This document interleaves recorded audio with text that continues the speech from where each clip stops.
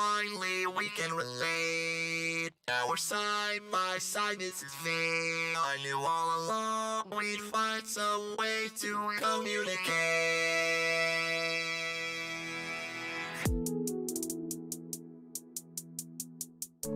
Wait, this is the remix? I actually haven't heard this yet. Wait, hold up. Oh. Alright. I mean, maybe that's alright, I don't know. Hey, how y'all doing? Okay, I'm alive.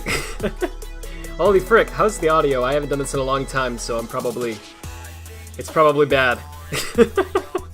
Let me know how the volume is. Let me I think the music's maybe a little... I can't really tell. No, it's not the Symphony remix. It's actually... Apparently it's a slightly different variant of the remix. It's like the part in the Symphony that that people don't like. For the record, I actually like Speak With Your Heart. I know it's a song a lot of people don't like. That's fine. I get why people don't like it, but... I don't know, I think it's alright. The only complaint I hear of it is either you don't like electronic music, which is fair, or you think it's corny, which I think actually, in this case, isn't fair, because the same people will be like, oh, but Weekend from Sonic Heroes, there's nothing corny about that at all. I'm sorry, I like Weekend too, I'm just saying. Yeah, it's Sonic music's corny sometimes, man, that's part of it. I don't have a problem with that personally, but anyway. Holy frick! Why is my stream background in 240p? Oh, jeez. I was, dude, my gosh, literally all day yesterday and today, I've been like non-stop doing stuff. Like, I can't even tell you how many things I've been doing. Yeah, I'm sorry if I sound a little frantic right now. Yeah, that was like the best. that was like the first one that came up, and I was like, let's use that, because I just had to quickly get this going. Sorry about that. Anyway, yeah, how you doing? It's been a while. Sorry about that. Life's just been whack. I'm gonna try to read the chat a little bit. Rat's back, yep. I'm happy to be back. Andrew Wood, it's been a while. How you doing? Hope things have been going well. Rad's back to disappear for several months again. Sure am. No, I never planned on that. Just for the record, right? I never like. I always feel bad about that. I don't want to like disappear. It's just life's just crazy. I swear,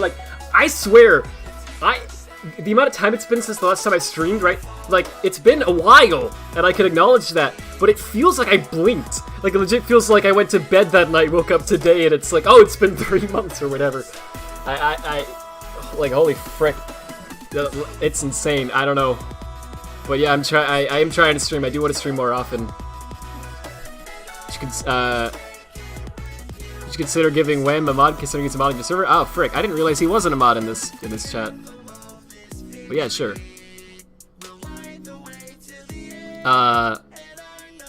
Yo, what's good, Rad? I will not mod this game for now. Hey, so okay, so yeah, I'll get into that in a moment too. I'm actually not gonna be doing anything in-game in Ultimate today. I know that might be disappointing, but we are gonna be doing stuff in-game, just in the Wii version, and we're gonna be going through all the files in Ultimate, and I'll explain why that is more in depth in a moment.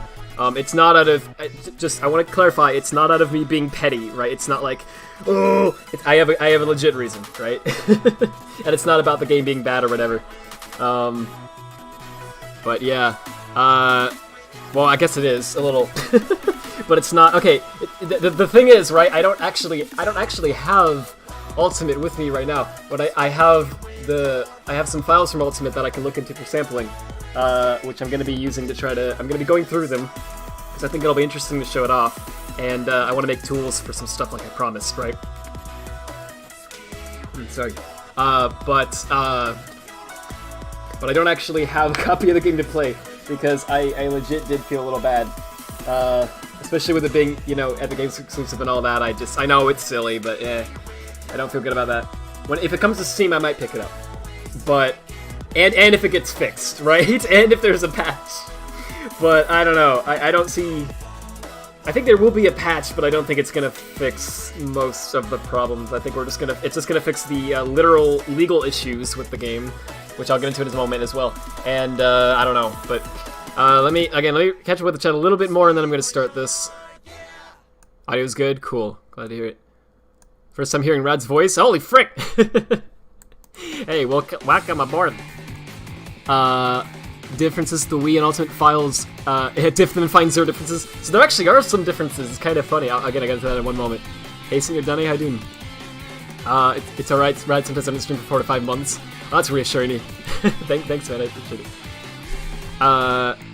Don't worry, Rad. I'll just post my password in the chat. No, don't do it. You have the dev tools and stuff? Yeah. Yes. So yeah. I guess you know what? I guess I'm pretty much caught up. So let's get into this. Let me just I don't know, pop out the chat or something. I hope the stream isn't lagging. I'm noticing my bitrate is like all over the place as usual. There's really not much I can do about it because my internet service is just kind of bad. Like, if we can get better internet here, I absolutely will. But sadly, this seems to be about the best we can get in this area right now. American internet is so good! Whoa! Anyway. So... Did I check TM? I haven't been... I'm sorry, I've been doing a bad job with that just in general. I've been, like, legit, I've been having so many, like... I've been replying to everything I can as soon as I see it, but I've been getting so many, like, DMs and ats on Twitter and just everything that I haven't been able to keep up with it very well. Discord especially, I've been dead, and I realized that. I apologize. Anyway, alright, but yeah, I'll try to check that afterwards. Did you see the document I sent you? No, I don't think so yet. I'll try to check it out. Where'd you send that? We got the test stages to work on all of it. Yeah, so I actually helped with that. Wait, no, not an Ultimate. No, I didn't do that, sorry. I helped with the test stages in the Wii version. I didn't know anyone got it working in Ultimate. That's cool. That's actually really freaking cool. Alright, so, let me jump into this. Give me a second. Sorry. Alright. So, where do I begin? Okay, hear me out. Sorry for how slow of a start this is. I was actually picturing the stream in my head, right, for literal months. Like, I don't know, like June or July. I've been imagining, like, what the stream would be like. And I literally, to this day, still am like, I don't know where to start. There's, like, so much to say about it. I don't want to turn this into a rant, right? I want to, like, actually focus on the, you know. And I know a lot of people are liking it as well, and I think that's great, you know? I don't want to take away from your enjoyment. I actually want... If you're enjoying the game, I think that's actually great. I wish I could, right? Because I love colors. I really wanted to love this port, right? Like, the fact that it's on Switch and PC and everything now, I think is fantastic. I'm very happy about that, but, you know, you've been hearing stuff, I'm sure. It's a little rough, to say the least. And I'm not just talking about, oh, I don't like the lighting. I mean, yeah, there is that, but that for me isn't the big issue, right? It's bugged. Like, it is really bugged. And it just has constant, I mean, it's graphical issues, but it's also audio issues. Like, the music will sometimes stop playing, apparently, or start playing in just one ear. I don't know how that happened, because apparently this game is... My theory was that it wasn't using Cryware. Like, they didn't want to pay for the license, so they just ported it over to, like, the Go.audio engine. But no, apparently they're using Cryware, we found out. So that's odd. I don't know. I have no idea how that happened. But the audio is really bugged throughout the whole game. Like, it's I'm sorry, but it's unacceptable. They have to at least patch that. You can't release a game where the music stops playing randomly. That's... Not to mention, the credit sequence goes on for, I heard 45 minutes? Is that right? I haven't verified that, but I heard it was 45 minutes. And you know how I feel about Colors credits already? I think it's already long in the Wii version. I made the joke, you know, a while ago when I streamed Colors of, like, you can make a sandwich, you know, during, while the credits are rolling. But in Ultimate, you can make, like, 3 or 4 sandwiches, dude. You can freaking watch, like, an episode of a sitcom in its entirety while the credits are going. And apparently, it plays the first 3 songs that it does in the Wii version, right? But instead of ending on the 3rd song, like you would expect, it just keeps going after the 3rd, because it has all the new credits for the Ultimate version as well, right? And it goes for an extra, I heard, 15 plus minutes with dead silence. There's no music. It literally just stops at that point, and it just... They released it like that, guys. And I don't know, like, I feel like if you enjoy it, That's good. I'm glad you can. I'm glad you're able to enjoy the game, but you can't... Don't get mad at people like me for criticizing this, right? I mean, we're not trying... We don't hate Sonic, that's the thing. So many people refer to people like me as haters, right? And it ticks me off, because I'm not a hater, far from it. I love Sonic and Sega and all that. I just realized how corny it is to say I love Sonic. You know what I mean. I love these characters, I love this franchise, I love these games, I really do, and I want nothing but the best for them. I want Sega to be able to release something that just knocks out of the park and just does great, right? Even if it isn't to my personal preference, I don't really care. Like, Mania, like, you know, I'm not the biggest classic fan in the world, but Mania was great. I thought it was fantastic, and I was celebrating when that game came out. I was like, holy frick, good job. And the movie, right? There's some things about the movie I would have done differently, but it was good. I liked it. I'm glad everyone else liked it. I'm glad it did well. You know, I want to celebrate this franchise, and the problem is I can't, because they keep putting out things that frankly are not worth celebrating. They're things that shouldn't be released. That any other company in the world would not have released, because QA would have said no, and they would have listened, right? But Sega releases it, and it just hurts, right? It just kind of hurts, because it's like, you don't even care about anyone who is literally like willing to pay for, you know, literally the reason you're a company is because people are paying you. You know what I mean? You're able to stay in business because people are willing to buy your products, and you just keep treating them like garbage, you know? I don't know, it just kind of makes me sad. But I think that's about all I need to say about Ultimate. I mean, I can show a little more stuff later if people want, but I think that kind of covers it, and I don't want to turn this into a rant. I do want this to be a modding stream. So that's about all I'll say for now. Well, actually, there is something else we have to talk about. That was a good segue, actually. I didn't even mean to do that. This happened. Okay, how do I say this? They released the game. I have no hard drive space. I have to actually use another drive for this. They literally released the game with freaking NDA-protected, proprietary, not legal to distribute tools and documentation from Nintendo, from Cry Middleware Ltd, and from Sonic Team. I am not joking. On all platforms right now, even with all the updates. To my knowledge, I don't think they removed it anyway. Last I heard, which was like yesterday, they haven't patched it. All the tools are there. So literally all you have to do is, when you download the game, there's all these PCK files, right? Which is a Godot format. It's like a Godot version of a CPK if you're familiar with that from other Sonic games. There's an open source tool on GitHub you can use called Godot Unpacker to unpack these. And if you just unpack those, right, you'll get this. You'll get all this data. Lots and lots and lots of bloated data. Including, like, test. Like, they have, like, leftover test stuff right here. And, you can go in right here, Sonic 2010. Oh, look, tools. Oh. Oh, no. So this is a tool from Nintendo, from the Wii SDK. And what it does is, if you're familiar with the .arc format that's used in Sonic Colors, and in a lot of Wii games, it's a Wii format, this tool is the tool that's used to create those ARC files and to extract them. So you don't need Brawlbox anymore, you can just use this. Holy frick. And yeah, there's other tools as well, like, I don't know, like, light field converter? They didn't use that one, because there's no light fields in this game. That's a Sonic Team tool, and you can actually see it if you run them. Copyright 2009 Sega Corporation. Oh, good. Oh, look, an email. Holy frick. I feel kind of weird showing this, but it's public, right? So, like, I don't think I can get in trouble for this, because this is literally public. Like, you just get the game, you download it, here it is! Like, it's not my fault. I didn't freaking do it. I didn't hack into Sega's, you know, servers or whatever, grab all this stuff. It's free. They released this. You know, it's like, that's the problem. I'm assuming they're going to patch this because they're going, if they don't, there's going to be a lawsuit. But we'll see what happens.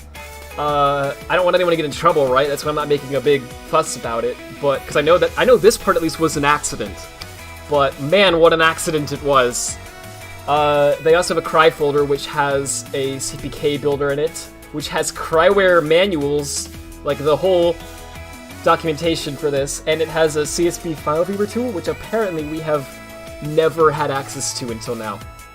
We have literally never had this in any of the Cryware leaks. This is the first time, to my knowledge anyway, that we have acquired this one. This one was in a previous Cryware leak, but this one's new. So thanks for that. We have Me data import scripts, which they used because it's from Nintendo. This is literally... I don't want to show the Nintendo stuff on stream. I'm just gonna be real with you. Nintendo is brutal, and I don't really want to risk getting in trouble, even though I didn't do this, right? I just feel like they still will be like, I don't care, screw you anyway! So I don't want to show you anything from Nintendo, but that's a Nintendo batch file, trust me. It has Nintendo copyright at the top and everything. And so they copy-pasted this from the Wii SDK. And yeah, it's for importing Me data. They use that because in the original colors on the Wii, in Gameland, you can choose to use a Me head for like instead of Sonic, right? You can like play as like a Sonic version of your Me, which is a neat little touch. And yeah, this folder was used for developing that, and I guess Blind Squirrel actually copy-pasted this whole thing from Sega's original DevTools folder, and they just, you know, they didn't use this one, but it was left over in the files when they released it. And so the PhysX converter, that's NVIDIA's PhysX, which they still use in Colors Ultimate. They credit it, I believe, as NVIDIA GameWorks instead, but it's PhysX. It's the same thing. They have this tool, which I think this is a Sega tool, I hope. Well, it doesn't say. I think it's a Sega tool. I'm gonna run it. What it does is, it's Japanese, obviously, because, you know, Japanese devs. What Scythe says it does anyway is apparently you can hit this button to, if you have a Wii Dev Kit, which I don't, but if you have a Wii Dev Kit and a debug copy of Colors running on it, which obviously they did when they were developing the game, you can hit this button here and it'll connect over your wireless network to that Wii, and then it'll show you the current position of Sonic right here, and it'll constantly update whenever you move Sonic around.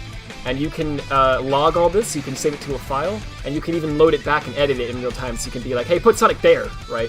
And hit the button and update it. So that was used for debugging for Sonic's position. I don't know what this stuff is, to be honest. I haven't looked into this. That might be a Nintendo thing. It is. That's an... this is in Japanese, it's just that Notepad doesn't show that correctly. Notepad++ does. That's a Nintendo tool right there, so this one must be a Nintendo tool as well. Okay.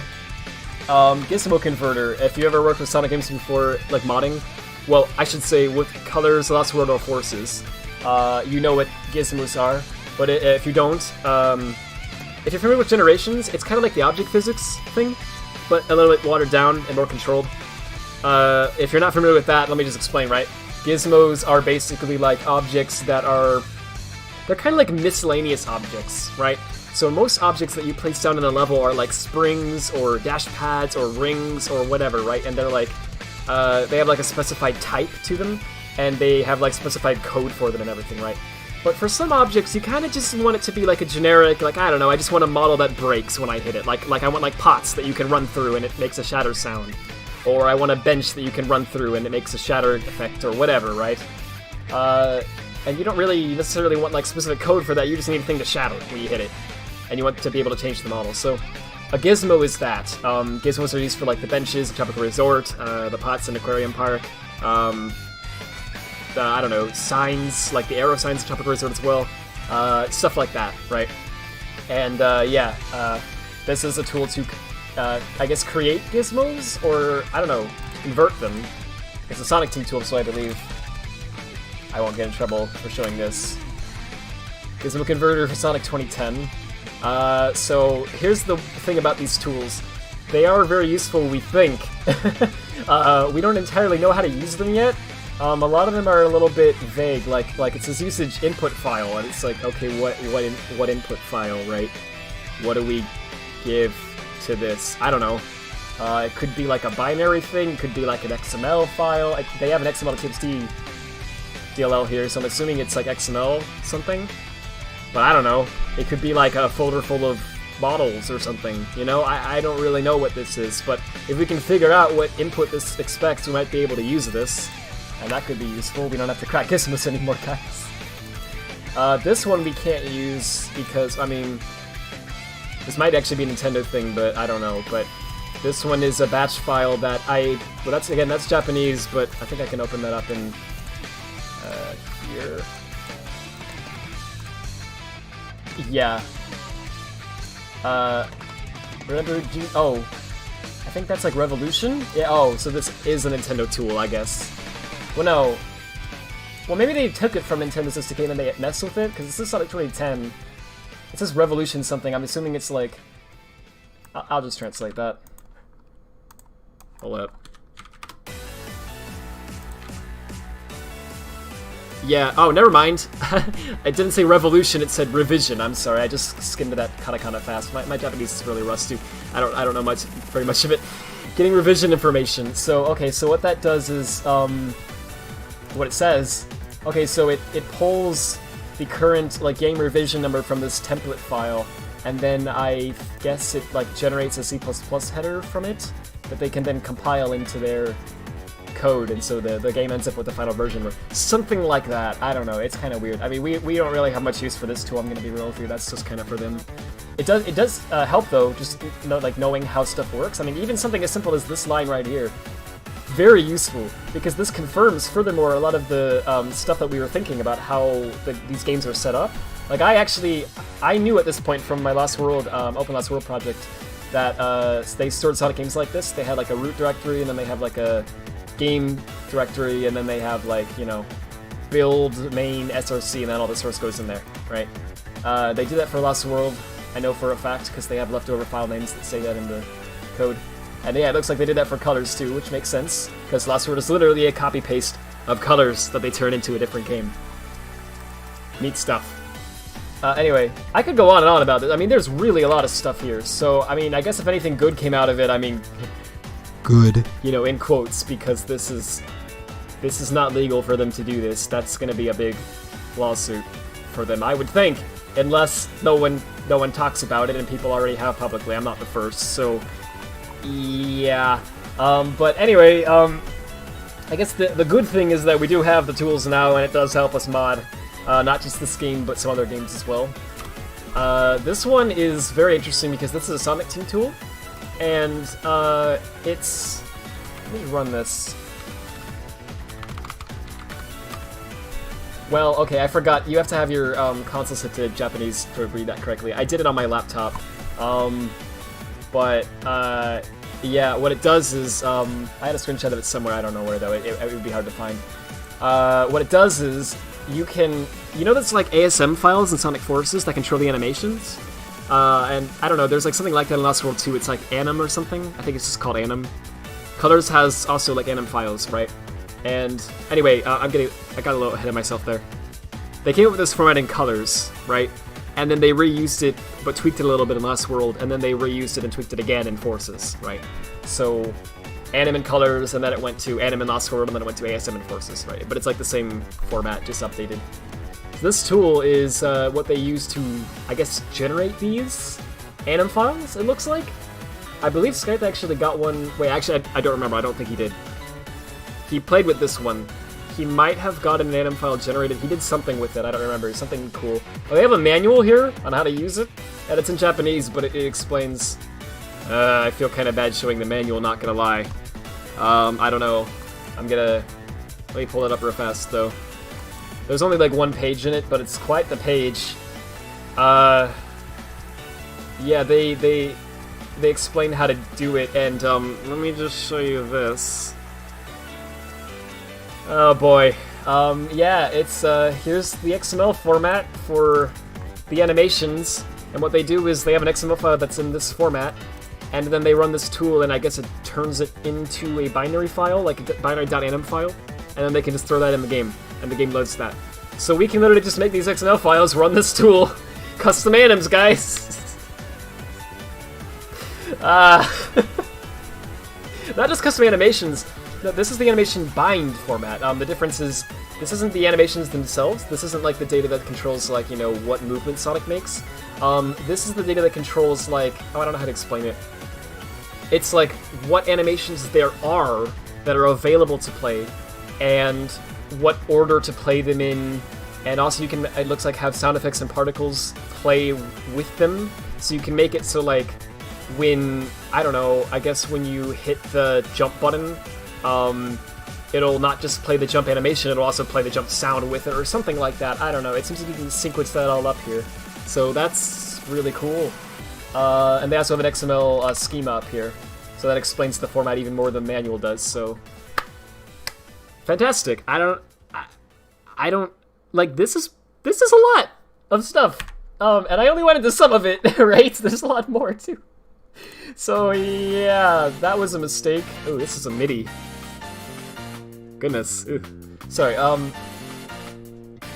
But it gets worse. It doesn't stop there, because on top of it being, you know, as buggy as it is, and all of that, and on top of them accidentally releasing tools, they also did something else. You may have noticed I mentioned Godot a while ago, right?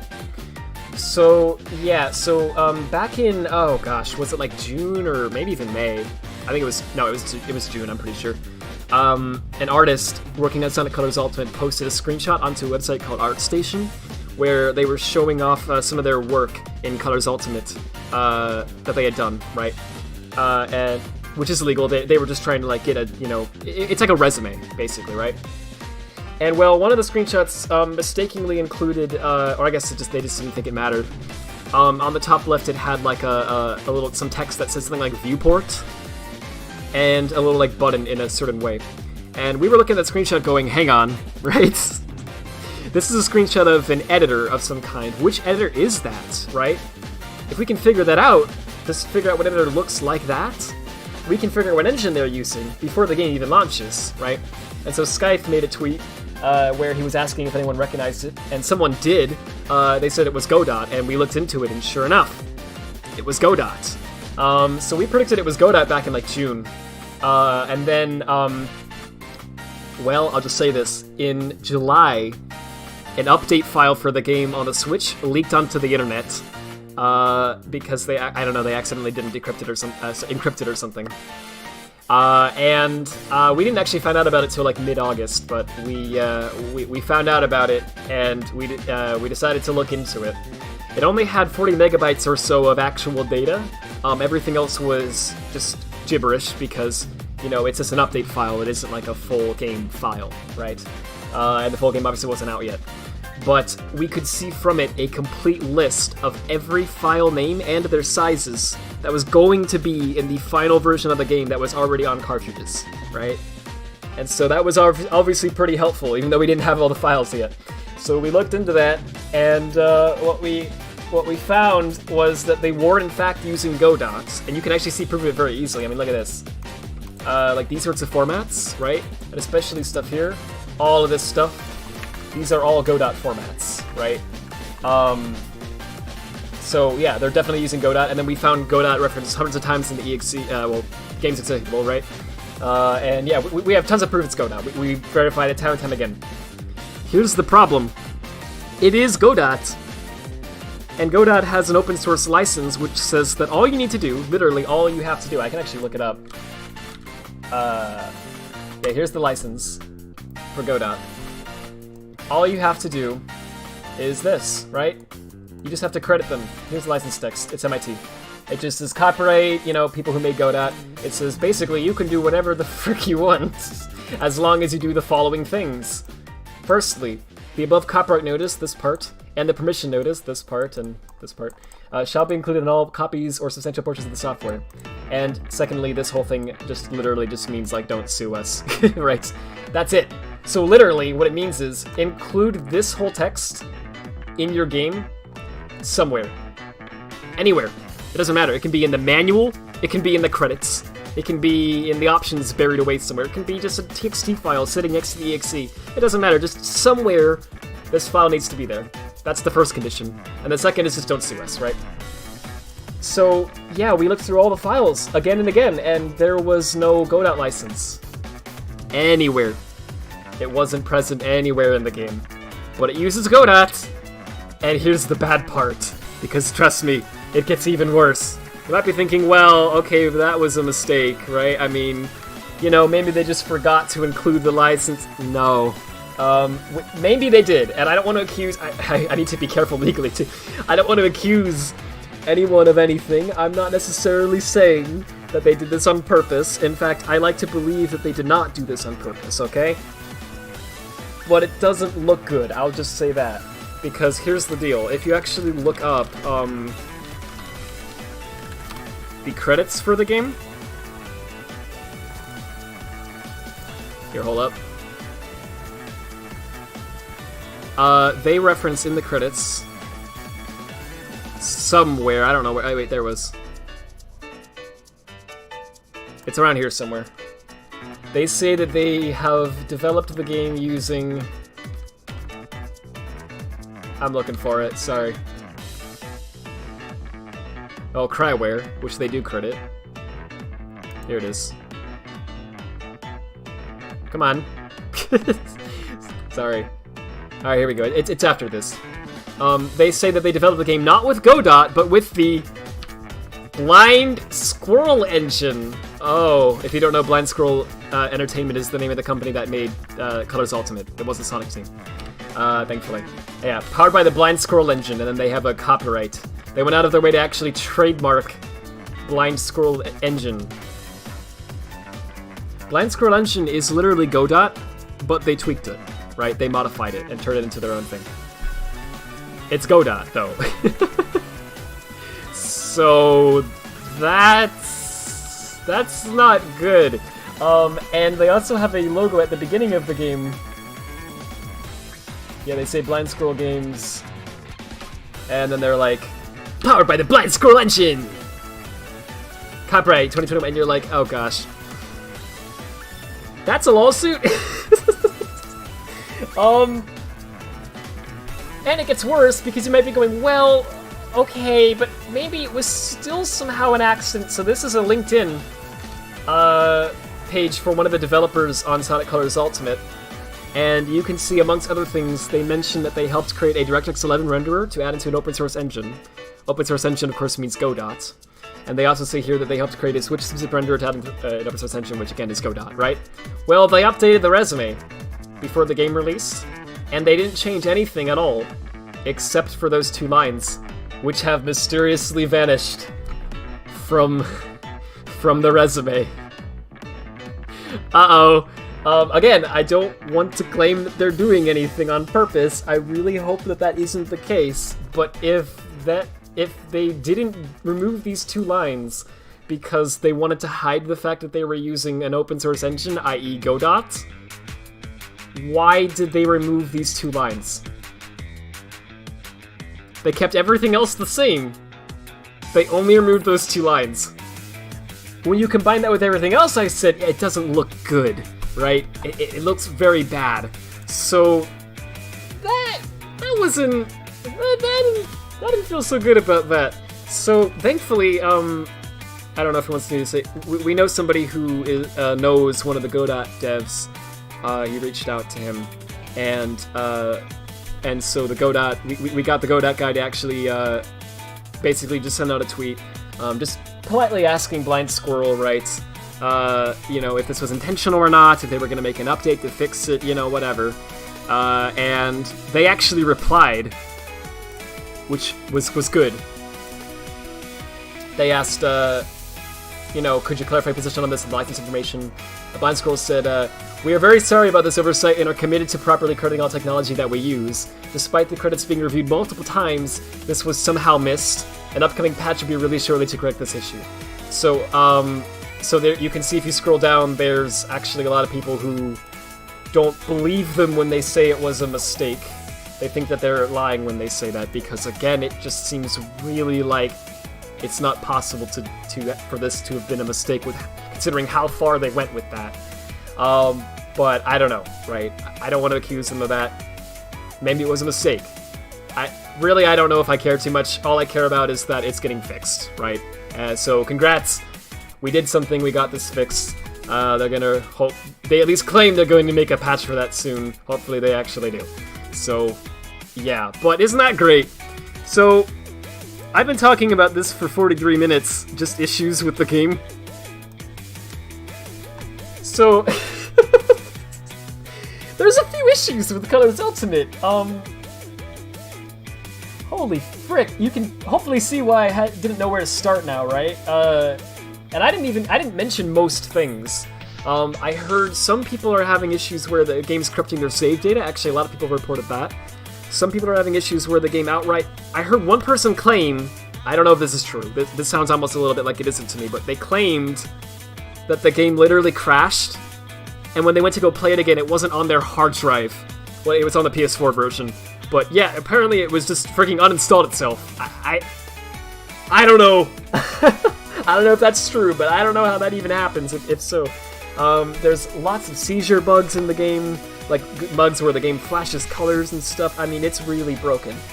So, what I hope to do with all this isn't just to complain and then be like, ha ha ha, this is so bad, I enjoy this.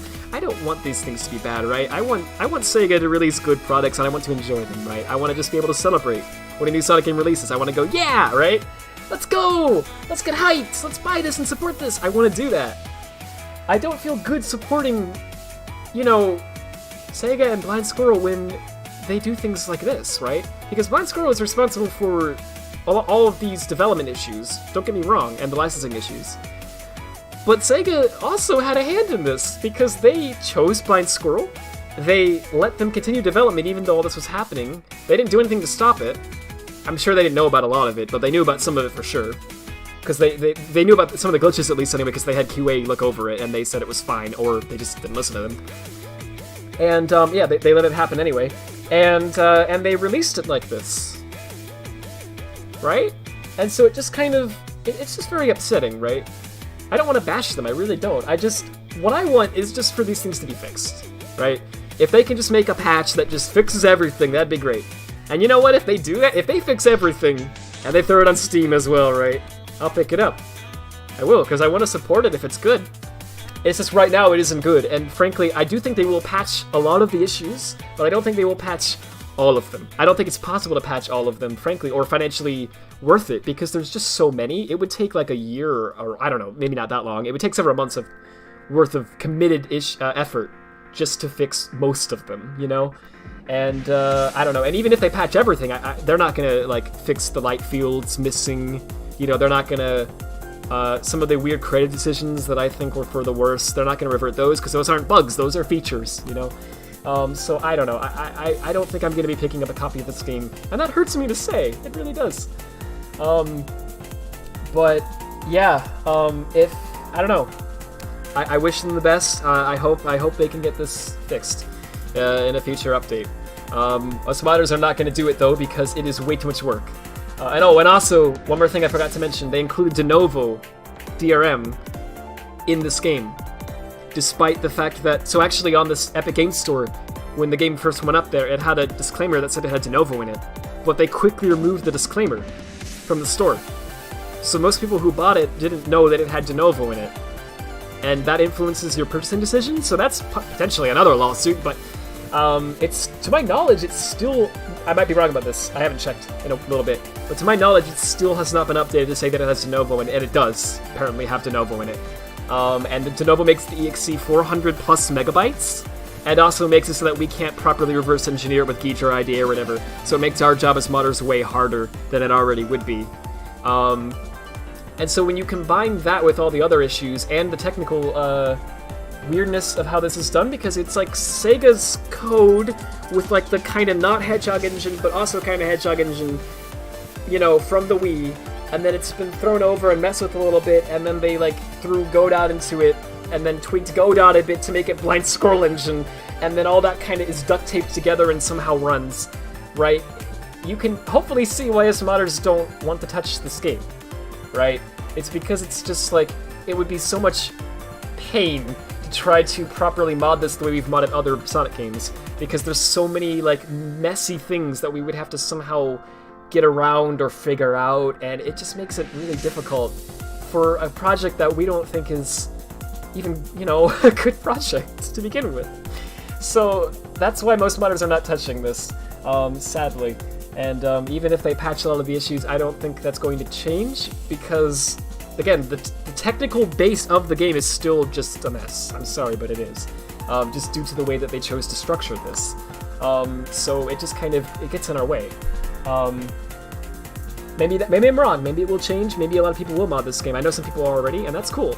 And I want to support you guys if I can. If anyone wants to mod this and they want help, you know, let me know. I want to try to help you.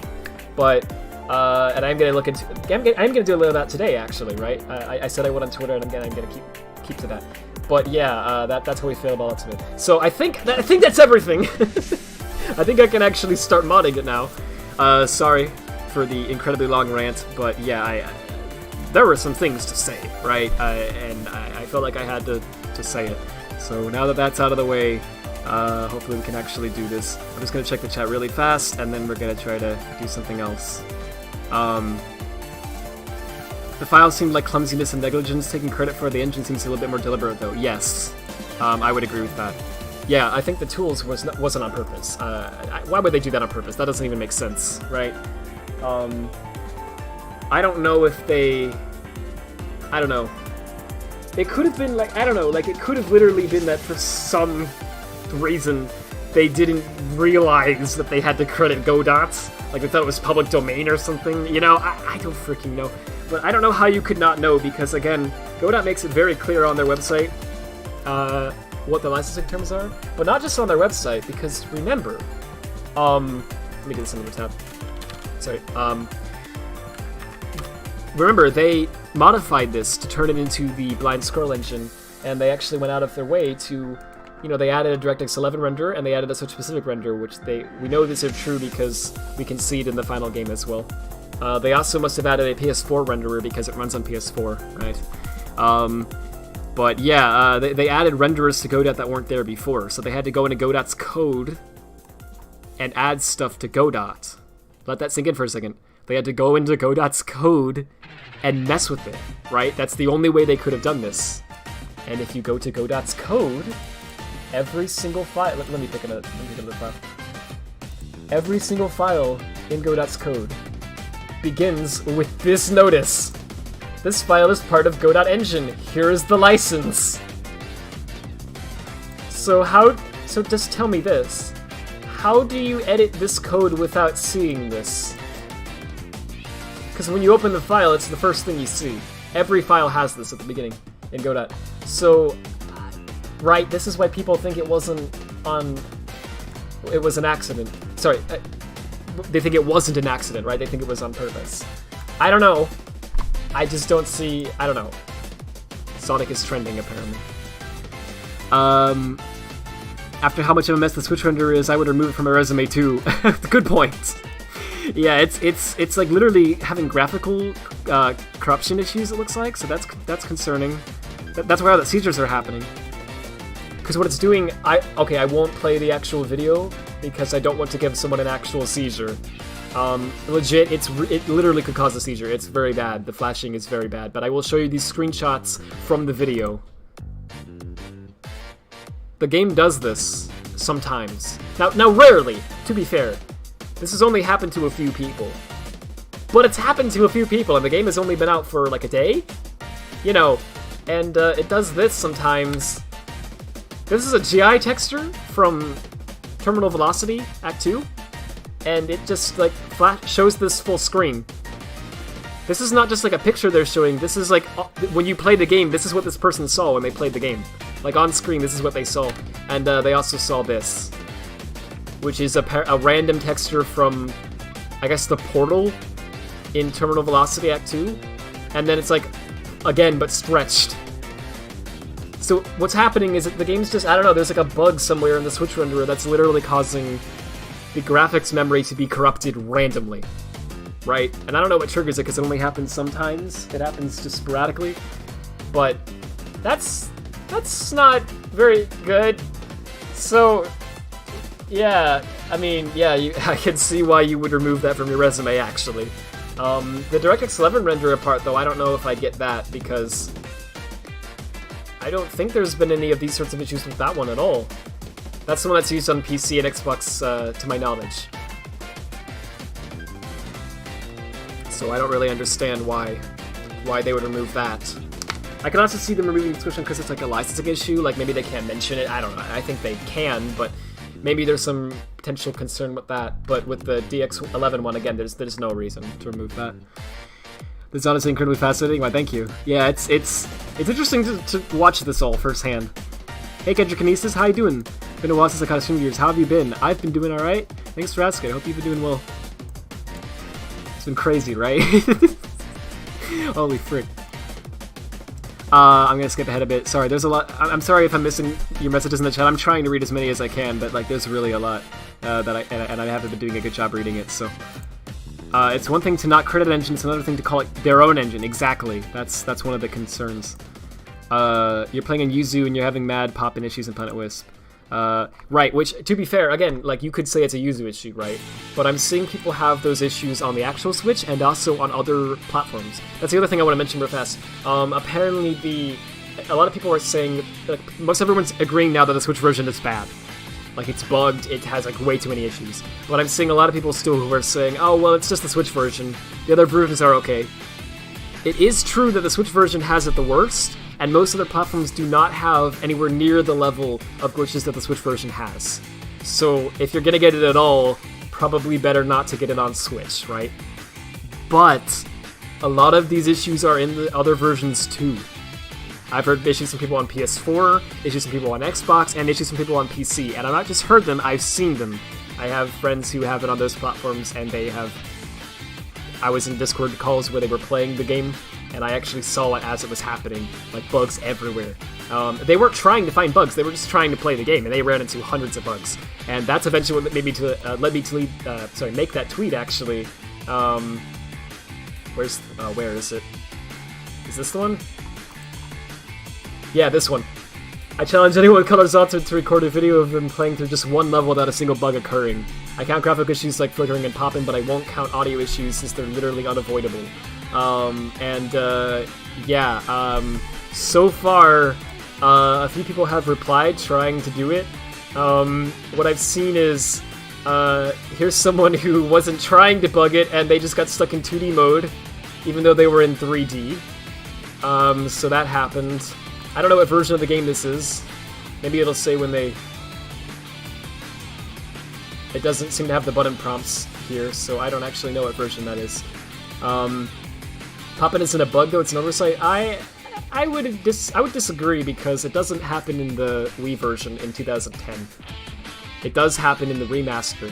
So something went wrong when porting over the code, right? And the models and everything, because if that's not what happened, then how did the pop-in get in, right? So I would count that as a bug.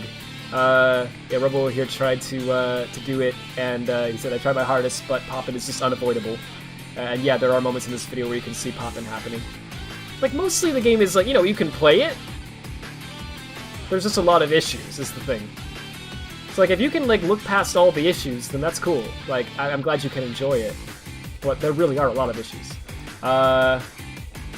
Someone had a video where... Yeah, so... This guy had a video... This guy is the only one I've seen so far who actually had a video where there wasn't a noticeable bug. At least, not one that I noticed. Other than audio issues, because you have to not count those. Remember, that's what I said. But yeah, graphically speaking and physics and everything, I don't see an issue with this video, but there's a reason for that. It's because in this video, right? They do this. So they're only playing the level for 7 seconds. So if you only play the level for 7 seconds, you don't get a bug. Except for audio issues, which you still get. You still get audio issues, even if you just play for 7 seconds. But other than that, you don't get a bug. It's good. Wow, we did it! This is the only video I've seen where someone was able to not have a bug, and that's what they had to do it. They replied again later saying that they can do it without a bug even if they play the whole level, but there were bugs. Laser Wisp is still there, the objects are getting drawn on top of things they're not supposed to be drawn on top of because of the weird laser shader porting. Also, like, weird duplication, I don't know why that happens. I mean, there's missing stuff in the HUD, but I won't count that because that's, you know, a bit nitpicky, I guess. Like, you know, And this one, the pipe, is 100% of the time in this level just see-through. It's supposed to look like this. But it doesn't. On Colors Ultimate, it doesn't look like this, ever. It does in other levels, but in this level, it never looks like that. And that's what the laser's supposed to look like this, right? So, yeah, someone here said that they didn't have any bugs in this level, but there were a lot of bugs in their video that someone else pointed out. Kind of rudely, honestly, but they pointed them all out. So, I don't know. I don't know what to tell you. The fact that it's actually a challenge, at very least, even if it can be done, the fact that it is actually a legitimate challenge to just get a video of one playthrough of a level where there's no bugs occurring. Do I need to say anything else than that? I would go as far as to say that this game is arguably buggier, or at very least as buggy as Sonic 06. Which pains me so much to say, I don't want to say that. But, literally, because Colors, sorry, 06, right? Most of 06's bugs are like related to physics or collision. Whereas in Ultimate, it's a variety of bugs. It's graphics, it's audio, and it's collision and physics, right? To mention a few. It's also like save data and crashing and stuff. So it's just like technical level stuff as well. But then secondly, right, 06 is very, very consistent. It almost never crashes, whereas this game crashes randomly very often, apparently, because a lot of people have had it happen to them already. And with 06, if you know how it works, you can make the bug happen 100% of the time, or make it not happen 100% of the time, right? And if you just ask any 06 speedrunner, and they will tell you all this is true, right? That's why they like speedrunning it, because it's a very consistent game. There's very few moments of like randomness or RNG in 06. If you know how it's programmed, it does the same thing every time, and it's very consistent, and you can make it work. If you know how it works, you can play through 06 and not have a single bug. I'm serious. Not so in Colors Ultimate, because it's random. You don't know when it's going to happen or why it happens, it just happens whenever it feels like. And I was watching my friends playing it, and it was like 2 or 3 of them were doing it in a Discord call at once, and I kid you not, every second there was a new glitch from one of the 3 people playing. And no one was looking for glitches. It just, every second, a glitch was happening to somebody as they were just trying to play it normally. So that's worse than 06, in my opinion. Because 06 doesn't do that. Right? Come on, guys. You could do better than that. I don't know. So I'll leave it there. I will leave it there. But anyway. There's a glitch where he turns into a fish? Are you serious? Oh no! I haven't seen that one. I've seen you make some more polish than this? Yeah, me too. Yo, what's up, Brad? Hey, Sonic Power, how you doing? I've just been talking so far. I'm about to get into the modding. By the way, did you see that Tails yells even you go out of bounds? It's funny. I did see that. I actually retweeted that. Yeah, I think that's funny. It's kind of odd to me, though. I don't know if that was done on purpose because they watched speedruns and they knew that people were going to do those glitches, or if it was actually just like a debug, like they put in all these, they put that in so that if during their testing they went out of bounds, they would know, right? And then they just left it in the final. You know what I mean? Like, I don't know if it was for the purpose of like making speedrunners laugh, or if it was like an accident. But either way, it's pretty funny. I'll give him that. I chuckled at that. I was like, hey, that's kind of neat. You never ran into anything game-breaking? That's good. I'm glad. Aside from that one dash panel in the Metal Sonic Race and Asteroid Coaster, and I don't know what you're talking about there, actually. Oh, the infamous one that shoots you into the air sometimes. Yeah. And for some reason, Sonic kept walking slowly backwards automatically. That's weird. That sounds like a oddity with Colors physics engine. Like, well, how they implement I don't know how to explain what I'm trying to say, but like, Lost World kind of does that where, like, if you run up a slope that is too steep, when you get to like a certain point, he like starts to go backwards automatically for a bit. I wonder if Colors does a similar thing. I don't know. I haven't looked into that. It only happens when you plug in a 360 controller? That's weird. Maybe that's just like drifting with the controller. It's insulting that the product would ended up being this bad with Colors of all things. As someone who loves Colors, it was my first Sonic game and it's what got me into all this stuff. Like, my life would be very different if it wasn't for Colors, right? I'll admit I have a bit of a personal bias towards it, but I really do love Colors. It's, you know, it has flaws, sure, and I can admit them, but I think it's a great game. Anyway, as someone who loves Colors, yeah, I would agree. Can you mod now? Yes. Sorry. I tend to do this in my streams. I get off on a rant and then I just get lost. So, okay, so, one more thing I want to point out, while I'm modding this. So, they also left in debug levels, and they left in cutscenes. The cutscenes and colors are actually, they're video files, right? But they're video files that were recorded from in-game footage. I know that's really weird, maybe it's a little confusing, but yeah, basically what they did is they had, like, in-game cutscenes, and then they, like, recorded footage of the in-game cutscene playing, and then in the final game, they just have it play back the footage, right?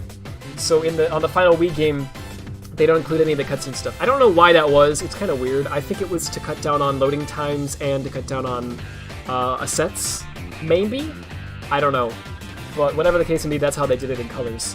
So in Colors Ultimate, they have actually left over the cutscene in-game files. So we, for the first time ever, have the in-game cutscene files for Sonic Colors. Now they don't use them in Colors Ultimate, they still use upscale pre-recorded footage, which is upsetting, because they could have literally made it run at any resolution and look nice, but they didn't. But whatever, we have them. So we can actually port that back to, like, I don't know, like Generations or something, which is pretty cool. I'd like to try that at some point. Not tonight, sorry, not today, because there's too many things to do, and that's something this is something that would take us a little while to get working, because we have to figure out a lot of formats to make that happen, but we can do it now, so that's cool. And they left over, yeah, I also debug levels, so this is the last thing I'll say before I start modding, because this is actually kind of what I want to do tonight. This is the main thing I want to do. I want to work on the debug levels. So let me show you this. So my friend Death and I were working. For the record, right, if anyone thinks I wasn't doing anything yesterday, I got up at 8 AM yesterday and I literally worked 12 plus hours doing nothing at all but modding this game and documenting things.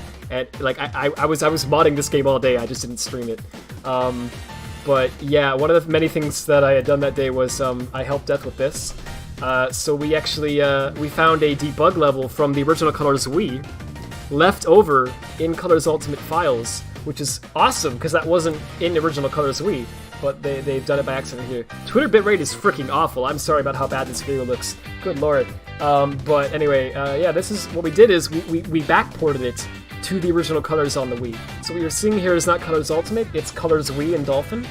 But yeah, this is footage of the original test level from Sonic Colors. Now, actually, this is a bit out of date. I don't know if he posted a newer video or not. I don't think. I haven't seen it if he did. He probably did, though. But yeah, what we had in this version was the splines. We got those working, which I converted with a really quickly done hack job. It was like a little Endian to big Endian thing. And we got obviously the models and the skybox and all that. And we got the 2D section over here working as well. Oh, actually, wait, I don't know if it was working in this build. Well, it's working now, but it wasn't. I don't think it was working in this version yet. He's using a moon jump to fly there. But yeah, since then we've gotten most of the objects done. There's only a few objects that don't work because our templates for them have been wrong for a little while. So we need to fix those first before we can properly get the objects all ported over, which is what I want to do tonight. I want to work on that. And I'd like to try to figure out some of their grass format, because apparently they actually test grass in this level too. So they have these grass particles that are everywhere, but we haven't figured that out yet. So, oh, and also, I don't know if it's in this video or not, I don't remember, but we also got the light field ported. I actually ported the light field. So that's cool. We have those. There's really a lot of cool stuff in here, so yeah, I guess I should start. You haven't posted a new one. Alright. Cool beans. Port Colors cutscenes supports for Spectrum. I'll get into that later. Let's just say Spectrum is might make a comeback. I don't want to confirm it yet, but if it does, it's not going to be Forces though. It's going to be pretty different. But I won't get into detail about it just yet. But if it happens, which I think it might, I really want to make it happen. It's going to be really cool, and you'll find out about it real soon. Stay tuned for that. But yeah, you started on a few new templates in your Fork of Hedgehog. Hey, cool stuff. Someone say Spectrum? Yes. Is source of those textures known? Kind of reminds me of Unleashed and we don't know them, but yeah, I was thinking that too. It does look like it came from Unleashed. Spectrum 2, baby! Yeah, kind of. Okay, so, Death actually gave me a bit of a list of things that he needed for the debug level, so I wanted to like do those things tonight, because I think that's related. So what he said, okay, grass for the test level, he said that, I had like a quick like debug path converter thing that I did with hedge super fast. It's a real hack job, but he said that should be standalone, so we can do it for other debug levels, and he needs a raise and hedge edit for colors. Now, CBOS hedge edit still is not quite ready yet. I started on something new that will make it a lot easier, but so I swear I will finally actually have it be done soon. I know I keep saying that, but it's still not there, so I'm just going to edit C# hedge edit just quickly just to get this working within a reasonable amount of time. But yeah, that's what we're going to look into tonight. Did I send me the screenshot just now? I don't know if I'm supposed to show this. I assume so because he sent it to me now, and he knows I'm streaming. Oh, you don't need to worry about the path files. You made it to it yourself in 5 minutes. Okay, cool. Yeah, because it's a real quick hack. It literally just goes through everything in any and swaps, and that's it. I got different paths working myself. You need to. All right, cool. Oh, so just grass and other stuff. How does iField work in colors? It is different. Yes. I can show you that real fast. So what it does is, oh, it won't be in Colors Ultimate. My bad. It's oh frick. Sorry, my files are really unorganized. Let me try to find. Here we go. So the way that it works is a little different. I don't remember if we ever actually fully cracked the format. We got, well, SK Merrick did, I think, at least mostly. But I don't, but yeah, so what we have is, hold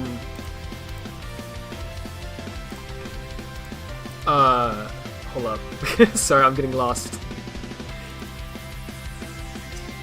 Unable to recognize the, oh, that's an orc. What am I doing? Where's the freaking light field? I don't remember. Is it in, it's here. Okay.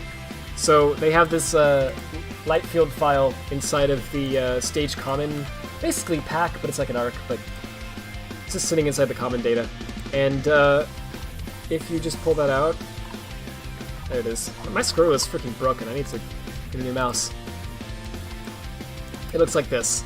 And what it is it's basically, if you actually look at the string table at the end, you can kind of see it. This is kind of a long one. It's a collection of shapes, like capsules and boxes, spheres, that kind of stuff. And they're obviously invisible, right? But they're there. And basically those shapes have colors assigned to them, right? So whenever an object is inside one of those shapes, the color from that shape gets applied to the object, right? So if you've got like a blue-colored box somewhere in the level, when Sonic goes inside of that invisible blue-colored box, he will become tinted blue, right? That's basically how it works. So it's much simpler than the light fields in the Hedgehog engine. Those are like interconnected points, and it's a lot more complicated. And so it can produce much better shading than what colors can do. But yeah, I mean, it's the Wii. What do you expect? The fact that they got light fields working at all is pretty cool.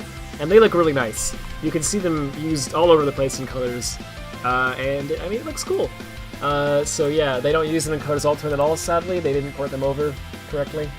So all tinting and coloring of all objects is just gone in Colors Ultimate. They never have shading, which is upsetting. Apparently they do have some Omni lights ported over, though, because this surprised me. I didn't expect this. In Aquarium Park, the green Omnis are there at the beginning when you're skydiving. So when Sonic skydives, it gets into green from the Omnis, which is nice. He does that in Colors and does it in Ultimate. Good, great stuff. I'm happy that they ported those over.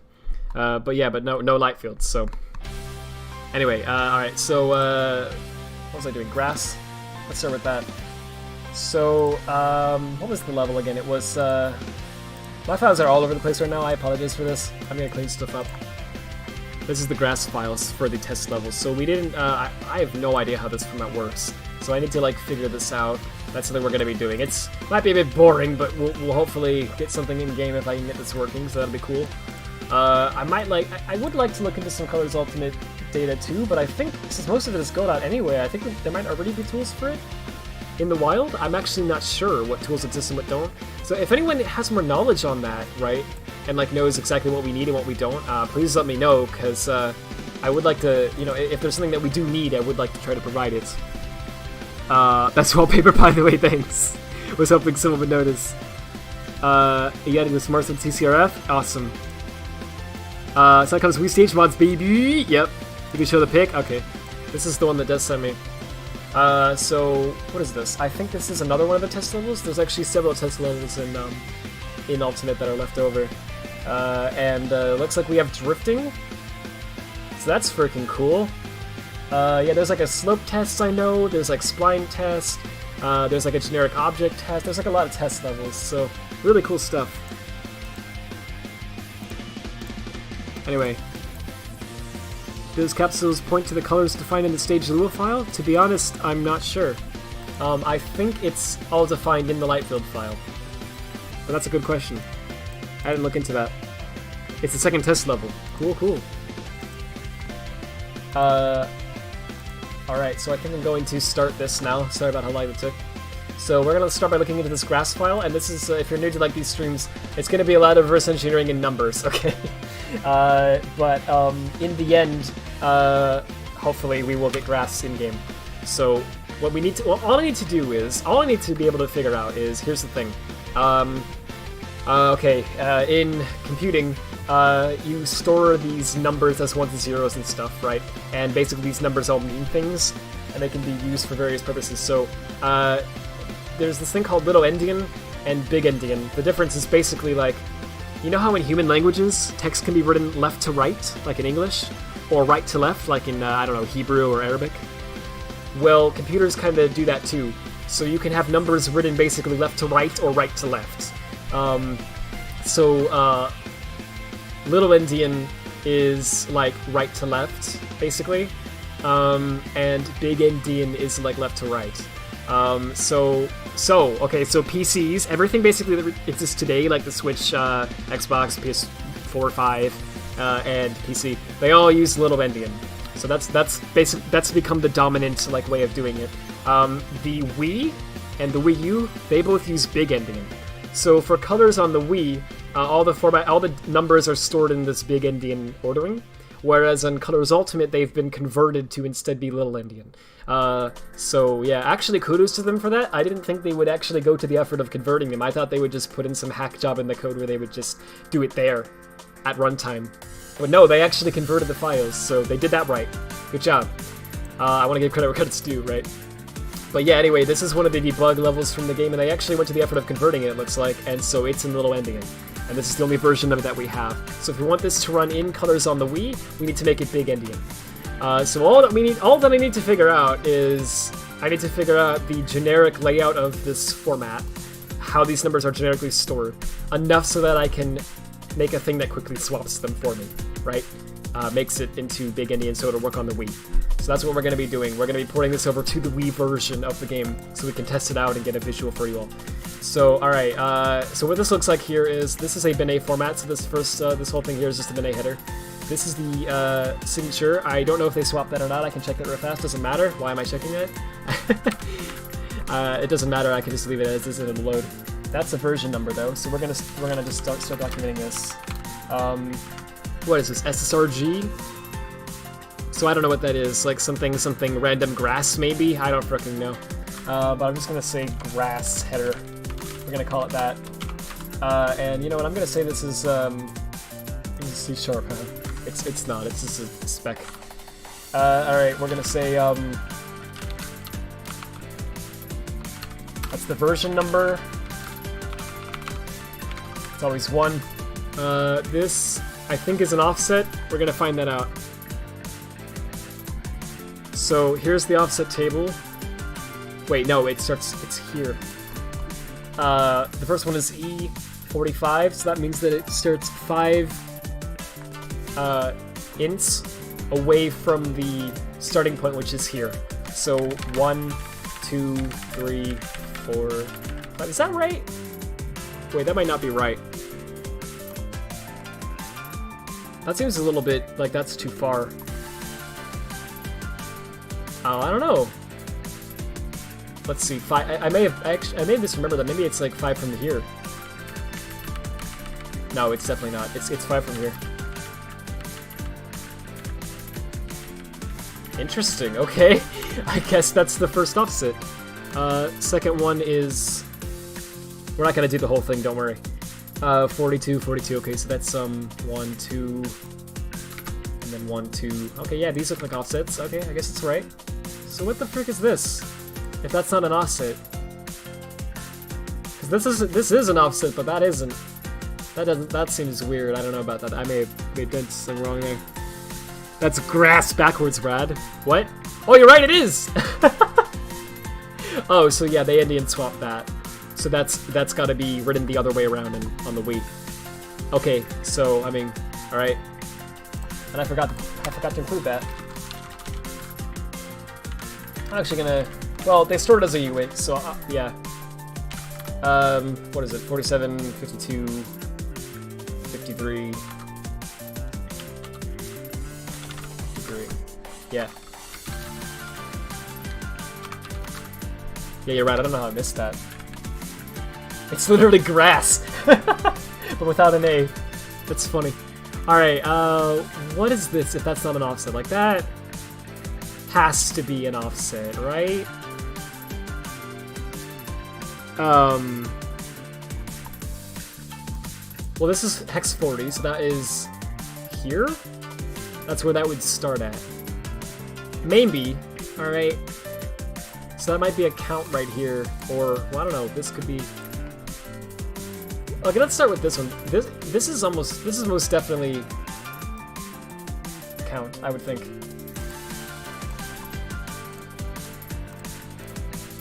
Okay, so there's 16 of these, hex 16 though, which is actually 22.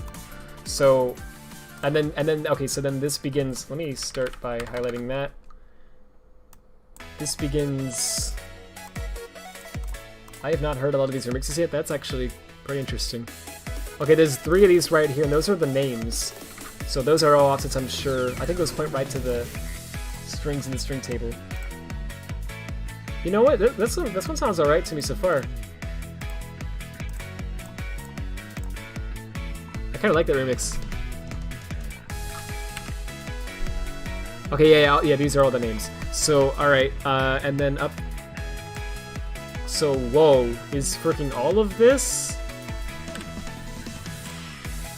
That struct? These look like offsets, maybe.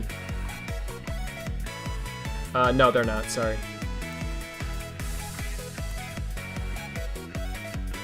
I don't think, anyway. What would 1E be? No, yeah, it's not. Okay, so these have got to be like... Holy frick, all of this? I don't know about that. Whoa. Yeah, something is not right. Okay, hang on a second here. Okay, did my old freaking C# tool that I made fast without any regard to anything, does that tool actually, does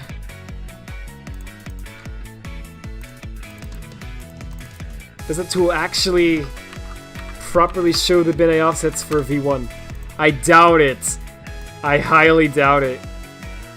But if it did, wouldn't that be cool? I could just use that. That'd make my life easier. Where the frick did I put it? I actually don't know where I put it. Here? It's here. Okay.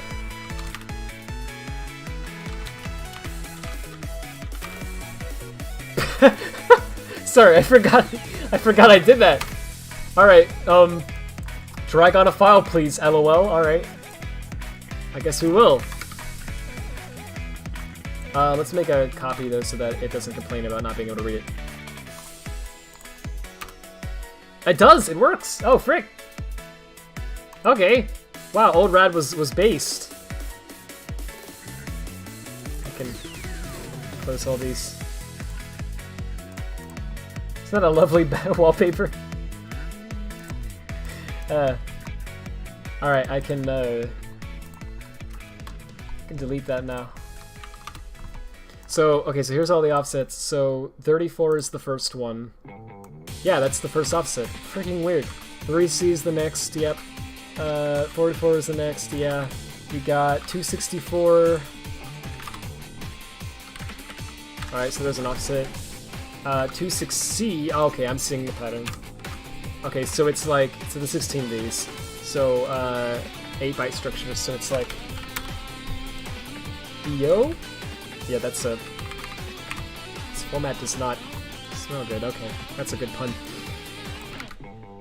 Sometimes I'm like... Sometimes I sigh at myself, like, wow. Okay, so that's a null pointer right there, it looks like? Well, either that, or I was wrong about it being 8 bytes. Let's just see what we have. 26C to 8C? Oh! I was wrong about it being 8 bytes. What the frick? Okay, to 8C, 294... to B4...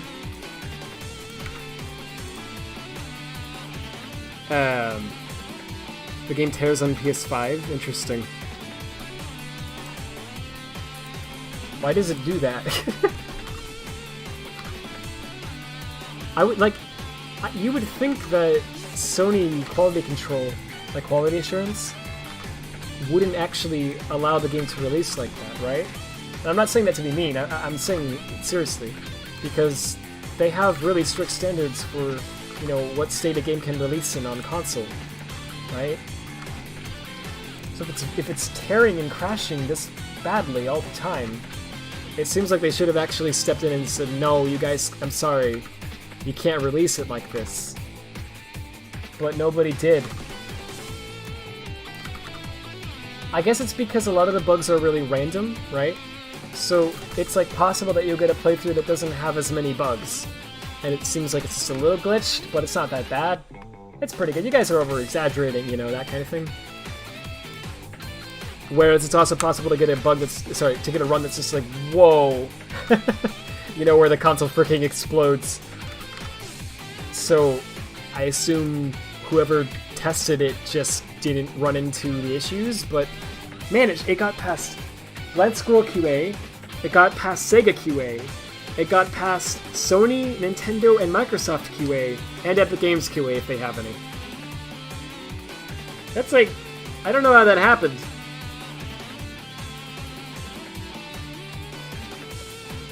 Hey Sonic Guy, how you doing? Something interesting you just found out, if you extract the color CPK on Wii and the folder from that is still in the game directory, it'll refuse to boot. Yeah, we've been noticing that. Yeah, Death ran into that yesterday, when we were working on the test level. Freaking weird! I think that's happening because, when it says unauthorized device detected, it sounds like what's happening is, if the folder is left over there, right, then instead of the CPK, then it'll try to boot into like a debug mode, right? But when the first thing that it does when it does that is it asks the Wii to do something to set up the debug mode, right? And that thing will only work if you have a Wii dev kit, right? So if you try to run it on an actual Wii like that, or on a Wii emulated, right? It'll end up reporting unauthorized device, meaning you're not using an authorized Wii dev kit, right? But you're trying to do a debug thing. That's what I think it's talking about. That's definitely not the game. I think that would happen on the real Wii too, if you renamed the like if you just made it a folder instead of CPK. I think that would actually happen on the Wii. If someone wouldn't mind testing that, actually, that would be great. I could do it now, but I'm working in grass, so I'd have to stop to do that. But I can do it later if no one does. But if someone has a modded Wii and a copy of colors and wouldn't mind just trying that out real fast, that'd be cool. I'd love to know what happens. Then one on the CPK since CPK doesn't exist, can't find the CPK file name. Right, that's the thing. If you have an empty Sonic 2010 0 folder, it works fine. Yeah, I'm assuming it's because what they do is they have it coded to specifically check for a Sonic 2010 folder, like a folder named that, right? because that's what they used for testing. Like, they didn't want to have to repack the CPK every time they wanted to make a change, right? So they just had a Sonic 2010 folder. And then in the final, of course, they made it a CPK. It only does anything if there's the game in the folder. Wait, am I misunderstanding something? Sorry. And the folder from that is still in the game directory that I refuse to boot. Could you not test it on the Wii? I'm sorry, maybe I misunderstood this. Internet? Oh, is the internet gone? Oh, interesting. So, I thought you were saying the internet went out. Okay, so, wait a minute, where does this... That? Yeah, and then it's like a pattern, right? So it's like this, this, this, this. Yeah, and it moves. Okay, so this is the size of the structure. It's 50. That's 50. So, 6EO.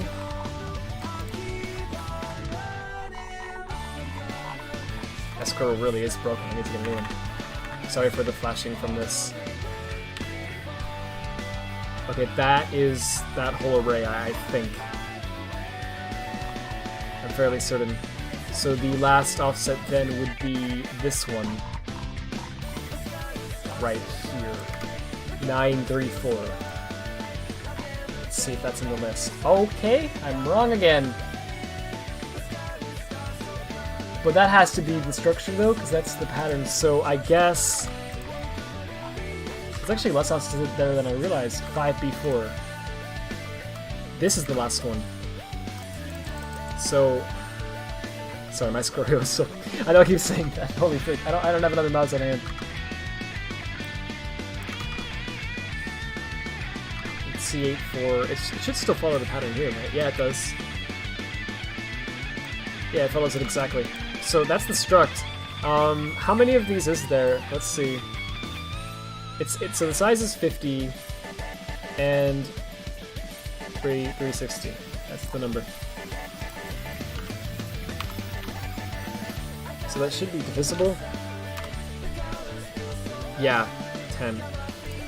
Because I'm paranoid. Wait, that's 80. That's 864.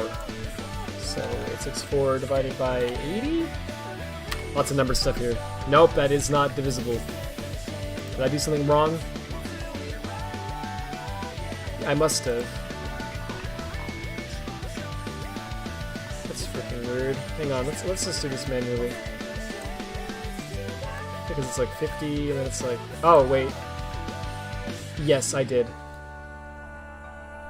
Because it doesn't start... there, it starts... Oh, no. Yeah. Sorry, I know this probably isn't fun to watch. I'm trying to hurry with this. That wouldn't be 864? Would it? Maybe it would. 864 by 80. Yeah, what the frick are they doing? Okay, 50. Okay, maybe, so this should be the next one.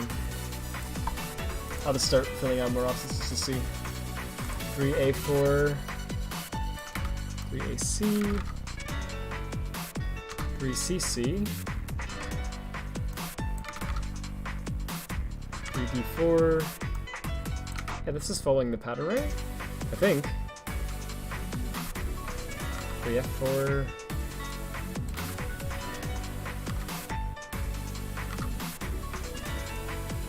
How many of these would I have to... Oh, jeez.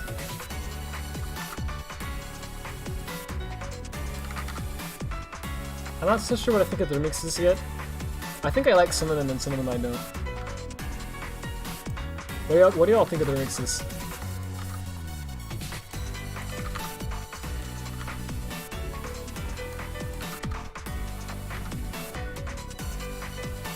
Let's see. I'm trying to do this as fast as I can. Sorry, I know this is freaking so exciting. Selecting numbers. Wow.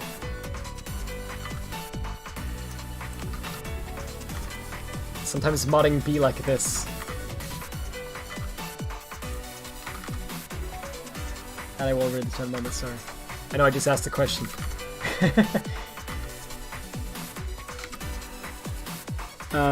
Forz's music isn't the greatest, and these remixes are pretty bad, honestly. I do think they sound like they've been made with a budget for sure, but I don't know. I think some of them still are pretty good. Some of them are not. I don't know. I certainly prefer the original soundtrack. I'll say that. But there's some that I think are pretty decent. I think like the what is it called? I don't remember the full name of it. Is it actually in my playlist? I don't know if it's even in my playlist. Or hang on. Actually, it's not in this playlist. I should fix that. I just grabbed a random like Colors Ultimate OST playlist. It doesn't happen to have all the songs yet. But the Sonic Colors Ultimate remix of the Ferris wheel boss theme, the one that's, what is it? Rotate? What is it called? Rotatatron and Refreshinator. That one. That one's good. I like that one. I think that one's actually an improvement over the original. Because it literally is like the original, but it's just got extra stuff going on. And I don't think it's like over the top and too distracting. It still fits the mood perfectly, I think. So I like that one. That one's good. A lot of them I feel are kind of... They're good as remixes, right? Like if you just put this on like the Sonic channel as a little bonus, then I think that would be good. But to have it in the game, I think is kind of, you know, I don't know if that makes sense. I don't know if anyone else feels that way. Okay, and then that's the last one there. Okay, so we got every one of those offsets up there. Cool, cool. So we can see the pattern of that now. The remix highlights of Starlight Carnival and Terminal Velocity, in your opinion? Yeah, I haven't really listened to Terminal Velocity too much yet. I thought Starlight Carnival, I didn't really like the sort of, it felt a little bit more MIDI to me, you know? A lot of them do, but Starlight Carnival especially felt kind of MIDI to me. I don't know. Maybe that's weird. The guitar didn't. But the like synth did. I was kind of like, yeah, I don't know about that. But I could see why people like it. It might grow on me, right? Sometimes I actually listen to music and I'm like, I don't know. And then the more I listen to it, I'm like, actually, that slaps, you know? So I don't want to say too much about it just yet because I might completely 180 later, but I have to listen to them more is the thing.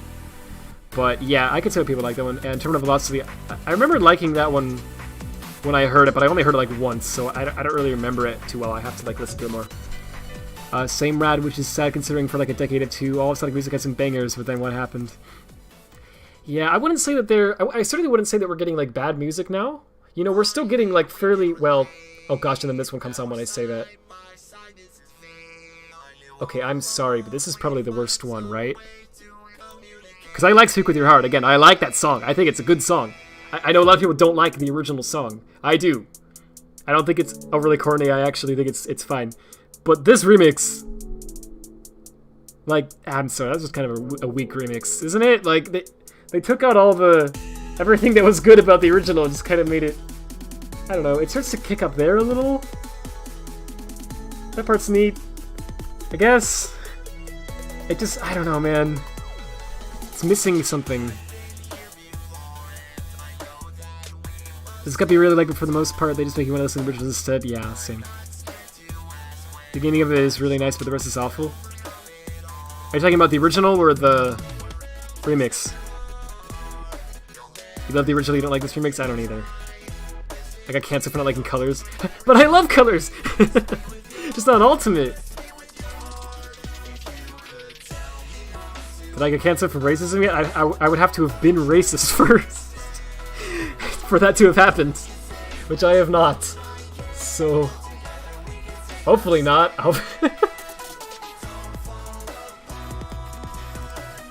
Remix. That's interesting because I actually think, I don't know, man. I don't know if I like much of it at all. Like the remix, because I feel like the beginning is like would be okay if it kicked up from there, but it doesn't. So it feels just very weak to me. It feels like it's missing everything that the original had that I liked better. But then later on it like kicks up and I think that gets better, but then it just doesn't really go anywhere, you know? I don't know, it feels like it's always about to start. It's It's weird. Anyway, so here we have, offset, offset, offset. So like there's there's 4 offsets in each one of these structs. And the first one's like here, the second's like there, third's like there, the fourth's like there, right? So, select this again. Yeah, that's the same structure. That's the same structure. That's the same one. That's the same one. Gosh, this part in particular, that sounds so much better than the original at this part. Like, man.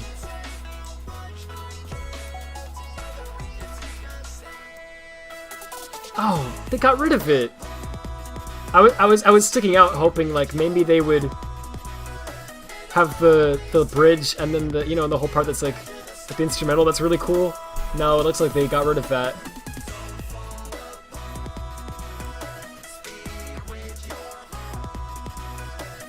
So it ends here.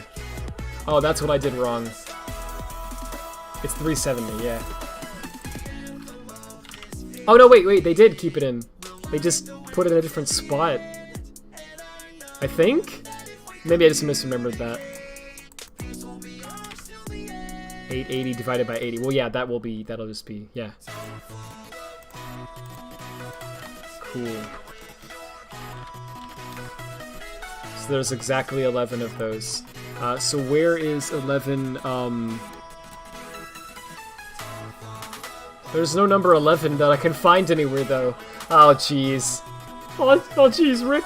Sorry. Okay, so maybe I'm wrong. Maybe it isn't like... Maybe this isn't the structure. Maybe it's just not aligned. Yeah, so like... This, maybe? 28 with 2 offsets in it.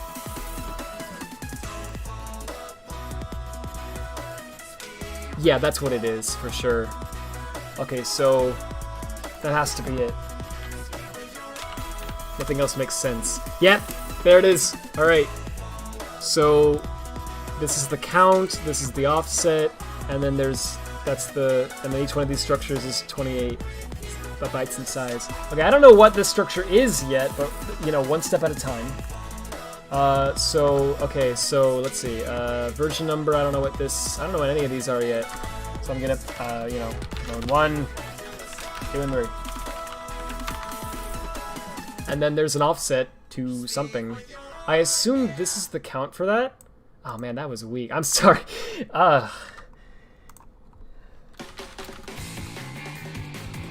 This one's pretty good, right? I guess? I heard people like this one. I still think it sounds like it's missing something compared to the original, but it's pretty decent.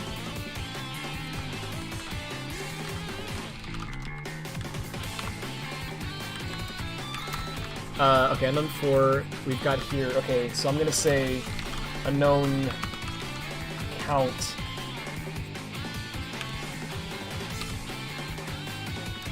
Let's say unknown A, maybe.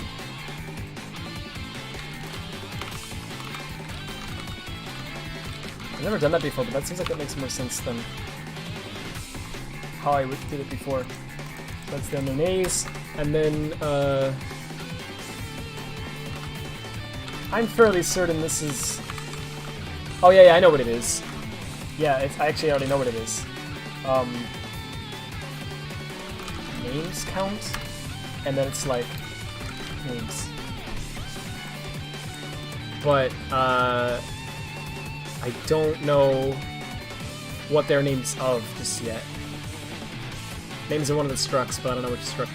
So the first offset seems to point to 40, which is down here. So the struct only has... This is the only part I haven't documented of this struct yet. So that looks like... Yeah, these are floats right here. That's a vector 3, I think. Yeah, it's 111. So what is this? That doesn't look like a... Doesn't look like a float. Yeah, yeah, so I don't know what the frick this is probably a bit mask type of thing, because these look like individual bytes actually. So that's quite weird. How many are there? 4, 8, there's 12. So I'm gonna say it's like 12 bytes, right?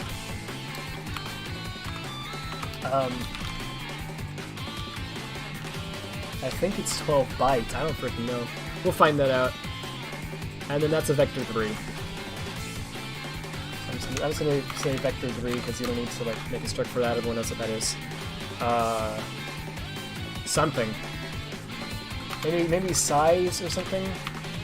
Because this seems to be the layout. I'll get this direction. So we need to document these. Okay, wait. So it ends 240. Yeah, it ends here. So it begins here. So it's exactly 200. Hex 200, which is 112 bytes in size. So the count could be this 40 here. It could be this 5, or it could. I don't think it's that. No, it can't be that because that's actually bigger than. Yeah. So this has to be either 5 or the 40. 5 sounds more reasonable, but I think it's actually 40? 8. So there would be 8 of those if that was the case. Sorry, each struct would be 8 bytes. Like this. Oh no. Oh no. I recognize this. Oh, this is a BSP node tree. Oh no. Okay, that's the same thing that we've been trying to crack in the FX Cole files in Lost World and in Forces, and it's been killing me because we wow. Okay, that's fun. Okay, I mean, if we can get it cracked, we can get those files cracked too, so that'll be cool. This one's interesting. I was always actually a fan of the original version of this song. I know it's electronic, a lot of people might not like that. That's fine. I thought it sounded cool. Fit the level, right? But this one, I'm not sure. I have to listen to it. That actually sounds alright to me. I don't know if it's better or not. That sounds alright to me. I don't have a problem with that one so far. So this is actually their grass converter tool, which actually does deal with these, they left over in the game, right? And it actually does deal with these files, it looks like. Let me close that for a second. Yeah, Grass Data Covert tool for Sonic 2010, version 0.1.3 from February 1st, 2010. Copyright Sega 2009, Sega Corp. They accidentally included this in freaking Ultimate, so we have this now. Thanks for that. And if there's any bugs in this, I'll make sure to email. No, don't freaking email that guy. Don't do it. So, like, actually, I legit. Okay, so output and input files. So I don't know. That's the thing. I don't know what it takes for input and output. I think it takes XML for input, and it outputs some Binet thing. So I think I actually started this already. I started documenting this. Not that. That's something else. Yeah, this. Oh, we have freaking names. So what I did is let me open it up again. I opened up that grass converter tool in Ghidra, and I started going through it, right? And we don't have any symbols for it, so, you know, it's a little bit of a pain. But I started finding... Oh, what's this? I don't remember this.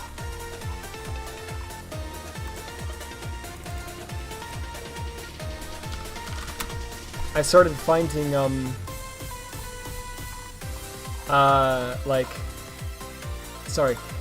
names to the and layout of the file in here. I was trying to figure it out a little bit from this.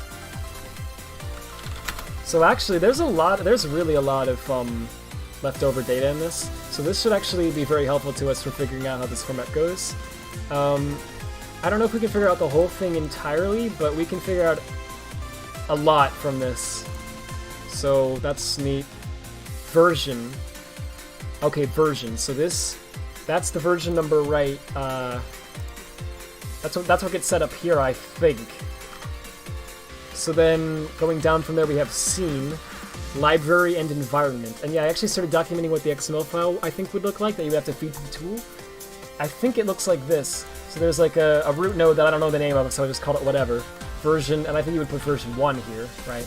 and then you have like the scene, library, and environment nodes, and you would start typing stuff here. Like you'd run this through the tool, and it would generate. It would generate one of these files. So I think we can actually make it do that if we have an XML like this, but I don't know the exact format of the XML yet. You can see a lot of it isn't filled in yet. I just started documenting it. Notice how there's 3 pointers: scene, library, and environment. Sorry, 3 nodes of things. And if you actually look at the file, there's 3 pointers, right? 1, 2, and 3. So I'm going to assume that this is scene, this is a library, and this is environment. And it's like a one-to-one correspondence. So if we actually go, we search for this. Can I not copy-paste that? I think I have to type it.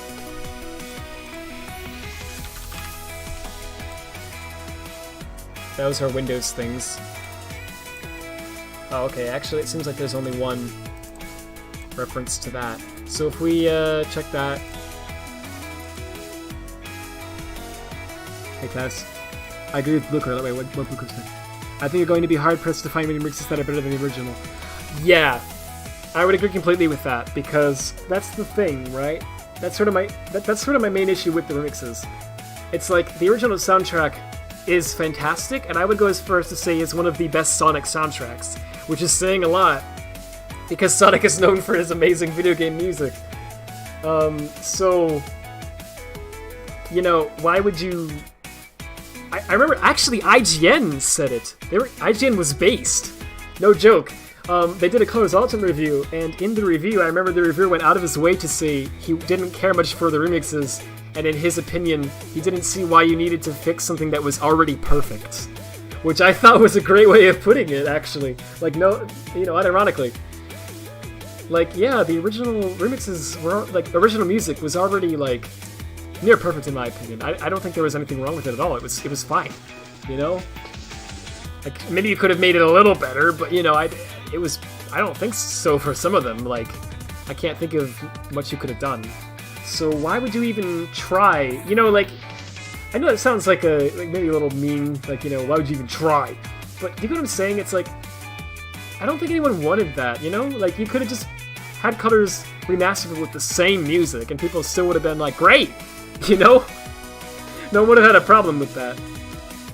Yeah, but the fact that they remixed them, and, you know, with varying degrees of quality, and, apparently, I heard, made it not optional to turn, you know, to use the remixes or the original soundtrack. It's just that there's 6 acts per world, and 3 of the acts now use the remixes, whereas the other 3 use the 3 that were used in the original, right? In the original game, they just had 3 tracks and they reused them twice per world, right? But yeah, now they do look... Clever way of putting it in, I have to acknowledge that. But, and it makes sense to do it like that, honestly. But, yeah, there's... I don't know. Just kind of rubs me the wrong way. You can upload these tools to GitHub and totally not get DMCA. If someone did that and saying a DMCA them, frankly, I think it would be right to do that because it is straight up their code and tools. No one was supposed to have these. But yeah.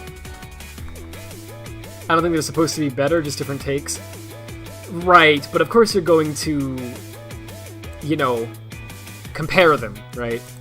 Because, again, if it was just uploaded onto the Sonic channel or something, it would be different. Because that would be like, okay, that's just a fun little remix. It's not supposed to be better, it's just supposed to be different, right? It's just a remix, you know? You just listen to it on your own time, it's just kind of fun. But because it's in the game instead of the originals for 3 of the levels at least, right? And there's no option to switch it back for those 3 levels, right? It kind of implies that it's supposed to be better. Because why would you replace the original unless... You get what I'm saying? So that's what I think I have... That's where I have the issue. You know, denying that you can compare them, just change your viewpoint on them against... Right. Yeah, I agree. If you look at it like that, I think a lot of them are fine. If you think of it just like, oh, it's a different version, it's like, okay. You know, I can't get too mad at that. You're correct on that. 3X new, then 3X old music. except for Planet Wisp, where the remixes are exclusive to pre-orders and DLC. That's weird. Why would they do that for just Planet Wisp? What I've heard of the Planet Wisp remixes so far, actually, I didn't think they were anything that crazy. I think they actually kind of go in the opposite direction of why people like the Planet Wisp music, right? Am I wrong about that? Maybe I'm wrong about that. But everyone I've talked to who likes the Planet Wisp theme says that, well, which is a lot of people actually, but everyone I've talked to about that, they say the reason they like it is because it's like calm, right? It's very calm, but it still sounds a little bit upbeat. So it's like really good music to listen to while you're studying or something, you know? Lo-fi beats, you know. But apparently, what I heard from the remixes was that they were like, they have some techno thing going on now, and it seems to make it a little bit more fast-paced, you know? It's not like the calmness is kind of gone. Maybe I'm wrong about that, I haven't really heard them that well, but that's what I noticed in one of the gameplay videos I watched of it a little while ago. So I don't know, it feels like just weird that that would be the one that's tied behind the DLC, like why? Alright.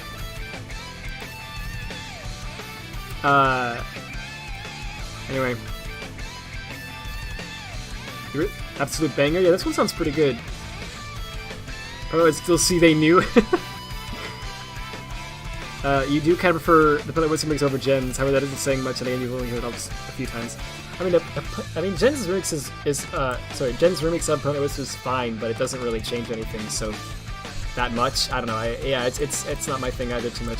Well, wait, which one are you talking about? Are you talking about Act 1 in Generations or Act 2? I think you're probably talking about Act 1, actually. A lot of people didn't like that one. Actually, I don't actually mind that one. I think that one's okay. But it doesn't... I don't think it fits the level in Cosmic Sonic that well, but I think it sounds alright, at least. But I understand why people wouldn't like that. It's a different take, and I get it. Act 2, I just feel like, yeah, that's just like the original, but you added a drum beat and you kind of made it not as good. I don't know. Slammed my hand, that hurt. Modern Mix is okay. Oh, both of them, okay. The Modern Mix is okay in your opinion? Classic's weird though. Yeah, it's weird, I agree. But I don't know, I think it sounds alright. I kind of appreciate that they tried something different with it too, I guess. I don't know. You said you want mod for the game? I'm not modding. Well, no, that's not what I said. I said I wouldn't. So what I said was I'm going to document the game and I'm going to make basic tools for things that people need. But I'm not going to be making my own mods for Colors Ultimate, right? I'm not going to be doing like my own like custom levels and all that stuff. And I'm not going to be doing anything like super intense with it. Like a full-on level editor and like a mod loader and all that stuff. And most people I know in the modding community feel the same way. So what I'm doing is I'm trying to figure out a format from the game that's also in Colors on the Wii, hoping to port over a debug level found in Colors Ultimate back to the Wii. So that'll be cool if we can get that working. Also, sorry if that sounded rude. I didn't mean it to. I always worry about that. Sometimes I like respond to chat messages kind of quickly because I'm just trying to like, you know, respond and then like go back to the stream so that people don't get bored of me talking and doing nothing. And sometimes I feel like I sound kind of rude, and I'm sorry if I've ever made anyone feel that way. I don't mean to do that. Why don't people want to mod this game? Well, I kind of went into it on Twitter a bit. So I would say probably look into it there. I can show you the tweet. If I can find it, that is. There's a lot of tweets. The basic summary is, I'll try to say it while I'm finding it. There's a lot of technical issues with the game that make it a bit of a pain to mod. Like the fact that it's using a mixture of Godot and like a modified Godot, I should say, and the original Colors engine, right? So it's basically like a duct taped. It's like they took Sonic Colors and they kind of messed with it a bit, and then they duct taped that mess with Sonic Colors to a totally different engine, which has been modified as well. And so you have like two modded things duct taped together that almost work. And it's like, oh lord, you know, it's just very. When you look at the files of it, it's just a mess. You know, it's like there's just stuff everywhere, and it's just not something that's very fun to mod from our perspective. But then on top of all that, they put de novo in it, which makes modding, not impossible, we can totally do it. And like level mods and all that stuff, that's not impacted by de novo much at all. But stuff like making a mod loader, which is very important obviously to have mods in the first place. And anything with like code injection or reverse engineering of the game's like code, right? That stuff is made a lot harder by de novo, and that's a lot of what we're doing now with our mods. Like, actually, I would say most of our modding now is like that kind of stuff. So that really that was kind of the game over for us. We were like, yeah, no, right? If there wasn't de novo in it, then we might still, I think some people still would be doing it, but the fact that there's de novo on top of all this is why people are like, I don't know. And then also, even if you can get past all of that and you can get your custom level and stuff in there, it's going to be worse than if you just modded the original Colors or another Sonic game, because of all the amounts of bugs and graphical glitches and limitations with the engine and all that stuff that are in Colors Ultimate, right? So, you know, it's like, why would you mod that instead of Colors Wii or Generations or whatever, right? That's kind of the issue for a lot of people.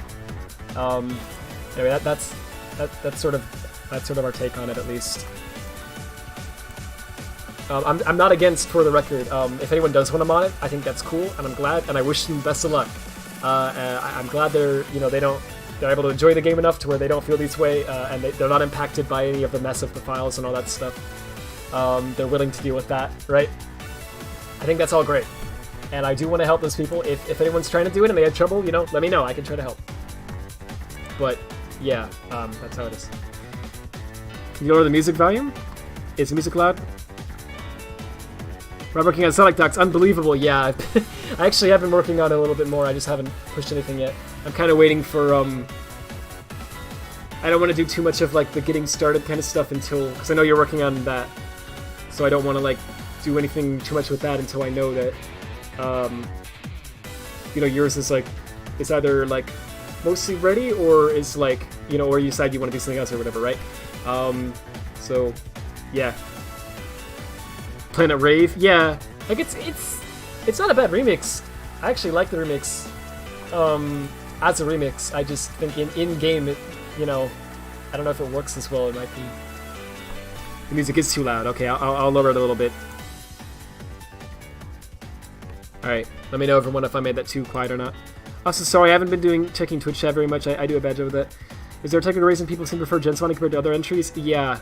It's technically more sound and sanely laid out than most than other Sonic games are. It's a little weird in some ways, but it's not overly bad. It's also very much like Hedgehog engine based, and there's a lot of like XML files, and it's not too hard to actually mess with it and get something going that's pretty good. So and you can do a lot with it, right? So it seems to be really good for both like newbie modders who don't know anything much yet, and for modders who've been doing it for years who like are in the code and everything, right? There's something for both of those modders there, and so that's why I think it gets the most mods, and it's just a good game, right? So there's a reason to put a level in it, because you get to play the level in a good game. So all that combined, that's why I think Gens gets the most mods. I think if like Sonic Team released another game that was good, and that was sanely laid out to some degree, if it fulfilled those two criteria, right, then that would get modded equally as much, if not more so, than Gens. Absolutely. They just haven't done that yet. Lost World is sanely laid out, in my opinion. I think it's actually very technically sound, but it's not, many consider it to not be a great game. And, it has a radically different gameplay style and all that. But for me, that's not a big problem, actually, so I mod Lost World a lot. We're doing some really cool stuff with Lost World. Again, stay tuned. I know you might not be interested. You might be like, oh, I don't care about Lost World. Trust me, if you care about the Boost games, you'll care about this. That's all I'll say. But yeah, Forces is also pretty technically sound, I would say.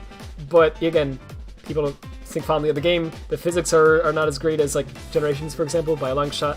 And actually, there are some weird limitations with it that Gens doesn't have, that we've been running into a lot. You'll see any like serious modder who's really modding Forces, like the Overclock team, they're running into a lot of like issues with Forces, and like limitations with Forces that they have to like hack around somehow, and it's really not fun. I have nothing but respect for that team. They are working really hard on making Forces cool, and it's really not easy. But the other thing is Forces has de novo, so we can't really do code injection stuff with it. Lost World and Gens don't have de novo. And now Konosato also has de novo, so yeah. You seem to feel Lost World stuff, but it's always been someone trying to figure out custom levels. Yeah, I know there's very little like actual Lost World mods, but it's just because the people who have been really modding it are like us, and we've been doing like a lot of low-level code stuff with it, right? And so it's like, it's stuff that seems boring and pointless, and why are you doing this, until you get it to work, and then it seems awesome. And you'll see why we spent so much time on it. But yeah, for a few years now, we've been figuring out Lost World like really in depth, because everything that we figured out with Lost World also applies to Forces and to Rangers, because they're using the same, like, I'm sure they're using the same layout. We're positive of that in terms of files, because we see how Sonic Team works, and this is just how we know they work. And also it applies a lot of to colors, because Lost World is based on colors. So yeah, it's just a really good game for us to mod, because there's a lot of, there's nothing that really gets in our way of modding it, and anything that we figured out for there is like useful for a bunch of games, not just one, right? So that's why we spend a lot of time on Lost World. But anyway, yeah, soon I'd like to actually have a real mod for Lost World. That will be cool. But yeah. Not digging this remix at all. I'm not either, but it's, I mean, I can see how people would like it. The keyboard I kinda like. I think it sounds MIDI style, but I don't know. That part's kinda catchy. But I don't know, alright? I think the original's a lot better. That part just sounds bad, like the trumpets there, that's just MIDI. Perry mentioned me in his video. I heard about that, that's freaking cool. Yeah. I'm actually kinda happy about that, not gonna lie. How's this in there too, just for fun? Gens? Yeah. Dang, Rad, you famous. I suppose in a small world sort of way. I should get back to modding, sorry. Okay, so library and environment. So environment, and then they, this is it. What's this? What the frick? Well, if those are strings, those are null strings, so I don't know about that. I don't think that's a string. Well, that's the same string, I don't know why I checked that again. That's probably index or something instead. I don't know what the heck that is. Okay, but it seems like what they're doing, they're not like, yeah, they're just like stuffing in like names or something, I don't know. So, I think this is, oh gosh, why would they do that with the synth?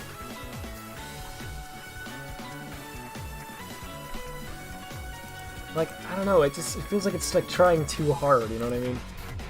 Which makes sense. How do you top colors, you know? People like it though, again, just to clarify, these are just my thoughts. If anyone likes it, that's cool. I'm glad you like it. Wow, give me your autograph, okay! Give me your social security number, sure! I'm just kidding. What was the drama with the credits thing on colors? It's a long thing. The summary is, I explained it at the beginning of the stream and on Twitter, but the summary is they used Godot, the Godot engine, and they didn't credit the Godot devs, and in fact they went out of their way to claim that it was not Godot. It's their own custom engine called Blind Squirrel Engine, which they trademarked and made a logo for and everything. And they even went as far as to remove the mentions of the fact that they worked on an open source engine, which is Godot, from their developers' public resumes to make sure that nobody would think that it wasn't their own code. When it isn't their code, it's Godot. So it was pretty bad. Thankfully, we got them to actually. We spoke to a Godot dev, and he made a tweet about it, and Blind Squirrel actually replied to the tweet. And they said that they're going to be fixing it soon. So they're going to make a patch for Colors Ultimate that's going to fix the licensing issue, and they're going to actually credit Godot. So, yeah. What? Yes. Oh, did you not hear about that? Yeah, it was pretty bad. No, actually, they do want to be credited for it. They're actually really excited to be used in a Sonic game. I think there's a few Sonic fans actually on the team, but on top of that, this is actually the first AAA game to use Godot. No joke. Every game before this has been, I think there were some indie ones.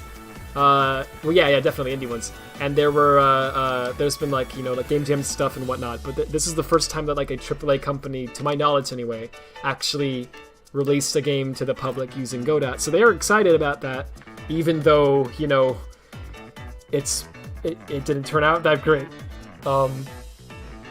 And they just want to be credited. That's all they want. They don't want money. Like, Godot's literally free. They don't even want a single cent. Nor does Blind Squirrel owe them a cent. They just want credit. That's literally all they freaking want. That's what it says in the license. That's all they ask for. And they're not getting it, so that's why they're... Well, now they're getting it, now that they're going to make a patch. Gotta throw somewhere, I guess. Yeah. For the record, too, the graphical issues and everything are actually not the fault of Godot, from what we can tell. It's the fault of... So they did tweak Godot a little bit. They added in a Switch renderer for it, for example, right? And that's why they're calling it Blind Squirrel Engine, because they're like, oh, we made it into our own thing, see? But it's like 90% Godot. Right? It's just like, I don't know, 10 or 20% custom from what we can tell. I don't want to say that for sure because I don't know, but from what we've seen and researched it really looks like it's like 90% Godot. They are definitely using all the Godot file formats and the Godot renderer and everything. It's just they have their own Switch and PS4 backends that are custom. And Xbox, I think, as well.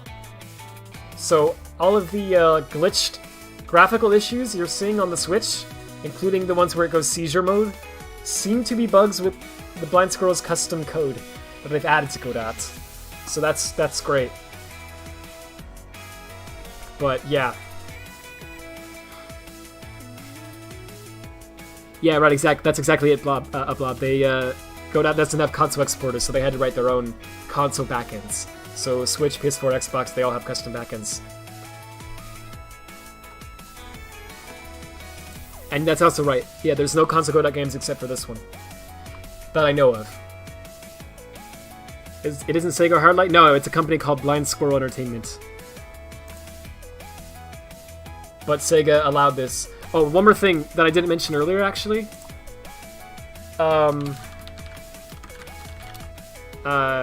Boy. Yeah, here it is. Soba City had an article on this. Now, keep in mind, this is like a rumor, but they had a source tell them back in May of this year, shortly after the Colors Ultimate leaks that happened, where we found out that the game existed. They had an unknown source tell them some details about the game that seemed like they have been mostly proven true. And one of them that in particular was very interesting to me was this. They said, it was initially planned to be announced in September 2020 and released in December of 2020. But quality assurance reported that the project was unplayable. So it was delayed.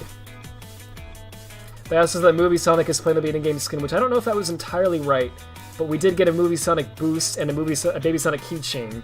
So I feel like this is actually legit. I feel like the leaker mentioned Movie Sonic being in the game in some capacity, and they misunderstood that to say, oh, it means like it'll actually be a model. Alternatively, I mean, they literally could have planned to have Movie Sonic as a model, and then they just ended up going with the boost instead. But whatever the case may be, that seems fairly accurate to me. Like, that's not far off from the truth. Hey, Frick. Hey, thank you so much, number 7. Welcome back again, nerd. Here's what I made in the last hour. Thank you so much. That's very nice. I really appreciate that. Hope you've been doing well. Yep, so, yeah, they also said, it's the next game to be announced, which I believe was true. It was the next thing that they announced at Sonic Central. And, they were from the movie will drastically affect the franchise moving forward, that they were vague on what that meant outside of the optional skin. Which, Izuka himself was saying in a later interview, wasn't he? I recall that being the case. So I'm fairly certain that this was legit. It doesn't seem like a made-up thing, you know? It seems like it's like right on the money. They already delayed it? It seems so. Because it was unplayable. Like, oh no! Like, frankly, at that point, I think Sega should have canceled it. I think at that point, Sega should have went, okay, thanks, guys, but, yeah, I don't know about this. We're just gonna call this off, because they hadn't announced it yet. Nobody knew about it yet. So they totally could have just washed their hands clean. You know, okay, they would have lost a little bit of money, I assume, but whatever. They could have even went to another studio. Hey, can you port it for us? I think they could have done that. It would have been fine, but they didn't, so. Yeah, seriously, number 7, I really appreciate that. Thanks a lot. It feels like they released the unplayable build on Switch, doesn't it? I get kind of upset when I think about that, because I think it was unplayable, and then they delayed it for about a year. And then this is the released version. This is not the unplayable build. This is the 1 year of development later version. What was the unplayable build like? Like, good lord, like it literally must have been unplayable. It literally must have been like, you can't beat the game. You just can't. It literally is impossible. Again, at that point, I would think that if someone at Sega would have just played it and went, we made a mistake, right? And would have just canceled it. But instead they said, just delay it. You know, and thankfully they said delay it. I'll give them credit there. But I don't know, man. Day 1 patch did little. Was there a Day 1 patch? How long do you think the game was in development? Oh, someone I know, I think, actually knows for sure. I don't remember how. I think this is maybe wrong. Because I remember they told me a date that made sense. I would guess maybe like April or so of 2020. But I think they said it was slightly different. It was a little before or ahead that I can't remember. But I think it was like around there. At least comes with some tools for a good price. Yeah. Pretty good. There were 3, yeah, there were 3 patches. There have been 3 so far. None of them, I don't think they were they were available on day 1. So I guess that makes them day 1 patches. They weren't developed and released day 1, you know what I mean? They were actually released before the game came out, but you just couldn't install them yet. But, yeah. Rise of Us was in the works ever since 2 weeks before the lockdown in America, back in 2020. So you imagine devs started mid to late 2019. I think, knowing Sega, they started Rise of the Wisp at the same time as they started development for this. Like, the same time. Because here's the thing, right? It was, 2 weeks before the lockdown. That's exactly the timing that I would have expected. Okay, because here's the thing. They made this game for one reason and for one reason only. The Sonic movie did well. That's literally what happened. The Sonic movie did well. Really well. And it was bringing in all these new fans. And they were like, oh, frick. We have to capitalize on this. We have to get a game out right now. Right? Get all those sales from the new fans. Right? And they were like, what would be a good game to release for new fans? Like, you know, just a good solid, like, there's no way we could do it wrong. You know, fans are going to love it. It's just going to be a quick thing. Oh, Sonic Colors! We could re-release that. Perfect, right? We could even make it a remaster and charge it, charge $40 for it. And so they just, I think literally in like March of 2020, they came to Blind Squirrel, said, hey, can you make a remaster? Cool, our hands are tied because we're working on Rangers, right? Blind Squirrel said, sure. They went, great! And then they went to, I don't know, the team behind Rise of the Wisp and said, hey, can you make an animation while they're at that? They said, sure. And they both kicked off work right at the same time, right? And, yeah, here we are. I think it's similar to Cyberpunk 2077. To be honest, I don't know all the details of the Cyberpunk stuff. I know it was a mess. But I don't know all the in-depth stuff. But, if you just mean in terms of, do you think it was development, heck, I guess you could call it. Yeah. Yes, I do. I do think it's clear that they had trouble developing this. Let's be fair, Rise of this is really good. Oh yeah. I hope I didn't. I hope no one thought that I thought otherwise. Yeah, so I didn't actually watch it until fairly recently, and I meant to tweet about it. I haven't yet, but yeah, Rise of the List is freaking good. It's very good. You know, it's obviously it's short. It's like there's only 2 parts because it's a little short animation, but it's good. There was love and care put into that project. Like it just looks so fantastic. It looks beautiful. The voice acting I think is quite good. I know people don't like Roger, but you know, I thought he did well in that. I thought all the lines were nice. Everyone had character and personality. Even like the Wisp did, right? I don't know. I really liked it. You say what isn't quite on that level? Probably not. I heard. I mean, Cyberpunk 2077 is now kind of a legendarily bad story of like everything could go wrong in game development, right? So I don't think it's on that level, but I think it was pretty bad. It just wasn't that far. You think it was Roger's best performance at Sonic full stop? I thought it was pretty good too, yeah. I don't know where I'd rank it, I just haven't considered that yet, but I do think it's great. It's certainly up there. At least Mainline Sonic, yeah, he did really well in it. Alright, sorry, so I think, that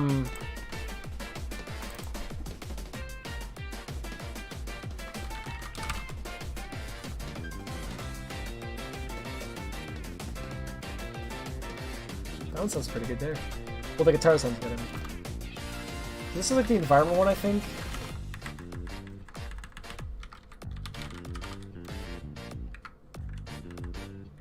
You know what, I'm gonna say it's actually,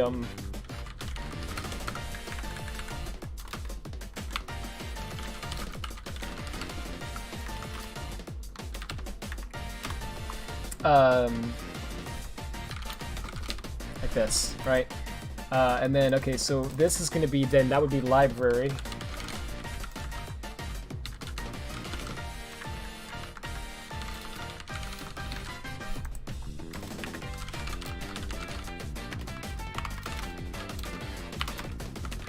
Alright, and then the other circuit would be,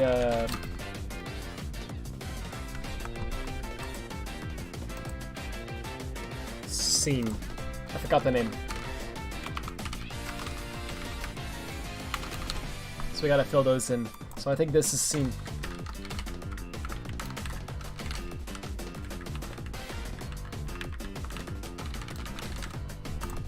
So, alright, let me save this. I have a bad habit of not saving my specs as I'm working on them. Don't want a power outage or something. No, not that.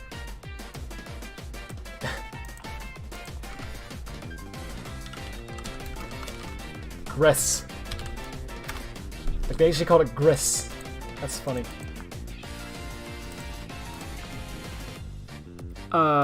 You think you'll do a belated stage stream at some point? I thought about it. I did think about it. I actually intended to do Sage. I just never got time.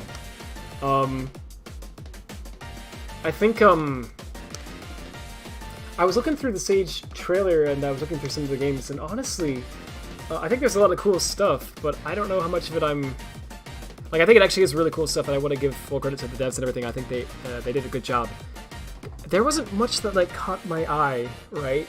That doesn't mean it's bad, far from it. It's just, in terms of like what I'm personally interested in, there was a lot that I was looking at that I was like, that's cool, but I don't know if I really want to stream that. You know what I mean? Maybe I just missed some things. One thing I definitely would like to show is like that Riders X or whatever it's called. That looks freaking good. Like that's impressive. That's really impressive stuff. I want to try that out. I never actually played the original Riders. I played Zero Gravity, but you know, I haven't played original Riders. It looks fun, but yeah, I never played it, so I don't know if I can really compare it to the original, but it looks pretty solid, I can say that. You were the same way? There's the only games you should have cared about was your friend Pivot's game? Yeah, I'd like to try that out too. But yeah, I don't know. There weren't that many games that I was like, oh, I gotta stream that. It was like, yeah, there were like some Game Maker ones that looked pretty cool, and there was like the Riders one, and that was really about all. I think there was another 3D one too. Rush 3D looked interesting. Maybe a little rough around the edges, but it looked interesting. I would want to try that as well. So I feel like I probably would have enough content for a Sage stream, right? But yeah, I don't know. And considering the fact that it's already like technically over now, I think the site's still up, but you know, I don't know. If people want to see it, let me know and I'll do it, right? If enough people want to see it, then alright. But, you know, I don't know.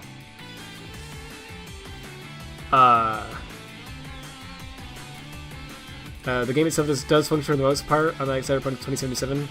And then Bob says the egg Ponce AI is moving around really jittery and they drop like rocks, and there's of course some bugs like TROS bugs or row switch, but yeah. Yeah, so I would kind of agree with both of you. I think in terms of gameplay they actually got it pretty alright. Like, most of the gameplay is actually fairly solid.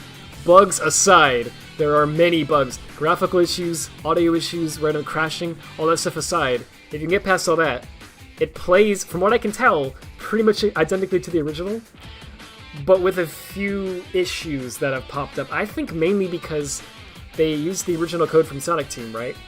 But they tweaked it somewhat, and they also they made the game 60 FPS, which is a good thing. That's a very good thing. But, in so doing, they didn't properly update the code, and so it has actually many of the same issues that Dolphin has when you use the 60 FPS hack to play the game there. You know that infamous bug where the loop-de-loop in Aquarium Park Act 1? You run over it, and if you have the 60 if you play it at 30 FPS like on the original Wii or on Dolphin at 30, it works perfectly fine. But every time. But if you have the 60 FPS hack on Dolphin that makes the game, 60 FPS, then because of that there's a bug where randomly, actually most of the time it seems, you'll get stuck on that loop, and actually maybe sometimes even fling out and die, right? Apparently that bug is still in Ultimate. I saw footage of it happening in Ultimate to people. And that's just one of them. There's also some other 60 FPS bugs, and all of them seem to be present in Ultimate from what I've seen. So, and then there's also some new ones that don't happen on Dolphin with 60 FPS for some reason, but do happen in Ultimate. Like the rail switching jitteriness, I don't know why that happens. Not just jitteriness, sometimes it seems like the game actually throws you like, I don't know, like, there was this one I saw, Bob sent it to me today, I think. Let me try to find it really fast. What the frick was that?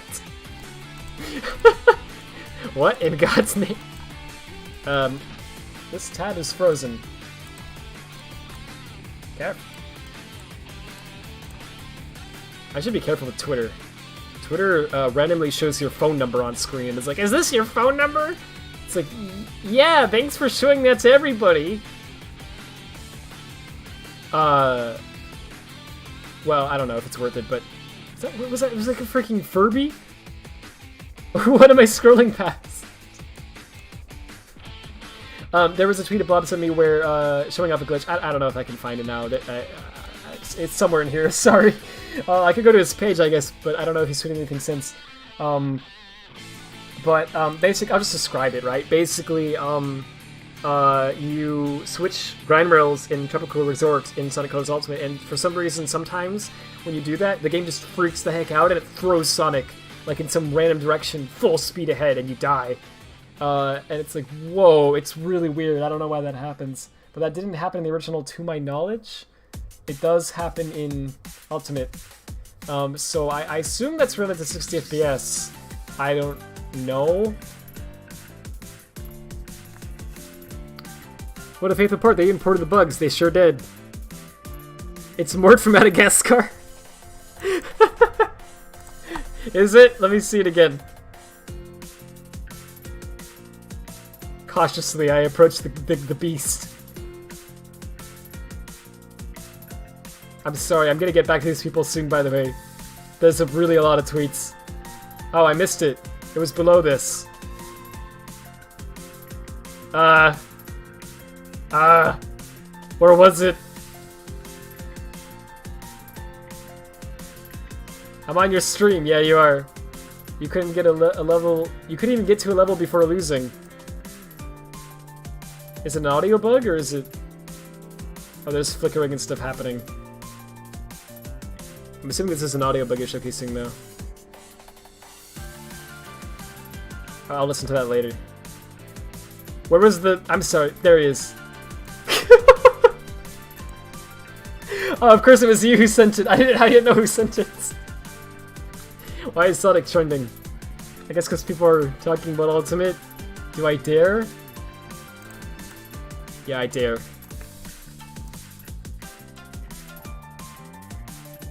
Yes! Oh. Oh no. He's T-posing! Wait, are they playing this on Ryujinx or Yuzu? Or does that flashing happen? That's a cursor, isn't it? Oh no. Nintendo is refunding Sonic Colors Ultimate copies on Switch. Oh! Nintendo is refunding a game? Oh no. Oh no! That's bad, dude. That's bad. When does Nintendo refund a game?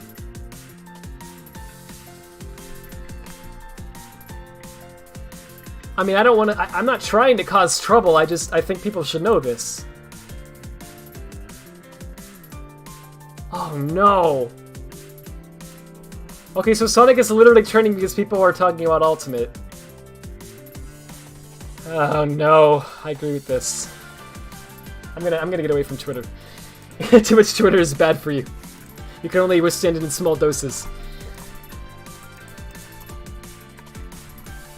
Nintendo's... You already told me that? I'm sorry, I somehow missed that. I completely missed that somehow, sorry. Wow, that's... Send me a notification to what I assume is what you're talking about? Oh, okay. Thanks. This one? Maybe I misremembered. Maybe it wasn't you who sent it to me, actually. This is a very similar one. Look, seizure warning, maybe? Look at this. It's gonna be some quick thing that flashes. Everything is going great! There's no problems with this game at all. I don't see why the haters are talking about this. I mean, you know, it's a totally solid game. Oh. To be fair, this one actually, apparently, to my actually shock, I didn't know this. Actually, this one apparently happens in the original too. It's like a bizarre spline bug that is only triggered by very specific movement where you like wall jump directly into a specific area in a loop. And someone like accidentally found that bug in Ultimate. So, but apparently that happens in the original too. I didn't know that. So credit where credit's due. That's not Blind Squirrel's fault there. They didn't fix it, but they also didn't cause it. That's just in colors. The one I was talking about is only in Ultimate, to my knowledge. And it's like Tropical... I think it must have been someone else who sent it. I think I retweeted it. It's in Tropical Resort, and they're on these two grind rails, and the guy's like switching between... No, I guess I didn't. Freaking weird. I don't know. I don't remember where I saw that at, but like someone like switches between the rails and then Sonic like flies in the air and everything freaks out, and I don't remember. I don't think that ever happened in Colors Wii. I need to actually crack this grass. Sorry, I keep being like, I'm gonna crack the grass. Get sidetracked. I knew that would happen. Of course it would happen. I mean, come on, it's a rad stream, and you know there's a lot to say about this game, but. Sorry about that. Sorry, Death in particular, who's still here. I do intend to still crack it tonight. Why did they port the bugs? Well, it's because they used the original... Yeah, they used the code from the original game and they just like didn't know, right? They didn't know that that was the thing they had to fix. But yeah, but... Right, but you should try to fix the bugs if you can. Ultimate not only does not fix any bugs that I'm aware of, it also adds a lot. So that's the remaster. Nintendo's refunding people for Ultimate? Apparently. I'm here, an apology accepted of grass. Thanks, I'm sorry. But I will get back to that. Let's get back to that now. Just trying to balance, you know, talking about things, keeping up with the chat, and actually doing something, and it's always hard. I'm sorry, I'm not good at that. So... Library, so then they have all this. So okay, index and diffuse map, and then they have this. So I noted that in my little work in progress spec here. Yeah, there's a thing called material array, I guess? Here. That's the node. And then I get an attribute from it called diffuse map. I don't know if index is like a node or what index is. Here they get an attribute. Oh. Is this an alternative way of getting the...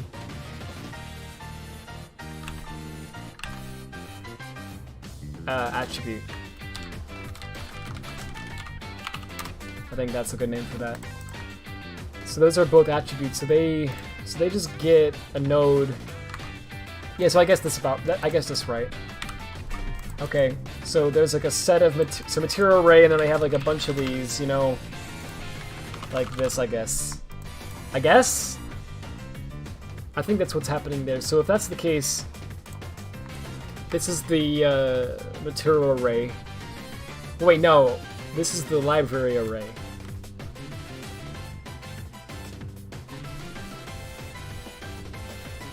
You thought you retrieved it too, but couldn't find it? Yeah, oh. You think maybe it was deleted? Oh, it's on 252 compilation. Is it? I didn't remember it there.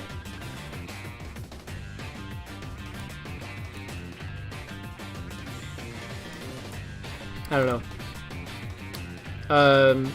They sold a game with bugs and they hyped it up so much. Yeah, I know. I feel the same way. I was thinking they got this as an apple with a Sonic game when watching Blind Wonderwood final boss footage. Yeah. Yeah, it's been rough. I do think now... It makes me worry for the future of Sonic, of course, but I do think that, I don't think that Rangers will be on this level, right? I don't know if it'll be good or not, but I think if it's bad, it'll be bad in the traditional Sonic way of being bad. You know what I mean? It'll be like mediocre, or it'll be like, you know, it's a little bugged, but it isn't anything like this. There's not going to be seizure mode stuff in Rangers, I don't think. You know, I think the reason that this is happening is because this isn't Sonic Team, this isn't, you know, this is Blind Squirrel. Right? They just did a bad port. What can I say? And Sega allowed them to release the bad port. So, yeah, they're both at fault, but... yeah, but I'm just saying, I don't think that Rangers will be like that. I think Rangers is going to be, at least in terms of glitches, it's going to be fairly solid, right? I don't know how fun it'll be. Time will tell. But I'm gonna I want to hold out hope for Rangers. I get really worried for Rangers, especially because we still don't know anything about it. Like, we only know the name and that it's going to be kind of open world because of 4chan leaks and metadata leaks. If it wasn't for that, literally all that they have told us is Sonic runs through a forest and there's like a little boost effect, so we think it's a boost game. That's all we know. Oh, and I think they said 2022, so we know that as well. We don't know when, but we know 2022. Unless they delay it, which they might. Like, I'm sorry, guys. That's not a good sign. They've been working on this for... Well, actually, it may not have been as long as we think. But if they started the development on this when they finished Forces, which is what they usually do, they usually start development on the next Sonic game as soon as they finish the current Sonic game, right? If they did that with Rangers, which they may not have, but if they did, then this has been in development for 4.5 years. And by the time it releases it will have been 5 years, so half a decade for one Sonic game. I'm not gonna lie, I'm kind of scared, right? I want it to be good. I'm gonna hold out hope that it will be good, but I don't know, man. I don't know. Rough times. What I'm gonna do is just what I always do, right? Just replay the old games, enjoy them, enjoy any new good thing that they do release, like Rise of the Wisp and the Sonic movie. I'm sure the Sonic movie 2 is gonna be good too, so hyped for that. Don't know about Prime. have to see that before I can tell you if that's good or not. I think Origins will probably be okay. I mean, it's just a compilation of old games. How could they mess that up, right? Hope they don't. We don't know anything about it yet, though. Apparently the footage we saw in the Sonic Central wasn't even Origins footage. It was literally footage of the Genesis games and the Christian Whitehead games. And they just were saying, yeah, this is what we want Origins to look like. Stay tuned. So that's very concerning, because that means that it was extremely early in development when they announced it publicly, to where they literally don't even have any footage of it yet. So hope that turns out.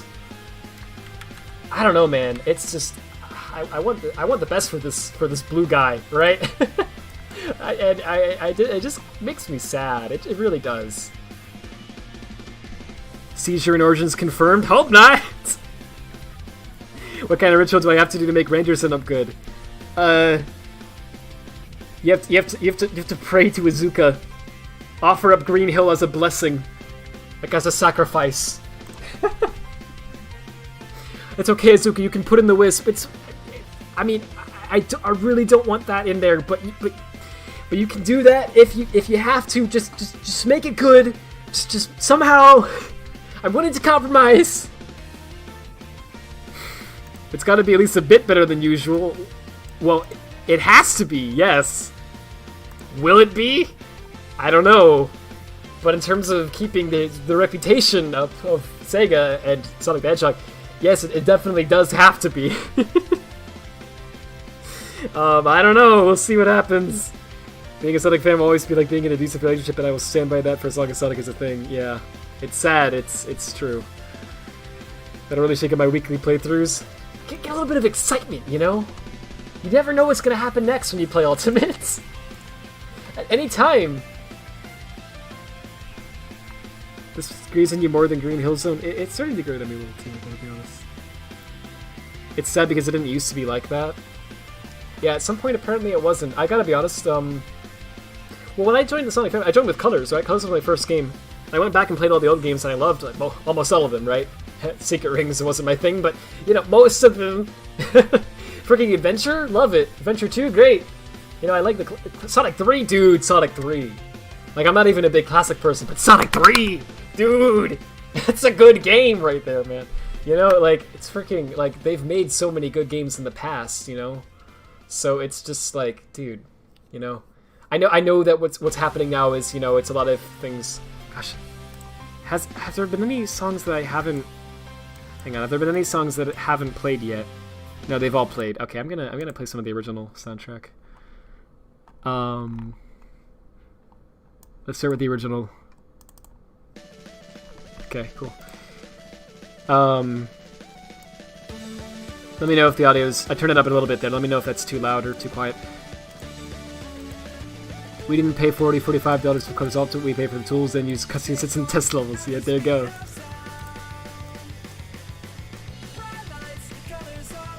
Yeah. I don't know what to say. I don't want to be overly negative. I really don't. I don't like being negative. I mean, there's you know, already too much to be negative, you know, about in this life. So, you know, I totally get why people on the internet are like, you know, you hater, why can't you just be happy? Because they just want to be happy. You know, they just want to have a Sonic game come out and be like, wow, it's good. You know, I love it. They just want to celebrate for once, you know, but we can't. We can't. So, man, it's just brutal. I don't know what to say. I'm just gonna try to just enjoy what was good in the past, and just I'm gonna try to make new things. Right? I want to make mods. I want to make fan games. I want to make whatever I can, and just make cool stuff myself. You know, like if they're not gonna do it, fine. We'll do it. You know. That's the thing that keeps me like in this fan base and keeps me sane, you know, just the fact that I can make stuff. And Sega actually lets you do it, right? That's one thing that is still very positive about Sega that I will give them full credit for, even with all the bad things they do. They let the fans go nuts. They let the fans make mods, they let them make fan games, let them do whatever, and they don't sue you like Nintendo does, right? I appreciate that immensely, and I will always respect them for that. Here's hoping that doesn't change. But yeah, if it does, I'll be mad. I'll tell you that. But for the time being, at least, it seems like that's still the case, and I really appreciate that. That's great. So yeah, I wanna take advantage of that while I can. I wanna be able to make cool stuff, right, and share it with people. I really enjoy doing that. You say, but I like Forces. Oh, I'm not gonna hate anyone. Like, yeah, like if you like a game that I think is bad, that's fine. Like, I feel like most people don't think like that, but there are some people who do, and like that's not right. You know, like you don't hate someone just because they like a game. You know, like who cares? I think it's actually good that people like I'm happy that people can like games. You know what I mean? And I wish that I could like it as well. That's how I always feel when someone says they like a game that I don't. Just like, that's great, I wish I liked it too. But you enjoy it, right? What happened in the past 2 hours? Because I'm back to the foreseeable future. I explained basically everything about Colors Ultimate, like everything. All the bugs, all the leaks, all the stuff that's here and that isn't, everything. And my opinions on it and all that stuff. And then I started working on cracking the grass format from Sonic Colors so that I can port the grass from the test debug level left over at Ultimate back to the Wii. So, and then I got distracted talking about new stuff because apparently Sega is now, Nintendo is now allowing you to refund Ultimate on the Switch, which they don't do. Like, Nintendo doesn't. Nintendo is a company that will charge you $60 for a game, you know, from the Wii that they ported and changed them up. You know what I mean? But their games at least work, and they are fun. So, you know, but pros and cons. They also sue you if you make mods, which I don't like at all. But anyway, yeah, but they're a very strict company is the point, right? They make good games, but they're strict as heck. And sometimes, I think honestly, most of the time, they go way too overboard. And yeah, so like, Nintendo does not let you refund games. You know what I mean? They're like, no, you're paying $60 for it, and you're gonna... Why the frick is this in my playlist?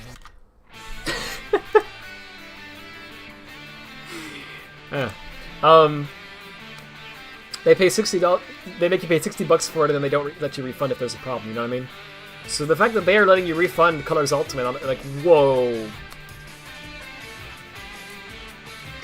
That just says a lot to me.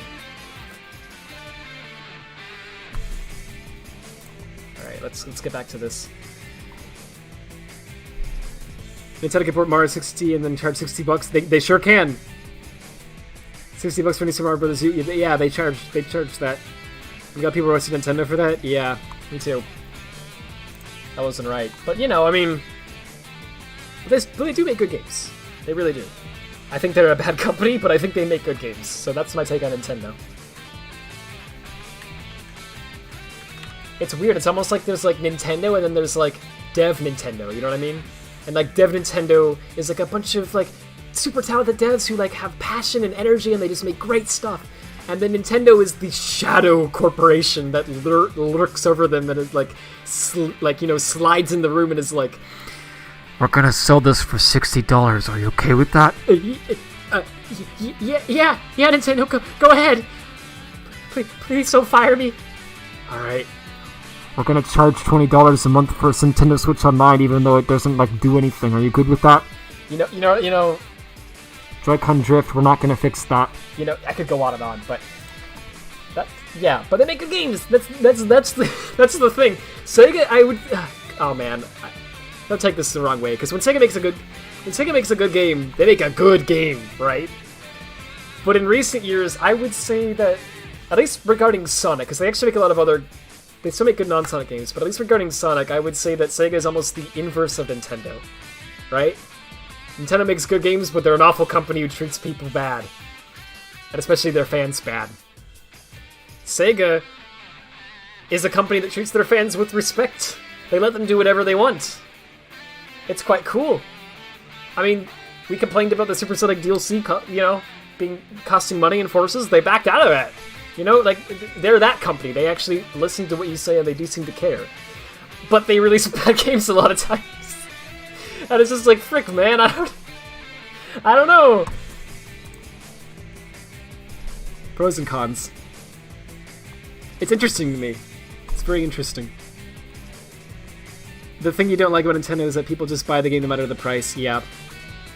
I mean, honestly though, like, Odyssey and Breath of the Wild, I feel like those are like worth $60. They should be on sale now because they've been out for a while, right? They should definitely be on sale, and I don't think they are. So okay, you know, that's I don't like that. But at launch, $60 for Odyssey or Breath of the Wild, yeah, dude, I mean, those are good games. I think that's worth it actually. But like New Super Mario Bros. U, right? I don't know. I don't know anything really about the Skyward Sword port that's coming out. I just hear people saying that it's literally like the same game, but like maybe one thing has changed. I don't know. And it's like apparently $60. So like, yeah, that shouldn't be 60.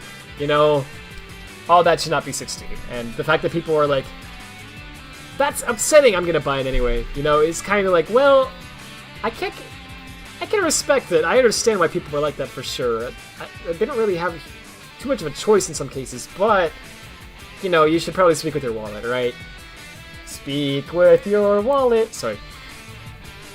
The game should have been delayed, yes. Nintendo never puts the games? No, they don't. They never put them on sale. Okay, back to modding. So...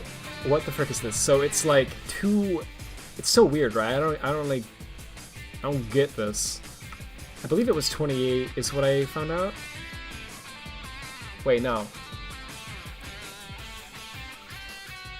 What was it? It was like, it starts here. And so then there's like the hex 14. Yeah. So, yeah. So it ends here. Yeah, so it's hex 28. That's where it is. So then this is the next one. So it's like, that's the same number right there too, and then that's the offset, and then that's probably the count for whatever this is. And then that is probably another count for whatever that is. And so then there's just 1, 2, 3, 4 values before that. So here's the 4 values. So I have no idea what those are. Then this is a count for an array. I think that's a count for an array, I think, as well. And then there's 2 more numbers there. So we're just gonna, it doesn't matter, we can just document it as, like, we don't need to know what it is, we just need to know how to endgame swap it.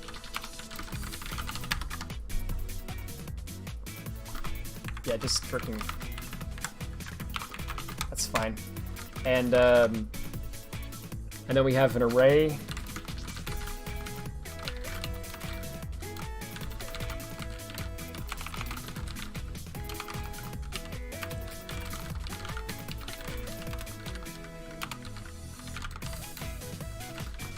Yep. And then 2 more unknown values. Okay. And then the library struct. Oh wait. This is the library. Frick. Alright, there we go. So scene struct, and also we gotta figure out these. So let's start with the unknown A's and B's because we're already here.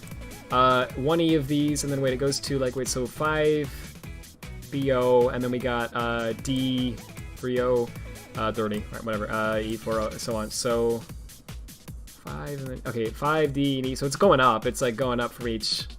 Okay, so these are written in order, I think. So this is the first one. D 3O is where this ends, and there's 1E of these, so it goes like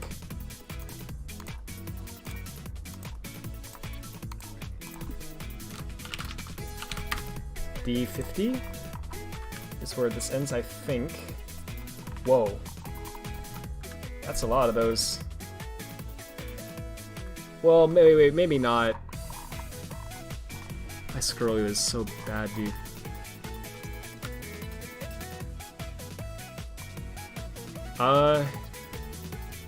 Yeah, actually, that's where I think it points.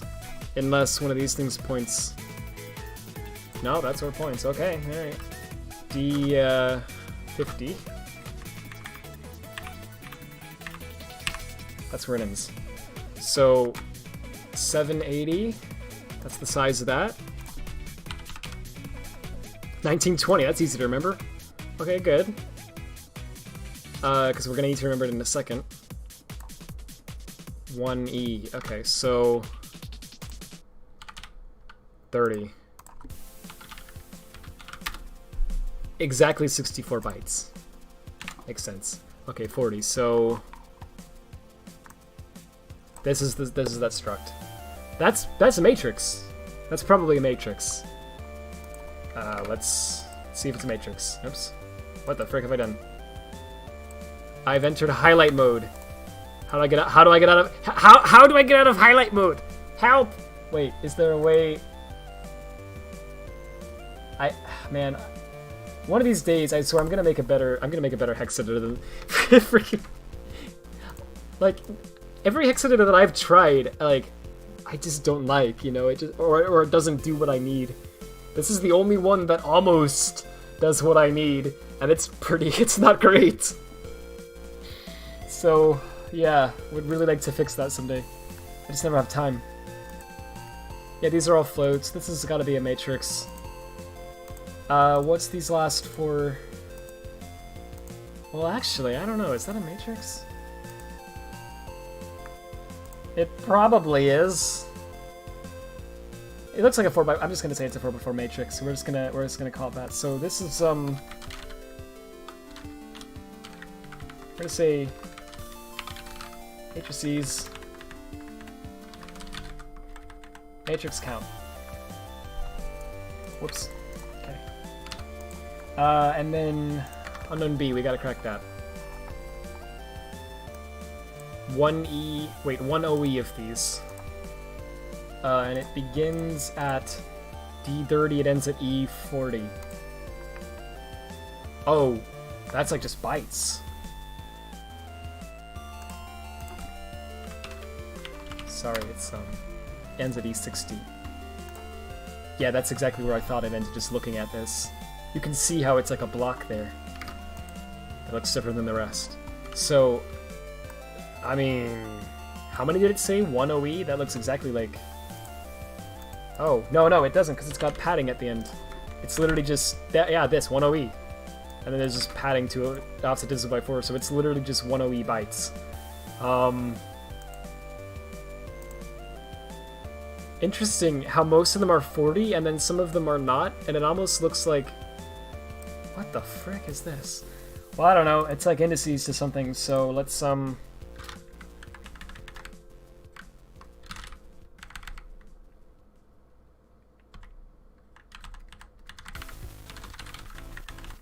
gonna say unknown index count or something like that. It might not even be indices.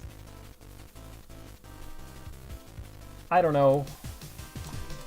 Let's say unknown bytes. Okay. And that's all we need to crack there for now. So let's crack the scene thing, and then I think we should be able to actually make a tool to fix this and get this in game. So we're gonna do that, and then we can hopefully finally get in game. Whoops. Frick, stop.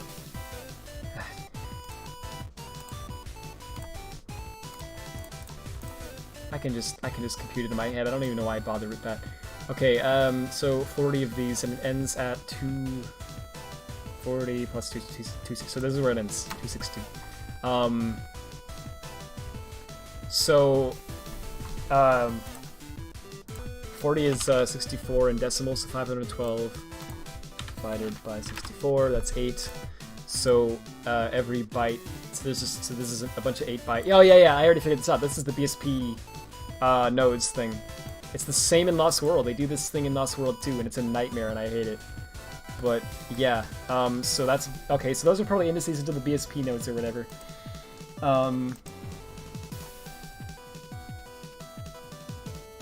So I don't really know the structure of this.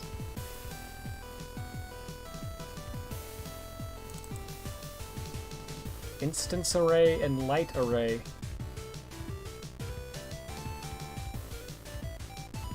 You know, I think it's written out of order. I think this is the... That mix I made earlier, I think actually was... I think this is the scene. And this is the instance count. And this is the instances. And then this is the light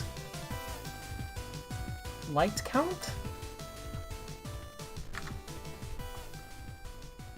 Yeah, but what do we do with this?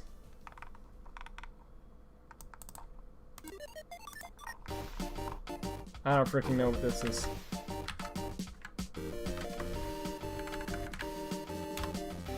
How does this function? Oh, okay. Oh, look at that size. That's just a null, yeah.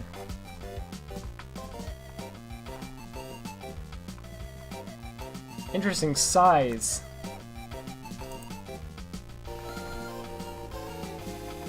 And that's part of what again? That's part of the light array.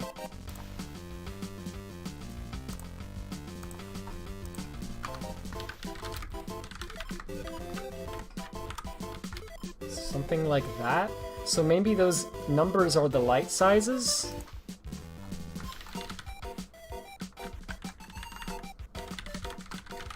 I'm gonna just say it's that for now. And then,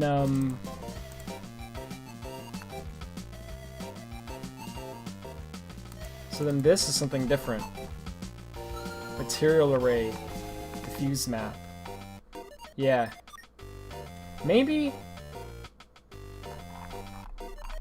You know, maybe it doesn't follow the structure of this. I was assuming that the whole time, but come to think of it, it might not.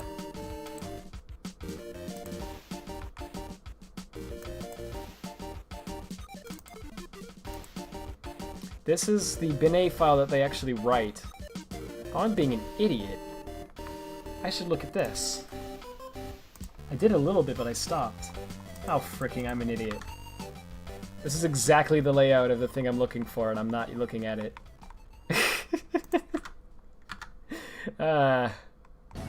Okay, well, let's look at it now. Just copy paste all that. Oh, jeez.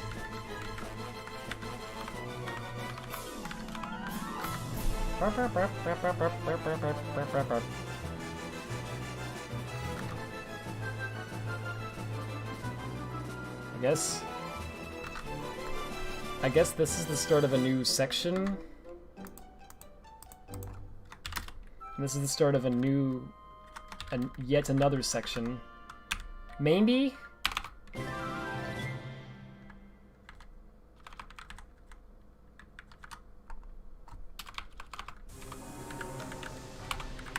It's weird, like, shuffling all the color songs like this because you get the cutscene ones in there too. There should be another line there. Yeah. I think it's like this. Okay, yeah, and then, hey, Gmar Ultra, how you doing? Sorry if this looks boring. Right now I'm doing some, technical stuff, as you can probably tell. But we're gonna get something in game soon. I'm trying to get something in Colors on the Wii that's being backported from Colors Ultimate. Namely, this grass in this debug test level that we found. Which we never cracked the Colors grass format, so this is a first.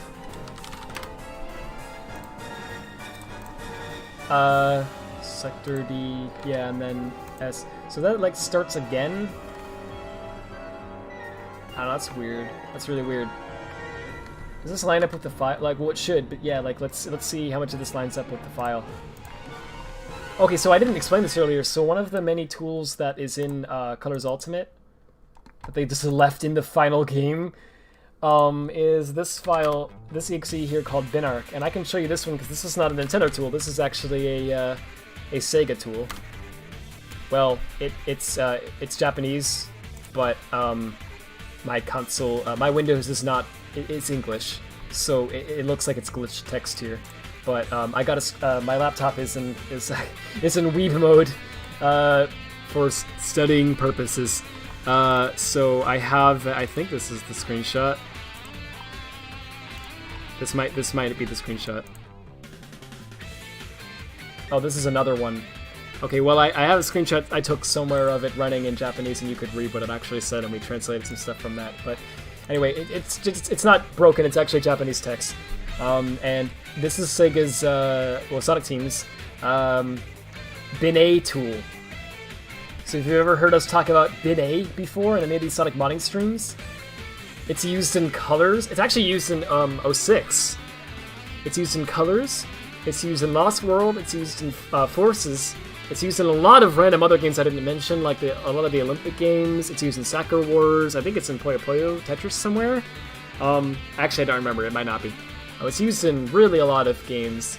And yeah, this is their tool for making bin files. So the way that it works is, you have a text file that's formatted like this one that apparently they just... wait, was this the one? One of them we found that was like left over in the game. I think it may have been this one.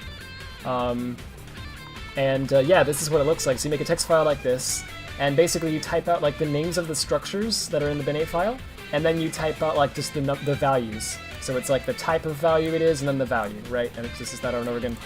And then that's it. And you just take this file, and I can show it to you actually. Let me copy this somewhere. I should be careful here, shouldn't I? Anyway, you throw this in, let's put it in your temp. And you just run the tool, so you're like, hey, binarc, I want you to take as input this file here called qnameList.source. And I want you to just, just generate a bin file from that for me, will ya? I think you actually have to put the output name as well. Yeah, I think you say like... Let's do something like that. Let's say .bin a, even though it's not actually bin. I did it wrong. May have misremembered. I may have misremembered how to do it.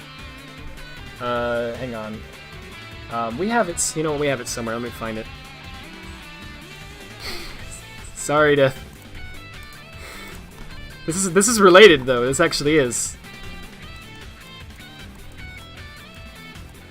Hang on a second. Let me find it.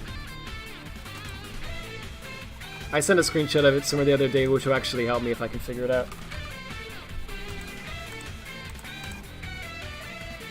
Here it is. Okay, it's options and then input files and then output files. So I think maybe it's just this. That's it. Here it is. qnameList.bin.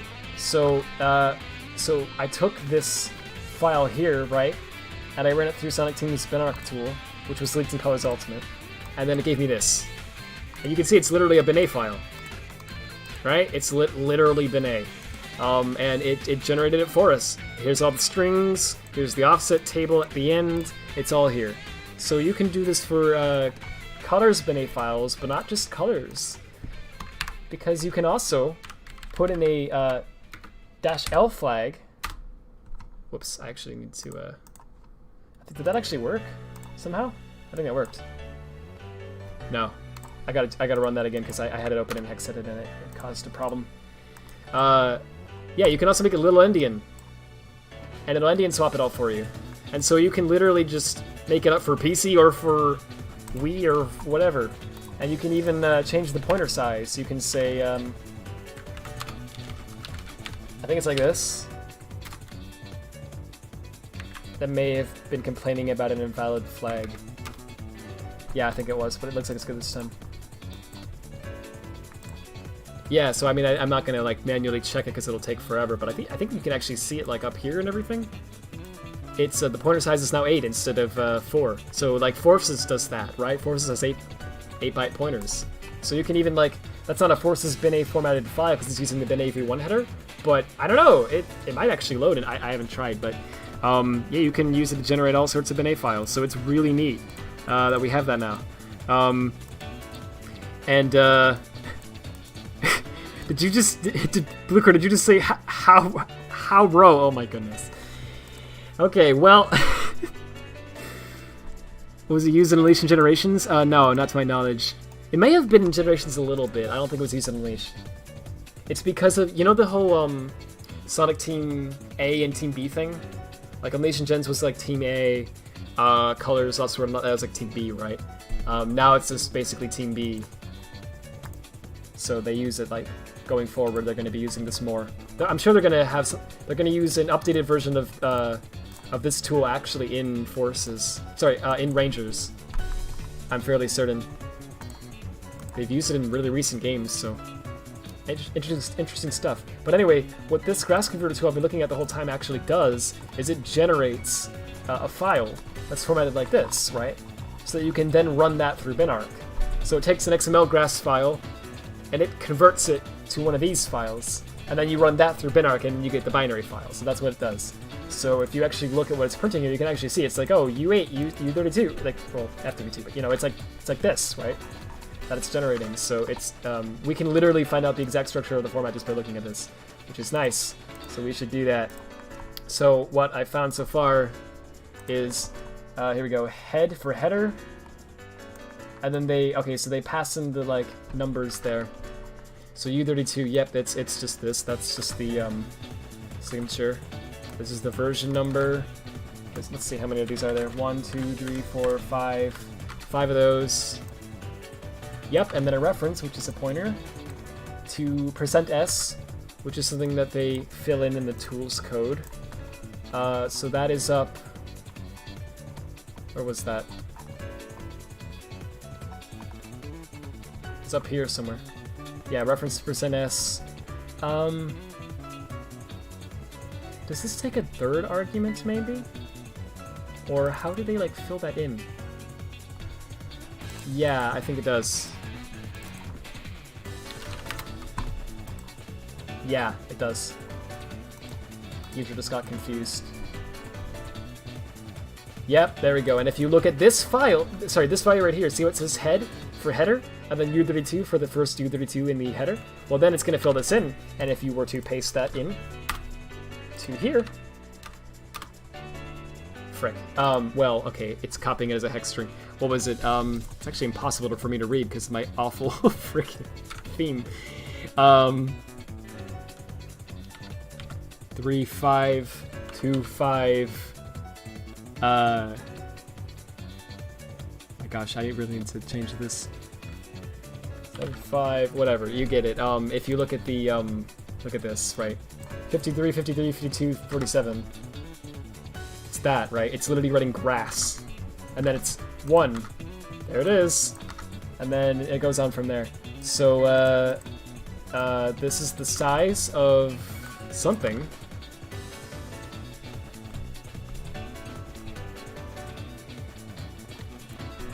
What is that the size of? I don't know, but it's the size of something divided by hex 70, it looks like. Okay, then we have another number here, which is something else. Oh, that's like what they computed from this. And then this is the something else, but it's plus hex 60. Okay. And then this is, they're checking to see if this pointer is null or not, and if it is, they just say, null, right? Sorry, the count is 0, so they just write 0. But if it isn't, they get the count, they compute that. So then they write the result count here. And then they, oh, look at this, null or BSP nodes, hey! Okay, that's the string. So, BSP nodes, and then that's %s right there. Look at that. So, literally that confirms it for us. You can fill these in too, somewhat. But I don't need to fill in all of them, but you can get the gist of it from here. BSP nodes, and that's it. So they just, okay, so they reference that right here, so that confirms for us in our spec. This is the BSP nodes pointer. Just like I had guessed. Fantastic. So I assume that's probably, I don't know, maybe that's scene. I'm just gonna call it BSP node. And I said this was scene, but what I meant was, I didn't really explain that right. I mean, maybe the scene node in the XML was actually the one that comes down here. Anyway. I don't know, but it's 8 bytes, so it's like... That's fine for now. And then anyway, let's just see what it writes. So we have ref, and then we have this, which is the count to this, sectors. That's sectors right there. Okay, so it's sector. Sector count. Alright, and we're getting somewhere now, this is cool. And then we have reference to that. We have the count for the materials. Let's go. That does material names, okay. Material count. Materials.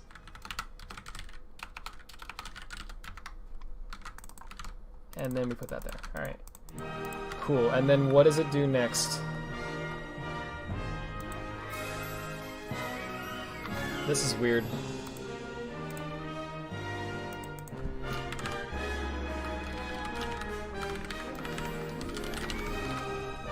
Whoops. I'll save it later.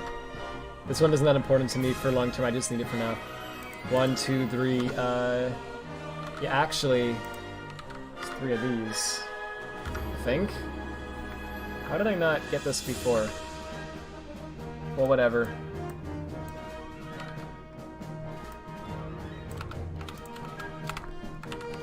I'm reaching for the stars, guys. Do you think that I'll get them even though they look pretty far? I wonder what the percent means at the beginning of that. That's kind of weird.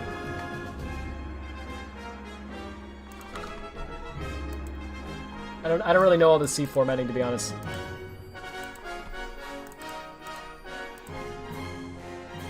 So it's literally like, yeah, it's 3. I think it's just a float that it's like putting to a certain. It's 3 floats is what it is. Anyway, which is what I put here, vector 3. That's 3 floats. Ref materials, and then there's that. Yeah, that's freaking weird. So what is this about? Oh, it's 3 U32s. Oh. But it's like formatted based on the hex value of this. That is so weird. Okay, it's just... I think on 3 isn't used anymore.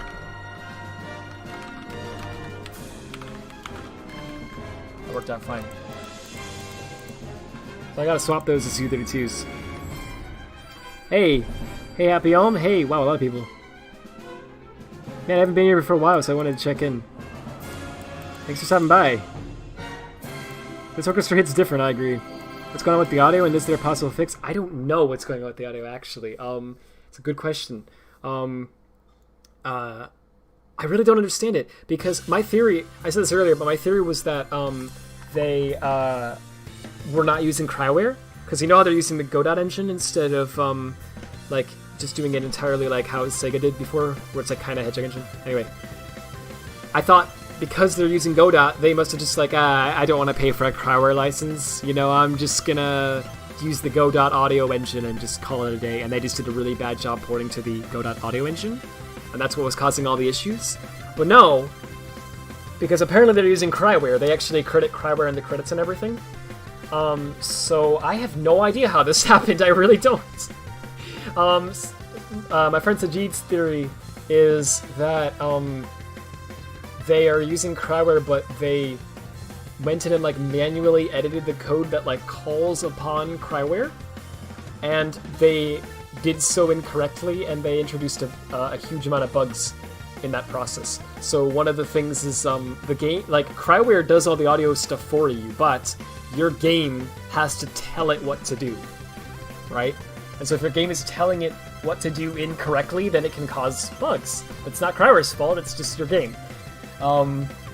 So his theory is that the game is telling Cryware, like, play this song at this volume, and then it's like, the volume that it's passing in is incorrect, you know what I mean? Or whatever. Things like that. Like, the numbers that it's passing in are wrong. I think it's something like that too, it has to be, because I don't know what else it could possibly be. As for if there's a possible fix, it's always possible to fix things, right? It's a question of whether or not it's, like, practical, right? How hard would it be to fix it, right? To answer truthfully, I'm not entirely sure, because it depends on exactly what's wrong. If it's something like that, it might be an easy fix, it might also be a nightmare fix. It really depends how bugged their code is, right? If it's like a simple numbers error, then we could probably go in and like kind of patch that.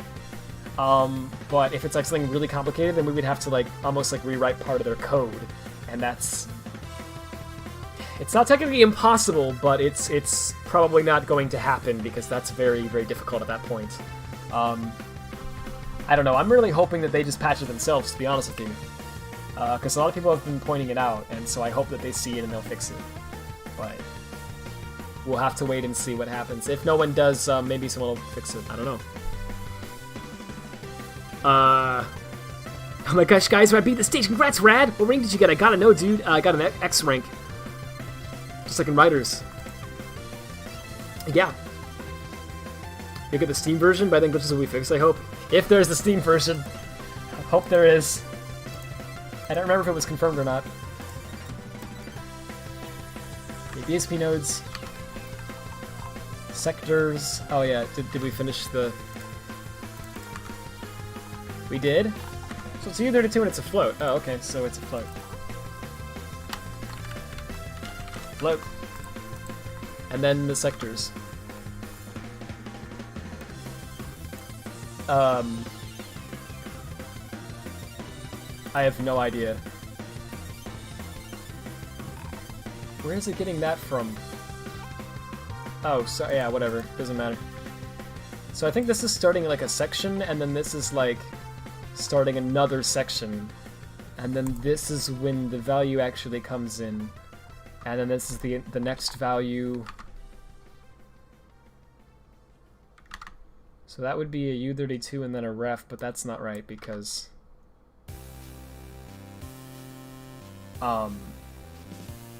It's just not right. I don't know what to say, it's just not... Where's the other... Oh wait, it might be. That would be this part.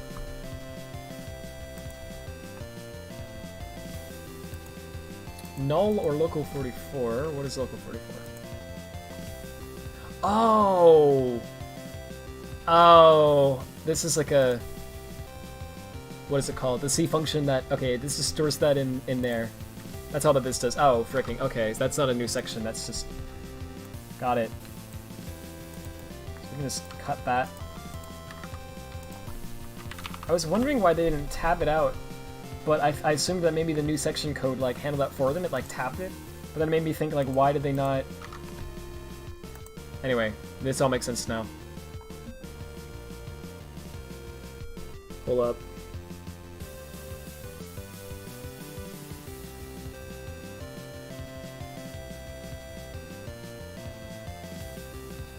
Hold up a second, sorry.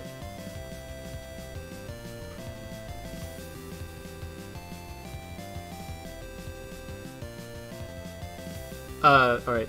As for... Wait, what did you say? They confirmed a Steam release in one of the Sonic live streams. Oh, good, good! I'm really glad to hear that. Okay, good. As for how long, going by other Epic Games, probably 6 to 12 months? Oh, jeez. Hope not. I hope it isn't that long. That would be really bad. But, I mean, at least we're getting one, so that's good. Happy about that. Okay, so they write sectors, and then they write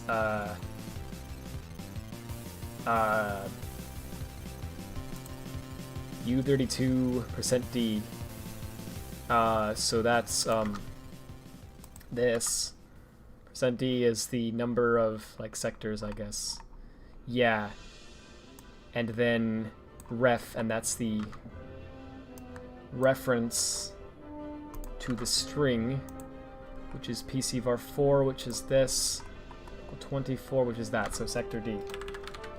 And I sometimes, a lot of times I'm like, oh, what I'm saying makes sense, because like it makes sense to me. And then sometimes I realize that I really am speaking in like Star Trek language to people who don't know.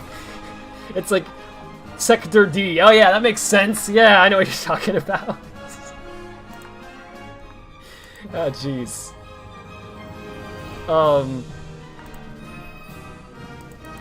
Okay, this is just 3. I guess it's a variable. Yeah, this is just like the C function that just like prints to a file but with formatting. So this is like a variable args thing, I think.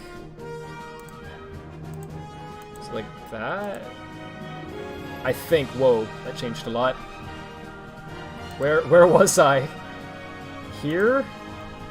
I don't know if that's... Yeah, I don't know if it's totally gotten all of that to be correct, but it's... This one should have 3 that are passed in, but anyway, whatever, we can... This should be more accurate. So... Sector D! And then... Well, that's not really good, though, because that made it so I can't... This is less accurate, but it's gonna give me NFT compilation that's easier to read, so I'm gonna do that.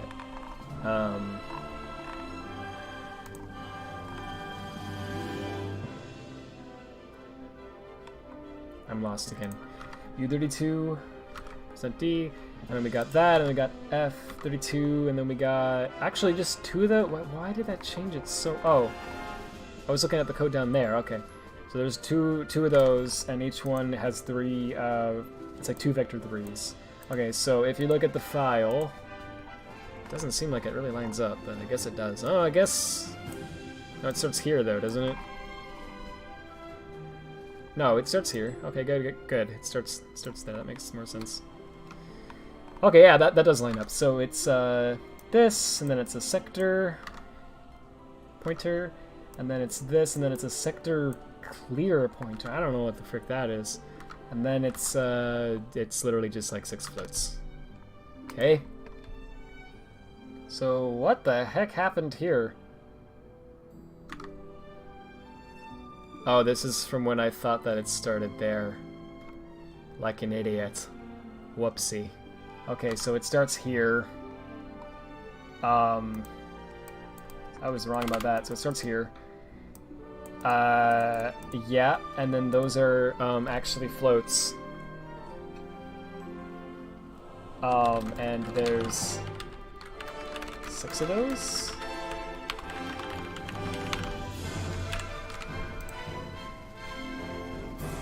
Bruh. It's safe to say it will definitely be on... Oh wait, they didn't confirm Steam specifically? All they said was the Epic exclusivity was timed. Oh, okay. However, it's safe to say it will definitely be on Steam. Yeah, I assume that's what that meant. I think they just said that because they're not allowed to say Steam yet. You know what I mean? But they are allowed to say that the Epic exclusivity will end at some point. So that doesn't mean Steam release. What does that mean? It'll be an Origin, guys! Oh boy! I'm freaking hungry. So I'm gonna eat a little bit. I'm gonna mute the mic so you don't have to hear my horrible eating sounds. I'm gonna try to do this with one hand and work with the other. But yeah, I'll be back soon. Just don't worry. If you're like, where's Rad? That's what's going on.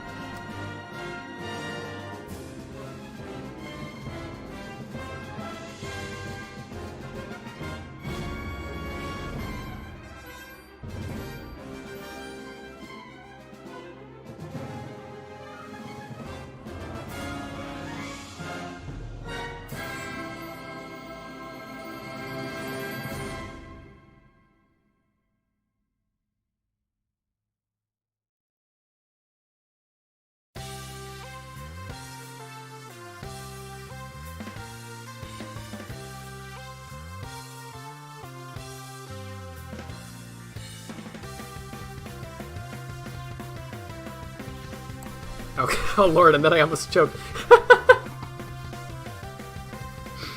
Holy frick, okay. Wow, I don't usually do that. that was rough. We're good. Hi. Sonic Colors Ultimate on Game Jolt win. Right now. Blind Scroll Engine logo. Nice. Oh, you're making a Colors Ultimate mod loader. Nice. Cool stuff. Yeah, if you're able to do that, that'd be great. Right, give me a second again, I'm sorry.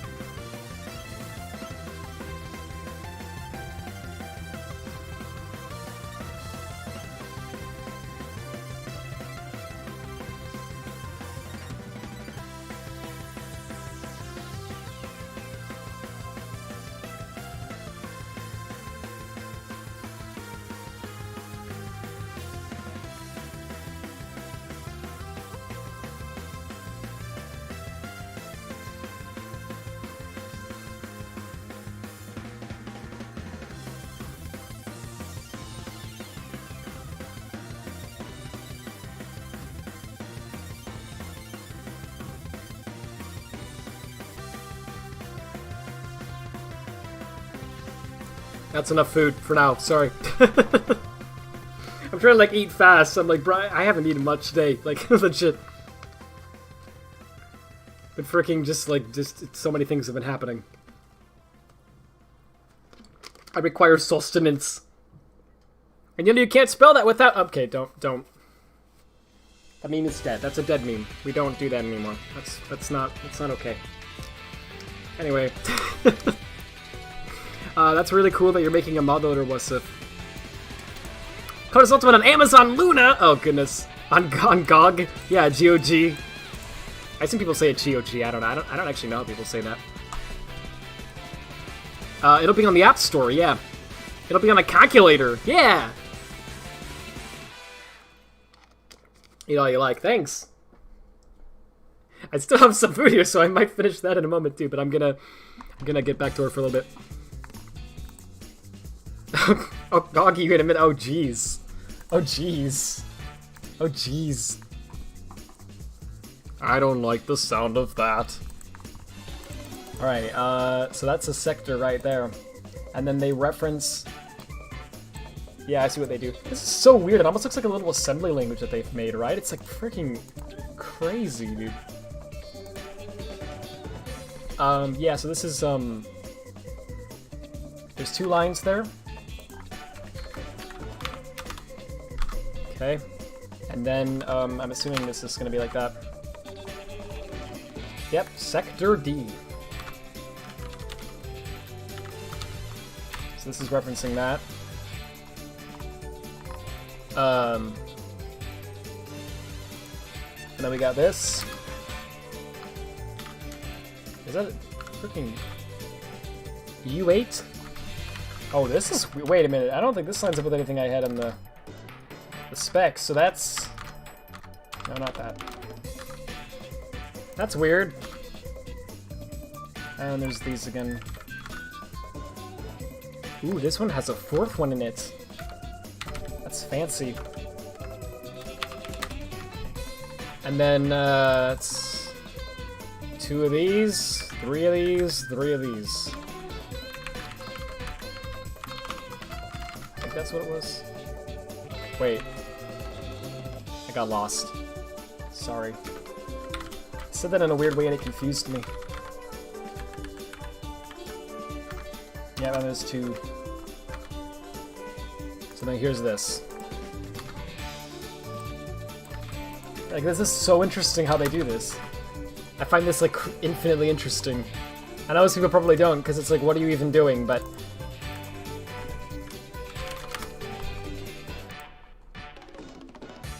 Well, that's fascinating. I think it's like S8 and then they just write the number. Yeah. Oh, they write... Do they write several of them? Yeah, they write exactly hex 20 of these, which is 32 of them. Is that right? Oh, no, they write... Yeah. 32... Like, it's twice, so there's like... I'll tabbing to the wrong thing. This? That's weird. And then that happens exactly 64 times. Well, it says 32 times, but I think it's 2 on each iteration. Oh. Or not. What does this get set to? It gets set to whatever that... Oh, no. Well, that's a pain. Whatever. It's a lot. It's a whole lot of these. Whole lot of these. We'll just leave it at that. And then, it's a line 4, and then 2 of those. So they align it. Yeah, I knew that they did that, because I saw it in the... This is so crazy! Like, jeez, man. Okay, so they do that for every sector. So they repeat all this over and over, and then once they're done, they have another new line. And they say materials, and this is the final part. I think that's probably... Yep.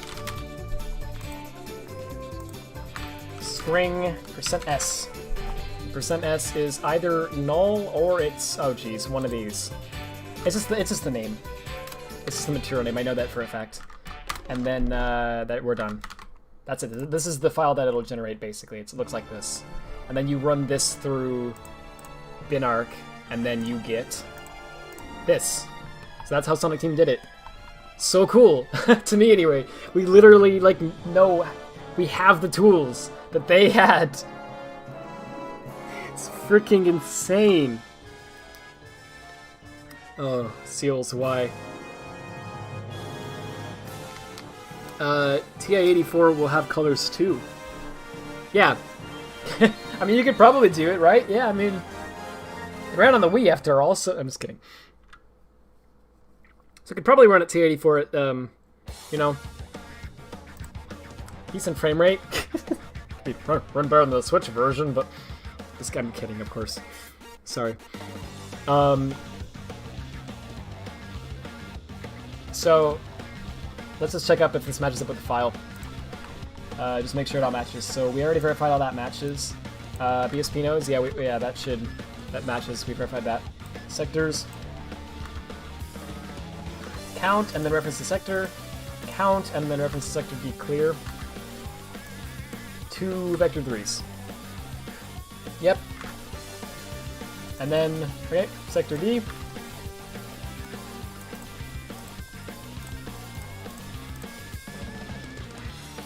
It's just a matrix. Never mind, it's not a matrix. What? Well, glad I checked this. I would have been swapping that wrong. That would have caused issues. Oh, frick. Yeah, look at this. Well, I had an extra pineapple. There you go, that's that. And then there's this whole lot of these. So we found out there was exactly 64 of them, right? No, there wasn't. Sorry. There's exactly count of these. Whatever count happens to be.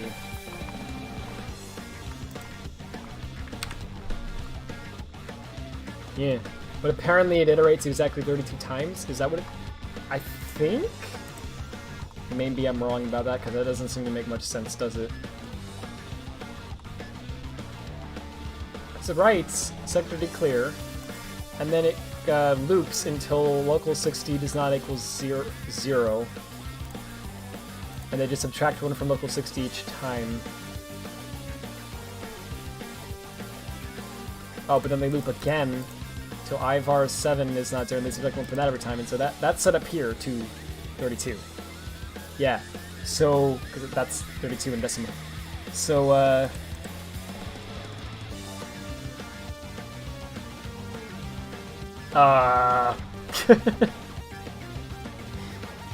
why do they do that? I don't know, but I think it's guaranteed that there's at least 32 of these then. So the bytes have like different purposes? Yeah, look at this. Wait, hang on. Nah, I don't know. I don't really know why, but whatever. But we don't need to care about that. These are bytes. We don't have to swap them. So anyway, all we need to do is, and we got it. We can swap it already. We have enough at the front. Figured out to swap it. Hey, Sherrier! Holy frick! Welcome back. Are there so many fun folders? That's a lot of fun! It sure is fun! It's a good question. These are, fun here is actually short for, function, which is like it's like a programming term, but, basically a function is just, a block of code that does something, right? So you can run a function, over and over again to make it do that thing over and over again if you want, right? Or just once, whatever. So when they say, like, fun, this whole thing here, right, you might actually notice that this, well, I don't know if you can really see it on the screen that well because the YouTube compression might make it a little bit hard to read, but basically this number that comes after the end of this here You can see it's actually used a bunch. Like, see, it's like done here, it's done here, it's done here, all that place, right? So this function writes some text to a file. So this is the file they're writing the text to, and then this is the text that they're writing. And then they can also pass in some other thing to the text if they need to. Yeah, that's it. So they're just saying, hey, write this to the file. Okay, now write this to the file. Okay, now write, and so on until the whole thing's written, right? So yeah, this, by the way, this whole thing I'm looking at is a Sonic Team tool that we have now, thanks to the Colors Alternate link. So yeah, this is a tool that they use to generate a file that looks like this. I think I've been trying to figure out how the file would look based on this. It looks like this, except for, you know, that there's some things that are obviously not quite how it would look because I just kind of, this is just a reference for me, but it's good enough for me. I can now figure out how the file is. Anyway. Hey, Mikester, holy frick! Been a bit, yeah! It's been a bit! I returned, Houndford Rad, it's been a while, it sure has. Hope you've been doing well. It's good to see you again. So the announcement of not modding Sonic Colors Ultimate, is that just going on here, or did I miss some update? Yeah, I'm not modding Ultimate specifically, but I am looking at stuff that came from Ultimate. I'm trying to get stuff into Colors on the Wii. I think it'd be cool. Because they left some debug test levels in Colors Ultimate, as well as debug tools, which was illegal. They included Nintendo tools. Oops! Every copy of Colors Ultimate that you can buy right now has Nintendo tools on the disc or cartridge. Isn't that great? Even the PC version. So if you get it on Epic Games Store, you'll get free Nintendo tools. Well, not free. You have to pay for it. The game's $40, but $40 for Nintendo tools, man. It's not legal, they did it by accident. But anyway, I didn't buy it, Meister. I'm just looking at the files. I can't actually run the game. But yeah, a few of my friends did buy it. Actually, most of them didn't, which surprises me because, listen, we're Sonic fans. We like this character. We like this brand. We want to do everything we can to support Sonic games, and especially PC ports and all that, right? So, you know, for us to actively, like, almost somewhat boycott this, right? Like, you know they messed up. It's not just a little bit of like, oh, we don't like the lighting, you know, it's like, this is really not, this is something that really messes with people personally, you know? Because it goes against our typical values, like, that's how far, you know what I mean? It's like, yeah, so also Nintendo's now offering refunds for it on the Switch, so, and they never do that. So it's that bad. So if you have it on the Switch and you're disappointed with it, and you wish that you wouldn't have spent your money on it, well, you can get a refund, apparently. I don't know how you do it. I think you have to call them or something, but... Anyway. If they want Colors Ultimate to succeed, we need the... I should get the Wispings out of... Holy frick. I should get the Wispings out of my playlist. I did out of my other playlist, just not this color-specific one. Sorry. I can do it, it's just faster to skip it than to go through each one, you know what I mean? It's just one button press. It comes with the official. Wait, what do you mean that wasn't on purpose? Yeah, no, it wasn't. What do you mean? It was definitely on purpose. A person who's bought out to committed a crime.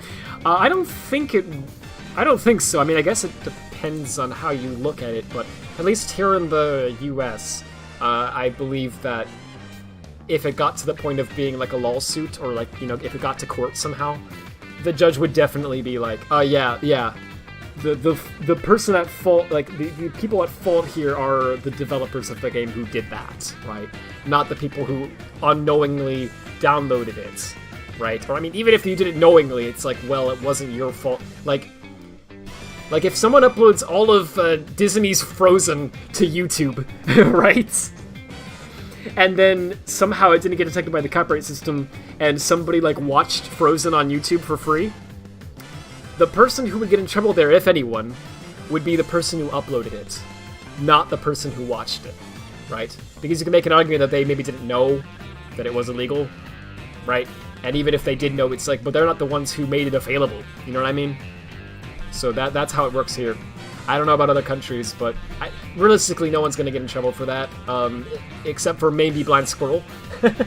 They might get in trouble for that. It depends on if Nintendo finds out and cares, right? But anyway. So, are they actually? No way. Where do we find this out? Well, I heard it from someone on Twitter, so it's not the most reliable source in the world, I know. But they claim that they just refunded it. Apparently I've seen people who are claiming that they did. So I don't know. Apparently you can. It's worth a shot if you feel like it's not worth it. They seem to be accepting it. So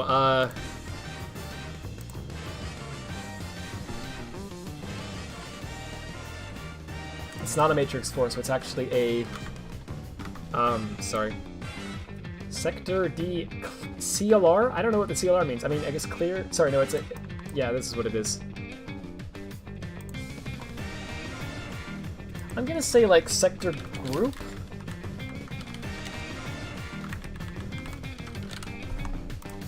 And then this is a sector group, right?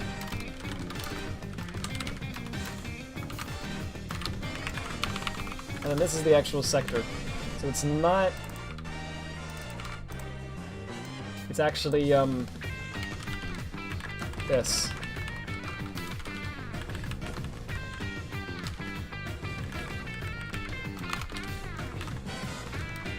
I don't know. I don't know what CLR means, but they call it CLR. I think it could be like clear, it could be like something else. I don't know. So let's see. Here's what we have here.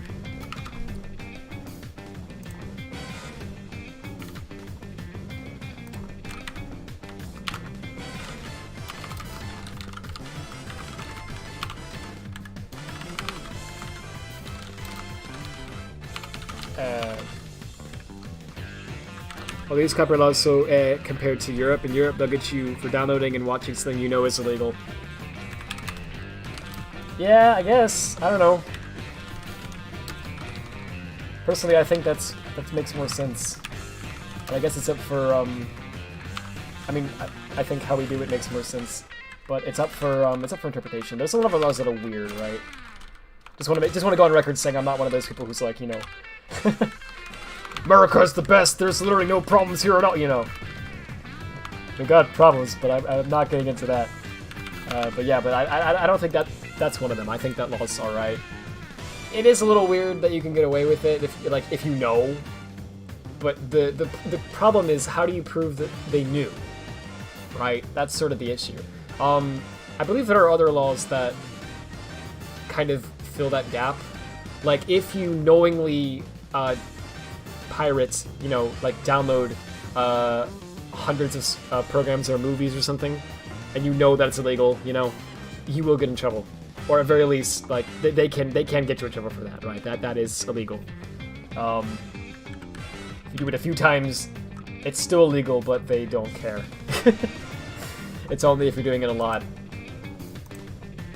But what we really go after the most is the people who are like dealing it, not the people who are downloading it, right? Because the argument is that because one person downloading it causes so much harm, right?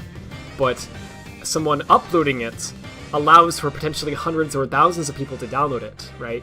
So the argument is that harm that they cause is like a lot more potentially than the harm that one person would cause. So that's why it's like that. And I don't know, I think that makes sense, but I can see how maybe it's a little flawed. They did the Blind Square did the Mass Effect remake. I don't know if it was good either. I heard so I actually heard before Colors Ultimate like launched, I heard people actually being like, "Oh, Blind Squirrel's doing it great. Blind Squirrel made some great remakes," and I heard people like praising their remakes. So I was actually like, "Okay, let's give them a shot," you know. And then this happened, and I'm like, they made good remakes, you say? I don't know. I know nothing about their other remakes. Maybe they are good. I don't know. I heard other people later saying that actually the other remakes weren't great either. It's just that they didn't. The problems that they had weren't as jarring, so most people who played them didn't really have an issue with it, right? I don't know. That sounds like that's true to me, but I don't know. Maybe they're great.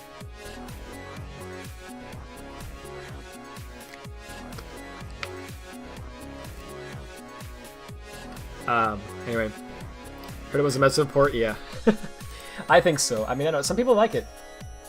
And if you do, that's great. I'm just seeing a lot of issues. And it's not just like, you know, again, it's not just like, I don't like how Sonic is shaded in this one. It's like, it's a lot more than that. I heard some people were complaining about the eyelids, and like, listen, the eyelids, they clip inside of Sonic's head, and that's, you know, that's weird, that's not great, I don't like that, but like, that's a nitpick, you know what I mean? That's not like a, this is literally unplayable, the eyelids, you know, it's like, so I'm hearing a lot of people actually using that as like a, to make fun of people who are saying the game's bad. They're like, you guys are just complaining about the eyelids, it's not a big deal, and it's like, I'm not complaining about the eyelids, right? I don't know. Most people who are complaining about it are not complaining about eyelids or things that small. We're talking about the game literally crashing. We're talking about audio not playing. You know what I mean? We're talking about bugs that cause you to fly through the ground, you know, seizure effects appearing on this. We're talking about that stuff, right? So, yeah. Okay, so anyway, that's enough to get this working. So what I'm going to do is I'm just going to make a quick hedge lib class, and we're going to actually, like, get this in game. Kind of don't want to Unleash Ultimate now. Yeah, every time people were like, let's get Unleash Ultimate, I was like cringing, like, I want Unleashed on PC and on Switch and everything real bad. I don't want it like this though, right? I want it to be like quality. If we can get a quality Unleashed port, I would be happy about that. Everything they've released has had major issues that Sonic Colors Ultimate also has. Oh, seriously? Oh. Oh dear. Okay, so, well, if that's true, then I don't know why... I don't know why some people were saying that their ports were good, then. But, I don't know, maybe it's only the Sonic fanbase that cared. The thing about it, Sonic Unleashed, is that it won't require nerd as much crap as this game ended up. They just hand it to Devil's Details and they did the Gens port. Are they still, like, a thing? I don't actually know anything about Devil's Details. I just know they did Gens and that's it. I'm doing something, by the way, you can't see it, but it's on the second monitor. Do you think they'll patch the game within a week or no? I think they will patch the game... Yeah, probably within a week, I think. I do think they will patch it. I don't think the patch is going to be like everyone says. Because people act like the patch is going to be like...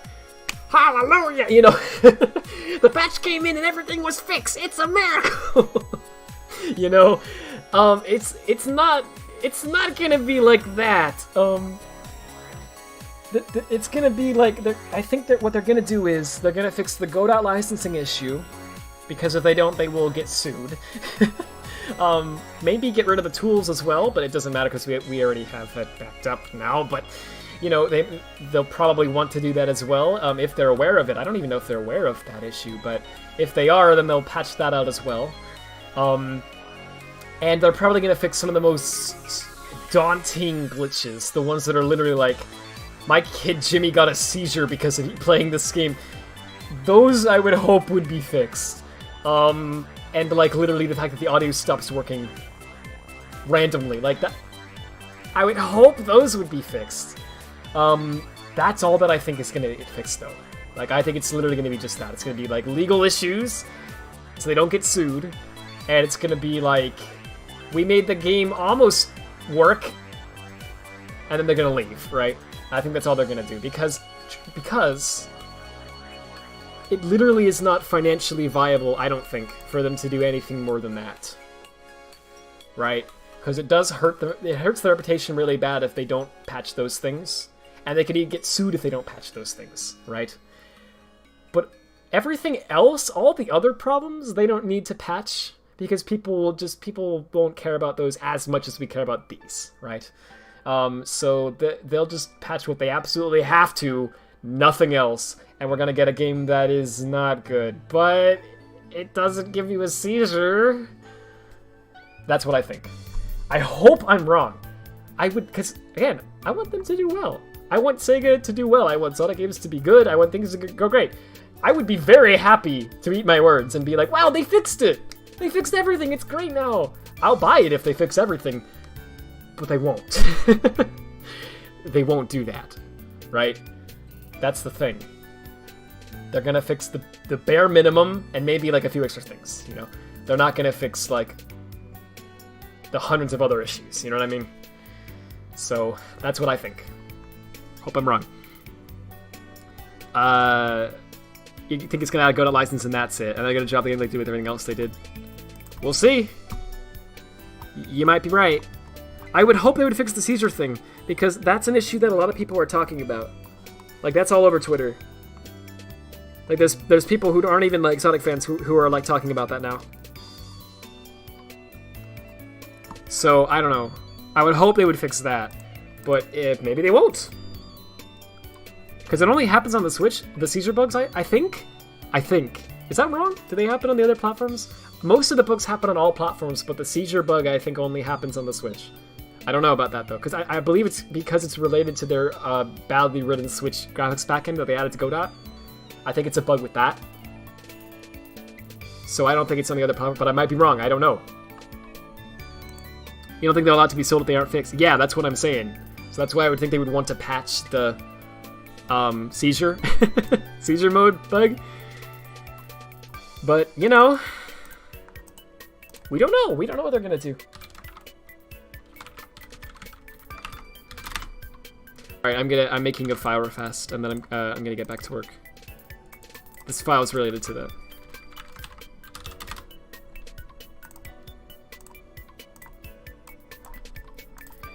Okay.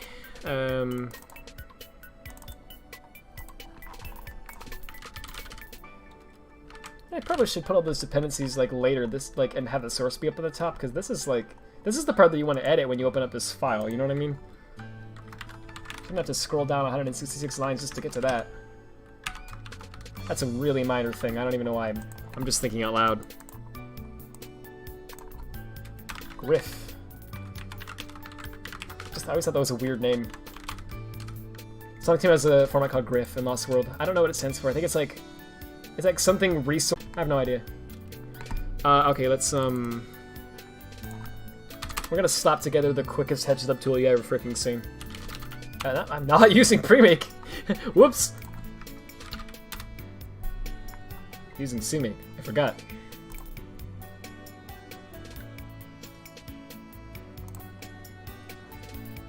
Okay. Sure. Okay. You can see I'm doing a thing up there for Hedge Edit. It's gonna be cool soon. It's based on a Sonic Team thing. If some people who are watching this probably actually know what that is. I think most don't, but I try to explain it, but it's not really relevant. So if anyone wants to know, I mean, ask. I guess. I don't know if people care though. It's anyway. All right, so we're gonna Gris. I'm really tempted to just add the A. I probably should. Get to it later.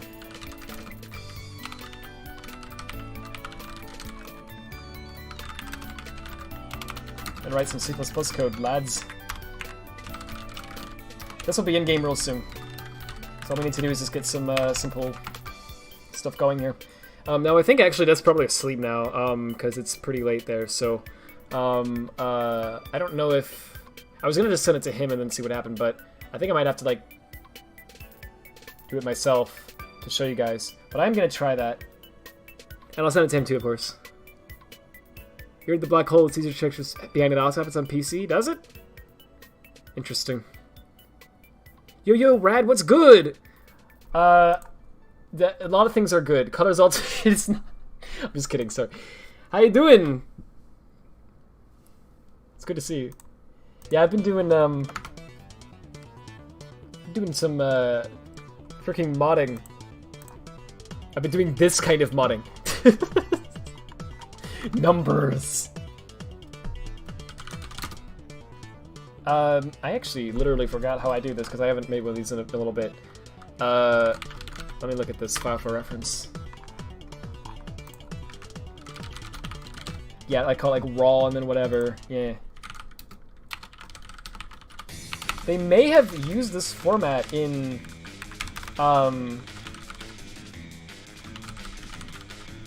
Lost World as well. I don't actually know.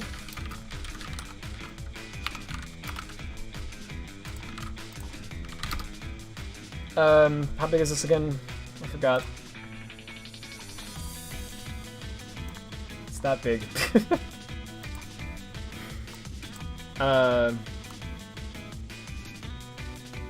64 bytes. Okay, I think I usually throw the signature like here.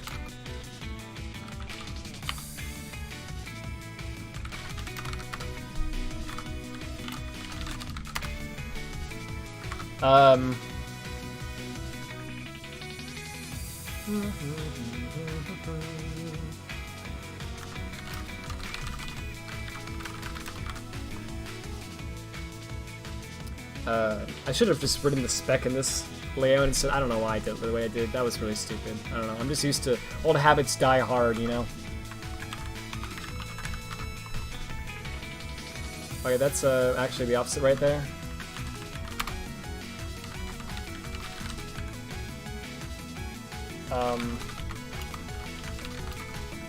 Nope, it's like, yeah. And actually, I can just make this an array. Yeah. BSP nodes, and then we have, I forgot what that was. Sector groups. That's what I'm calling them. I don't know. And then materials.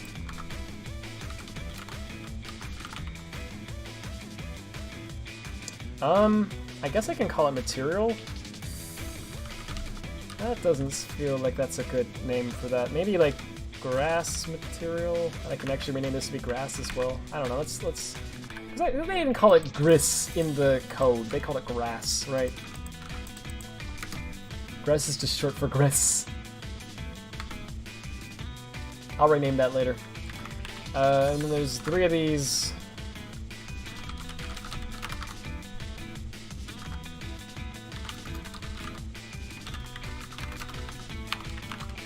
And then there's vector 3.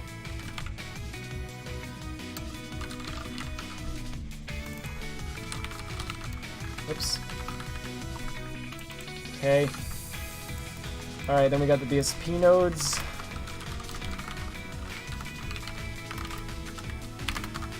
All we're gonna do is we're gonna write out everything in this file, basically, and then we're gonna like do some quick code, get it in game, and that's it. So all this stuff is gonna get, you know, in like Planet Wisp, the grass at the beginning of the level, it's for that. The test level that's up to Runco's Ultimate has a bunch of grass, and we've never seen it before. Like literally, no one has ever seen it before. So it'd be really cool to get it going. So that's why that's what I'm doing. Okay. We could probably write this in the order that it comes in, roughly. GL. That was a typo.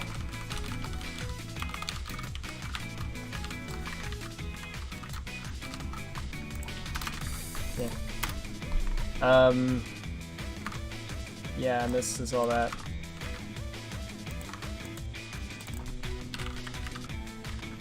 We could just say raw sector, I guess. I should also say, I should say grass, because these names are like generic enough to where they'll actually probably get mixed up with other things, and I don't have it in a namespace, so maybe I should actually have like a grass namespace or something. That's dumb. No, that's dumb. Freaking a namespace just for grass. What did you do today, Rad? Grass. I'm just gonna call this CLRs. I don't know what to call it. It was, yeah, 2 vector 3s. Probably like ranges or something, right? Not rangers, sorry. Ranges. I actually like the Game Land remixes. I heard some people were sleeping on them. They were like, yeah, the Game Land remixes aren't that good. I'm like, bro. I like them. I don't know. Frick, I don't know. 4, and then, I don't know. Oh, it was 64 until I remember.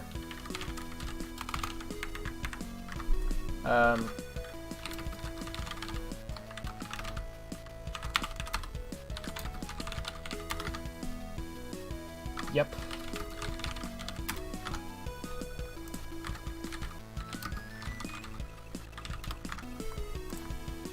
We won't know what many of these are for a while, but I'll look into that tool later off stream and I'll figure that out. But it doesn't, for now, it doesn't matter if we know what they are. All that it matters is that we know the structure of it.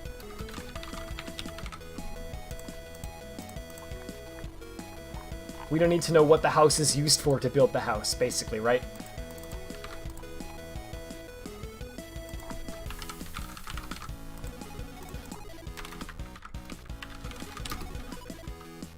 They posted about a 6 a few days ago, right before Colors Ultimate. That was probably a coincidence, but that's funny. And that's literally it. I could probably actually, like, that doesn't even need to be a struct, but eh. They do it like a struct, I assume, so that's fine. Okay, so we need to make some Indian swap functions, and then we can just, and that's it. That's all we need for now. We don't need to do the fix and everything yet. We can do that later. It's been a while, not gonna lie. This should be good enough. So we're just gonna say Indian swap, and we're just gonna do it. So all we need to freaking do is just like, I think they actually swapped the signature, which is funny. That's funny. Yeah, because they treat it like a uint, so we should do that too. Version unknown 1. I'm just gonna 2. Okay, so that's like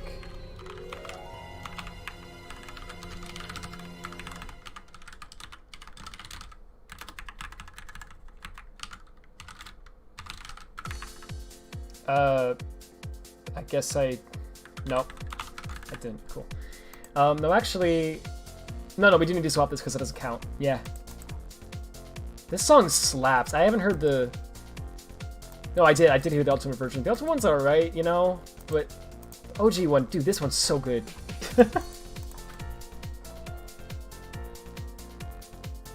Okay, the YouTube compression cut out the highness of the song. It did? Wait, is it that bad? What the... It shouldn't be that bad.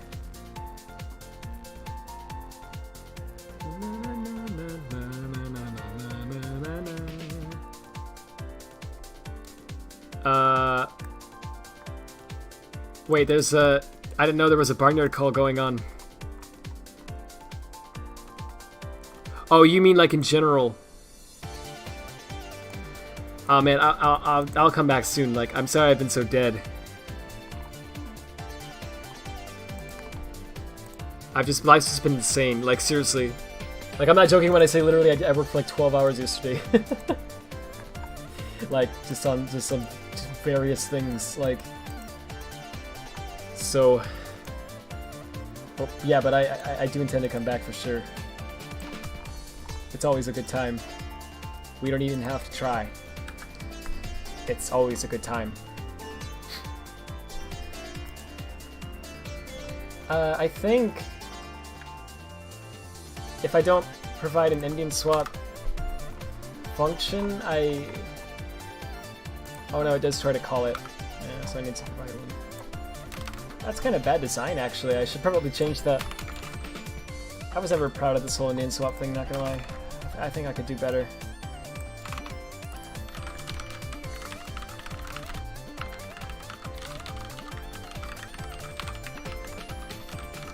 We don't need to swap the bytes, but we do need to swap the array, because it has a count in it. And we don't need to swap, yeah, these are just bytes, we don't need to swap those. Can't swap a byte, really. Like, how would that even work?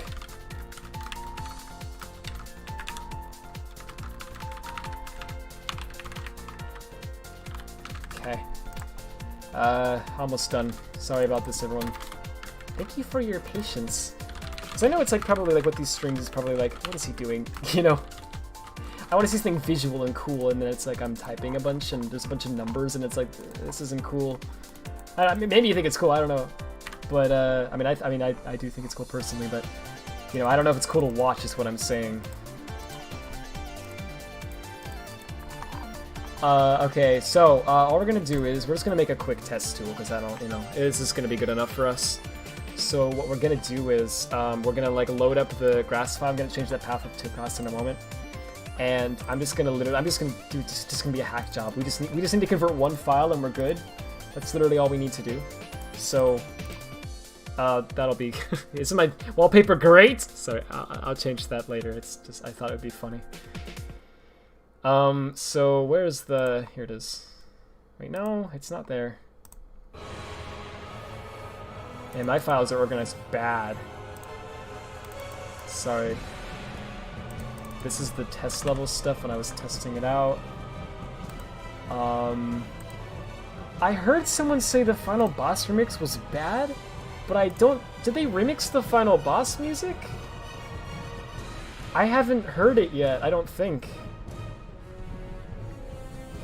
I hate programming. This is why the Sonic Colors Ultimate mod loader was written using Scratch, which I ported Windows Forms to.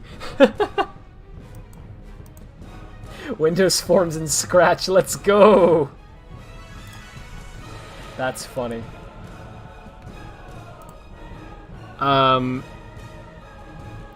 Where did I freaking put this? Sorry, give me a second. I think, because I downloaded the grass file, oh, it's in my freaking downloads, oh my gosh, oh my gosh, my hard drive is a complete freaking disaster, but it's like, cleaning it up would like take so much time, and I don't have time, you know what I mean? It's like, I gotta do stuff, dude, there's like constantly new stuff to do. So I just like, dwell in my mess. There's files everywhere, and I'm just, I'm content living in my garbage. My own mediocrity. Is this the file? We'll find out. Yes, that's the grass. Wait, but I have it. And Hexedit. Why didn't I just... It's there. That's freaking stupid. Oh, wow. Okay, my files are really bad. Okay, I'll rearrange stuff. Anyway. Because it actually actively costs me time sometimes, right? It's like so bad. Okay, going to put it... I don't know. I don't freaking... Here. Is that dumb?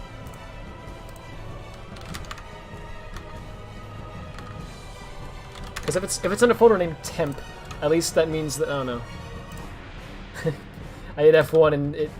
Explore tried to do its very helpful thing of like, I'm gonna Bing, how do I get help for you? And it's like, I don't want that. Why would anyone... Chat. Has anyone here ever used File Explorer in Windows 10 and went, you know what, I'm stumped. Dude, I don't know how to do it. I don't know how to use this. I just have no idea how to like use this very simple file tool. Man, if only there was some sort of help for me. I know! I'll hit F1 so that I can Bing it! Like, I would be shocked if anybody has done that. Okay, what we're gonna do is... We're gonna swap it. So we're gonna say, first of all, we're gonna say,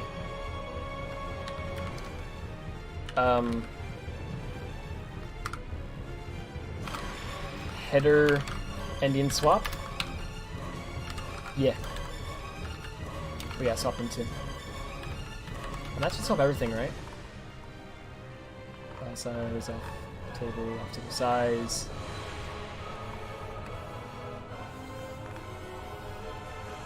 Yeah, it swaps everything but the things that don't need to be swapped. So we swap that, and then we're also going to set the... We're going to get the endian flag.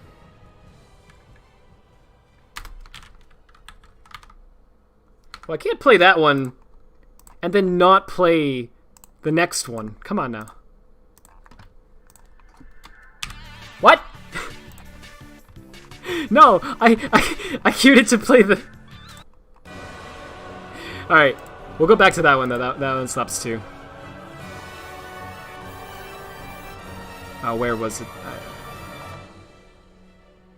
It was this one. Yeah, okay. Am I missing something? started using Vivati, and it's rad. It's not me. That's cool.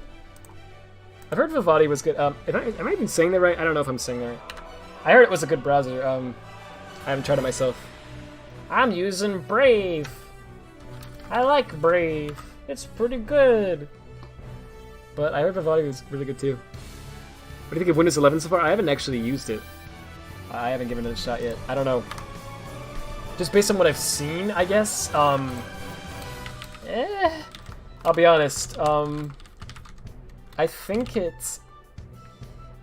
was like, here's what happened, right? Because Microsoft wanted Windows 10 to be the last version because they wanted to copy Apple's thing of like OS 10, and then everything else is just an update to OS 10, right? And it seemed like they were like totally committed to that.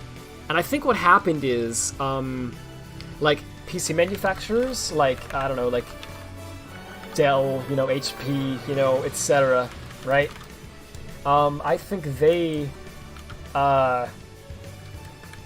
like came to Microsoft, right? And they were like, "Hey, listen, in the past, whenever you would release a new Windows version, right, it would boost the sales of our laptops dramatically because people would be like, oh, I gotta get the new Dell that has support for Windows 11, you know, right? And since you stopped doing that, we haven't had those boosts anymore, and we really missed a boost, right? Don't we all? Missed the boost game? No, I'm just kidding. So they were like, can you please make a new Windows version? And so I feel like that's legit what happened. And so Microsoft went, okay, I guess we could like make a new theme and then call it Windows 11. So I'm sorry, right? But like that's what I'm seeing. Like Windows 11 to me looks like Windows 10, but they made a new theme, you know? And like that's fine, I guess. You know, I'm glad that glad that we actually like that they're making new Windows versions again. Because I missed that. Like when they said when someone's gonna be the last version, I was like, that's. I mean, I guess it's good that we don't have to pay for each new version anymore, but, you know, I miss having new Windows builds, you know? Like a new big Windows version every few years. That was cool. I missed that. It doesn't feel like Windows 10... Like, Windows 10 has changed a lot since launch, I guess, but it doesn't feel like it, you know? I don't know. It's hard to explain what I mean. So I preferred how they did it before, so I think it's cool that they're doing that again, but, you know, I don't know. I wanted more features, you know? What I'm hearing so far is basically like, it's Windows 10, but new theme, and I think there was like a DirectX thing or something. Good! You know, oh yeah, there was like an auto HDR thing or something for games. I think? Which could be cool, or could be not so cool, depending on how they implement it. People were concerned about it, actually, because apparently they did something similar a while ago and it was bugged. And didn't look good, so I don't know. Hopefully, it's good. I want to be proven wrong, but I really do think it's just basically what I said with the theme. And as for the theme, I'm not sure, right? I gotta be honest, I'm actually not that big on the rounded corners coming back. But I don't know. It's not terrible. I mean, old Windows versions had rounded corners, I guess, for Windows. I don't know. Like, I think the new icons are better. I'm glad that they're making an effort to make it more consistent, and I think that they are doing a good job with some of that. I'm not sure what I think of like the new File Explorer and stuff yet. I don't know. I'll have to, like, the thing is I'll have to use it, right? I can only tell so much from the screenshots. I feel like I really am gonna have to like sit down and like use Windows 11. Like it's my daily driver, right? For a little while before I can really tell you what I think of Windows 11. Oh yeah, the TP. So I didn't even want to get into that because it's just a whole. Yeah, but yeah. I don't know all the details of that, but I heard that they have this new requirement for this like CPU technology called TPM, I guess. It's like a security thing, and it's a mess. Haven't they dialed it back now, or at very least they like made a new tool that like clarifies it better or something? I don't know. I heard that there was like it got a little better because so many people complained. Something I don't know if that's right. But a lot of, for those who don't know, there's this thing that Microsoft is requiring in Windows 11 that if your computer doesn't support this thing, then you can't update to Windows 11. And there's really a lot of computers, apparently, that don't support that thing. Or that don't have it turned on in the settings, in the BIOS, and you have to like go into your motherboard settings and turn it on if you don't. So it's caused a big mess and a lot of confusion because Microsoft didn't really make that clear and they had this tool that they released that was like, you could run it and it would tell you if your computer was able to run Windows 11 or not. And for a lot of people, it would say no, even though they could if they just turned on the setting in the BIOS. It didn't tell them that, so it was just it was a kind of a big mess. It still is a big mess, I guess. I don't know. I don't really know much more than what I just said. Like, that's literally all I know. And I might even got some of that wrong, so, you know. But, yeah. Hopefully that all gets sorted. I don't understand, to be honest. I don't really get what it does. I don't get why it's necessary. It's like security, I guess, but is it really a big security thing? Like, I don't know.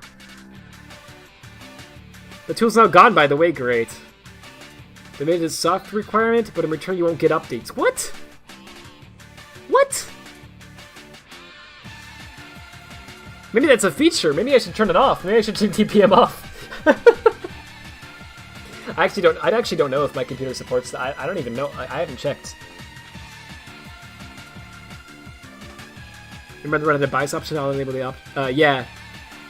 I mean, hey, oh yeah. I mean, I guess people are gonna have to do that soon, aren't they? Like BIOS, like motherboard manufacturers, they're gonna have to actually release BIOS updates just to literally like do that. Because if they don't, they're gonna have freaking hundreds or thousands of calls from users around the world who don't understand, who are gonna be like, "Why can't I run Windows 11?" And they're gonna have to be like, it's a setting that you have to turn on. Microsoft made it really unclear about that you had to do that. It's not our fault, you know. Are you using Windows 11 during the summer, and aside from performance issues, you vibe with the new aesthetic? That's good to hear. That's reassuring. Yeah, there's something. Actually, there's a lot that I saw in the aesthetic that actually is kind of nice. But there's some stuff I saw that I was kind of like, eh.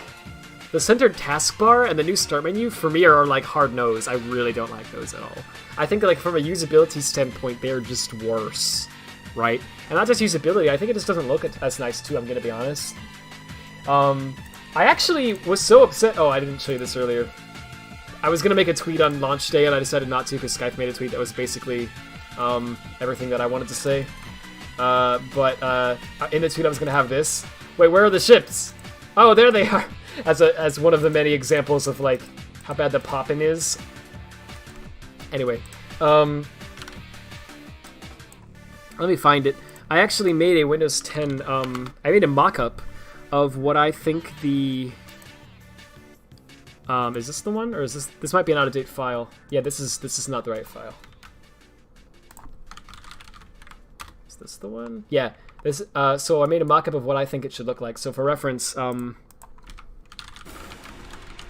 going back to the modding really soon. I'm doing this really fast. So this is what the actual Windows 11 start menu looks like, I think. Let me look up the dark mode version because I want to be fair.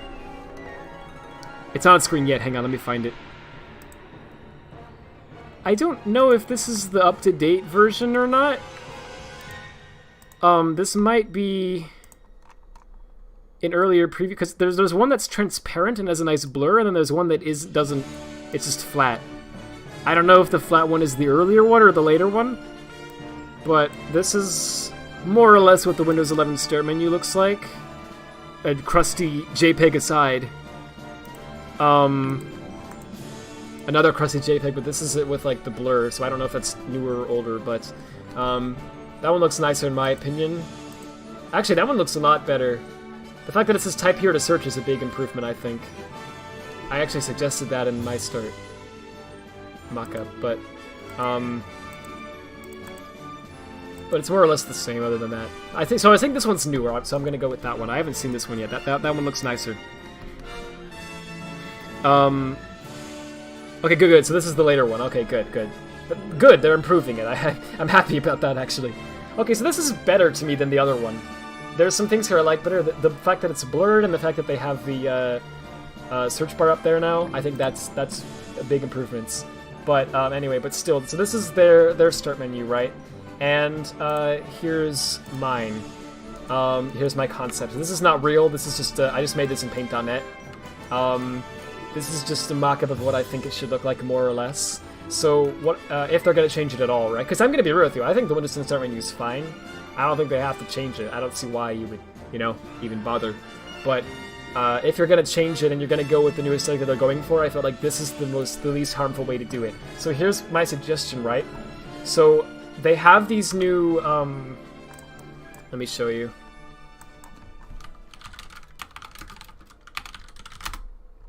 Widgets. They have these, again, this is probably a beta screenshot that I'm gonna show you here, so keep that in mind. There's probably a newer one out that looks nicer now, but they have this widgets panel in Windows 11 now. And you know how on iOS and on macOS you got widgets? Well, we copied that. Everything Microsoft's been doing the last few years is copying Apple, I swear. It's like freaking infuriating. But yeah, they added widgets. Is anyone here going to be using these? Legit question, because maybe I'm wrong. Maybe people actually are going to be like, oh, this is really useful, I like this. Personally, I don't think many people are going to care about this, because here's the thing. On mobile, the use case for widgets, from my understanding in the first place, is that it's kind of like, you know what I mean? Like, okay, let's say you're in like YouTube and you want to quickly check the weather or something, right? For whatever reason. You have to like, you know, hit the home button and then like look through your apps to find the weather app wherever it may be. You got to do swiping around for that and tapping on folders maybe. And then you got to like open up the weather app and you got to wait for it to load, and then there's the weather, right? With widgets, you can just like swipe down, swipe left, there it is. You know what I mean? So it just saves a little bit of time. And you don't have to wait for it to load either, because it's like it's a lot faster since it's just literally telling you the bare minimum. It's not the whole, you know, app loading. So that's what I thought the use case for widgets was. That, and on Android at least, you can actually pin them to your home menu. So you don't even have to open it up, you just go home and there it is. That's great, that's freaking convenient. I see why you would want that.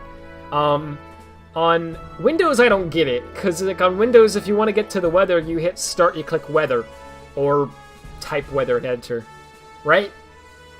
Versus this, where you click widgets and then, you know, it's like, okay, I guess it's slightly faster, but you know what I mean? And the loading times aren't like bad on PC either generally, so it's like, I just don't get it. I don't get why you would want this. If you could put it on your desktop or something, then maybe. But I don't think you can. I don't get it. But anyway, this is the widgets panel. So what I proposed was, instead of it just being a freaking panel just for no reason, there should be no panel. It should just be that your start menu now is just widgets. It's just nothing but a bunch of widgets, right? And you can customize the widgets however you want. And one of the widgets you can put there is the apps widget, which is there by default, right? And it's just a list of all your apps. So that's what I thought it should be like. So this is a preview of that. So this is the apps widget, right? And it has all your apps in it. And then here's the weather widget, and here's the stocks widget, right? So they've been like pinned. This user, Fred Flintstone, right, has pinned the weather and stocks widgets to his start menu as well as apps, and he wanted it to be like this. So that's how it is. If you just want apps and you don't want anything else, you can just make it freaking apps, right? So the key thing about this is that you can go in and edit the widgets. You can drag them around, you can add new ones, whatever. If you want to have 2 weather widgets, one for each location, you can do that, right? Whatever. It would be highly customizable. That's what I thought it should be like. And it should be baked in right to the start menu. It shouldn't be off to another panel. You know, because this is what you do on Windows. Like, you hit the Windows key. You know what I mean? It's natural to just have it all be right there. It isn't natural to have it be freaking off in this random panel that I don't even know how you click on this? Like, come on, guys. Another button on the taskbar? That's freaking stupid. Just put it here. I don't get it. And then the other thing is, like, if you're on a tablet or something, you know, maybe that's not that bad. But if you're on a tablet, a lot of tablets for Windows have a built-in Windows key that you tap with your finger, and that brings up the start button. So it makes more sense for it to freaking be in the start menu. Like, I just don't get it. But anyway, so I thought it should be like this. The other thing I thought was, you know, they're doing the rounded edges, so I did the rounded edges too. I thought that it should be on I thought the taskbar should not be centered, it should be on the bottom left, and there's many reasons for that. The big one is just a big usability thing. When you want to bring up the start menu fast, I think I can show my start, yeah, it's fine. I like how I tested that by showing it. Oh, it's freaking wrong with me. If you want to bring up the start menu fast on, because obviously this is designed for tablets, I get that. but it's dumb. It should be designed for PC users because that's who's mainly using Windows. So if you're trying to get to the start menu, you either, hit the Windows key, right, which is what I usually do, or you do this, right? You take your mouse and you go boop to the bottom left corner of the screen. You just go boop, right? And then you click, and there it is. So it's like blip, right? And it's real fast. It's real easy to do because it's always in the same exact location on the screen, bottom left, and it's in a corner. So like you can't move your mouse more left than this, and you can't move it more lower than this, right?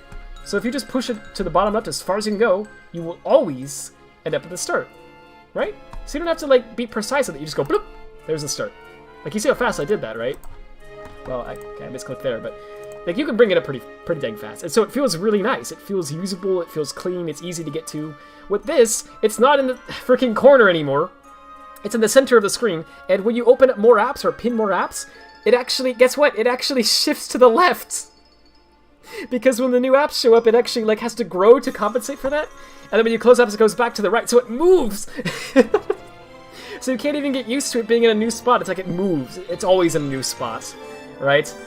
So really, you're just gonna have to get used to using the Windows key if you're not already, because that's like the only like. Otherwise, you're gonna have to go like this, like and like kind of awkwardly get it to the place. You know what I mean? It's just slower. It feels weird. I think that's awful. So apparently, thankfully, in settings, you can make it so it's on the left in Windows 11 instead of being centered, which I'm definitely doing as soon as I get Windows 11, if I even can. Day one, like immediately, I'm gonna make it like left centered instead of middle centered. It's freaking. Sorry, left aligned instead of center aligned. That's freaking stupid. Anyway, so for usability, I think that's the thing, because I demonstrated this with a... Sorry, I'm taking way too long to talk about this. It's just a matter of, like, this... being your mouse movement versus, like, whatever. Like, let's say your mouse is, like, here. It has to be, like... Yeah. You know what I mean? There's like a curve in it. And you don't want it to be curved. You want it to be like a... It's like freaking UX 101, but apparently that didn't... Like, I'm not a UI designer, but it's obvious. I don't know. And then also, like, when you click... It's got a really nice... The Windows 10 one has a really nice flow to it. Because, like, you click and it goes up. And it has this really nice animation when it comes up, too. The apps actually kind of, like, lag behind a little. It's really subtle, but, like... They purposely, like, don't go up at quite the same speed as the menu. They go a little bit slower than the menu. So it looks like they're, like, moving. It looks really natural and really fluid, and it looks really clean. Windows 11 one, from what I saw, didn't do that. So I think it should be, like, it should be like this. It should be, like, right here, and then you click and it goes up, and it has that little, you can have the animation. You can have the widgets actually slide up slightly slower than the rest of the menu, right? That would still look nice. So yeah, and then on the left, I don't know, I didn't know what to do with this, to be honest with you. This could probably be improved, but I just thought, yeah, I like this thing with all the little icons here. I think that makes sense. Alright, I think that's fine. I'm sure some people have gotten used to that too, because that's like configurable on Windows 10. You can adjust what icons are here. So like, you should probably respect the configuration that your users have spent years creating, and not just screw them over and get rid of that. So here it is. I brought that over too. My concept, right? That's how I thought it should be. And then finally, I thought that the search bar should be up here, and it should say start typing to search, so that you don't actually have to click up there and type. You can just start typing. Because you can do that in Windows 11. If you like, Notepad, it immediately brings up Notepad, right? You don't have to actually like click and then like click somewhere else and then type Notepad. You can just hit start, type Notepad, right? So they should tell you start typing to search so that oh, I can just type Notepad, right? In the earlier concept that I saw, that wasn't it. In the earlier beta concept, there was no search bar, so you didn't know you could do that. So that was bad. Thankfully, in the later concept, they have added a search bar, but it doesn't say start typing. It says type here. So a user who doesn't know anything is going to click this and think that they have to move their mouse all the way up and then click there. And then type Notepad. They don't realize they can just type Notepad. They don't have to click anywhere. They can just type it. So I think that's bad. But whatever. Minor thing. Anyway, that's what I think it should be. Also, the Microsoft stock says, oh no, and it's going down by $8 million, but then I accidentally made this green. I'm really mature.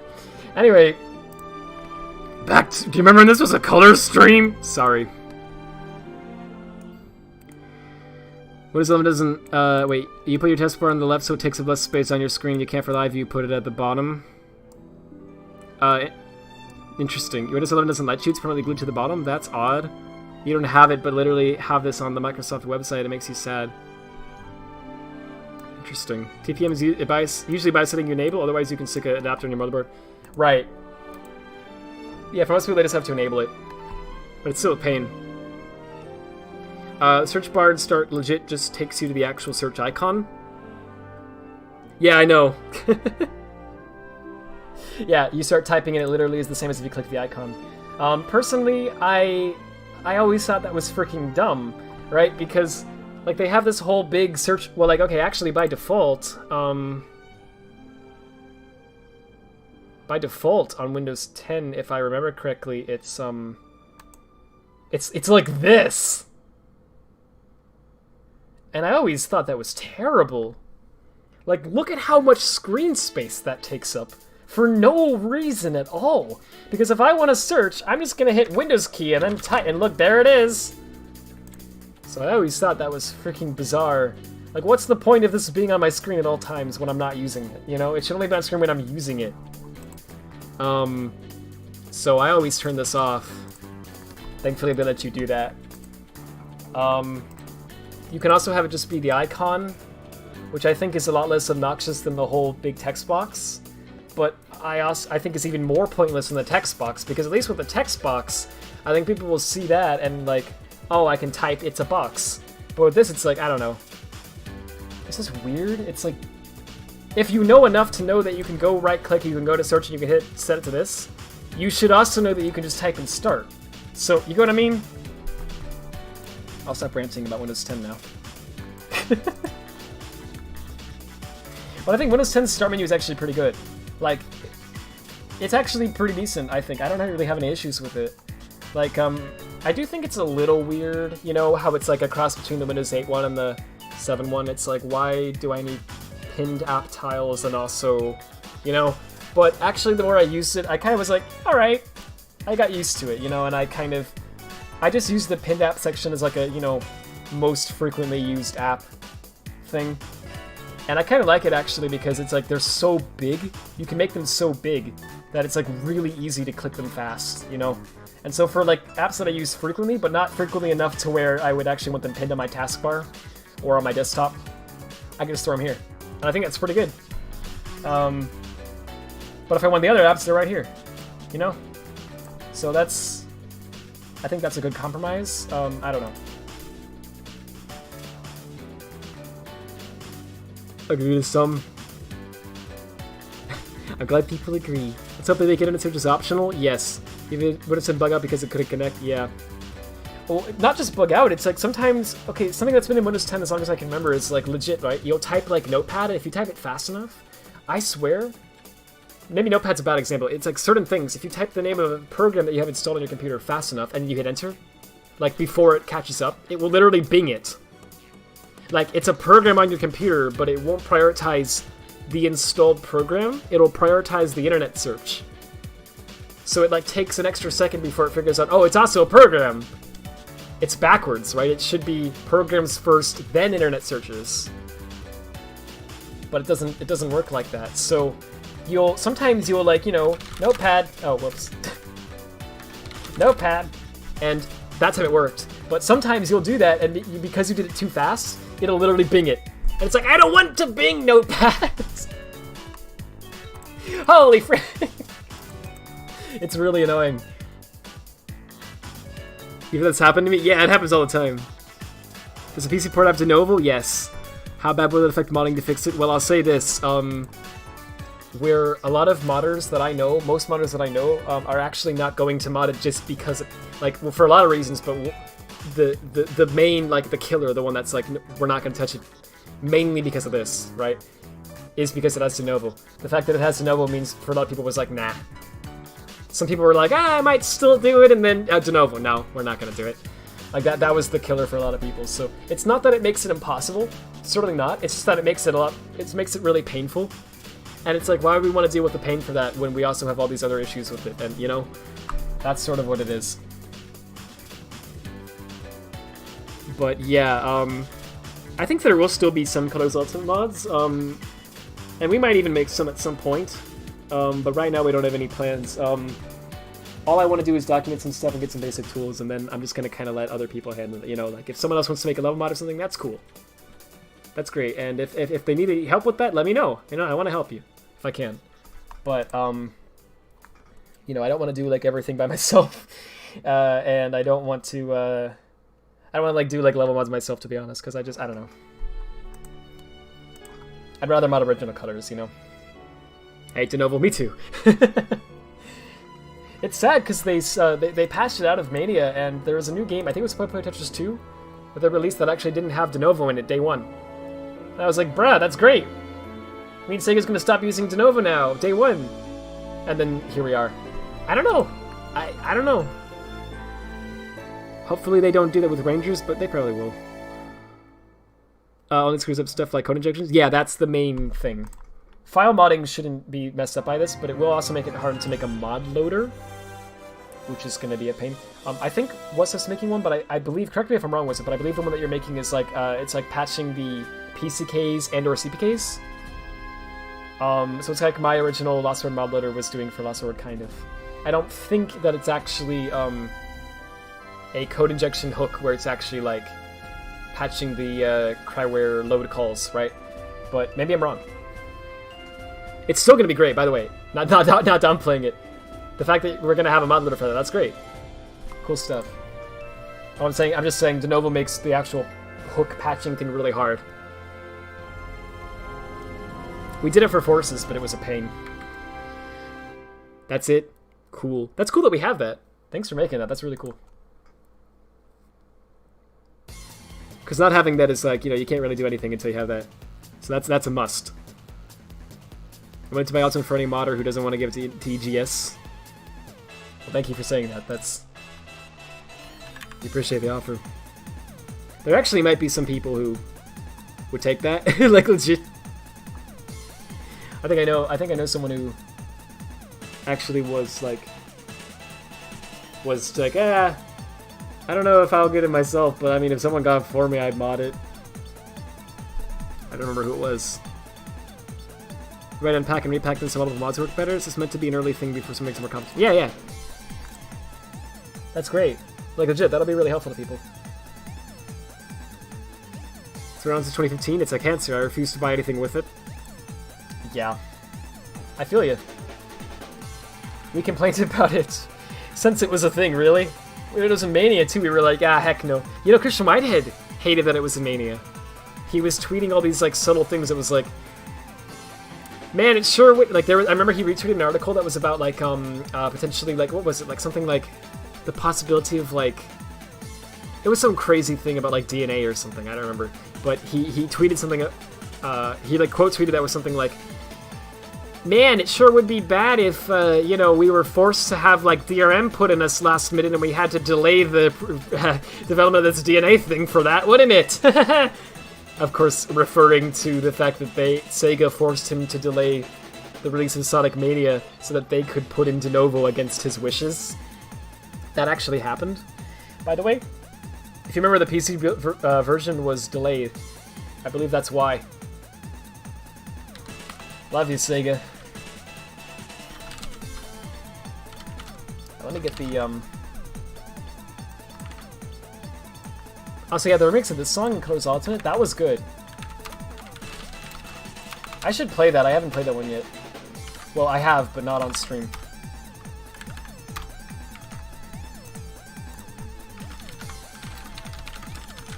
I always forget how to rotate.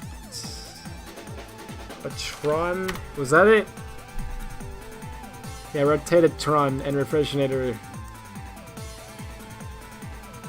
I think Rotated Tron is the Tropical Resort boss and Refreshinator is the Planet Wisp boss.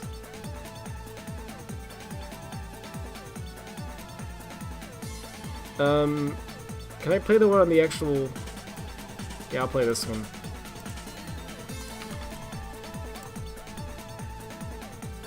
Sorry, hold up.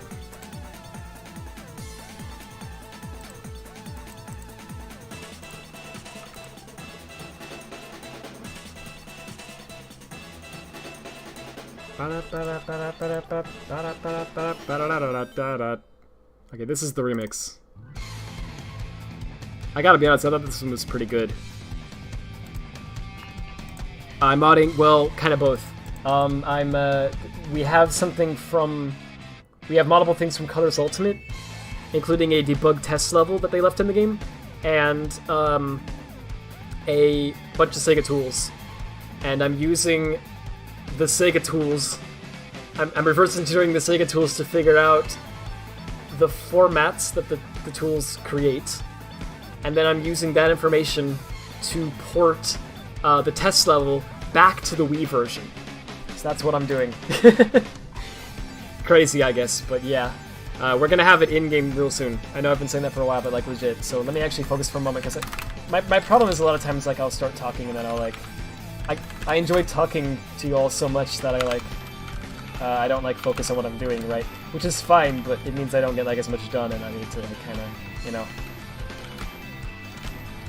I need to be better about that.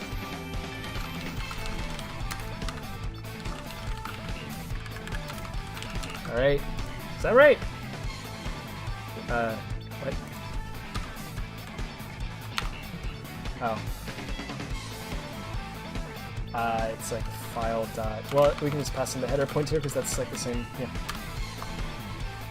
Gress. Okay, we're going to swap the gress. Well... I'm just gonna write some... Oops, it's looping. Hey, that's a good one. I think they did a good job with that one.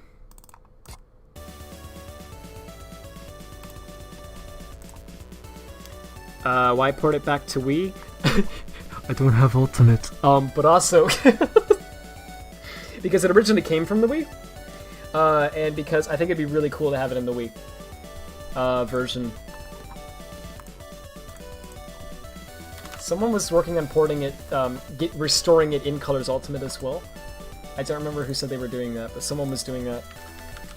So we're gonna have it in both.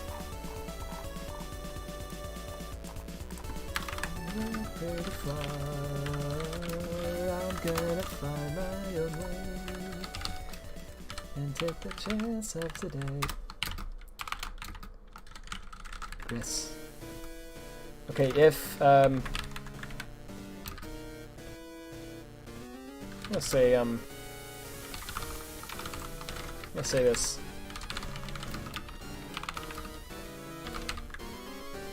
Or you know what? I think I'll say yeah. We're just doing a hack job here. This is just as fast as I can get this ported. If is big endian, then we're going to swap it first. Yes. And then we're going to call fix on all of its individual things. So we're going to say grass. What are the individual things we need to swap? I guess BSP nodes. Yeah, we need to swap these three things.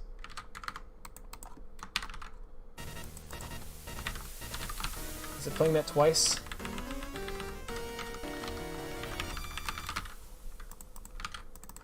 Oops, wrong thing. This song slaps.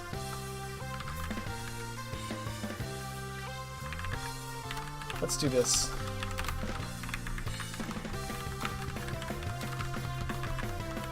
Oh, that should work. So then what we're gonna do is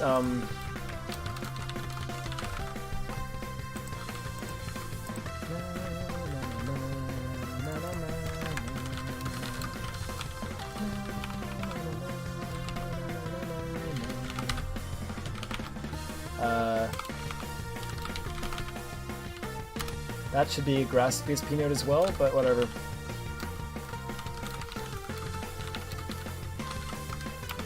So what we're doing is we're just going through each one of these things in the file, and we're just going to manually endian swap it from the way that it works on Ultimate to the way that it works on in Colors Wii, which is it's just basically what we're doing is we're taking the bytes, and instead of having it being written in like right to left order, we're making it like left to right order. That's what we're doing. And then once that's all fixed, we'll have a file that will work on the Wii version, and so we can load that up. And by the way, in so doing this, we're also helping, I mean, actual Ultimate mods, but we're also, on top of that, helping, potentially with other games as well. Like with Colors itself, obviously, but we're also helping with, like, I think, any other game that uses this basically grass format, which I don't know. I think Lost World might? I might actually be wrong about that.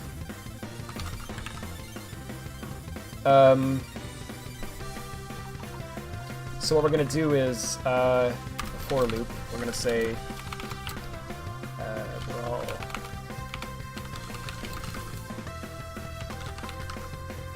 Okay, I'm going to go through each. This is, if you've ever used C#, this is basically like a for each loop in C++. We're saying for each BSP node in the BSP nodes array, that's what we're doing. So what it's going to do is, for each one, we're going to say BSP node.Indian swap. And I think that's actually, I mean, all we basically have to do. Yeah, that's it.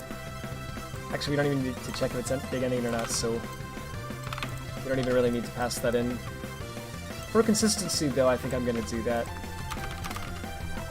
Okay, the other two ones are raw grass sector group, raw grass material. So this one's... Actually, we don't even need to swap... Well, yes, we do. And actually, I've made a bit of a mistake, haven't I? Because we actually do need to swap the opposite here, too. Okay.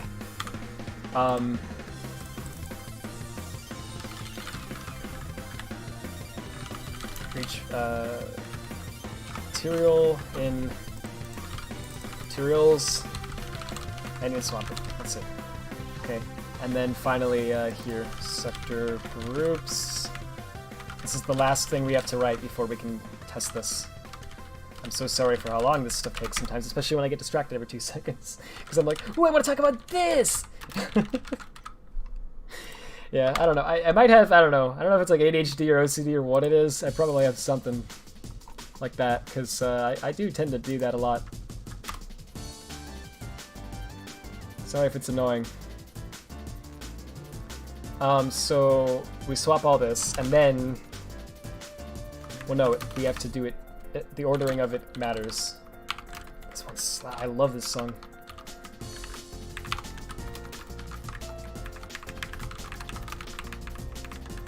Okay, what we have to do is... For each one of these, we go in...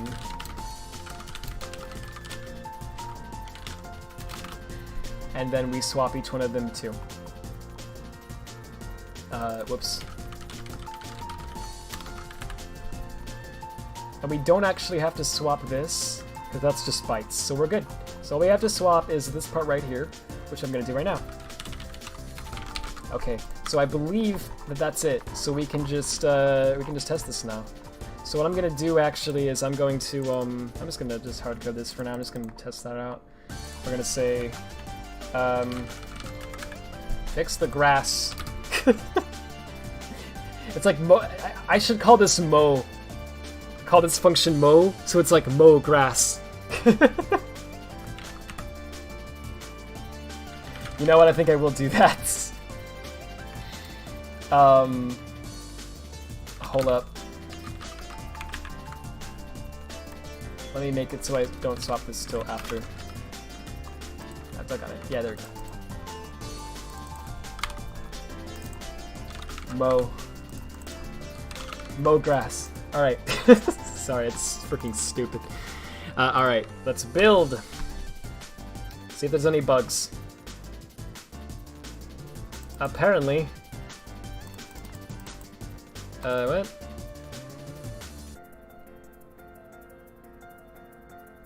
I think that's because of some stupid thing.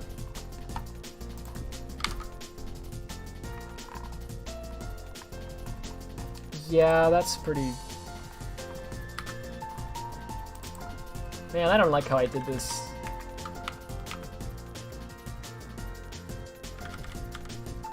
I really don't. I should fix this Indian swapping stuff. But for now, I'll just make it compile. So, the problem is some dumb thing I gotta Hold up. This is literally only taking like a second. Well, more than a second. It'll be fast, is the point. It'll be very fast. And that's it. Okay, so let's try that again. Yep, okay, so we're gonna run this. Do I have it open? No, we're good. Okay, run that. Okay, I made it bug, so... yeah.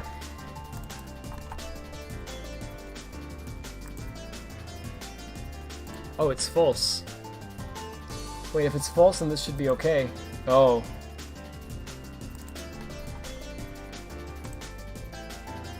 This is fine here. What's going on? Oh.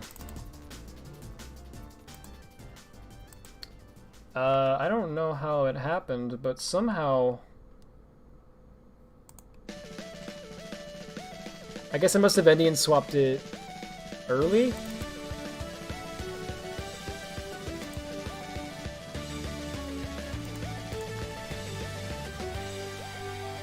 No, it didn't. What the frick?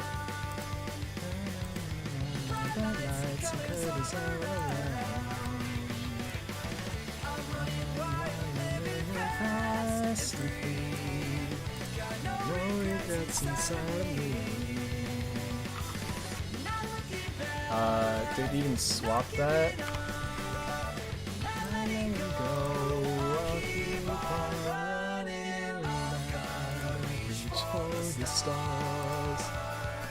It doesn't matter how many times I hear this song, I'm still not tired of it. I've literally been hearing this like basically since the game came out. Oh man.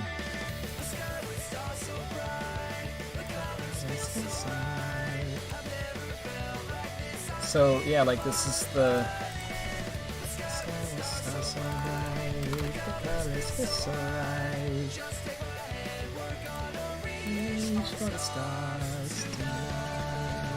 but it's the full version.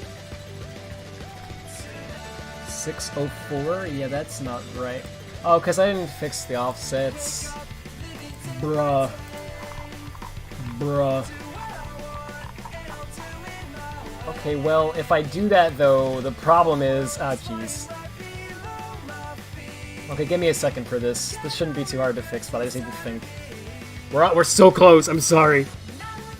Random bug. Sonic had 3 the next acceleration, and once I got off the row, I instantly teleported to the end. They changed road grinding. They must have done something, right? Because they, it seems like it's screwed. Like road grinding? Do you have DS versions in the playlist? I don't, but I can add it. I have the DS versions.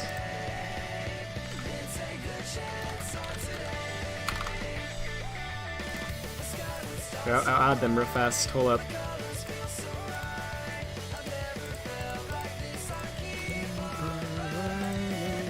Give me a second though, it'll take a second. This feels alright. Just take my hand, we're gonna reach for the stars. I think this is all of the songs. Hopefully. Let's see.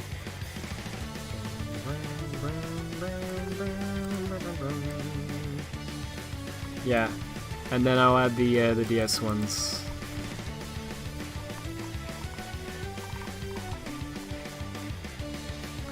I think I can just hit copy and then hit paste in this program I'm using. Let's see.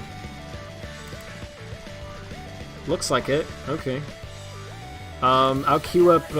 What's the song you like from Colors DS? I'll queue that up next to test it.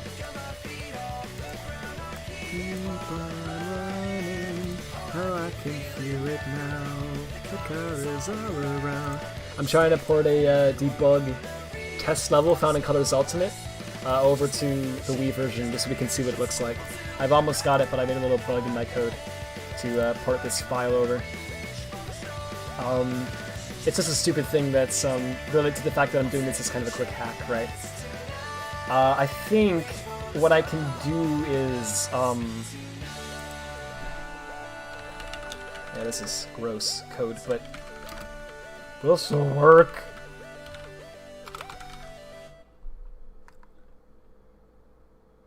You've been getting Korean videos and you recommended help.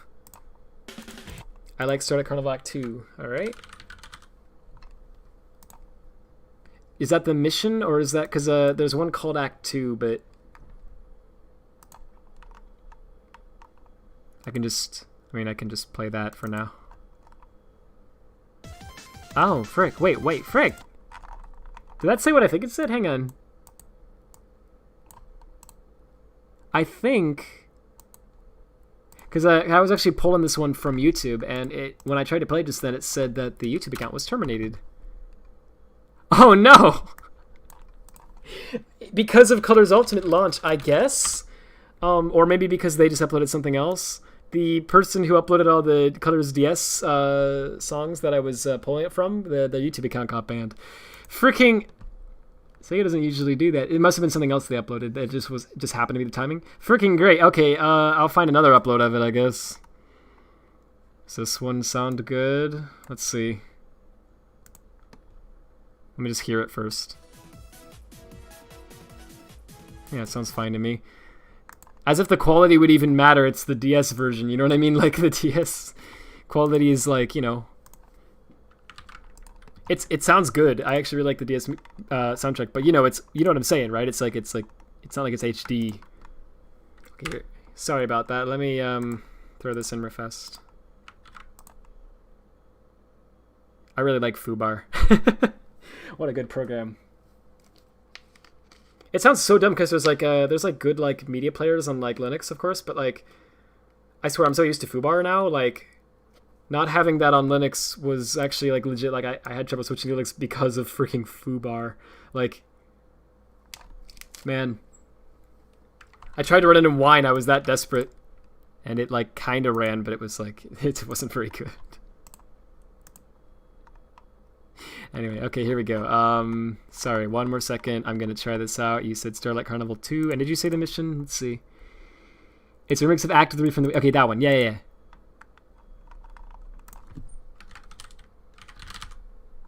Okay, cool. I'll play that one. There we go. Yeah, it was Musical Festival. Yeah, that was the uploader.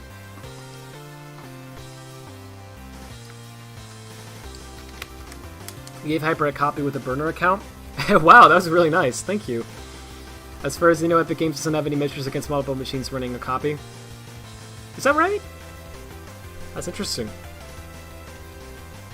Yeah, I know it wasn't like, you know, me, but I'm just saying. That was very nice. Thank you. That was legit. I appreciate that. Hate how there's no gifting on the EGS, such a bad story. Yeah, like, why would there be no gifting, right? It's just... It literally makes it harder to buy things. Wonder why you got terminated? Me too. I just found out about it today, so it must... And I have a playlist with like 4,000 songs in it on YouTube of just random songs that I like listening to. And all the Colorless DS songs were in there from that uploader. And I heard it just like 2 days ago. You know, like it came on Shuffle. So it must have been like really recent. So that's why I said it may have been related to Colorless Ultimate's launch. I don't know. That's the OST you grew up with. Yeah, I played Colorless DS too. I played the Wii version and the DS version like around launch because I've told this story a million times before, but I know some people here are new and they wouldn't know it. The Wii had, I'll be real fast. The Wii had something called the Nintendo Channel where you could actually go and there was like a list of demos that were free, like free DS game demos. And what you could do is you could click on one of the demos you liked, and then put your DS in a DS download play, right? And it would like download the demo onto your DS, and then you could play it. And it was like really cool. Free DS demos, wow! You know, so we used to do that a lot. And one day they added Sonic Colors DS to the Nintendo channel, and I never played a Sonic game before. Thought that'd be cool. So I tried it out, and I freaking loved it. I played that demo Colors DS hundreds of times. Like, legit, I had so much fun with that as a kid. So yeah, we got Colors DS. And then I loved it, so then we got the Wii version as well. Because I mean, we already had a Wii. Why not? I really do love colors. Man, oh man. Did I ever make a get raw for this? Like a function called get raw? I guess I didn't. I should have. Why didn't I? I think it's because I made a thing that was like operator converted it to like a UN32 or whatever as needed. No, I didn't. What the frick is wrong with me? That's not like me. I'm gonna do it now.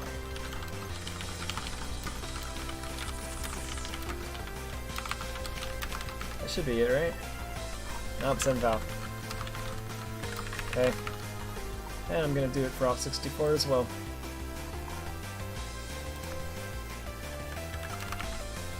And I won't do it for the erase because I think this is a pretty niche use case, so it's not like that. It's not big of a problem. There's a type data, just if you need to do that. Okay. So what we're doing is we're taking the wherever in memory this data was loaded at, so like basically here, and then we're taking the value of this BSP node's offset, which is this number here, and we're adding that number to this position. So we're saying start here, add, in this case it's 40, right? Add 40, okay? 1, 2, 3, 4. And so you end up down here, right? Like you end up here at 60. And so that's how you get, that's how we're doing that. So we're gonna do that again here. It's like manual offset loading because I don't want to write a fixed function. So this is just faster. The ultimate hack job. This is the ultimate hack job.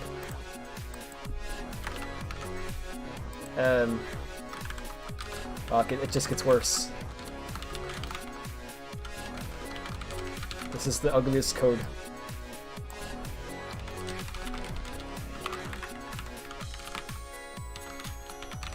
I just want to get it fast for y'all, so I don't forget. I'm just gonna write this code. It's gonna work, so it'll be fine. Then what did I call that? Scene? Why do I think it was called scene groups? Okay. And why is this an error? Yeah, what does this return? Oh. This is the ultimate hack. Yeah, it just keeps getting worse. My code just keeps getting worse. Okay, whatever. I don't care. It'll work. Hopefully. This is almost as hacky as Colors. I'm just kidding. It's Colors Ultimate. Sorry. I can't help it. Okay. Run it. Do the thing. Oh wait, I forgot to do it in here too. It'll still error. I just gotta do one replace. Oh wait, more than one. Oh jeez. And that change I made affected every file, so compiling is taking an eternity. Okay. It'll be fine. It'll be easy. It'll be fun for all ages. What am I doing? Okay, we're just gonna freaking. I'm supposed to make it so easy, and then I do crap like this. Materials.data, and what we're gonna do is we're gonna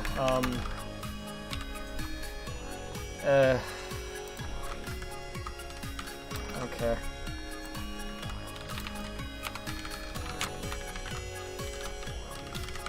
Just gonna manually do this. Freaking disgusting. What a nightmare. I've never been so appalled by code in my life.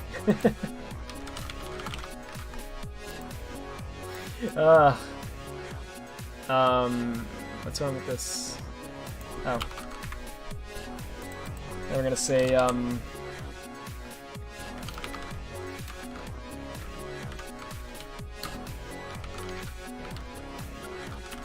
don't know, whatever. Oh goodness. Okay, so we're gonna repeat that. This is gonna be the one that it's the worst on. Wait, no. Again, awful code, but it will work. Man, I sure hope none of my modding friends come in right now as I'm writing this code and then stare at the screen and be like, what is this? I did it again.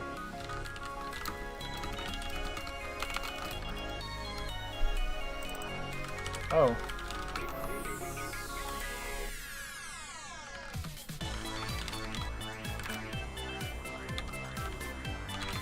They'll be so disappointed in me.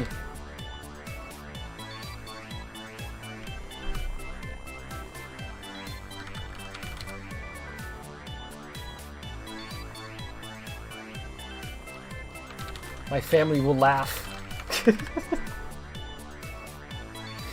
They'll be like, oh. Oh, I see what the problem is. I'm like, why wasn't it doing that? Well, okay, and I'll fix the rest of that code in a second.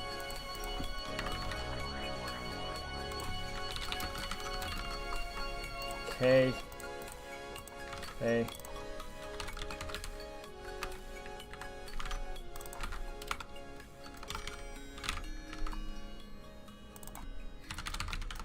Rad, you were code this bad? I'm sorry, dude. I don't think we can invite you to the family Thanksgiving.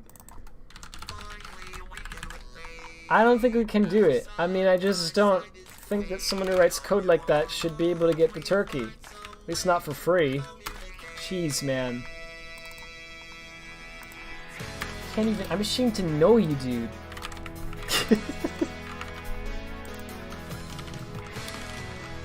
Freaking disgusting code.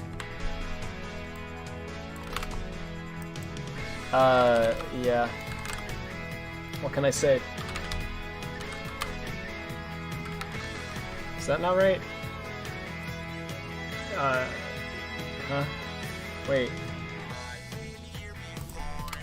Is that what you mean? Yeah, that's what you mean. You can't just use English. Alright. Ooh! This is some spicy code. Run that. Good lord. Some days you're on, and then some days this happens. What is this? Okay, that's not right. So what have I done wrong here? So I have the grass pointer. Yeah. And then I'm taking the BSP node's date. That isn't right, is it? Speak with your heart and always take it with you back to the start. Oh, it's because I'm being an idiot. I think. Yeah, it's because what am I doing? I know you're sincere. Again, I know a lot of people don't like this song, and I get it. I get why. But I like it. I think it's a bop.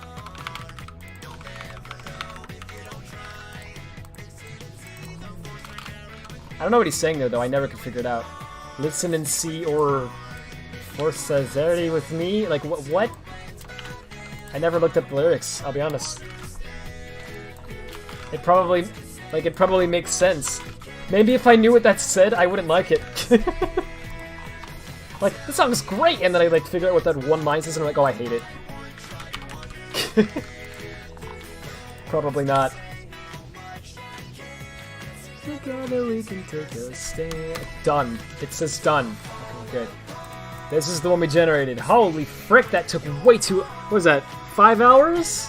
I mean, to be fair, most of the time wasn't actually spent in. 5 hours! Okay, so let's see. Header is swapped. Okay. Yeah, that's been set to B. Good. That's been swapped to Gris instead of SSRG. We got that swapped. We got all of that swapped. We have... Let's do that. Oh, no, I didn't. I just... All those are swapped. The only thing I'm concerned about is the sectors. I think the rest of it's actually probably correct. So let's check though. 240. Yeah.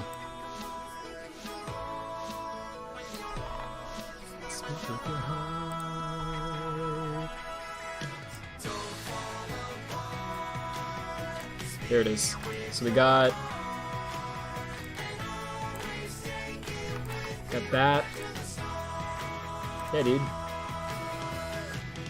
All looks good to me. One last thing to check, and then we're gonna run it. Like legit. Here it is. Wait, no. Here it is. Sorry, the highlighted part.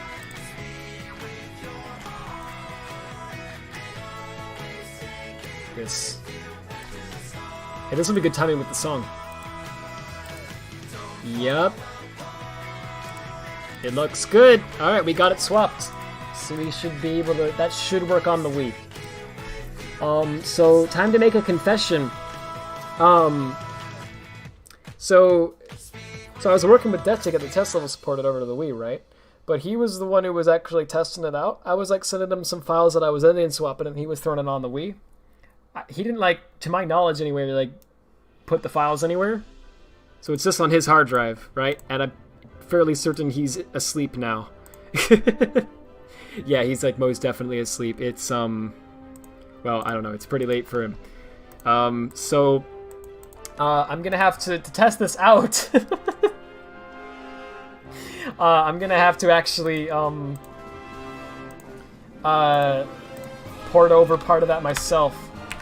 I could just throw it in Tropical Resort or something maybe, but we won't like see it. But at least we'll know if it loads, and then I can try to port the rest of the system from there maybe. So first of all, let me send this to Death. Let me make sure I send him the right one.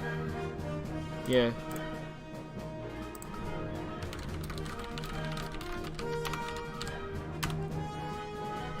Alright, so I just sent it to him, so he'll see it when he wakes up. So, and gets online and everything. So, in the meantime, we'll try to port it over ourselves and see how much we can do. Something less specific, gloves, shoes, or icons. Which should I buy? I can't afford any boost or Oros at the moment. Well, honestly, I think it probably depends on what you want. But I don't know. I don't know what I would pick in that situation, to be honest. If anyone else knows, maybe you could give some advice. Does anyone know when the physical pre-order copies are going to be shipped out? Sorry, man, I already started at that. For some reason. I don't know, actually. Sorry. Does anyone else here know? Someone said, hey, Zoni. Is Zoni here?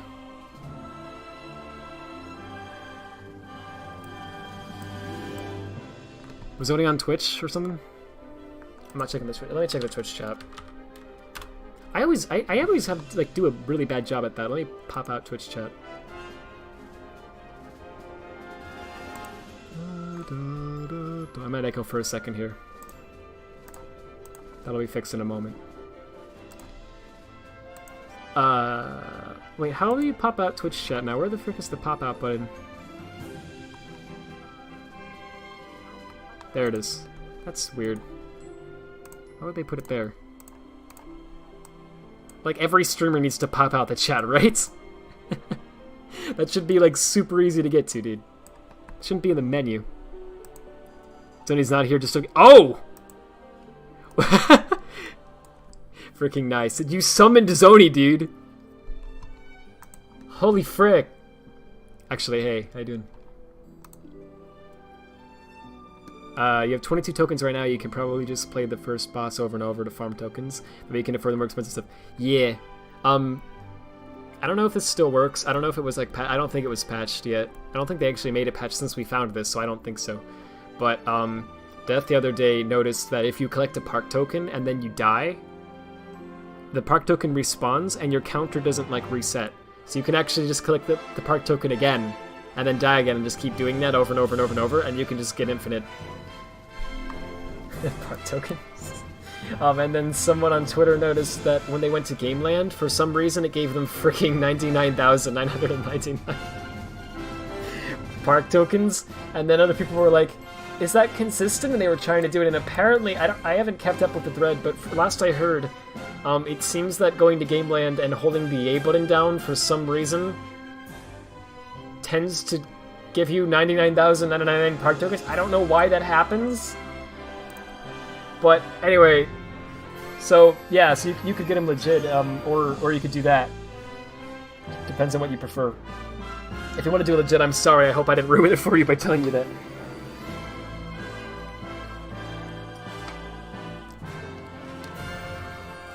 Rad, because you said, I hope no modder friends join and see your bad code, so you said, oh, hey, Zoni. Of course. Right as I made bad code. Wait, what? I heard that! I don't know if it was, I don't know the...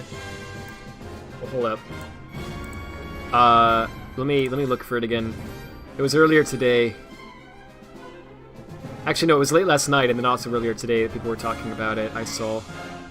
Gosh, there's been so many... There's been so many tweets. Sorry, hang on a second. I'm still scrolling. It was... Hang on. I promise it was real. Good lord. I'm suffering from success. I'm sorry, I'm looking. Hang on. It was before this. Yeah, that was when they sent me that video. Okay, and then... It was... Oh my gosh. If you can't tell, this is abnormal for me. Okay, that was something about the... Wait, I missed that. That was something about the grass. From, I think, a blob? I'm sorry, I literally have been missing some tweets because there's just been so... Okay, here we go. Hang on. I think that was from the thread. Yes. Yeah, here it is. Okay. So, what they did is, Shoutout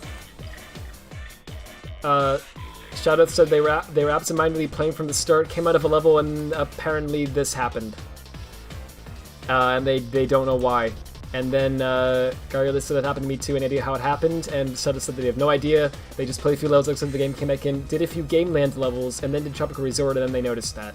Garrula said they think that it happened to him after playing Game Land stages as well. Maybe there's some kind of dead debug command or something. I said, that's weird. It sounds like it could be some sort of a leftover. Then Break the Target said, I can confirm it was Game Land, but they don't know what level caused it. Somehow they got it to happen after Game Land as well. God, so that's insane. It must be an easy button combo since it happens several times now. Judo Jamie then said, all I did was walk, ride, jump, homing attack, and then this happened. So if it's a debug combo, I guess it must be the AX or B button. Which stage? I did 1-1 before this and never got by then. I did 1-1 as well. I assume any Game Land stages cause it. It's time to figure out the right combination. And then here's someone saying, all I was doing here was holding right and pressing A. And I didn't actually get to watch the video because I didn't have time. I believe, I trust them when they say they just were holding right and A. This is the PC version, right? Xbox One. Apparently, PlayStation doesn't work according to Duck Dealer. I didn't see these tweets, actually. I missed these. Nothing happened on PS4. Interesting. On PS5 it worked, though? Isn't the PS5 version the same as the PS4? So, I don't know. Oh, nothing happened. So, on the PS4 and 5 versions, I guess it doesn't happen. So I was playing normally, I ended up getting 100 tokens. I went from 78 to 178, and I didn't do anything of note. Weird? I tried it again, and this time I gained 110, leading me at 288. I experimented at least on Switch, just playing any of the game stages gives you 110 tokens. I tried just moving right and pressing B, and running through with all the different moves, and it seems that on Switch the button combos don't matter to get it. Okay. Keep in mind, well, everyone's just like kind of brainstorming here. No one's like figured it out yet, so the button combo thing might be completely wrong. That was just a guess. The only thing I could think of is why you can't get a token so the game rewards you so you don't have to spend ages grinding them. But they messed up something, I guess. Yeah, I guess. That sounds like a likely theory, actually. I've been doing 1-1 so turning random matching ABY, and while I haven't capped out, I've been gaining 100 tokens some runs at random. Maybe it's a homing tech sweet spot thing. Yeah, maybe it was supposed to be like if you get a sweet spot in homing attack in the Game Land levels, then they award you with like 100 tokens, but there's like a bug where sometimes it gives you freaking 99,999. I don't know how that happens or why. Like, what I'm thinking is maybe whatever it is that gives you something in Gameland is rewarding you with tokens, but there's a bug where for some reason, sometimes to some players, it will award it to you like on loop, right? So instead of just giving you like 10 or 100 or however many it's supposed to give you, it like just keeps doing that over and over and over and over and over for the whole time you're playing the stage, right? And so you end up with 99,999 by the time you're done with the level because it's just added up that much, right? And I guess the max amount is that, so it doesn't exceed that. That's what I would that's what I think it is. But I don't know, I haven't looked into it all. Reminds you of the Mania, a Mania on PC where you could just press the spacebar in the special stage and instantly go from one speed to another. Did that happen? I forgot about that. Ooh, that's quite an oversight. Wow. They patched that, right? Yeah, they did, yeah. I'm playing Smash. What's up? Taz, it's just like me. That's what happens when I play Smash. Man, I'm so sad the save screen music is in an ultimate. It's not? That's a shame. I didn't know about that. This one slaps, by the way. Okay, yeah, sorry, so I'm done with that code. That all works. So what I'm going to do is I'm going to throw it in game. So that's easier said than done, though, sadly, because colors on Wii is kind of a pain to mod. If I had colors ultimate, I would throw it in there instead. I don't. But it's okay. I don't really want to support it. Well, that sounded really mean. Wow. I want to support it if it gets fixed, right? If it's like, it's all good now, right? But I just don't think that's gonna happen is the thing. So I want to support it if it if the devs like care to fix it, right? In its current state, though, I don't want to, because I just feel like it. I just feel like it's like, if this does really well financially, right? Then it's just gonna tell Sega it doesn't matter. You know what I mean? Like from now on, you can just release games however you want. It doesn't matter. And you know, you can make it Epic Games only. That's fine. You know, and I still want that. You know, I think that would be bad for Sonic.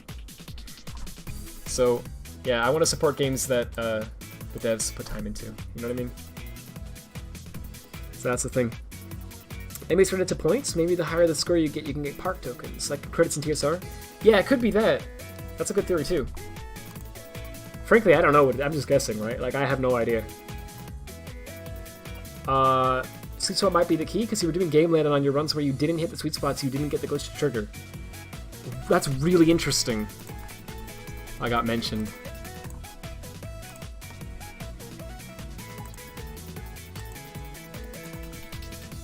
Hey, thanks. Hyper, I appreciate it.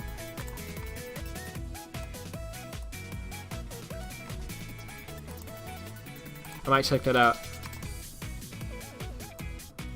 This one's in the ACB, all the other songs are actually. Yeah, nice. I wonder why, right? Maybe they were gonna have an option to use the old music? I know they do use some of the old songs, but not all of them. Wait, actually, wait. I think they do. I guess they must use all of them? So I guess that's why it's there. So apparently people think that some of the... Ooh.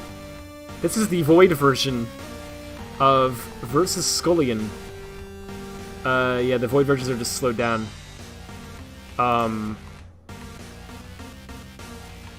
I was looking for the non-Void version, but to be honest, I can't find it. I'm just gonna skip that. Okay.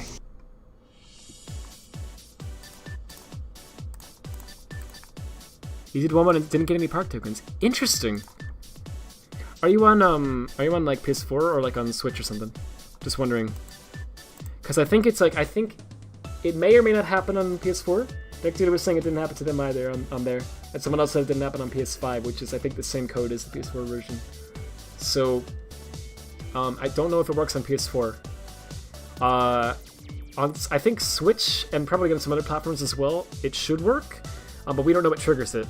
So yeah, it's just kind of like, yeah, good luck, just give it a shot, you know? I don't know. It seems like a lot of people were saying that they just played Gameland for a while and suddenly it happened and they don't know what caused it. So I mean, you could try that too. Good songs are only in specific acts. Yeah, it's in it's like there's 6 acts per zone, and on the Wii game they had 3 songs per zone. So it was like 3 songs and they just each got used twice, right? But in Colors Ultimate, instead they have the 3 original songs and then also the 3 remixes. So there's 3 remixes, the original songs, so 6 in total. I don't know if that made sense, but makes more sense, honestly. All of them are even Reach for the Stars, set up correctly and labeled, and everything, and they're labeled old or 2010. Oh, I guess I copy-pasted it then. Which is clever. Yeah, that is clever. I said that earlier, but I actually agree. I think that's a clever way to do it. If you're gonna put in the remixes at all, that was a pretty smart way to have it be done. Yeah, because every act has its own theme now. Yeah, exactly. Which makes sense, because, like, I know why it's only 3 in colors. It's because of how they originally planned to make the game, right? And then how they ended up changing it to 6. But it's always been a little weird, because it's like, you know, 6 levels and 3 songs per zone, and you're kind of like, what? Right? So that means that 3 levels have unique themes, and then 3 don't. And you're just like, that's kind of weird, right? So it does make more sense to have it be just 6 songs. People would have done it anyways? Yeah. Yeah, honestly, I think someone would have done that, for sure. Okay, what I'm gonna do is, I have a dolphin, dolphin testing environment, and you know what? I don't remember what I, did? Here? We're gonna find out together. Don't mind this. I think it was this one. I'm gonna mute this, because it's gonna be freaking loud, and I don't want to put... Oh! That's because of the, that's the bug that they were talking about earlier. Well, not the bug, but the weird oddity with colors. That must have happened in a newer Dolphin update. Because that wasn't a thing. Oh, yeah. Yeah, that wasn't a problem before, because I tested this back in 2018, it looks like. And that never happened to me. What did you say you had to do to fix it? You just renamed the folder? Yeah, so I misunderstood what people were saying. Because they were saying that it happens if the folder exists, and I was saying, yeah, it's a debug leftover, but no, because the folder always exists. Even on the final release of the game on the Wii, on the disc, so that's not what it is. Must be like a dolphin bug.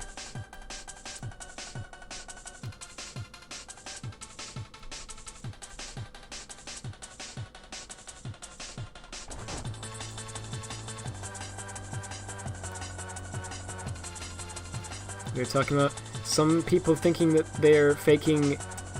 Wait, that some of the ultimate glitches are people faking and using that Switch emulator. So I believe that there probably is at least one person who did that, but I also believe that the majority of people who were doing it didn't do that. Because here's the thing. I actually know people who played the game in an emulator for the Switch, and it wasn't because they were trying to fake it.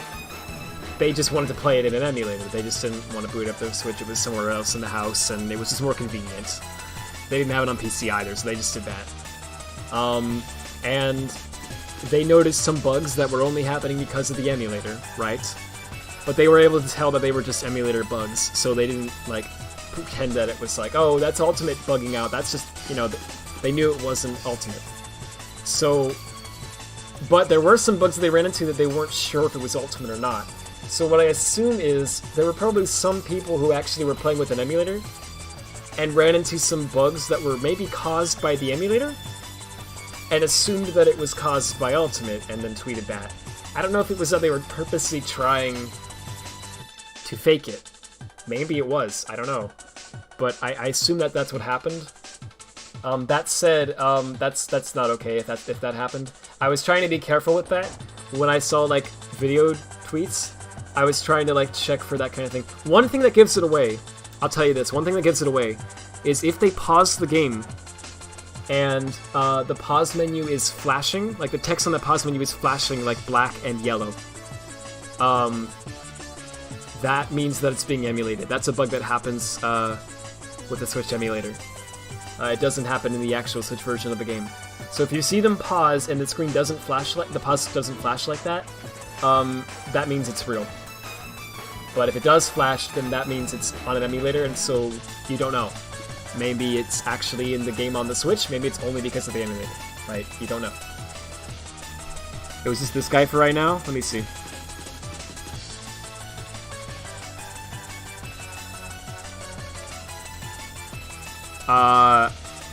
Okay, this person was playing on, Yuzu, they said. Oh yeah, I can tell it's Yuzu though. Yeah. Yuzu has a lot of flashing. Oh yeah, what they said here is actually legit. That's exactly what I was gonna say. They actually explained it exactly the way I was going to. They said you can tell if someone like mine does here. Otherwise the game is pretty glitchy visually to the point that I actually had a hard time believing the seizures too. But the seizures are happening though, because you can tell. Because here's the thing, I'm gonna play this and this is gonna flash, okay? So if you're, if you're prone to seizures, don't have the stream up. All right, I'm gonna hit play. Here we go. So you can see the UI flashes really bad, right? And it goes between black and being visible. That only happens on emulators. That doesn't happen on the actual Switch. So if you see the UI flashing like that, it's an emulator. If you don't, it isn't an emulator. That's the thing. So the actual HUD doesn't always flash, but the rest of the UI does. So like this stuff up here isn't flashing. But when you pause, if I pause in this video, I can show you. When you pause, the pause menu flashes. Do you think they pause? Let's find out. This is really slow, sorry. It's like buffering really bad. But if they pause on this, then you can tell by the pausing.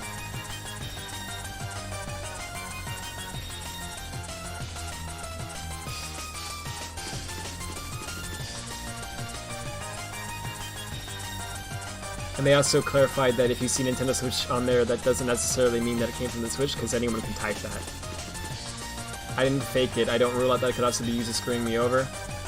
But no other game has done this to me in the emulator, so that's why I'm doubtful it's the emulator's fault. No, I think it... I mean, the emulator is... I think the game's doing some weird stuff that most games don't do, but I do think the emulator is at fault because that doesn't happen on... The black flashing doesn't happen on, the actual console. That's only on the emulator. So that's an emulator bug in my mind. This is a real seizure warning. So seriously, if you're prone to that, like don't look away for a moment. This one's very bad.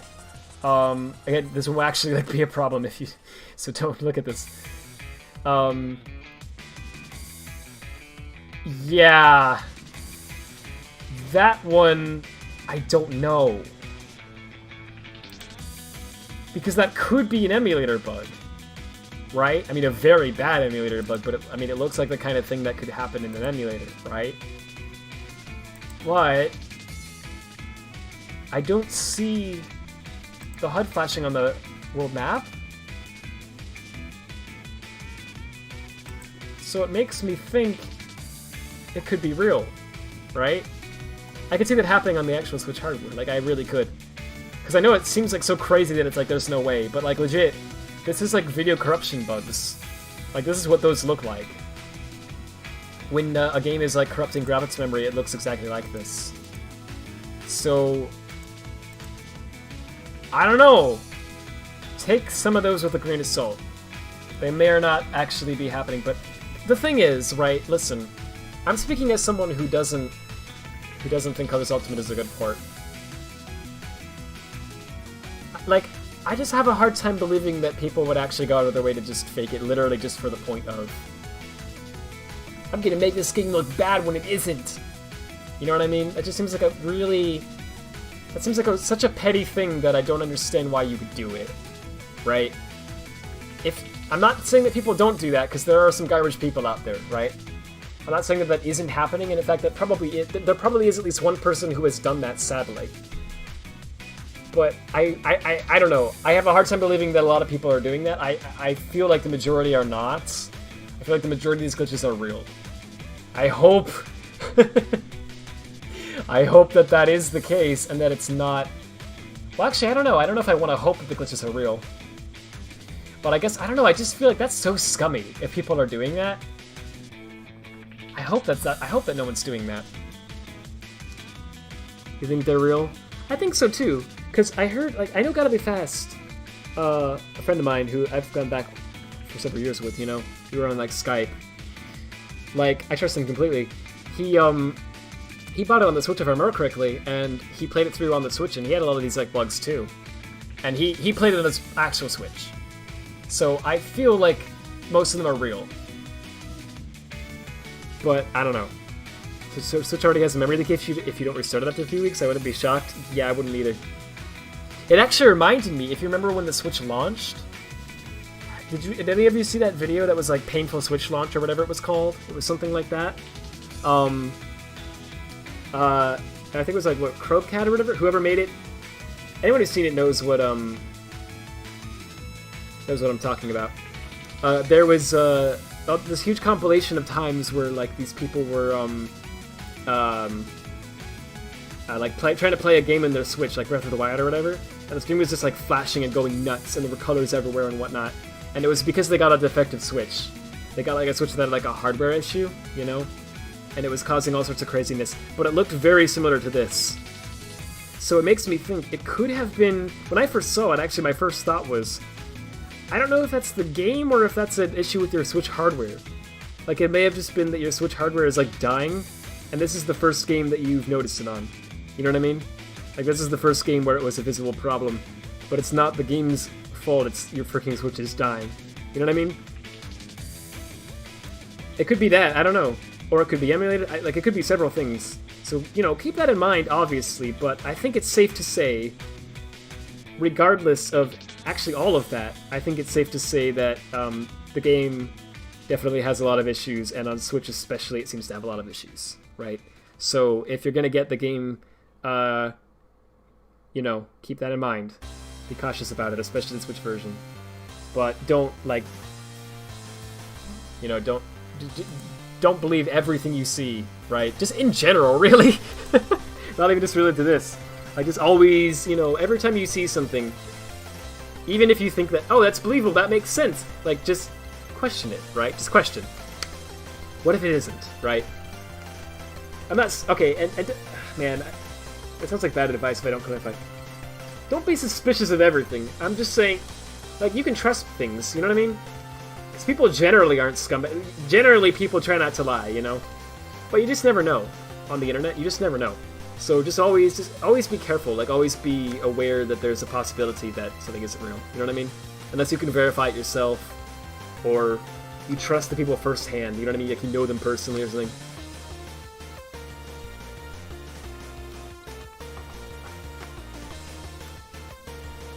Hopefully I worded that correctly. And people aren't going to be like, right, got it, Rad, and then, like, you know, misunderstand what I'm saying. Alright, what was I supposed to do to fix that issue? Someone probably said it earlier and I missed it, right? But this is the only one that's special stages? Yeah. Yeah, that song, hang on, that song slaps. We need to get that in there. I just queued that up, that'll be the next song that plays. Rest in peace, that man Switch, never trust, always verify. Pause, check. Yeah, if you can verify it, always, you know, that's a good way to know that it's true. If you can't, then you just kind of have to go on other things, you know. You just managed to get Color Sculpted running on 2 computers with the same account just now? Wow.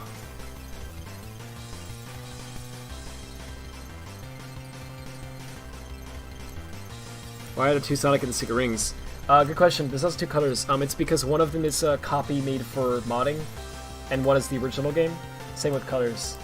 The problem I'm having is that the modded one for some reason isn't booting now. It's because of this bug that, like, Dolphin has now, I think.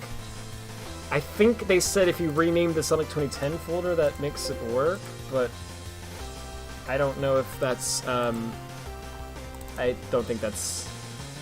No. What was the thing that you had to do? Rad loves secret rings! Yeah, I just love it that much. Hang on, I'm gonna look it up. I was in, hang on a second.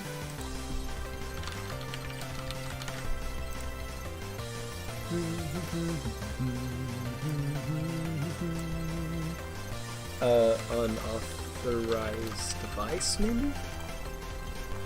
Nope. Okay. Let's see, Dolphin Error. Let's find that. Oh, someone mentioned this the other day somewhere, and I'm looking for their message on. And I knew people wanted Secret Rings. I did it once. I think I can boot it up while I'm fixing this to show you what I did. I was testing out a Sega NN thing. Is this gonna play? You should keep your Sonic 2010 0 folder outside of your disk folder. Is that what I did wrong? I don't have a Sonic 2010 0 folder. That's the weird part. Sega. Oh, it is playing the audio. I don't want it to do that. Also, I don't have a controller hooked up. Whoopsie. Dude, all of my freaking controllers are like dying. I kid you not. Like I have like so many Xbox 360 controllers and they're all freaking dying. So yeah, and then I have a Switch Pro controller as well, and I can use that. But then to do that, I have to connect over Bluetooth, and my headphones are over Bluetooth, right? And here's the problem: the freaking like Bluetooth adapter that I have is like pretty cheap. So for my computer. So because of that, right? If I have like two things hooked up to it at once, it has problems. Like I'll actually hear the audio like skip, and it's like not fun. So yeah, I guess I'll just try the broken Xbox controller that still kind of works. Hold up.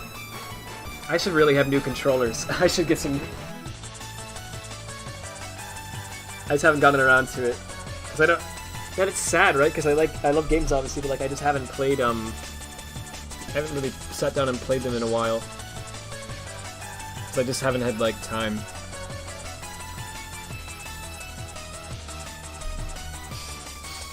Being an adult is fun. Okay, we have the controller hooked up, and so far it's you know, not dying.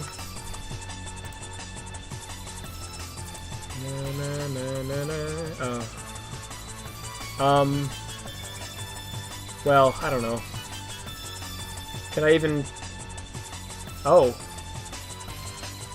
I just want to show you what I did real fast. If I can just load up Sand Oasis and just run up to the dash pad, that'll be fine. That'll be enough to show you what I did, and then I'll go back. Then I'll go to colors. Play with the keyboard. It'll be a very fun experience. Yeah, I sure could do that. That would be even less fun than playing Secret Rings normally. I'm speeding it up. Whoa, jeez. My computer does not like that. Okay, hold up. It's normal speed now! Holy frick, it's normal speed! I forgot how fast Secret Rings is! Oh, jeez! When you have all the upgrades? Holy frick! How do you wait? How do I pause? What's mapped to? Okay, that's mapped to. What am I pressing? Okay, that's jump, but it doesn't. Oh, jeez. Okay, bear with me. The controls are really bad. Here we go. Here's what I. Ah, frick! How do I go backwards? Oh no, I can't. Okay. Oh, jeez. What is? If I can get to another dash pad, I can show you what I did. So Secret Rings uses something called Sega NN, which is something that I've been wanting to mod for a while. So I decided I would test my Sega NN tool on Secret Rings, and what I did is, I just made a quick and easy hack where, let's see if I can show it to you up here, maybe. Okay, let's just jump like this over and over again, because I can do that with my controller bindings. Heh! Oh my gosh. Okay, you can see the dash pads are freaking green, and the animation is... No, land. Okay, yeah. It's flashing green, and the animation is going right to left, instead of the way it's supposed to go, right? So that's because of a test that I did with my new NN tool. I just messed with the UV animations and the mature animations, and I wanted to see if they would load in game and if they would work. And so to test it, I said, hey, flash green, and go horizontal, right? And it worked. So, yeah, I'm happy about that. Anyway, that's what I did with Secret Rings. It was just a simple test of a tool. I haven't released the tool because it's not, like, done. It still has a lot of issues, but when I fix it, I'll release it, which is soon. I'm gonna come back to NN stuff really soon. Whoa. Oh, my controller is bugging out. Okay. So what did you do again for the to fix colors? Or something along with the song, that's how you know it's good. Yeah, dude. It's really good.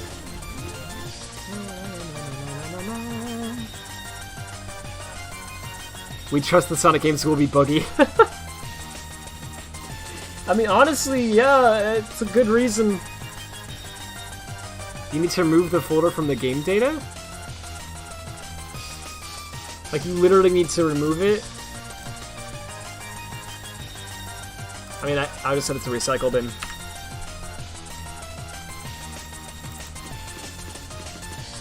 Nope.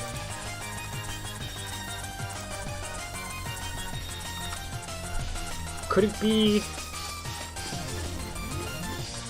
Because I was asking the other day... This part at the end loops too much, though, I gotta be honest. But you don't hear that in-game, because by this point the stage is over. Could it be when you enable cheats, it also enables some sort of a dev kit thing? No. What the frick? Secret Rings and Colors Alto would be great.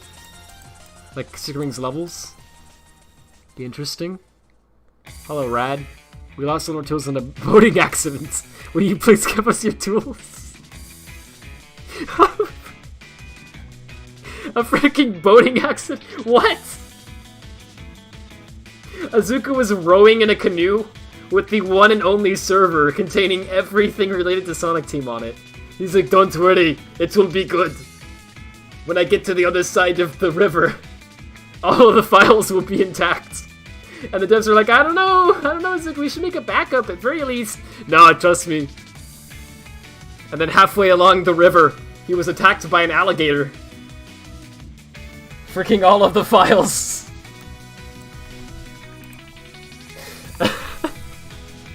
I'm sorry, it's such a funny visual to me. Good lord.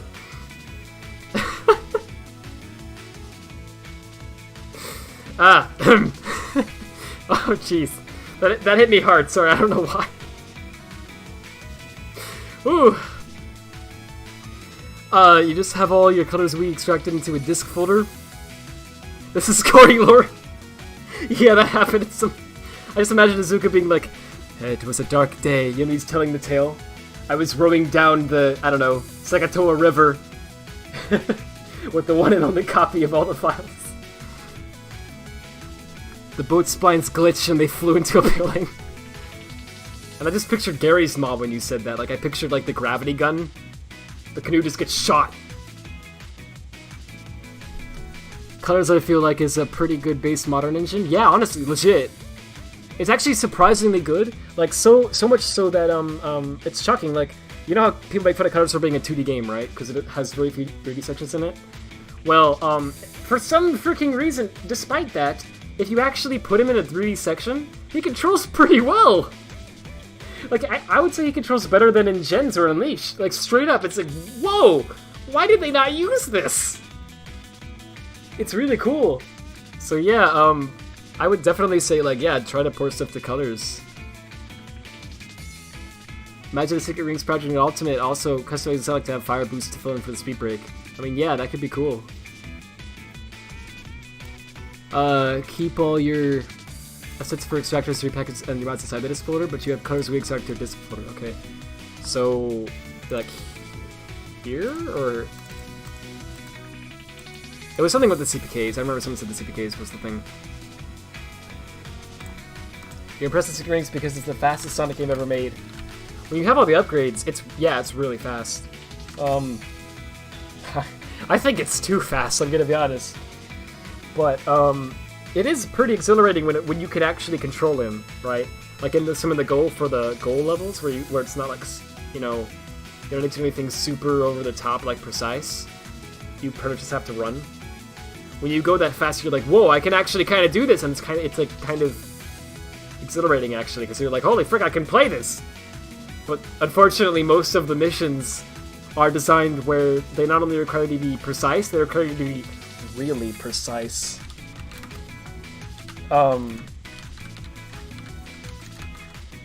And that's, you know, it doesn't work well there, in my opinion. I was googling Sonic Colors unauthorized device just to see if it came up. It doesn't. Oh, does anyone what was the thing? Hang on a second. If I could just find that Discord message.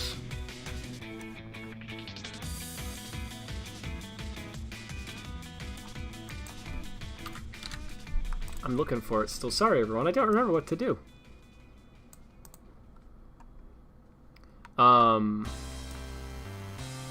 Here it is. Here it is. Don't have a folder with the same name as the CPK. So this? I don't. This isn't, I mean, it's not 0, it's just this. But even if I delete this, it doesn't... This must be loading from somewhere else, right?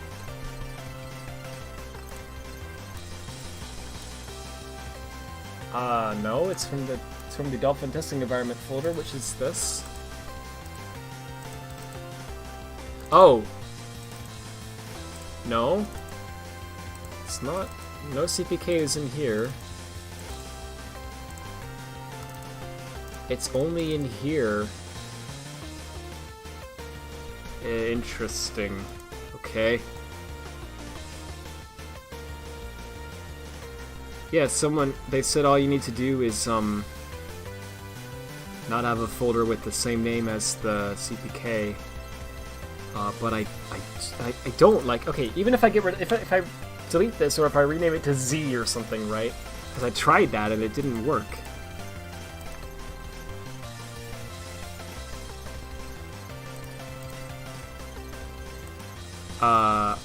I'm sorry if I missed this. I don't know when this message was sent. I missed this. It was a while ago. I'm sorry.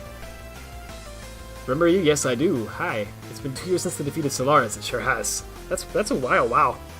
The credits code result is really long. Yeah, it's like 45 minutes or something. It's insane. Middleware licensing is long to say the least. It sure is. And somehow they forgot Godot. Sure, there's a huge mess of Sonic Colors Ultra right now? Yeah.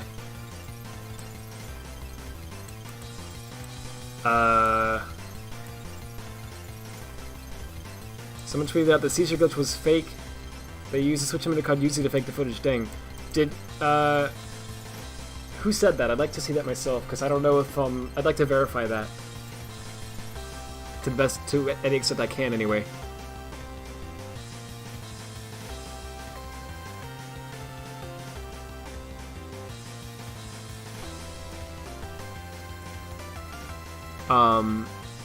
Frick, I don't know what to do. Okay, hang on. Is it like so?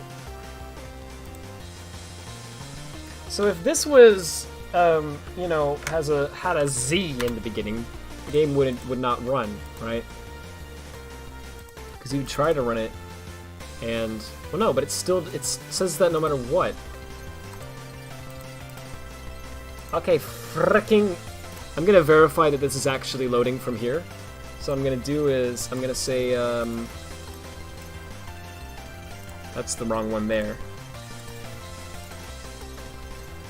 It's data system and then main.dol.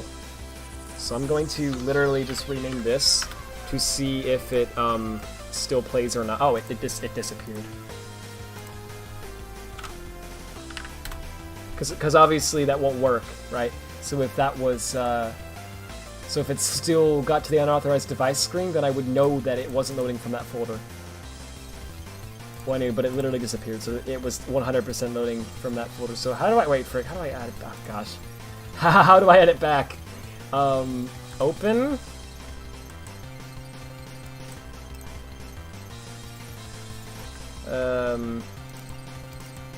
That's not it. Why did I think that was it? I want to open the folder, so I don't know. I did it before. Oh, frick. I'm sorry, I'm being an idiot. Let me turn off the debug UI too. Maybe that's what it is? I don't know. Maybe having the debug UI on makes it act like a dev kit or something, and then it does weird things. Add. I see what I did.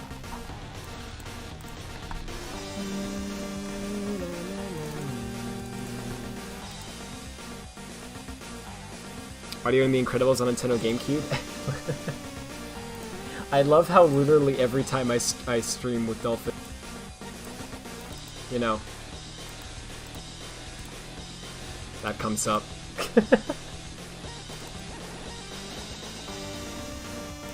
I have an unauthorized... Guys, I don't know what to do. I have an unauthorized device. I thought my device was authorized, but here we are. Frick, dude. Like, I can literally yeet this folder and start the game, and it still is, like, unauthorized device. So it can't be that. I also had the CPK renamed, and it still did it. So it's not even like, it's something else. My man is modding The Incredibles. I had a... You sent the tweet above? You did? I didn't see it. Thanks. I got it like a thrift store or something. And I was like, cool, I'll have to put out a dolphin, I guess. Okay, this person says, apparently the Sonic Colors seizure glitches and extreme mess ups like T-posing Sonic was all done by using a Switch emulator called Yuzu. The main game still has issues, but nothing like what's going around. So, okay, so here's the thing, right? When I say don't trust anything, that goes both ways. That means don't trust things that you see when you first see them, and it also means don't trust apparentlys unless you know the source. You know what I mean? Now, I'm not putting this person down. I think they're being legit, but I don't. But where did they hear this from? Right? Did they find this out themselves? And if so, why? Where's the proof? Right? Or did they hear it from someone else? That's what I'm saying. I don't know. How is this done through an emulator? This is insane. Some people want to watch Sega and Sonic Burn, huh? Because people are going to be quick to... I don't think... I think what's happening is... Personally, I think what's happening is one person admitted that, like, posted footage of a glitch that they had in Colors Ultimate while they were playing with an emulator, right? And they didn't realize legitimately that that glitch was being caused by the emulator. They thought it was just a glitch with the game because they were seeing other things on Twitter that were like that bad, and so they assumed that that's what was going on. So they posted this glitch, and then later they found out actually, oh, it turns out that that specific glitch that I posted just now only happens in the emulator, right? Whoops. Might be, right?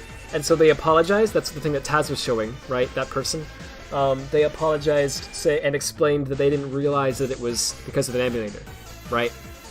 And so then people saw that tweet and thought, oh, people are faking. They're purposely going out of their way to use an emulator to fake, and then the news spread, and here we are, right? That's what I think happened. I don't know if I think that anyone actually was... I could see it happening. I could see one person or two people doing that, you know what I mean? Because, you know, there's always just bad people, I guess. But I legit don't think... I think what I said is actually what happened. I don't think anyone was actually purposely faking the bugs. Maybe I'm wrong. If I am wrong, can someone prove it? Is there any proof? Is there any proof that they were using an emulator for the seizure bugs? That's literally what happened? Is it? Because, I mean, I don't know. I'm just guessing. Try to find the real source. Oh, and you're all good, by the way. Thanks, Shara, for linking this. I appreciate it. I'm not, I just want to make it clear, like, I'm not putting anyone down or whatever. I'm just saying, like, I'm not putting down the person who tweeted this, right? I think they legit, think that that's what happened, but they heard it from someone else, right? And maybe it is what happened. I don't know. I'm just saying. I think it was misinformation. There's for sure real issues, but there's also likely if you fake with user abridgings. I could see it happening. I don't know if it's on purpose though. I think for sure. I know for a fact that there was at least one that happened because of Yuzu, but it was an accident. They literally didn't know that that was a Yuzu only bug. Which I have to say, I'm just gonna be real with you, right? Emulation is great and all, and I'm for emulation. I mean, clearly, I have freaking Dolphin open right here. What if I had this screen up right now and I was like, I'm against emulation. Emulation's bad. And then I'm like, you know, just just don't mind. Oh, this is called dolphin testing environment.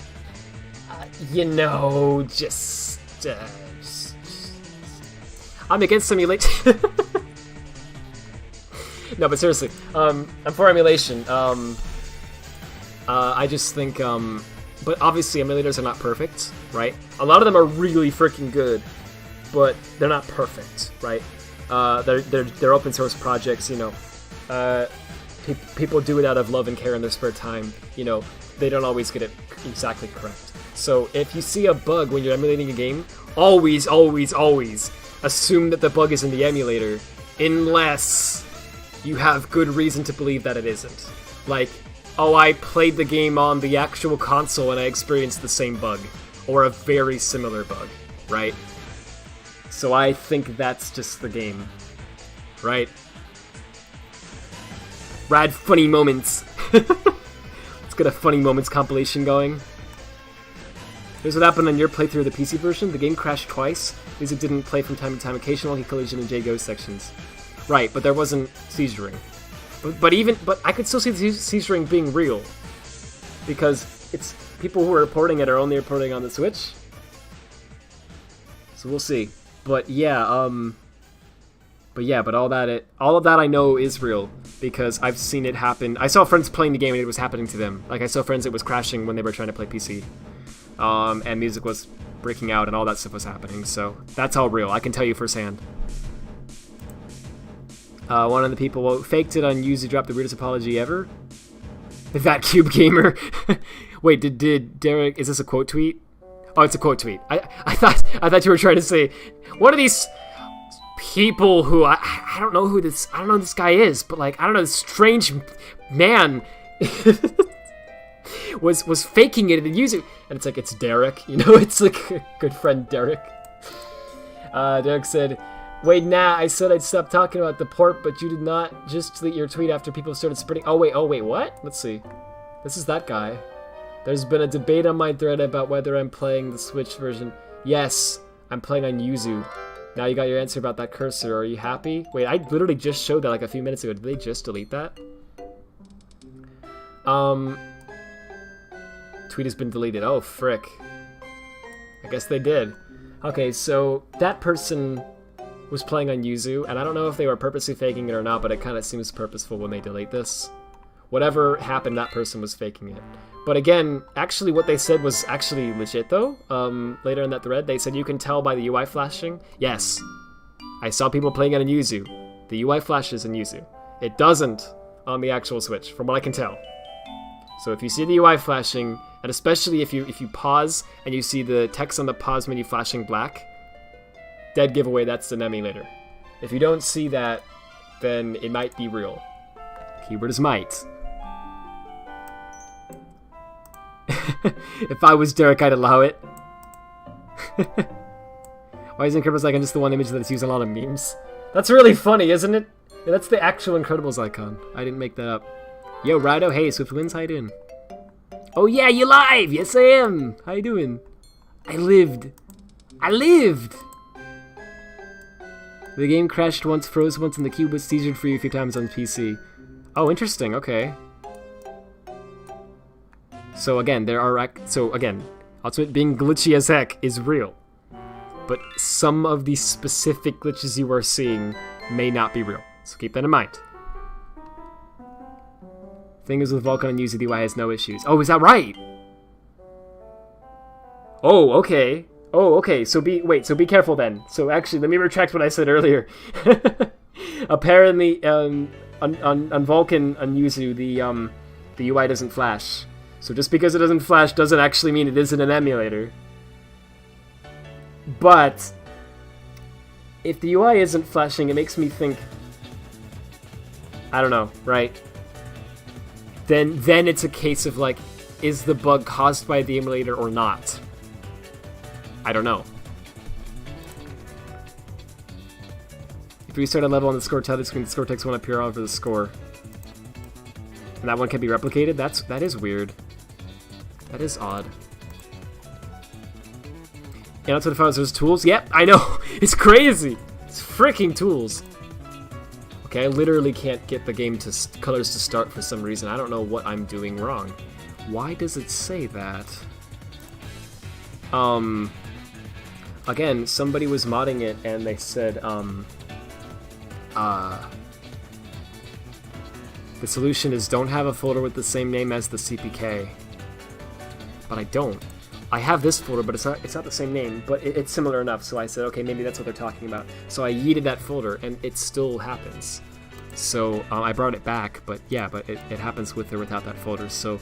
but they literally are, they have a screenshot. I mean, that's literally the bug that I'm having. And they said the solution was delete the folder. And that's all I can find on it. So, I don't know what to do. Maybe, I mean, I can do it again. Maybe re-adding it. Well, wait, no, that's the real colors. I want the modded colors. Yep. This didn't happen in an old version of Dolphin. So maybe I should actually just use the old version. I don't know. It's a recent Dolphin bug apparently because that wasn't a thing before. Let's see. Let's just Google it, right? Maybe someone found an issue on it. Like maybe it happens in other games too. It's error. Dolphin error 001 unauthorized device has been detected. Oh, here it is. Yeah. There's a Dolphin thread on it. From this, January 2020, okay.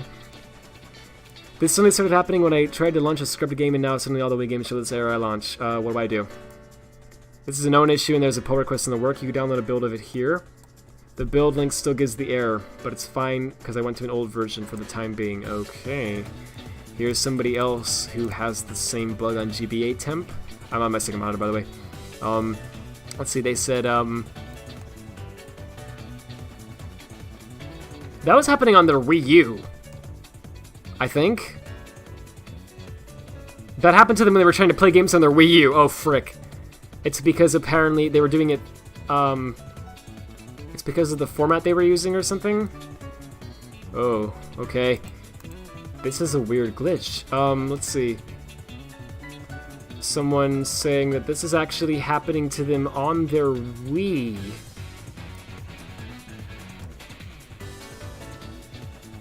Every game that they try to boot it's doing this to them. That was in 2012 though. It's backed up games. It's like they're booting it from like probably pirated, right? So it's like a bug with like some code that is being used in like modding things, I guess.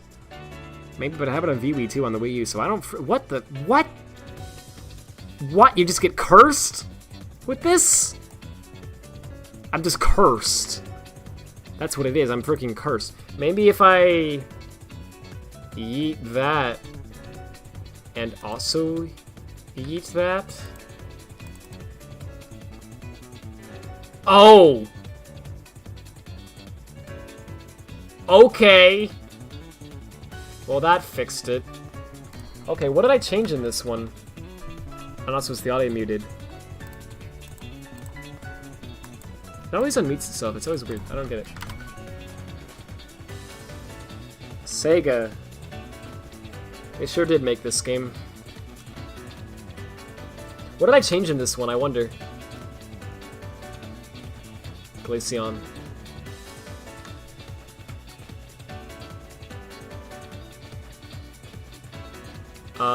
Nothing?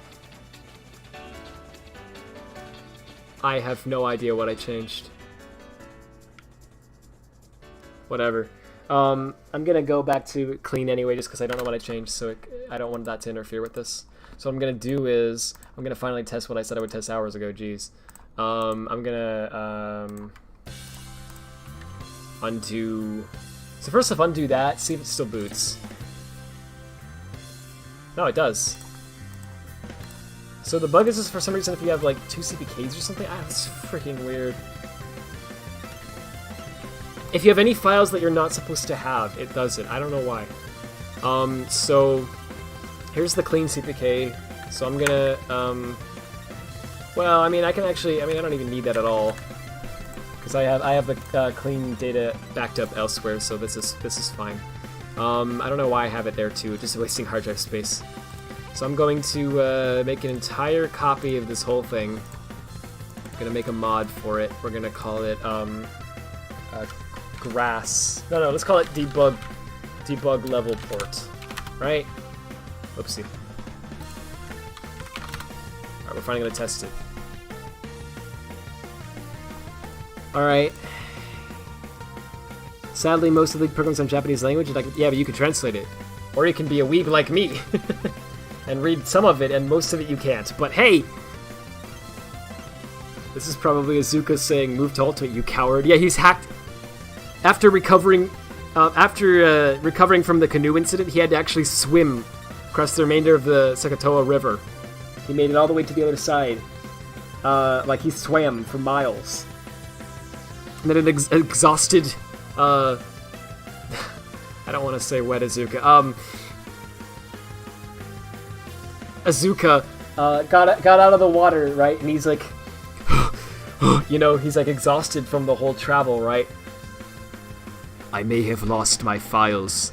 You may have won this one. He like blames me for some esoteric reason. He thinks that I planted the crocodile.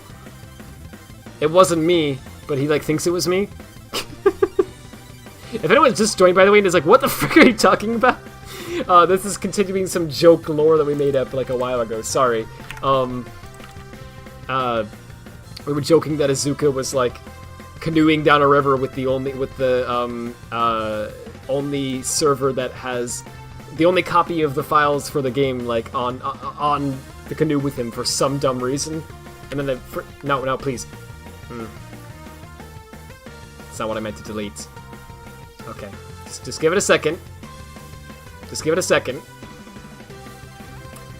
It's done, everyone. It's done. There's no bytes left, but it's not done. Okay, now we undo it. Yeah, freaking. Thanks for adding it to File Explorer. Unironically, I actually appreciate that feature. That saved my life a few times. Anyway, he freaking came out of the water like, you know, exhausted, and he's like, Rad planted the the crocodile. So he decided to hack into my my computer to get revenge. That's what we were seeing there. It's like unauthorized device. But he coded he did it through the Metal Sonic malware. It's like a pop-up shows up on my screen, and it's like, it's like, do you accept? I'm like, frick, do I accept? I guess I do. And I clicked yes. That's how we got in. I think there's evidence in the little files the game land was supposed to have more acts based on old zones. You recall Wing Fortress was going to be remade. That's actually pretty cool. I actually dig that.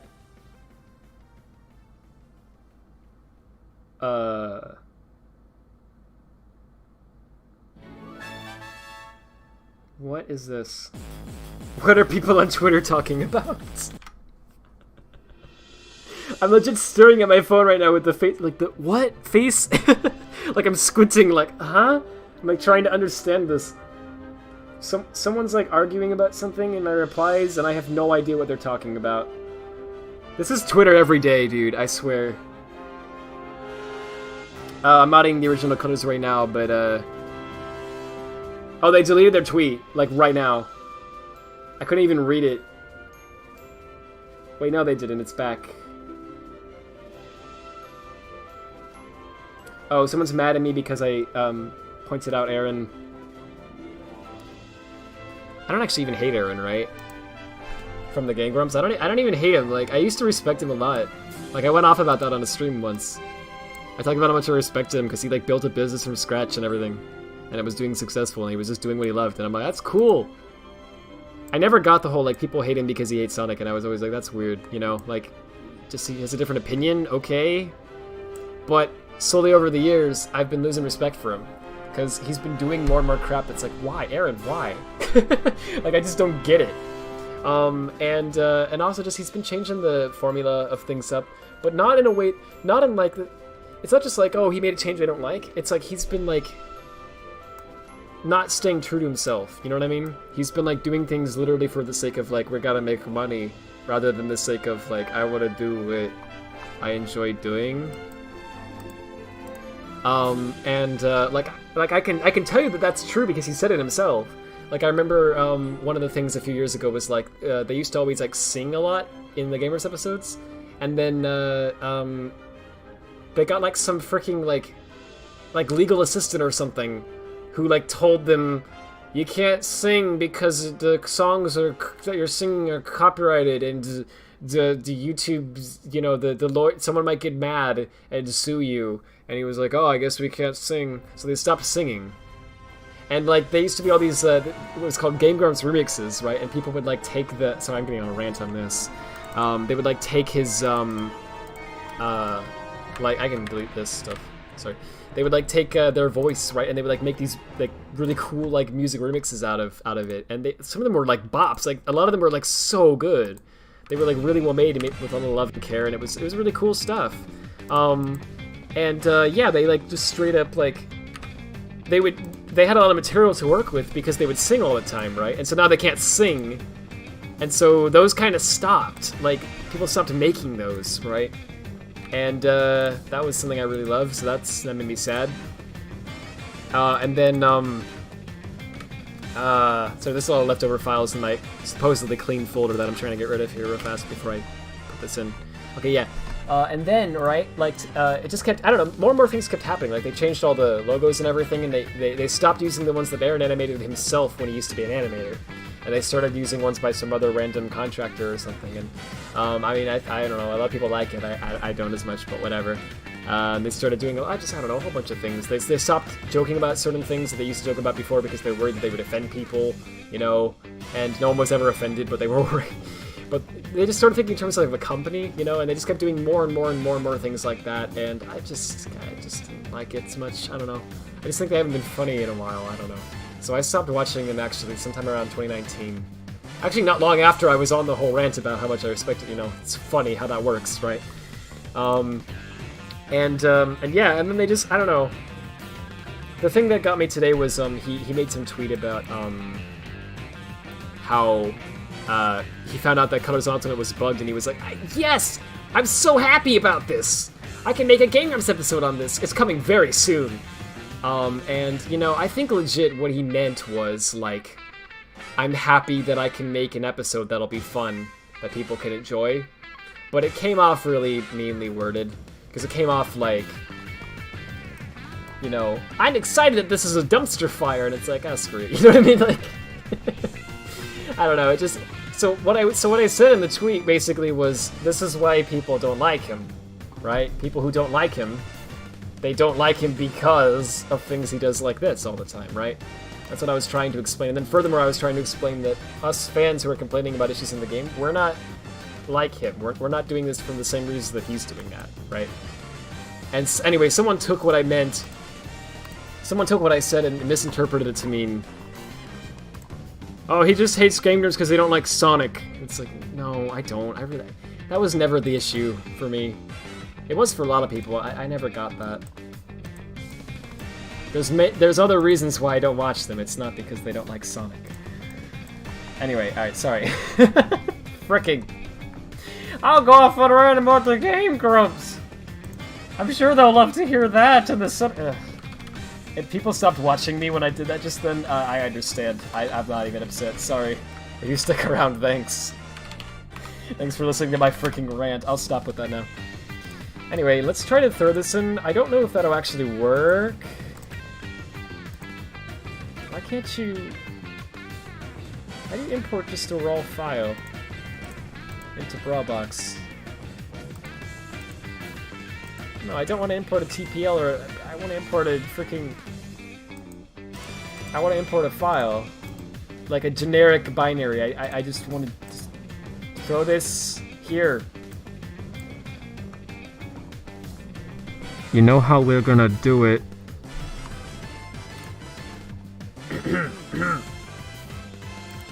There's a Nintendo tool that was included with the Colors Ultimate game. We could just use that.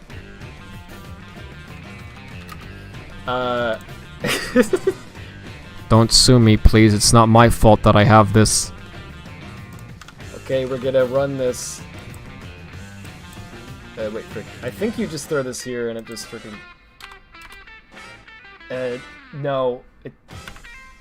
It's dash X. Oh, you gotta give it the output direct. Yeah.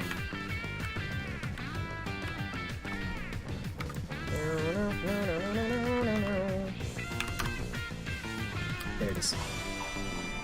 When Roblox doesn't work, just use the real tools that for some reason came with the game. Alright. And then go back and copy this over. I don't think that'll work, but let's just see if it like doesn't crash, maybe? I don't know. I think the command is, it's dash C. Get the folder and then you give it the arc. There you go.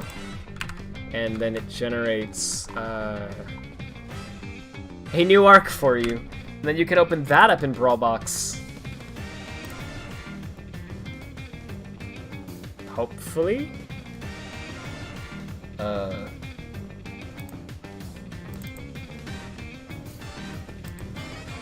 Oh, actually, maybe that's like corrupted or something. Because this one loads. But if I try to give it the other one...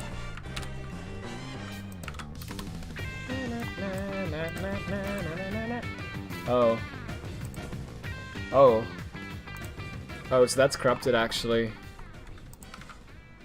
Wait, but I know for a fact that it works. Because I heard that it works from someone.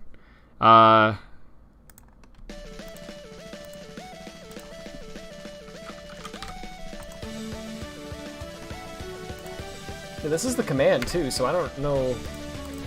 Oh, it's because you have to do this, I think.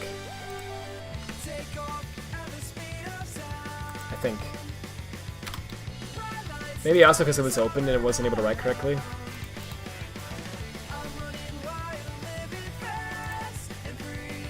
That's weird. What the frick? It looks legit. Does it not like my grass file?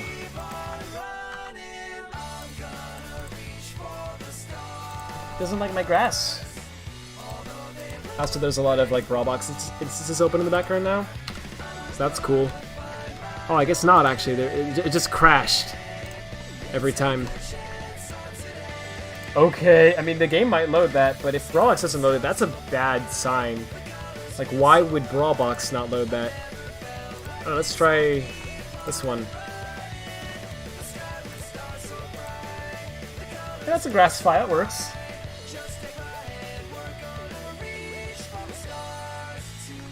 So if that works, then why doesn't this one work?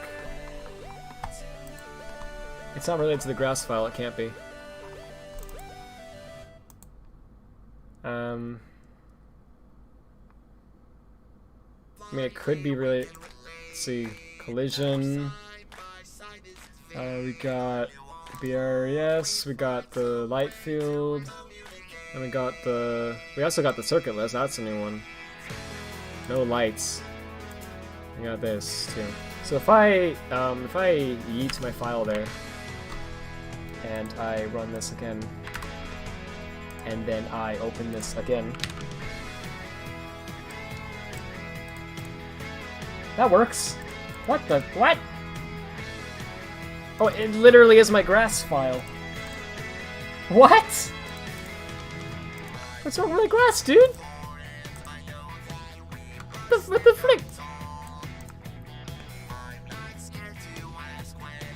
My grass is fine. Wait, is it? Yeah, it's fine. This is a valid grass file. What the heck, bro? Why would this cause a crash? Huh? Okay, what? Okay, wait. So here's what we do. We close this. We run it again. And then we open it again, but we do it the same way we did before. Open another file. Literally rule everything out. Open that. Fricky! Why does my grass file cause it to crash? Huh?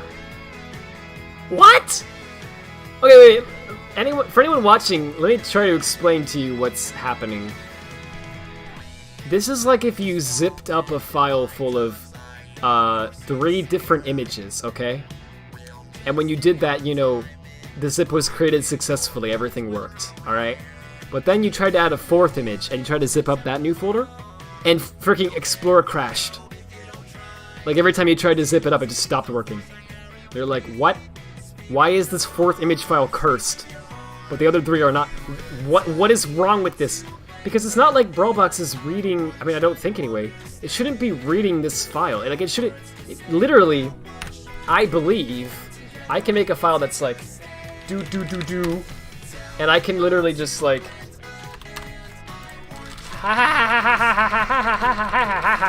just put whatever I want in there, right?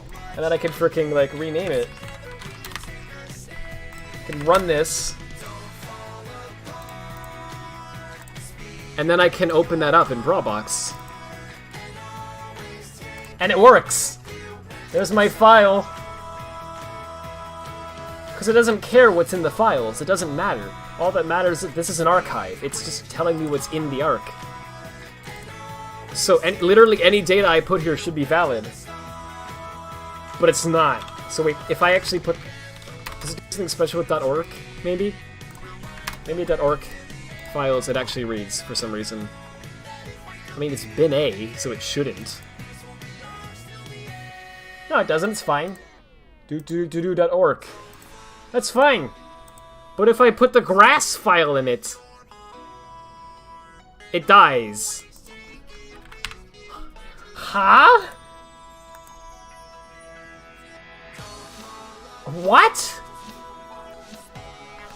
Is that a Brawlbox bug? Can I play the Symphony version? Is that okay? Would I get in trouble for the Symphony version? Because I think I can... Because you can play the, like, if the song is in a game, Sega seems to be okay with it, but if it's not in a game, I'm not sure.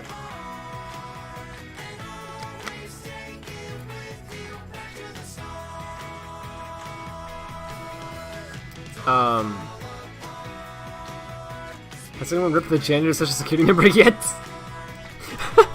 You mean from Ultimate? To my knowledge, no. We found... Oh man, I don't want to show this. I feel kind of bad about this. We found something. It's not anything, like, overly personal, don't worry. Don't worry. But it's just something I feel kind of weird showing. But I'll just tell you what we found. They list several... There's a spreadsheet, an Excel spreadsheet with every name of every person who worked on the game in it.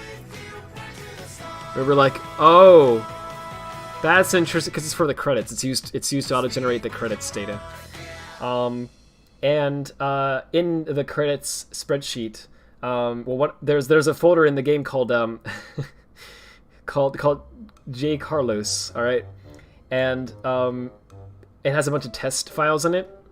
And I was just like, I wonder if J. Carlos is the name of one of the people who... Yes, it is. He's in the credits. So I went... I wasn't doing anything bad, but I feel weird talking about it, because I feel like I'm stalking some guy, but I wasn't trying to. I was just legit, like, just was curious. So I was like, I wonder if he has a website. And I looked it up. I didn't expect to actually find it. He does. He has a website. He has a freaking, like, public resume, and there's, like, a picture of him and his dog, and I'm like, whoa! I felt bad, dude. I was like, I didn't mean to find...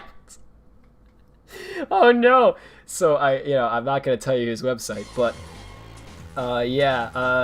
seems like a swell guy. I hope he's doing well. I want to say that, too, right? I don't wish any harm on any of the devs of this game, right? I really don't. Like, I hope no one thinks that. Because it seems like a lot of people assume that when you, like, complain about the state of a game, you're like, I hate the devs personally. It's like, frick, no.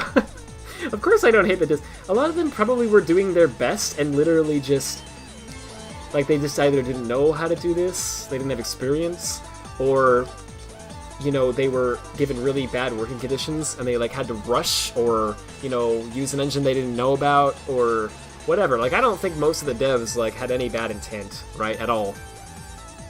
I think, if anything, the only people who may have were, like, the higher-ups. You know what I mean? And even then, I don't freaking hate them. I don't want to get them in trouble or anything. Heck no. I'm not like unreasonable. So I just want to go on record saying that, because I think some people actually assume that. Like, you complain and they're like, oh, you hate... It's like, no, dude. I don't get why people think like that. I really don't understand it. Anyway, this is crashing Brawl Box. But I wonder... would it crash the game? I kind of think it's a Brawl Box bug. And not a bug with the file. So we're gonna test that theory. I don't see why it would be a Brawl Box bug. Maybe it's a Brawl Box bug. I don't freaking know. Oh, I didn't repack. What's wrong with me? Yeah, so we gotta, because we don't have a proper freaking, mod loader for this. Oh, wow. When did I make this? I probably made it on a stream. Well, that's helpful. Thanks, past me. From freaking August 1st, 2017. I don't remember doing this. Oh, okay. Oh, literally all I have to do is just drag this on here. Look at that. That's helpful. What's this? Why do I have a complete copy of all of Lost World's data sitting right here, using up fricking, like, 4 gigabytes of space? No wonder I don't have any hard... Goodness. Get rid of that. I have so many copies of this on my hard drive. Oh, good lord.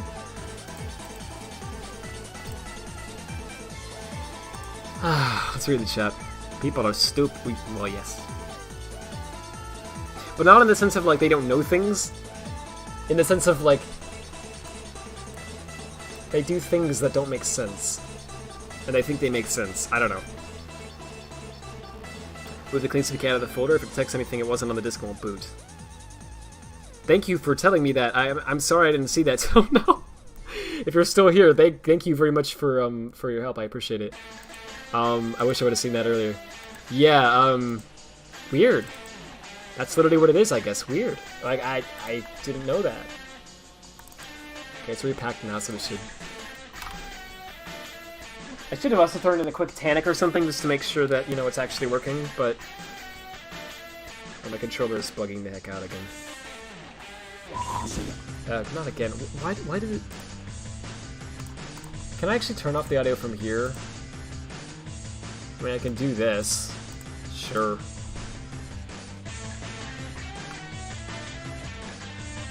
Why is one of your disk drives called My Passport? I have a like USB drive plugged in called that. It's just called that. I don't know. I didn't name it that. Okay, I want to see if it crashes. Oh, it didn't crash. Neat. So will the grass actually be in Tropical Resort somewhere? I don't freaking know. Probably not, because if it's visible at all somewhere and it's actually working, it's probably in like the I don't know, like at 000 or wherever that is. And I don't think I can even, I don't know if I can even get there. And hey, anyone who has imported Tropical Resort into like 3ds Max or Blender or whatever, right? When you go to like 000 in in Max or Blender, where is that in Tropical Resort? Is that by like, I think that's by like the section I'm about to get to, the next 3D Grand Row section after this part here. But I don't actually remember. But I mean, at very least it didn't crash, so either, I mean, I didn't repack it correctly and it didn't actually load the graphs file at all, or I mean, I don't know if just having it in the ARC is enough to make it load too, so, either it didn't load at all, which is actually probably what happened, or it did load and, it actually works, so hopefully the latter, but probably not, because I don't see any grass anywhere, so it's probably like, I don't know how the grass works. I don't have to stop it twice every time, too. I don't get it.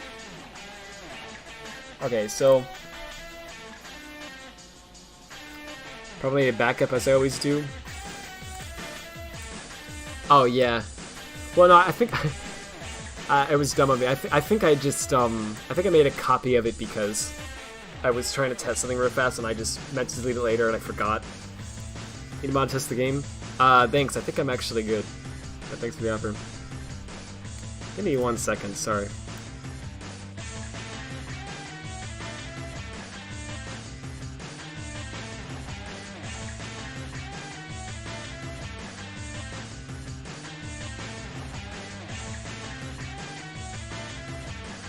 Sorry. Freaking sinuses. Was that directed to me? Hold up. It was directed to me! Please go touch grass. Holy frick. It's because I said this is why people dislike Aaron. That's literally all that I said. Like, I don't even hate him. I don't. I'm being a bit loud, sorry. I legit don't even hate, I don't have any disregard towards any of the Game Grumps. I really don't. Like, I just stopped watching them, but I don't like, and I just was like, hey, this is why other people dislike Aaron Hansen, just letting you know. Please, wow, man, people get ticked on Twitter, dude. Can you believe how ticked people get? It's unbelievable, man. Like, I get stuff like that constantly. Like, not even directed towards me, just like not usually, thankfully, but like, I see that stuff towards other people all the time. Like, bro, like, why would you say something like that to somebody? You know, I legit don't get it. I'm not even upset, I just don't get it, right? Like, I would never say that to anybody, under any circumstance. The only thing I can think of is, like, if it was like an inside joke between me and that person, and like they knew I was joking and everyone else knew I was joking, maybe then I would say that. But only then, right? Like, and even then I'd feel a little bit like, I don't know, what if someone thinks I'm serious? Like, I can't believe that people are just like, I'm just gonna they type that and they're like, yeah, that's a good tweet. Holy frick, ratio them, it'll be funny. I mean, I don't care. I mean, if someone wants to, go ahead, but I mean, don't harass him, though. Don't be mean to him. I know he was mean to me, but he doesn't deserve... No one deserves people being mean to them. Twitter, what else? Yeah, Red exposing people live. He publicly tweeted it. If that was a DM, that would be one thing, you know, but he freaking publicly tweets that. Like, everyone can see that. He doesn't think there's anything wrong with saying that to somebody. Somebody who isn't even saying what he thinks I'm saying. He thinks I'm saying, I hate Aaron Hansen. I don't. I never said that. I used to be like a huge fan of Aaron. And I don't hate him now. I'm not a huge fan anymore. I just don't really care anymore. That's really all that it is. I guess I worded it badly, but like, wow, man. People get so sensitive about that. Anyway, sorry, so what I was gonna test was, so I'm gonna try to put it to the test level, right? So, I haven't looked into the whole thing yet, because Death was the one who was doing that, so this is my first time, like, doing the whole level. So, was it in here, I assume? By the way, they left this file here too, which is just kind of funny to me, not gonna lie. This is a batch file that literally repacks the entire CPK for you. I just think that's just kind of funny. It's just helpful, right? Wait, what did that say? It calls upon tools, cry, CPK, make C. And so if you go up a folder, right? Tools, cry, CPK, make C. It's right freaking there. And they just pass in... What is this? The CSV file? And then they output the CPK. This is literally the exact program and command they use to generate the CPK file in Sonic Colors. So if you want to get a literally byte-perfect CPK from scratch, you can just use this, I guess. Man. Alright, stage 901.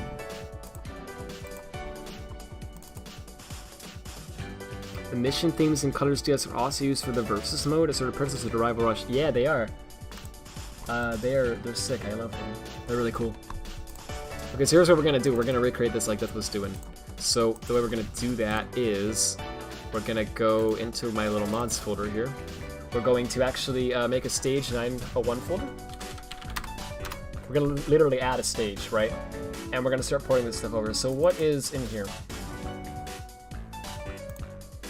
It's a BRRES file, which I actually think is literally, yeah, it's just in the Wii format. So we can just copy paste that right over. We've got a common arc,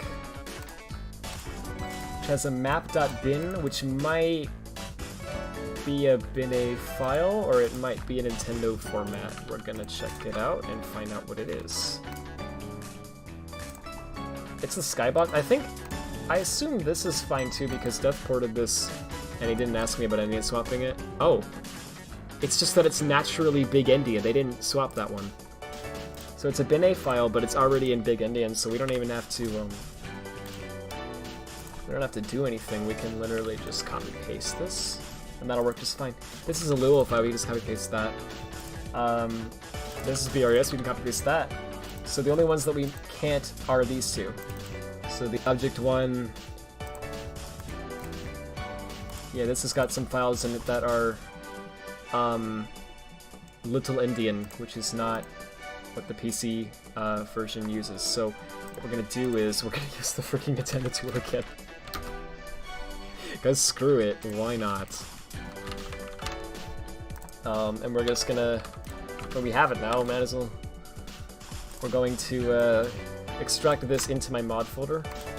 There we go. And then we're gonna look at these files, we're gonna convert them as needed. So we're gonna throw a circuit list on here, we're gonna see what that is. That is Little Endian, but it's really easy to fix. Okay, I'm just gonna do this by hand because it's literally just like so easy to swap it. So 54, we just have to change every number in here around, and then save it, and then we're good. So you can see how many numbers there are. There's not that many. And I say every number, and it's actually not every. There's some that I don't even need to change any of those. This I don't need to change either because the game doesn't even care about that. That can be, you can literally make that like, okay, what's a 4-letter word that isn't a swear word? I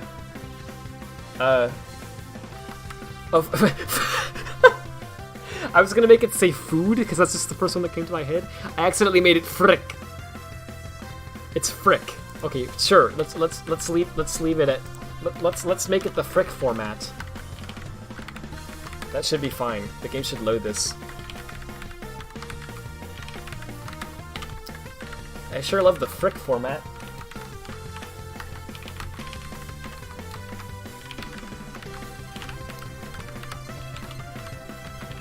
We're almost done. Oopsie. Delete that. Yeah. 06. It's like Sonic 06, guys. It's cursed. I don't even know what this file does exactly, but I assume it's a circuit list. I don't know what that is. Hey, frick. We got that. Okay, collision. So this one, I wrote a little tool for this. Death asked me to make the tool generic. Oh no, he said for splines he wanted a generic one, so I should do that tonight too before I end. That should be real fast. That should be really simple. But before I do that, I'm gonna do what I did before, which is literally this. So here's the way the collision works. So they use NVIDIA's PhysX engine. It's like PHYS and then the letter X. So it's PhysX, right? What they do is they have this PhysX collision data, which is always stored in Little Endian no matter what. It's always Little Endian. And then they put that inside of a little bin.a file, which is a custom Sonic Team thing, which is Big Endian on the Wii, Little Endian in Sonic Colors Ultimate. So we have a Little Endian Colors Ultimate file here. So what I'm doing is, I need to swap this to Big Endian, but here's the deal. If you're thinking, oh no, he's got to do that for all... No, I don't. Because the PhysX data starts, I think, around here. It starts with this NXS part, I believe, and it goes all the way until down here, where it says the file starts laughing at me. Ha! Anyway, and this doesn't need to be swapped. So literally all of this doesn't need to be swapped at all, right? All of this does not need to be swapped. All I need to swap is this part up here, which will only take like a minute, right? So let's do that. Same way I did with the other file. Again, it's literally like, you know, Instead of it being right to left, we're gonna make it left to right. That's it.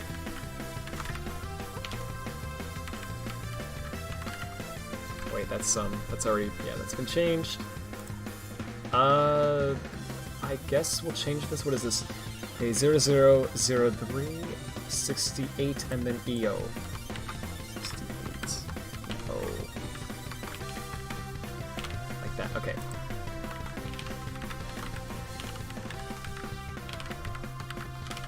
All right. 6C.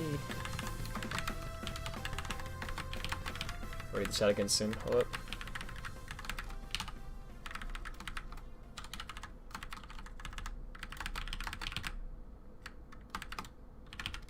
I think I don't actually know when the physics data starts exactly, so I need to be careful about that. Hey Derek, hold up.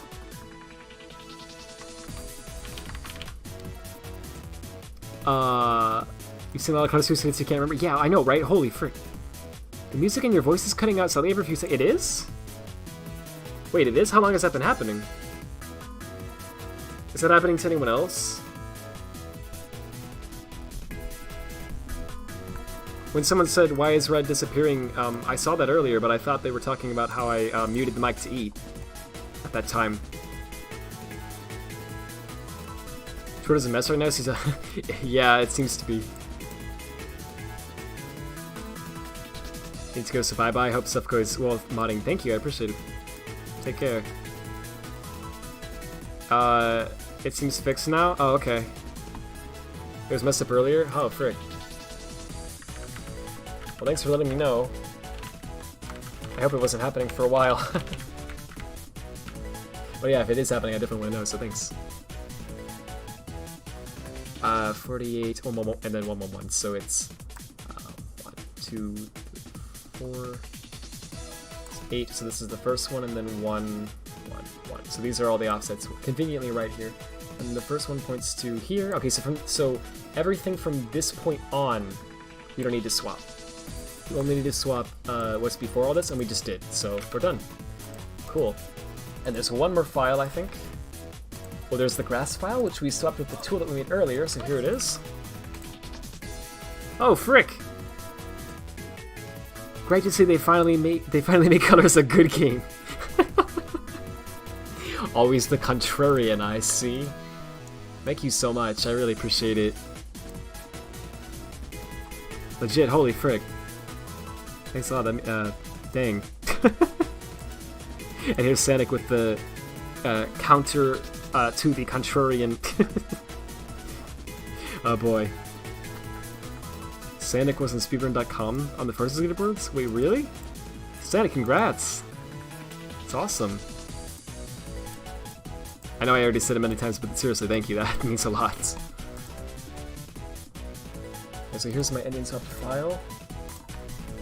And here's the light field. So, I swapped this by hand. No, we found out that it was all 32-bit values, so I could just freaking hard code it. So that's what I did. So we're not gonna mow the grass anymore. I will swap this actually, but the rest of, like in here, but the rest of it I'll do by hand. So what we're gonna do is I'm gonna just do what I did the other day.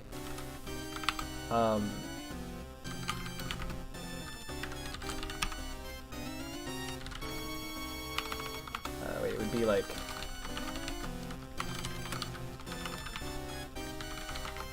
right? Yeah. And then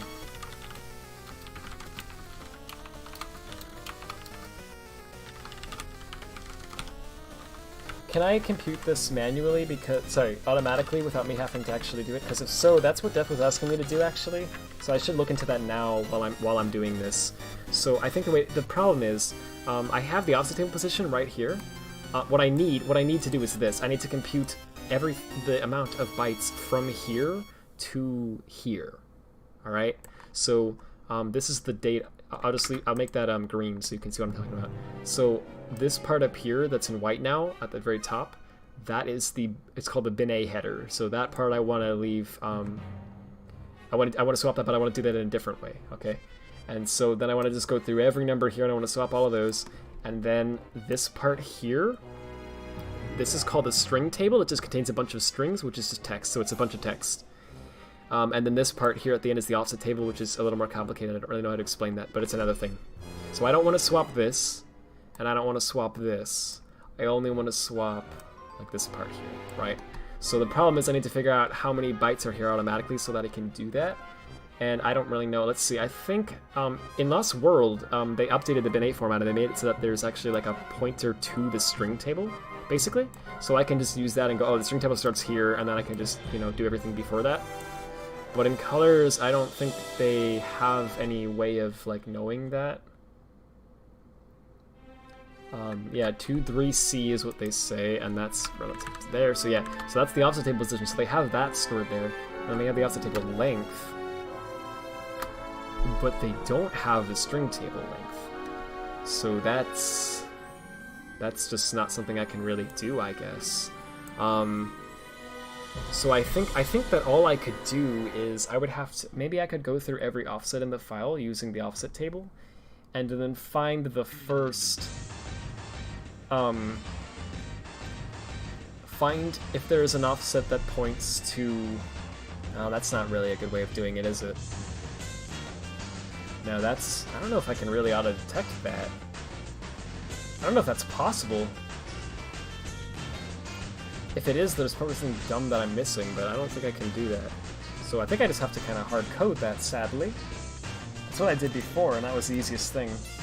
Because I can see with my eyes, you know, where the string table begins, so I just, the size is 200, so I can just say, start at the data, which is at hex 20, and end at down here, which is there, so just add 200 to it, right? But I want the tool to do that without you having to type in this into the code, right? So I don't know how to...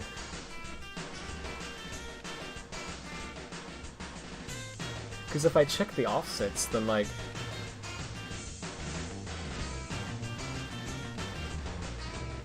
I don't know, I don't think there's a really good way.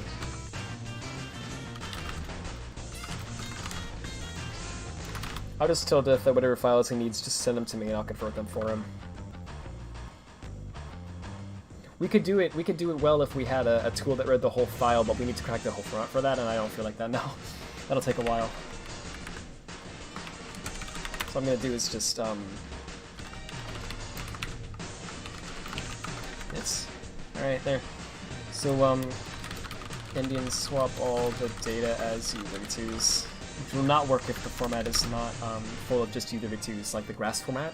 It only works if it's like this one, which apparently is all U32s. And then swap the swap Indian flag in bin8 v1 header, and then save file. All right. This is doing our load file and swap bin8 v1 header. So what we're gonna do is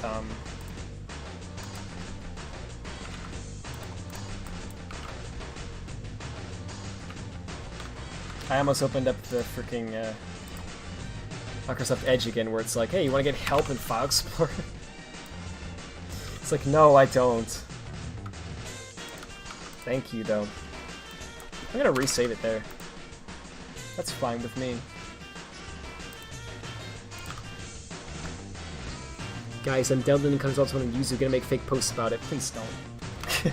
I know you're joking, but like, come on. Cool, so we just swap literally every number. Great, alright, that works. So it freaking works.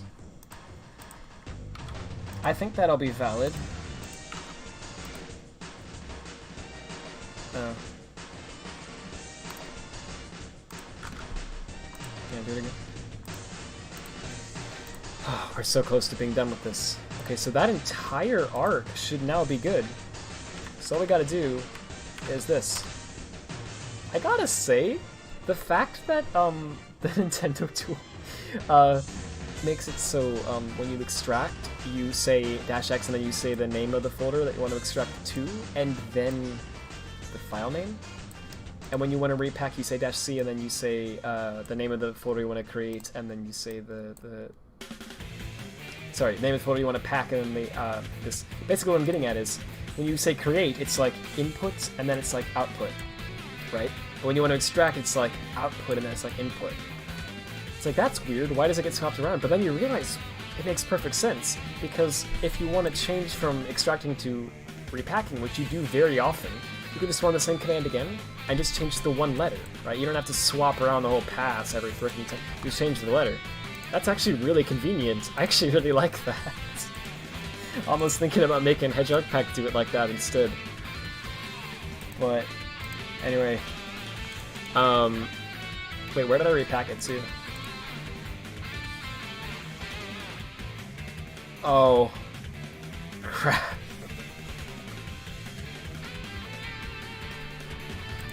Whoops. Hope I backed that up somewhere. Well, I overwrote my clean data.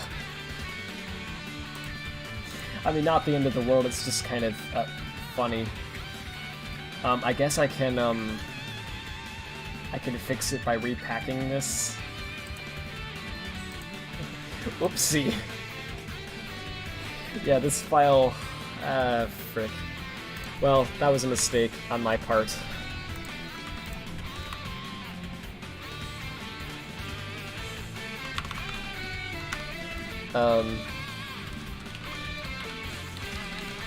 This is what I meant to do. There it is. Does that open in Brawlbox? It sure does. Oh. That's stupid, though. I was wondering about that, but no, it's dumb. Why would it create the folder that doesn't work if you... Okay, there we go. That's more like it. For reference, the other ones are like it too, yeah? Yep. Okay, just wanted to make sure I wasn't losing my mind. So this is the final file we have to convert before literally everything will work on the Wii, unless I mess something up. Oh, except for the set data, I forgot the set data. No big deal, though. Okay, so what I want to do is...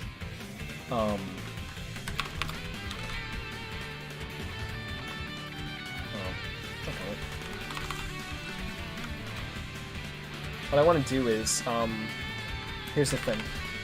So there are two files in this arc that we have to convert in order to get the stage to load.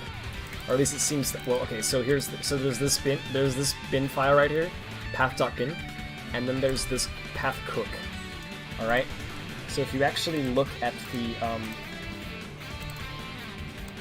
path.pathbin, this is a spline. It's a spline basically, right? And it turns out, at least if I recall correctly, at least Sky said so, and it seemed to work when we tested it, but actually, I don't know if that's actually correct. I kind of doubt it, actually, but... Well, no, I did not really, but... It loaded up, so I think he's probably right. Don't doubt Sky. Listen. Here's the thing, this whole file is like pretty big. It would be really tough to convert by hand, right? So thankfully it seems like most of it's UW2s, at least it seems to boot if we do that. So we can just swap it with this code I wrote right here for swapping the light field thing, right? It'll work just fine for this too. Problem though, right? Because there's another file, this one. Throw that in and look at this. Oh, that's a lot of data, right? That's a big file. Here's the problem. We haven't cracked this one. Yeah, so I don't actually know. I don't actually know how this format works. So if I wanted to convert that, I would have to freaking, do the whole thing. Now here's the deal though. Thankfully, I don't think it would be as bad as I made it sound, because there's a physics file in here which I believe you wouldn't have to swap, because this is going to be little endian on the Wii as well, right? So I mean, I'm not going to try to do it, don't worry, but hang on. I just want to check something really, really fast. Did it say 90? Yeah, but 90 from there. So where is the... What would be that? 90. So if that's the case, is this the size AEC? Or is it something else? I don't freaking know what the size is. I think the size is somewhere. Anyway, I think this is like a big file that goes for like. Oh yeah, wait. Yeah, because here's another one right down here. So I think there's like I think this is like a container that contains a whole bunch of like collision in it. I don't know why. I don't get what this is for. But we would have to swap that if we wanted to do a perfect port. But here's the deal. Thankfully, we found this out.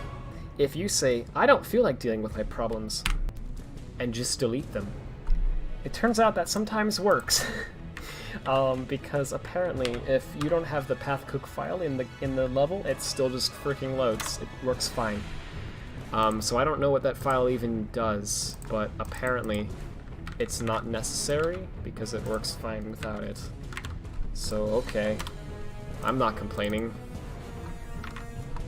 So yeah, we're just gonna try it without the file in there. Yep. So that's it. That's every file in this folder. So the only thing that we have to convert still is the set data, which is in here. So that's in Colors Ultimate as well. They left that for us as well. Very nice of them. They left the set data for the test level. Problem is, yeah, it's down. It's here. Problem is, you'll never guess. It's also in Little Endian, not Big Endian, so we have to convert this entire thing to get the objects to work. And the problem, and you might be thinking, well, we can just run that through. I didn't convert this. I forgot to convert the spline, by the way. Let me go do that. I just realized that now. Sorry. You might be thinking, oh well, just run it through that tool again. No, we can't, because once again, just like on the, just like with the pathcook file, it's not entirely the same. Sorry, it's not entirely like just uints, so we can't just get away with that. So we have to actually know the whole format, like we did with the grass one earlier today, which took like 5 hours to swap. Yeah, we would need to do that again in order to actually, you know, swap it. And I don't want to make you guys sit here for another 5 hours. So what I'm gonna do instead is, what I did was I was modifying C# edit, and I was quickly trying to get a patch in where I could make it like, just quickly resave the data in Big Endian for us, right? And I wasn't able to get all the objects. We got most of the objects. I didn't get all of them. I was gonna try to do more tonight than I didn't have time to, but I'll do it later. But I got most of the objects in. We did it like by hand. It took forever, but we did it.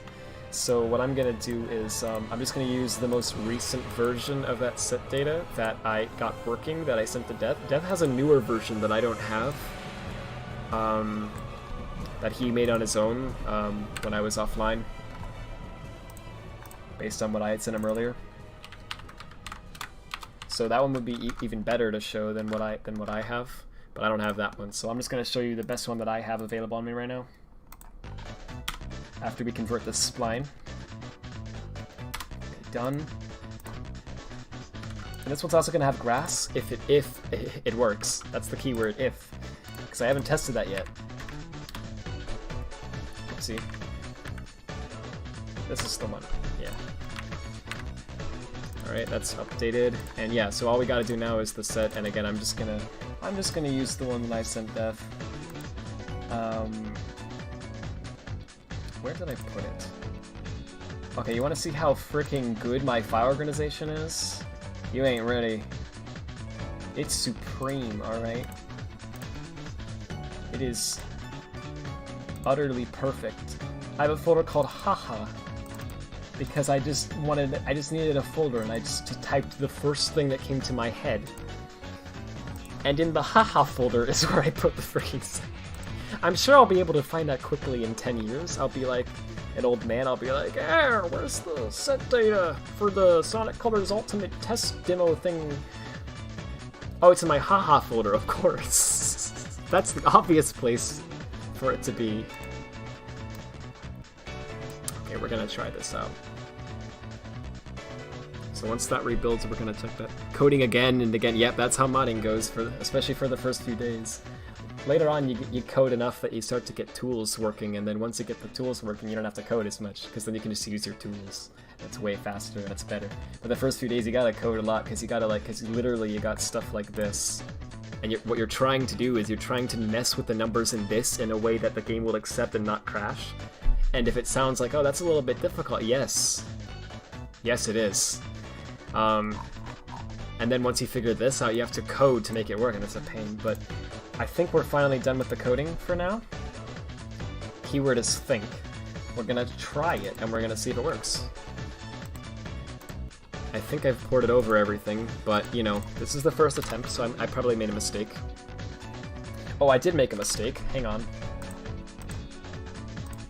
This is an easy one. I forgot to update the X-Stage mission.lua, so we're not going to be able to boot to the test level. Let me just update that real fast. If I just, Here's the list of all the levels for each zone. If I just change this to stage 901, which I think was the name. Where is it at? Yeah, 901, yep. And I just saved that, which I did. And then repack again. Sadly, you have to repack every time in colors because we don't have the colors Wii mod loader. We could make that one day. I'd like to make that one day. I think that'd be cool. But I don't know how to do that. I think what would be cool is I think maybe like what is it called, Revolution or something? It's like the kind of like the mod loader on Wii. I don't know how else to explain it. It like loads like customized like you can load like you can use it to load like Wii games from like an SD card or whatever.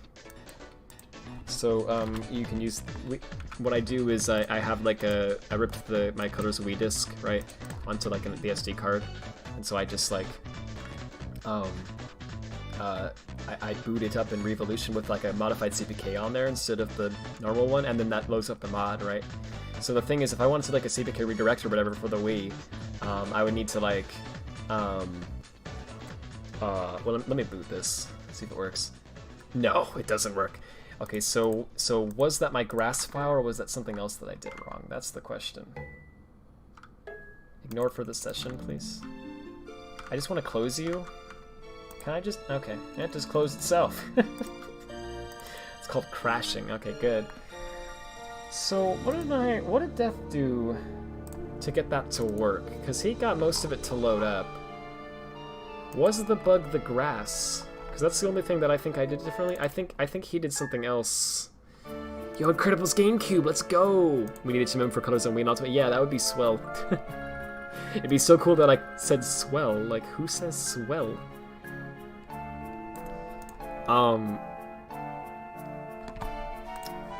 This is the right set, isn't it? Yeah, it is. Okay. I think that one didn't crash. I think. Well, for Death, it crashed on the load screen. Yeah, so my crash happened to be for the load screen, so my crash was something else. So I don't know what my crash was. Let's try to figure this out. So I didn't check this file, I just copy-pasted it. Yeah, this is fine, this is all fine. Ooh, see grass manage. Ooh! Ooh! Oh, it doesn't use the grass unless you ask it to use the grass here, which they did, but then they commented it out later. So they tested the grass and they were like, that's good, and then they just commented this, but they left it for us. So if we just uncomment that, that'll load the grass, I think. Cool. But, so if it didn't even load the grass, I don't think the grass is the problem. Remember, this file actually crashes Brawlbox? Wait.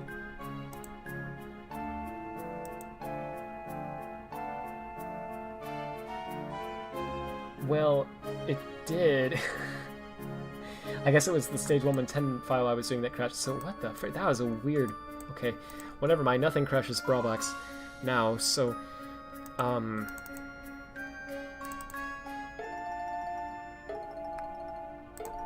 So that isn't the issue. Yeah, this is all fine. I don't need to do anything with this. That's all fine.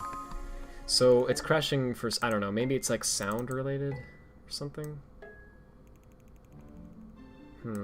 I wonder why it's crashing, right?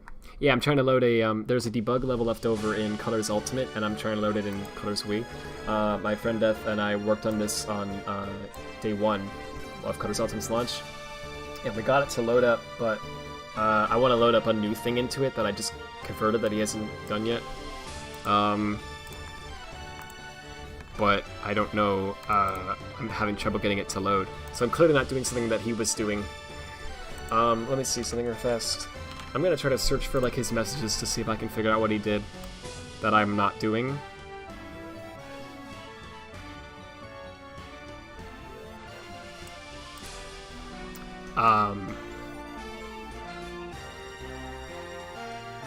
Hold up. We got a mission file as well. It'll boot to this. Hang on. I actually don't remember, like, hang on a second. Ta-da! Okay, that's from before any of this. Hold up a second, I'm sorry. I know you can't see any of this. This must be freaking boring. Pretended there's something hilarious happening on the... Do I have a GIF or something? I think I have a GIF somewhere. What's this? I don't know what that is. Dude, I gotta sneeze. Hold up. I sneezed. Can I put something hilarious on screen? Hang on. What is this? Flossin? I have something called Flossin. Oh. That's what that is. Okay, put that on screen. That's hilarious. That'll keep people entertained while I'm... while I'm looking for this on my second monitor and not saying anything. Yeah, isn't it so cool? He's doing a little jig. Man. So cool. I think maybe the bug is, Oh, it's still on the screen. Sorry. I almost accidentally left that on there for the remainder of the stream. That would have been hilarious. I would have, man. I don't know, I guess maybe, well, hang on. Does it reference this anywhere else? Okay. What about in the Colors Ultimate ones?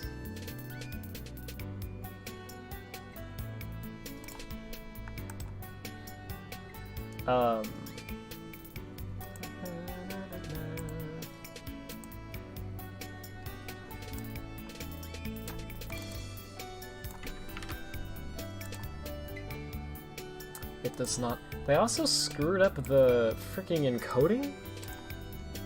I think? What? Dude, they screwed up the encoding somehow.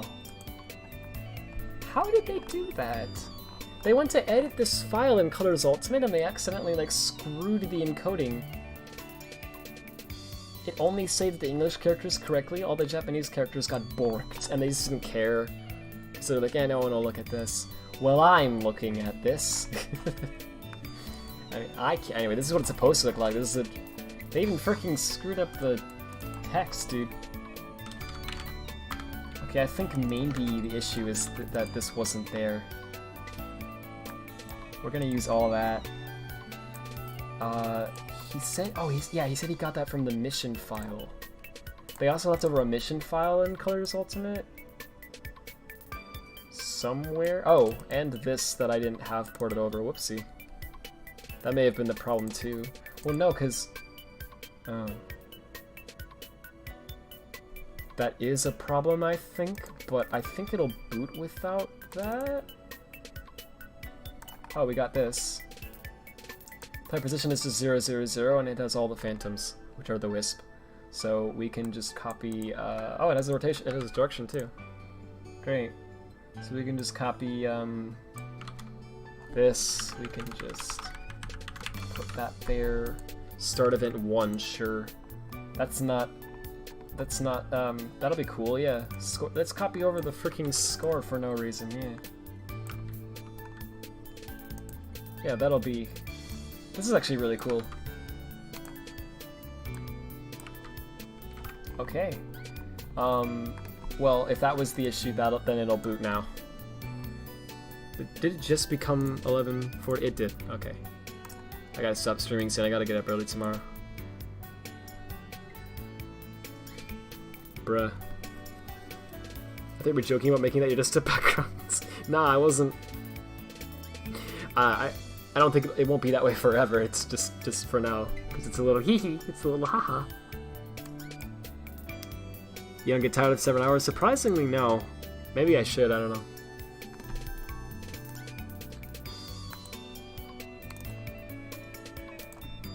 I gotta freaking sneeze again. I'm gonna mute the mic and sneeze.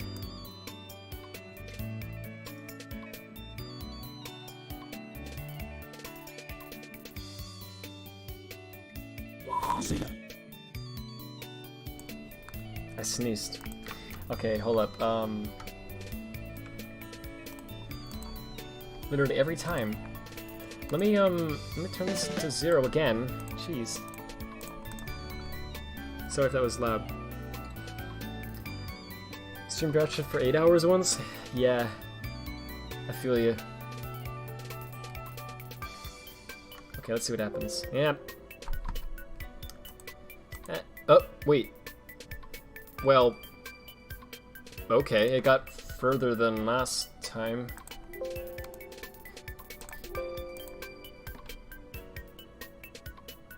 So what else could be the problem? It could be that this file wasn't ported over. Don't remember if he did that or not. It could be that there's another file somewhere that I didn't. We got this, by the way. I never got to look at this before. I don't think there's anything in it though. Yeah, it's empty. Yeah, it's sad. It's only 61 bytes, so. But this isn't on the Wii, and it is here, so that's interesting. Backstage data. This is actually for their debug menu. This file defines the stage list. It's used for the dev menu. Was that not on Colors Wii, or was it on Colors Wii? I don't remember. It wasn't on Colors Wii. Yo, it was in the reason I know what it is because it was in Lost World, and Lost World's based on Colors Wii, so they just copy pasted the Colors Wii code and they just turned it to Lost World. Anyway, Lost World has backstage data.lua, and in Lost World that's used for it's the debug menu, right? It's used for their level edit, like quick level select. But Colors, we don't have that file. Well, now we do. And it literally tells you what it is. Please think that this file is only for describing the development menu. The product version does not refer to any information in this file. So what that means is, when you release the game, delete this file. They didn't do that in Colors Ultimate, so we have it. Look at this. Yo, look at this. That's cool! It's a list of every level in the game, complete with some levels that aren't even in the final game, with freaking Japanese descriptions explaining what the level is. This is Mizu 01. Mizu means water in Japanese, so that's like Water 01. That's like a water test? What is this, Risotto? Oh, Tropical Resort Act 2. Seto, something like Tropical Resort Set Test. I don't know, I don't feel like reading that. I get so's and n's mixed up because they look freaking similar, and I'm not very good at this. Let's just Google Translate it.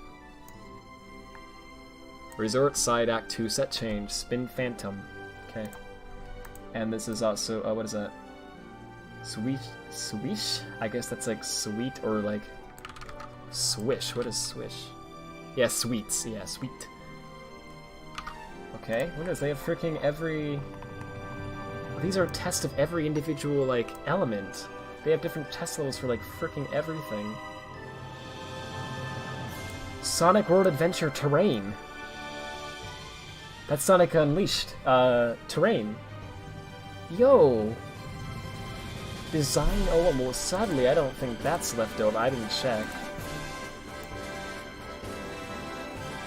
No, that file isn't in Colors Ultimate. They deleted that.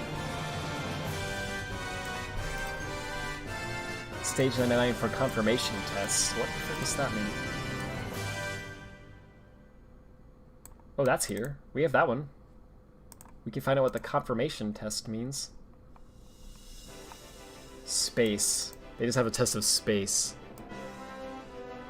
They have a boss event test. Event terrain is... Wait, that's for cutscenes. Yeah, these are all the cutscenes. So again, they have the cutscenes left over in the final game. We didn't have that in Colors Wii, but now we do. We have like the levels that they used to record the cutscenes in. So if we like actually open up, yeah, we can like look at it, right? There's the sky. Let me look at some of the terrain.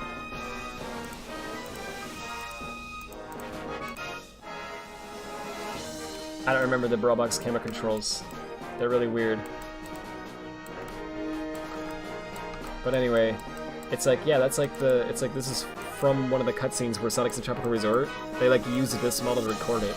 So we can port these over to like Sonic Generations or whatever if we want to. I'm gonna use them for something someday, trust me. I have a plan for it that's gonna be real cool. I can do it.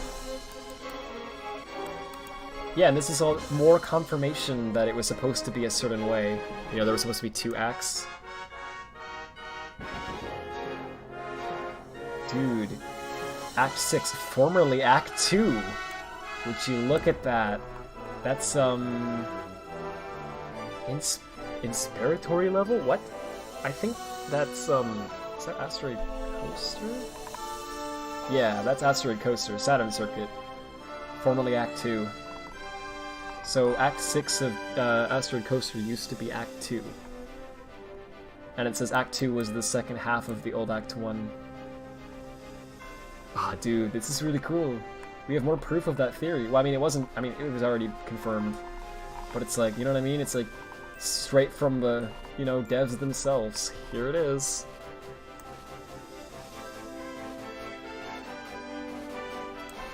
Nishimura's test map is what that... Oh, this is... What I'm porting right now is the object test map. So there's also a multiplayer object test map. There's also an enemy test map. There's a Sugawara test map. I think that's the name of one of the devs. And there's a Nishimura test map, which again, I think that might be the name of one of the devs. So... These are the test levels. Yeah, freaking cool.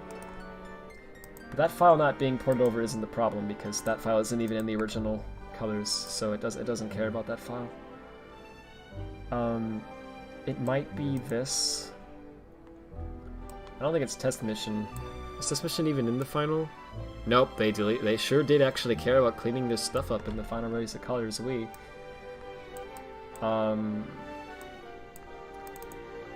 I don't know, I'm just looking around. I'm just trying to see, try to find anything that would be causing the crash.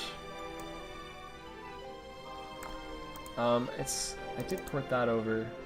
Oh, it could be, it might be this. It might be that. Oh, I think it may have been that. Let's try that, and if that's not it, then let's assume that it's, let's see what else it could be, actually. Well, we're using the one from Tropical Resort for this, so that should be okay. I think that should be fine too, because it's Tropical Resort, we're using that. Oh, I don't know what that is. These are the cutscenes, that's not related to this. This is sound, this could be related.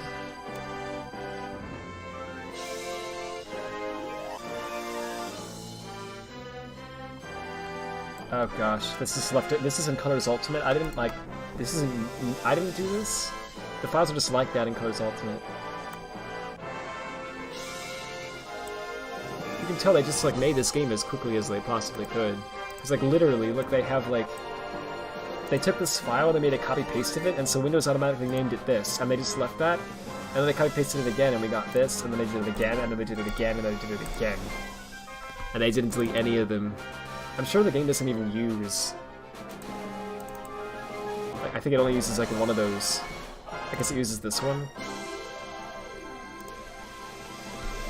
Just wanted to make sure that I actually did repack that. Okay, before I start it this time... No outfit. I'm gonna reach for the stars. Although they look pretty far, I'm gonna find my own way and take the chance of today. Oh wait, it's loading. Yeah, it's frozen. The sky was not so bright, the colors were so right. Okay, we got further than we did before. So I think the other crashes was because I didn't have a test mission Lua. So now that I have that, it isn't crashing there. So it may this is the freeze that Death got when I sent him a bad set data file. And I think the last one I sent him may have actually been a bad one. So what I'm gonna do is I'm gonna look for the last one I sent him that wasn't a bad one. And I'm gonna download that, I'm gonna use that. So hold up. I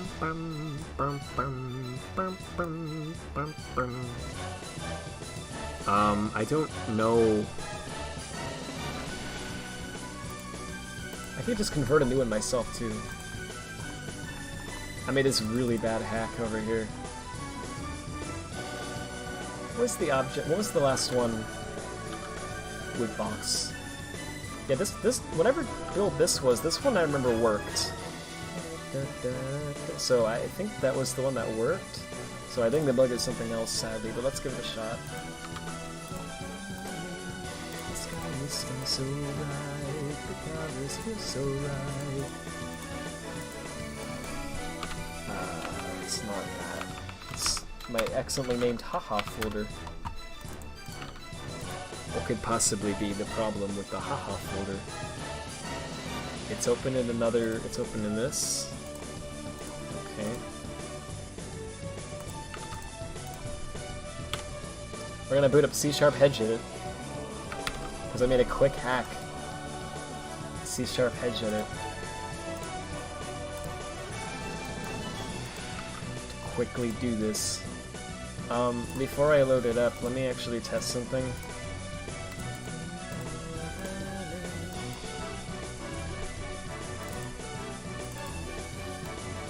Just take my hand, we're gonna reach for the stars tonight. I can get the note, it's getting late. I'll wait for everyone up. I'm gonna stop streaming soon for the record. That's the same. So that's not, I don't think that's the issue. I think that one worked for Death. I'm fairly certain that one worked for Death.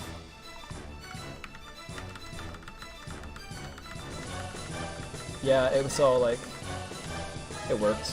So, it's something else that's causing the crash. Wait. That caused the crash though, actually. Well, but not immediately, it only caused the crash when, Again, this is a really bad hack, we're gonna generate these correctly later.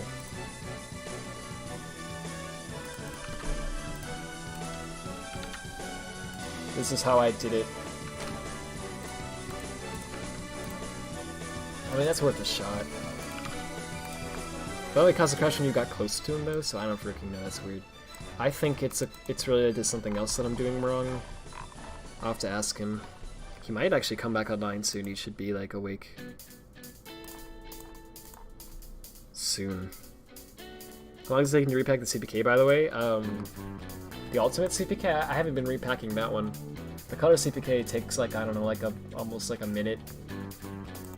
Which is not fun, but, you know, it's not that bad. When you're doing, like, not super frequent tests, it's not that bad. If you're doing, like, a lot of tests, if you're really gonna, like, seriously mod colors for, like, a long time, that's kind of bad, then. You know, I want to do 800 tests. Okay, well, you gotta wait 800 minutes. You know, it's really bad. Yeah, it freezes. So it isn't the set data, like I thought. It's something else. So it could be the grass.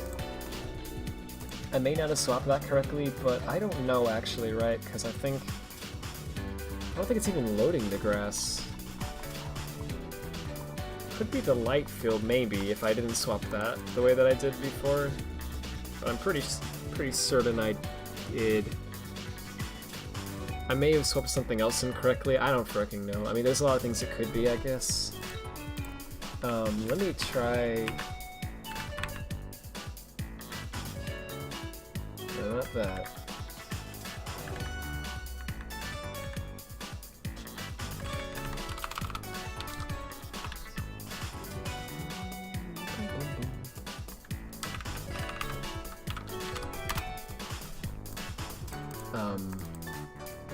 So this is my grass file. Everyone say hi, grass file.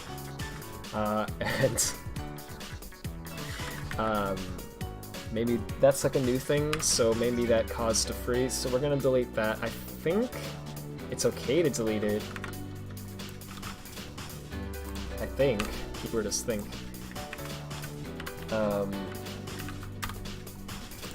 So what I'm gonna do is I'm gonna test that, but I'm also gonna test something else while I'm here, because Planet Wisp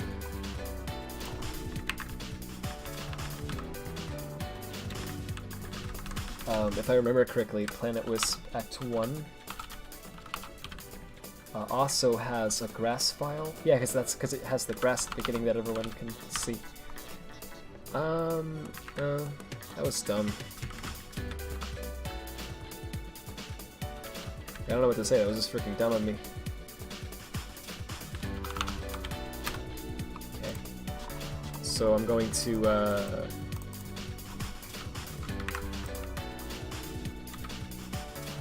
I'm gonna try eating the grass here. And then I'm gonna repack that without the grass also. So what I wanna do is, I wanna see, right, if, just literally eating the grass like actually works or not. Hi, grass file. Thank you, I appreciate it. The grass file appreciates it.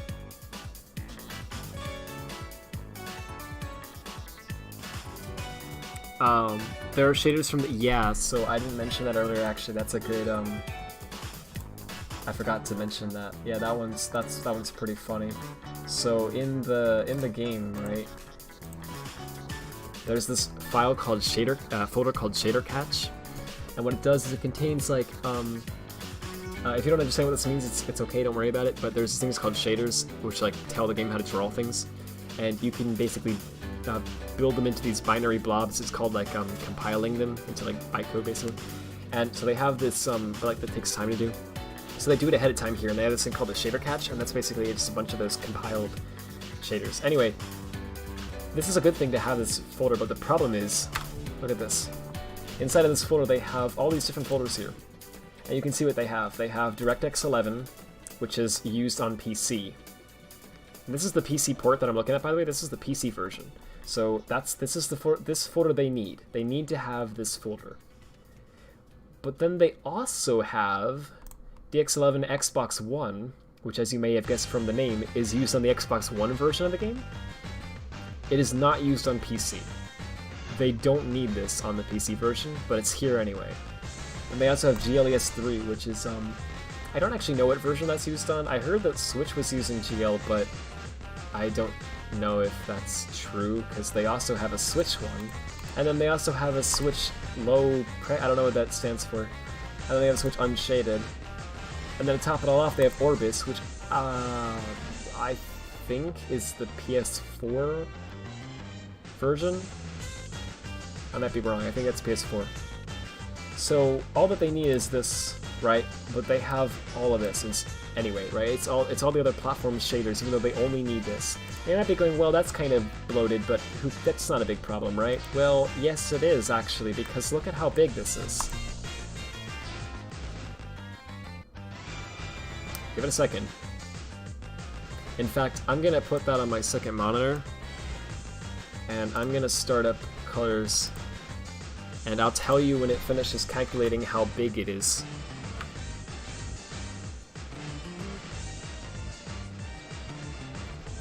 Okay, it actually isn't anywhere near as big as I remember, but it's still pretty freaking big.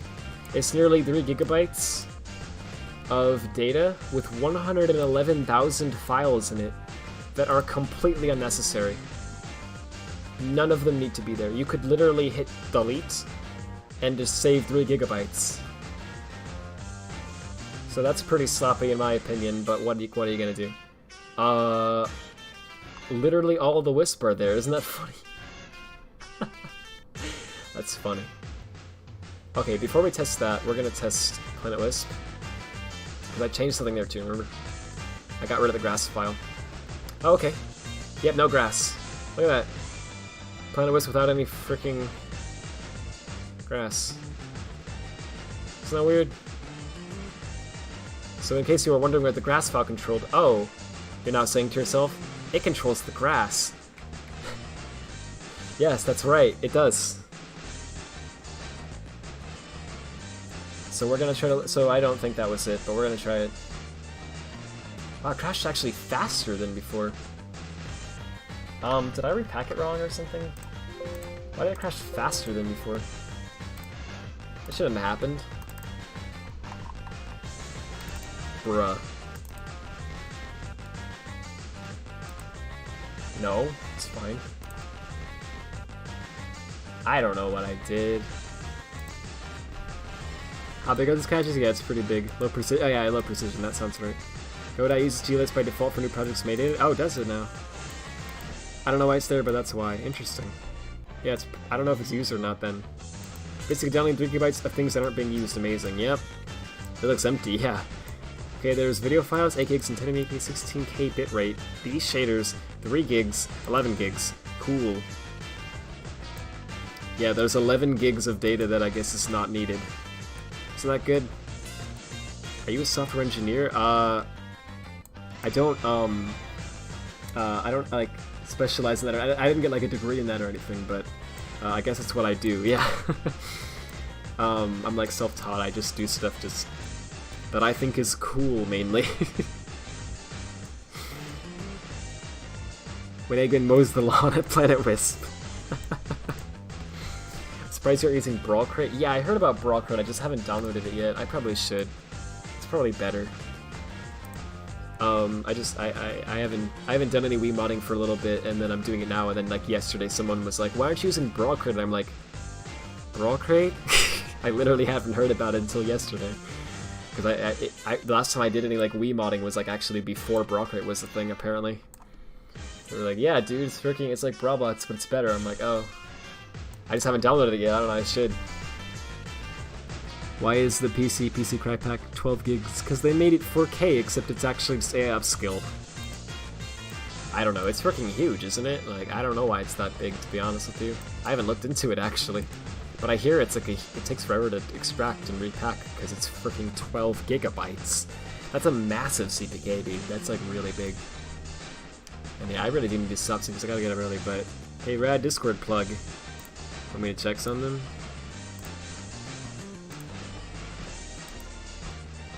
Hey, you want me to show it on stream, I assume? I'll make sure that that's a yes before I... Well, why would I not? It's public. Of course you want me to show it. It's literally a public page. Anyone can see it. Hyper documented a bunch of stuff on TCRF. It's a work in progress, as it says. But he's been working on a bunch of documentation for this, and it's really cool stuff. I'm really glad that he's been doing that.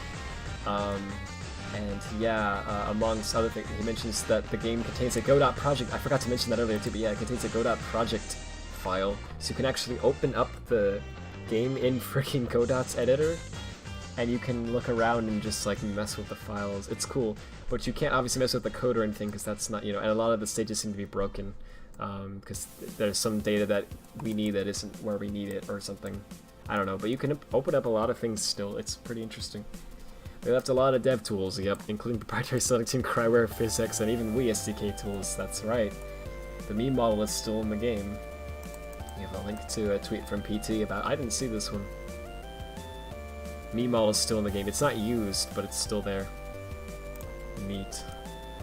Achievements. Here's all the trophies. The sprite sheet for the achievements that appear in game have 3 scout achievements for slots 22, 34, and 37. Oh, I see that. Interesting. These additionally have unused text entries in here. It says, who you gonna race? Beat the time of any ghost racer. So metal. Beat all the metal select rival stages and upload a ghost in the machine. Upload a ghost. Upload a ghost? Could you upload Wisp somewhere? That's interesting. Those are kind of cute. Yeah, they didn't use them. Steam oh, that's a good sign. Steam achievements. A collection of placeholder achievements for a Steam version. They count all the way up to 50 with the same temporary design. Alrighty then. Locked achievement. There we go. This is a locked achievement icon. The game just shows a dim version of the icon if it's locked. This could be left from Steam, as games need a locked achievement icon for Steam. The default saving icon has a hidden floppy disk. Oh, so this is something interesting. So a lot of the UI files in Godot we can view in the Godot editor, right? And it turns out there's a lot of UI files that have elements in them that look like they're supposed to be used, but for some reason they accidentally, it looks like accidentally unchecked them. Like they literally accidentally clicked like make that invisible. And whoops, they released the game like that. So it looks like it's supposed to look like this. This is what the save icon is supposed to look like. But in the final it just looks like this. So it could be what I said, or an accident, or it could also be that actually they changed their minds and literally decided later, like, nah, we don't want the floppy, and so they just got rid of it, but they left it in the files. It could be, so it could be that too. but it seems kind of accidental because there's actually, there's another one. I think it's going to be documented on this page, so I'll save it for when I get there. They have a welcome screen and a thanks for playing screen for an E3 version, but the game was never shown at E3. Ah, okay. They have a test area map. This is an early screenshot of Sweet Mountain's area map with some differences compared to the final game, and it lists all the differences. You can read it yourself if you want. The page is it's on TCRF. I'm just trying to save a little bit of time, but I'm trying to show as many as I can. All models and animations used in the game and the pre-rendered cutscenes are present in the files. Yep, which is odd, seeing as they were pre-rendered even in the original game. Yeah, they left it over. Template by Blind Squirrel Games for comparing original and remastered. Oh, that's interesting. Interesting. Tails save. Oh, look at that. That's cute. These graphics featuring Tails holding a floppy disk. Curiously, the name suggests this would have been used as the diffuse texture for an object. Interesting. I wonder where they were going to use that. That's actually kind of neat. Controller diagrams, and a seemingly temporary one here. The final game lets you customize inputs, so these are probably going to be used before that. Shadows are good up until this point. A texture fusion. Yeah, for shadow draw distance. Wii leftovers. Leftover Wiimote, nunchuck, and classic controller icons from an early version, the Wii version of the game. Curiously, they repurposed the first texture for an Xbox button prompt. Oh, they do. Interesting. They have a Dolby logo from the Wii version, but that's not used in the remaster. They have a supersonic fan render from Heap Rock in the freaking files. Good, they have a fan render. I forgot to mention that. I knew they had the Metasonic one, but I actually didn't know about this somehow. I didn't hear about that till now. That's funny. There's a render classic Tales of Mike 9711, another placeholder for Tales Safe maybe. They have Sonic silhouettes. They're referencing the option satellite, but they can't be seen. Apparently at some point they called it the Exurus engine, but then they decided to name it the Blind Squirrel engine. It's still Godot, I should mention, but modified. They have Black Knight menu textures for some reason. That's weird. Test textures. They have placeholder Sanic. That's beautiful. That's beautiful. Dude. This is in Colors Ultimate, dude. Let's freaking go. This is modern art right here. I love this. What a good placeholder. Like, if I developed a Sonic game officially, I would use this. You would have files like this all over the game during testing. Now, of course, I wouldn't release the game with that. I would make sure they were gone in the final, but I would totally use this for debugging because it's just funny. I like using funny images for debugging. According to the leftover development tools, the working title was Rainbow, yep.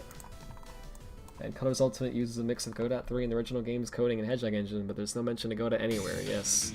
Squirrels acknowledged this and said the proper attribution be added in the patch. They sure have, so hopefully they actually fixed it. And that's everything. That's really great stuff, Hyper. Thanks for documenting all that. There's something here that PT noticed that isn't here. I don't know if that's on purpose or not. The score animation, when you get like a rainbow ring, there's this new animation they added where like after the rainbow ring effect, where like as the animation is playing in the center of the screen with the rainbow ring, there's like some text that says like 30,000 or whatever, however many points you get for the rainbow ring. It appears in the center of the screen with this sort of like animation, and then it like goes to the top right to indicate that you got 30,000 points for that. So that animation is used in the final, but there's another part to the animation where it like it doesn't just appear and then go to the top right, it like animates in and then goes to the top right, and it looks way better in my opinion than the one that they used. But for some reason in the final they accidentally unchecked it. They left it invisible, so it's the same thing that they did with the floppy disk up here, which again could have been intentional. Maybe they decided it didn't look that good and so they unchecked it, but to me it looks clearly better, so I feel like it was an accident. I don't know. But that's also a thing that they did. So I found that funny. That's used? Yeah, the score text is used, but there's a little part to the animation that is unchecked. At least that's what I heard PT say. Maybe I was wrong about that. Give me a second.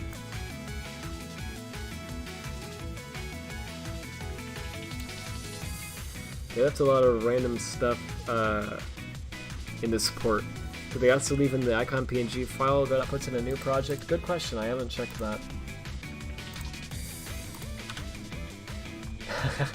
Apparently so, yes. I don't know where it's actually at, but yes, they left an icon.png. Can't believe the massive ruckus one person can cause. I don't know who you're referring to. Is it possible to make a better Colors PC port than Blind Scroll then? Well, anything's possible. Here's the thing, we don't have the code, right? We don't have the code to Colors. They left over a lot of stuff, but they didn't leave the code. So if we wanted to make a PC port for Colors, we would have to like somehow recreate the code. I mean, acquire it somehow, which we can't do. I mean, I don't know, someone could hack into Azuka's, you know, we're not gonna do that. But, you know, I mean, we can't, unless we could, you know, they would have to either somehow leak it themselves, or we would have to, like, guess it, right? Like, look at the EXE and, like, guess how the code looked based on that. That's really hard to do. That's, like, nearly impossible. But it is technically possible to do. It just is really difficult and takes a long time. And actually... I may know somebody who might be doing something like that. He might go by Radfordhound. I don't know. He might be calling it this. Okay, well, I don't want to reveal that all yet, but because I don't know if I'm gonna actually do it, but I'm working on something, and it's kind of like that. It's not a full-on port, but it's very similar to that. It's like a mod. That's gonna be. I'm trying to port over some code from the Wii version of the game by guessing it, basically. And like what I'm doing is I'm looking at this is the Wii version of the game. I'm looking at parts of the code like this, right? Well, like I'm looking at the exe and okay, sorry. This is what we actually have. We have like a bunch of instructions like this. It's just a bunch of like ones and zeros basically. But this tool I'm using called Ghidra is really good, and it can basically try to kind of guess for you what the code that generated this kind of maybe would have looked like. It's very not accurate, but it's a pretty decent starting point. It's a pretty decent guess. So you can use that to kind of get a guess of what it may have looked like here. And then what you can do is you can go, everything's just in fun at first, right? You can go in and you can actually, if you can figure out what it is, you can go in here and you can give it a better name, right? And you can tell it more information about how the code actually works once you kind of figure that out yourself. And then it'll fix up the code guesses for you, and it'll make it look cleaner and cleaner, right? And the more you do that, the more you fix it up, the cleaner and cleaner its guessing, you know, the better its guesses get, until eventually you have code that's actually not that far off from what the original would have looked like. And so once you have that, now you know how it works, and you almost kind of have the code. You don't, but you almost kind of do. So you can then take this pretty decent guess that you now had. Like, this is a fixed up one that you're looking at. This is a function that I fixed up myself. You can take the cleaned up guess, and then you can kind of try to port that to something, right? So I'll just say this. Lost World is actually just based on colors. They literally copy-pasted the colors folder, and then they renamed it, and then they turned that into Lost World. So a lot of Lost World's code literally comes from colors. Like, it's literally the same as it is in colors. It's maybe plausible to make a freaking Lost World mod that turns it into colors. Like, I'm not just saying, like, oh, we port colors levels to Lost World. I'm saying literally the game becomes Sonic Colors. I may be doing that. Again, I don't want to say yes, because I don't want to confirm that, you know, I just don't want to say, like, yeah, I'm doing it, because I don't want people to go, wow, I can't wait for the release, tell me the updates. Because I don't know. I don't know how hard this is going to be. So far, it's been surprisingly easier than I thought it would be. And I actually... Well, I can show you what I did so far. it's not very impressive, right? It's like literally it was like 2 days worth of work, and it's like for something that's really minor. But I just wanted to see if I could do it at all or not. So I ported something really simple to start with. This is something that isn't related to what I'm doing. I have like a test version of the mod loader that's actually newer than this one, but it thinks that it's older. Anyway, I can show you it real fast and then get back to what I was doing. But, is this the right one, or, no, this is the old Spectrum, and then this is the new one. Yeah. Okay, so listen, it's not very impressive. What I did is I ported something very simple, and only this one thing.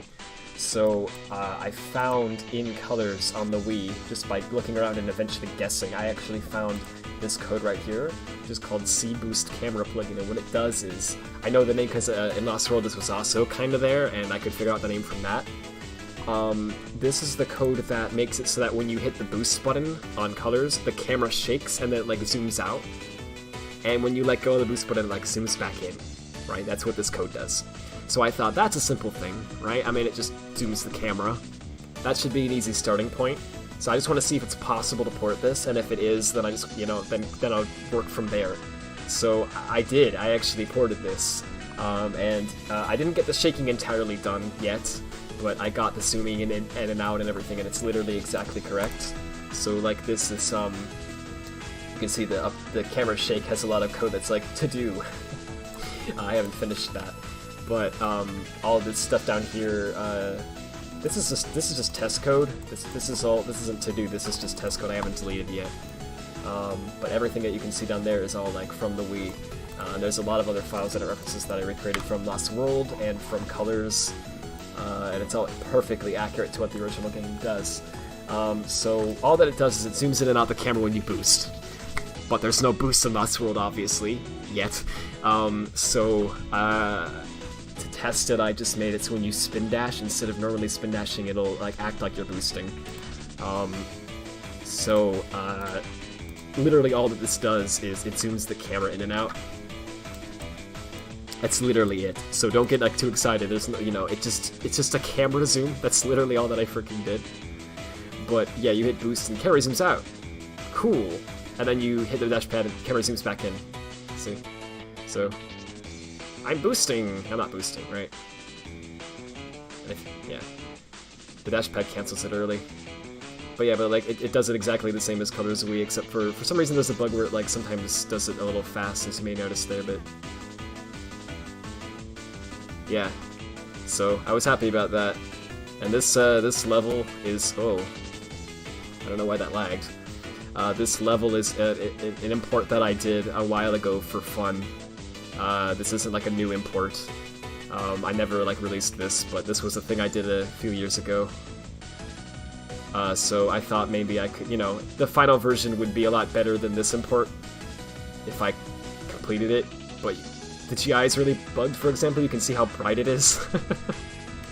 It's almost like Sonic Colors Alt. I'm just kidding, sorry. Too easy of a joke. But yeah, you can kind of get an idea of what it might be like, hopefully. And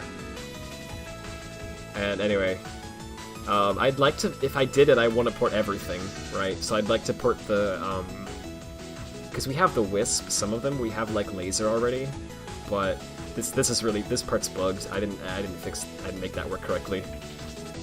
Yeah, anyway, we have like laser and we have like drill.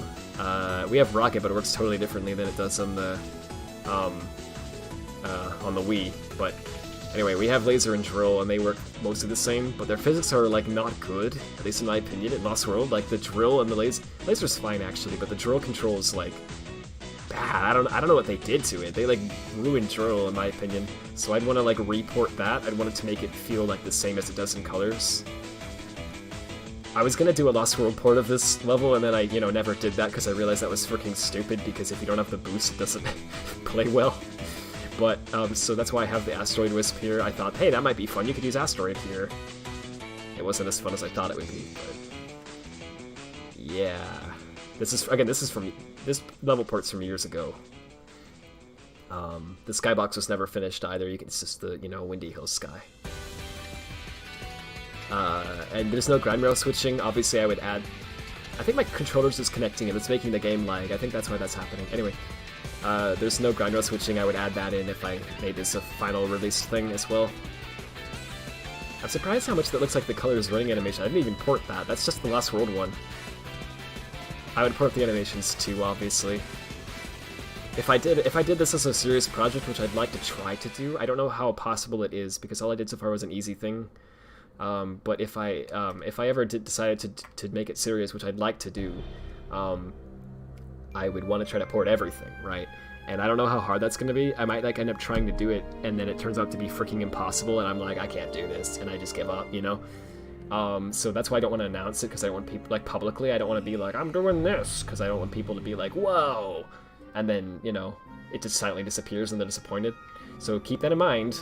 You know, the reason I say I might do it is I don't know if I'm gonna finish that or not. Expect it to not be finished, even though I really want to finish it, and I'm gonna try to finish it. You know, just so you don't get let down if I don't finish it. But that's something I'd like to try. I think that'd be cool. And yeah, so anyway, if that becomes serious, if I end up like getting some, I would say if I get to some of the basic physics ported and that sort of thing, like if I can get it to actually like, you know, you can run around and stuff and jump and it literally plays exactly the same as colors, even if I don't have like the boost in it and everything yet, if I just have like running and jumping feeling the same, at that point, I think that's going to be one of the hardest things to get right. If I can do that successfully, then at that point I'll be like, oh yeah, I can do this, right? I can totally do this. And then I'll like, I'll announce it publicly at that point and I'll be committed to it, right? But I don't know if I can do that or not, so you know, I'm gonna try to do that. But I think that would be freaking cool. Basically what I want to do is, yeah, like literally make Turn Lost World into a proper Colors PC port, like one without seizure bugs and all that, you know? I think that'd be swell. Something that's also cool is because we have some of the debug stuff over here, like, that's gonna help us a lot. I don't know. There's a new wisp they added, right? The Jade Wisp. But they didn't really add it very well in my opinion because they just kind of threw it in random spots on the stages and it's really buggy. But then on top of, like, it's like really buggy. I need to clarify. It's like, just hold A too long and everything glitches out buggy. It's like really that bad. And that's on real hardware, I know for sure, because I know people who did it on real hardware and that happened to them too. So there's that. But then on top of that, right, on the title screen and in the credits, they list out all the Wisp, right, multiple times in the credits. They didn't like update any of that to actually include the Jade Ghost Wisp. So the title screen doesn't have the Jade Ghost Wisp on it, and the credits also doesn't have the Jade Ghost Wisp. And it's like, bro, why would you not have? That's so lazy. Like, I'm sorry, but that's freaking lazy. Like, why would you add a Wisp and then not put them in the list of the other Wisp? Like, come on, dude. Oh, and the final boss. In the final boss, all the Wisps follow you, and they never make Jade Ghost appear. And I think that's kind of a shame, because actually I kind of like the idea of Jade Ghost. I like the design of Jade Ghost. I think that's all cool. It's just the way it's implemented is really lazy in my opinion. So if I did this, I'd like to not only port colors perfectly, I'd like to also put in the Jade Ghost Wisp and do it like correctly. I'd like to actually have them in like the title screen. I thought of a neat little idea for it. I'm sorry, I'm getting off on a tangent here.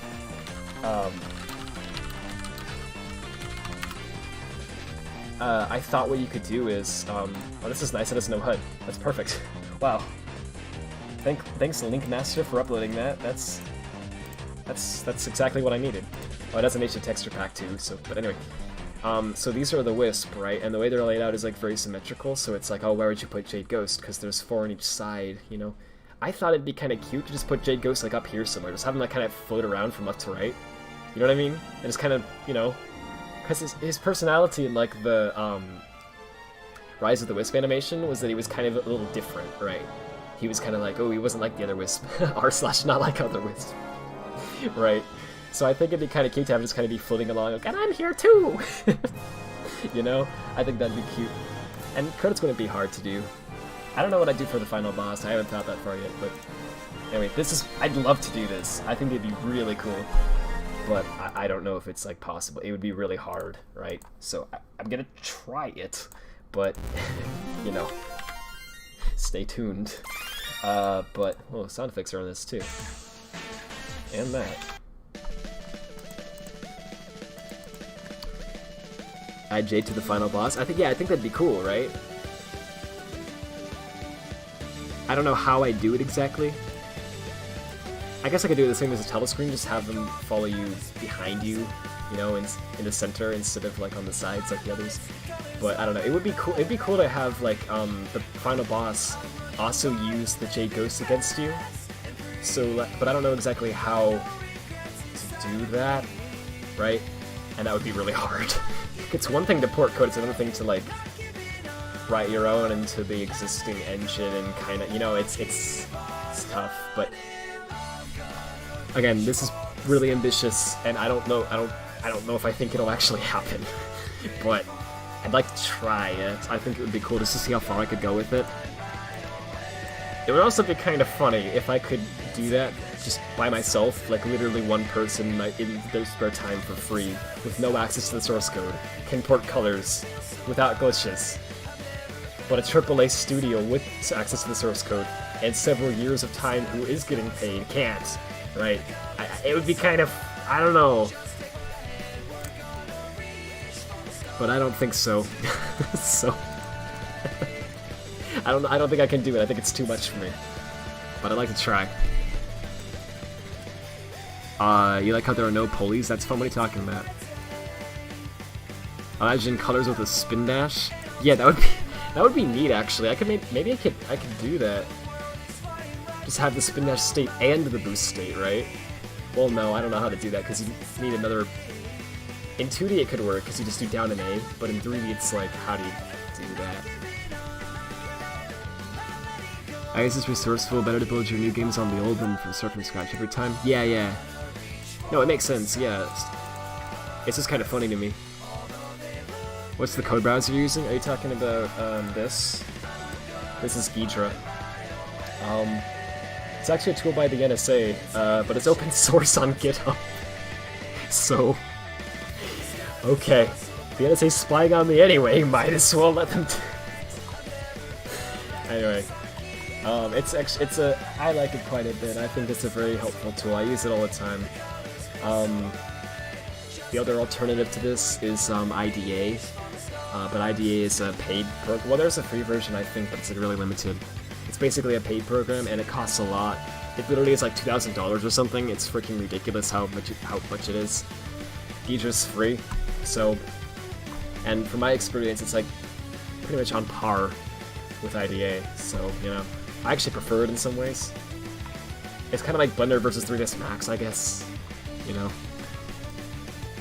that'd be dope. Not gonna lie, thanks. I think it'd be cool. Yeah, it's close enough to reproduce the exact same results. Yeah, it literally is. So yeah, like they one example of this.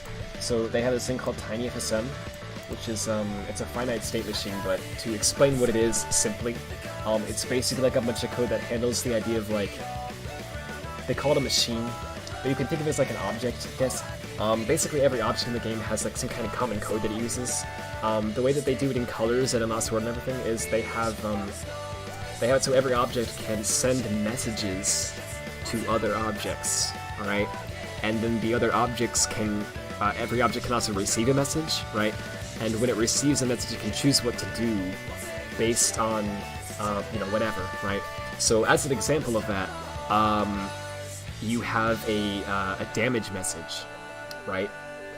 And when Sonic homing attacks an enemy, he sends a damage message to the enemy object, right? And then the enemy object has some code that says, hey, when you receive a damage message, blow up, right? And give Sonic some points and everything. And so it does that. And then Sonic can also receive a damage message.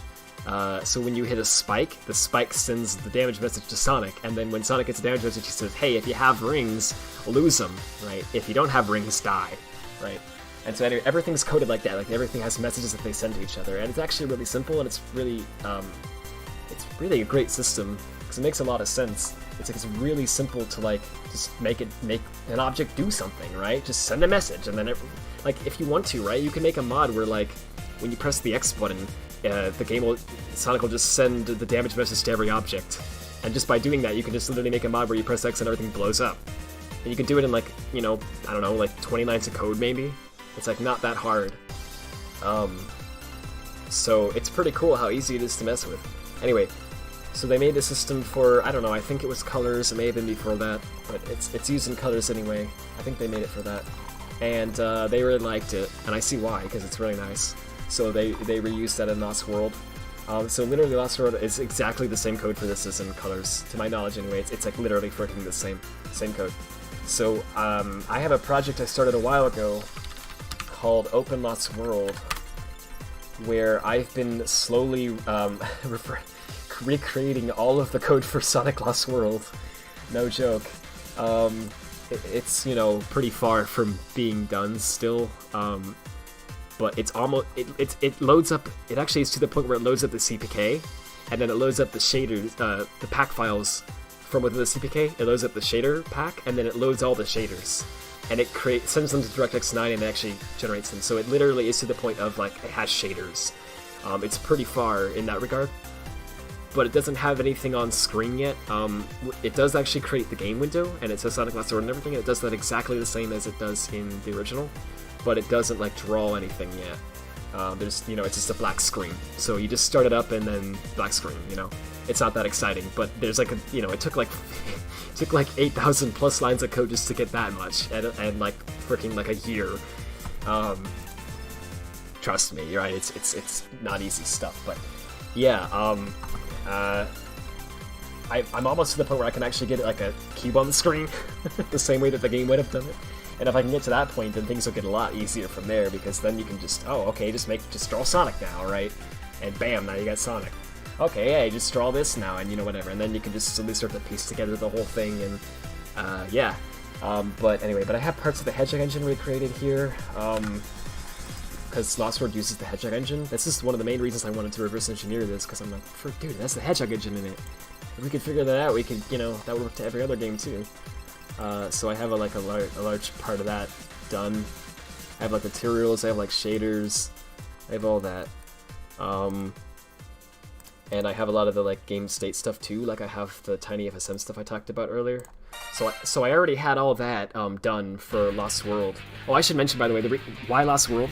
The reason for it being Lost World is not because I like Lost World. I think it's alright, but you know, it's not because, it's not like I could have picked any game and I picked Lost World. It's because Lost World on the Wii U, actually, they accidentally released it with debugging information in it called symbols, which tells you the names of all the things in the code.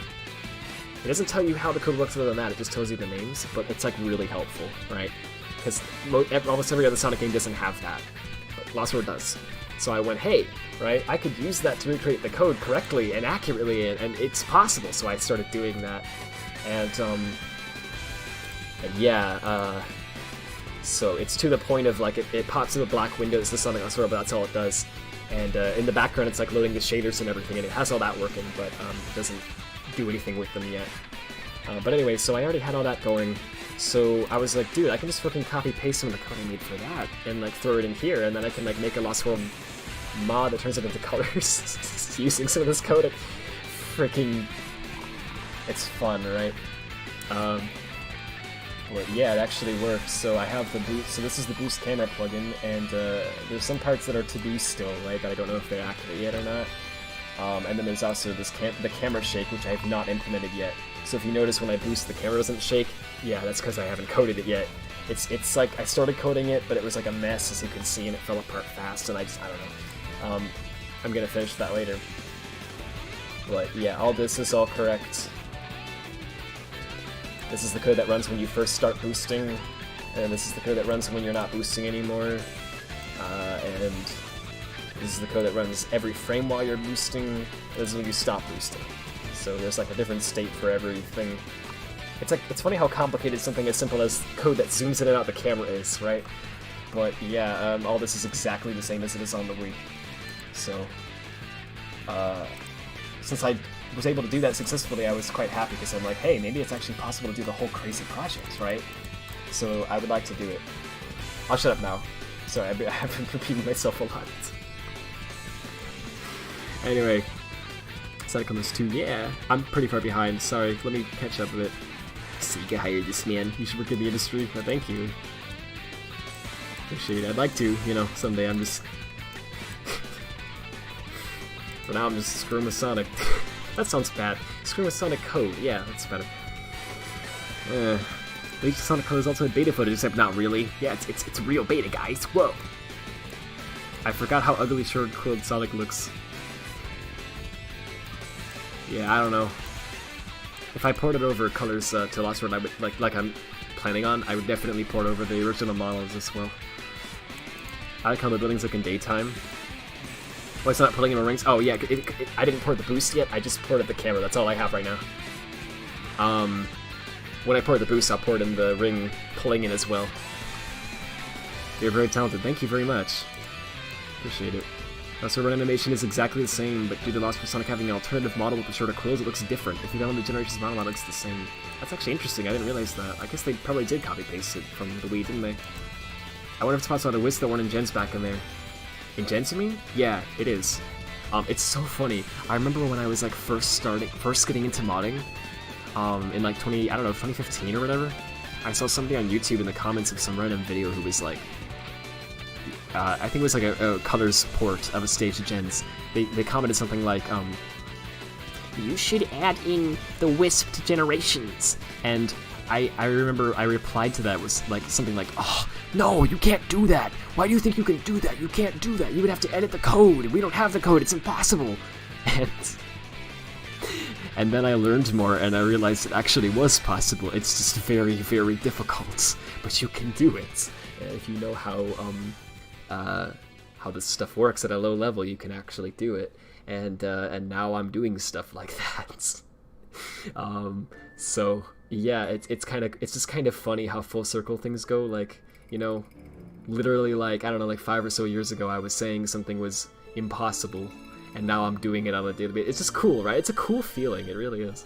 I don't know, I can't recommend stuff enough. Like, if you ever want to like learn something and you're like, man, I don't know how to do that though, I have to be smart to do that. No you don't, trust me. You might be thinking after hearing all this stuff, wow, that's really smart, and thank you, but I'm not as smart as you think. I kid you not, sometimes I still freaking count with my fingers.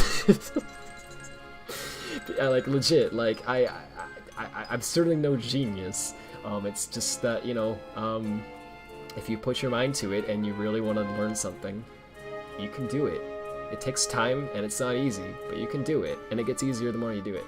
So if you want to learn something, you know, go freaking learn it. You can do it right now. You totally can. You're not going to learn it in a day, you know, don't expect that. It's going to take a while, right? Like, it took me several years before I could do all this stuff, but like, you can do it, so don't give up. But, you know, go do it. That's all I'll say. Anyway, music's also fun. I mean, in Colors, or what are you talking about? Sorry. Final Boss uses the DS model. Oh, you meant the Jade Ghost. I gotcha. That's what I was talking about, Jade Ghost. Yeah, Jade Ghost music is also fun. Jade Ghost in the final boss. On the final color blaster icon in the boost case, the Jade Ghost is on it. Oh, I guess they were going to add that then, but they just didn't have time. Yeah, there's also the DS version of the freaking drill thing. This is real music, dude. It even fades out. Oh, that's beautiful, dude. The Redditor Wisp? Yeah, let's add the Redditor Wisp. Why is it the Redditor Wisp? Oh, because it looks like the Reddit guy, I guess, maybe? Oh, model swapping the final boss to have its original design back? Wait, what? Did they change it in Colors Ultimate, or do you mean on Colors Wii, did it have a different design at some point than the one that they used? Because if that's the case, I wasn't aware of that, actually, somehow. Can we mod Colors already or not? Yeah. I mean, I'm trying to do it tonight, but it's just kind of, we don't know a lot of things about it still.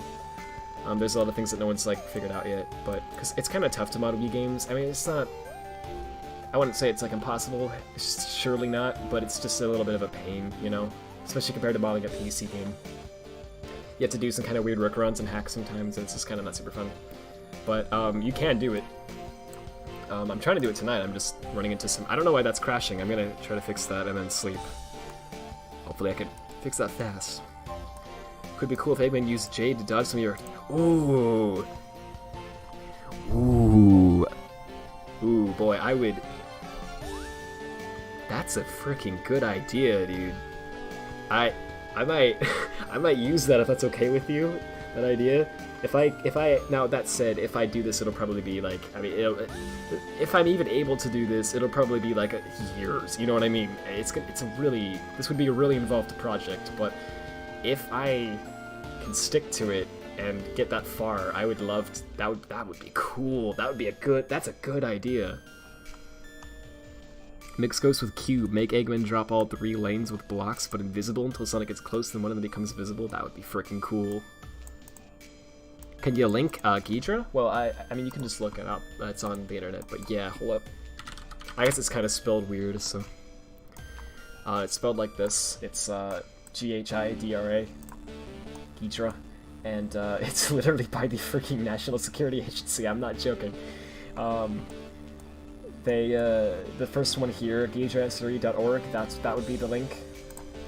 Okay, download from GitHub.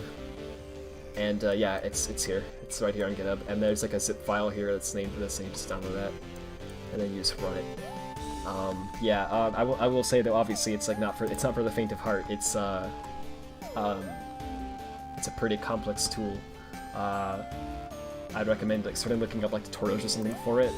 Because it's a little bit tricky to get used to. But once you've done it for a little while, it's like you get used to it, and I actually think it's really great. But it does have some shortcomings that are kind of weird, but it's quite helpful. Basically, the gist of it is like you make like a project by hitting new project and following all the prompts, and then you hit like I for import, and you pick like a random file you want to import. I don't know. Let's import this. Yeah. And then you open that up, and it asks you if you want to analyze it, and you hit yes, and there's all these settings here. I always just leave them as default, it's always fine for me. You analyze, and then it starts the sanitization process. On the bottom right, you can see this like progress bar, and it's like starts scanning. This takes freaking forever for most programs. Like, I'm not joking, like, it can literally take like days sometimes. That's a bug, I don't know why that happened. So I'm gonna cancel this because that's gonna lag my PC out, and that's gonna take a long time. But it takes a long time to analyze. But when it's finally done, this progress bar will just appear. And what you want to do is save. Like as soon as it's on fricking save, right? Make sure that that's saved. And then from that point on, you don't have to analyze it again because it's saved. You're all done with that. And yeah, then you can just go in and it'll have all these functions that it's found.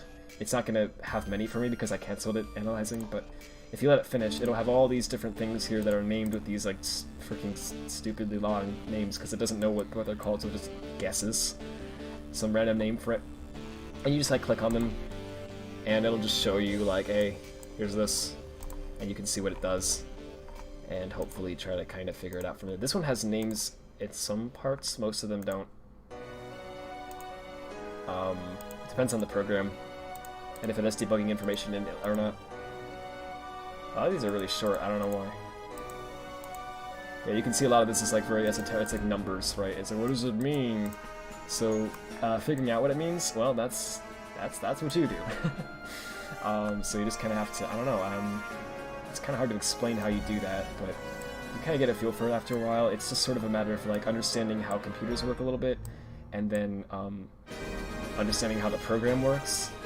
Sort of getting in the dev's head enough to understand like, and then you like have to like kind of go through this and like find whatever you're looking for. One thing that helps a lot is if you hit S, there's a search. And so if you think there might be like some if there's like some text that the program prints or something, and you definitely know that you want to find the code that prints that text, you can like type the text here, you know, and then you can hit search all, and it'll like find the text for you, and then you can see what code like prints that text, right? And then from there you found the code that you're looking for, right? And so then you can kind of work from there. There's all little tricks like that, but I don't know. I could easily talk about this for literally like an hour, but maybe I'll make a video on that someday or something if people are interested in that. But yeah, I'll probably look up Gager tutorials. You'll probably find some stuff there. It's certainly not easy. If you've never done reverse engineering, it's you know, it's difficult, but stick at it. Just learn as much as you can, and I do think that anyone can do it if they keep trying and they put their mind to it. You can't hear me? Is it really that loud? Sorry. Hope it wasn't like that the whole time. What theme am I using? I think I'm using... I forget. Yeah, so it actually has a dark theme built in now, but I gotta be honest, it's not dark enough. It's not really the colors that I want. Yeah, this is how the normal dark mode looks. I really don't like the gray background. I think that looks bad. I just don't like that, I'm sorry. So I have one called VS 2015 Dark. It's like supposed to look like the dark mode in Visual Studio 2015. It's on GitHub, I think.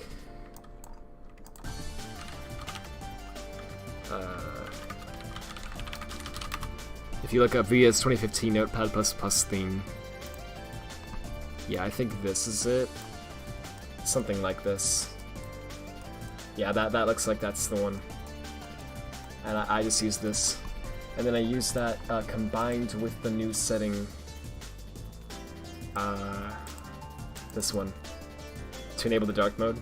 So if you have that off, oh, I'm sorry. I thought it was gonna make the buttons at the top bright, but not the code. But no, it makes everything bright.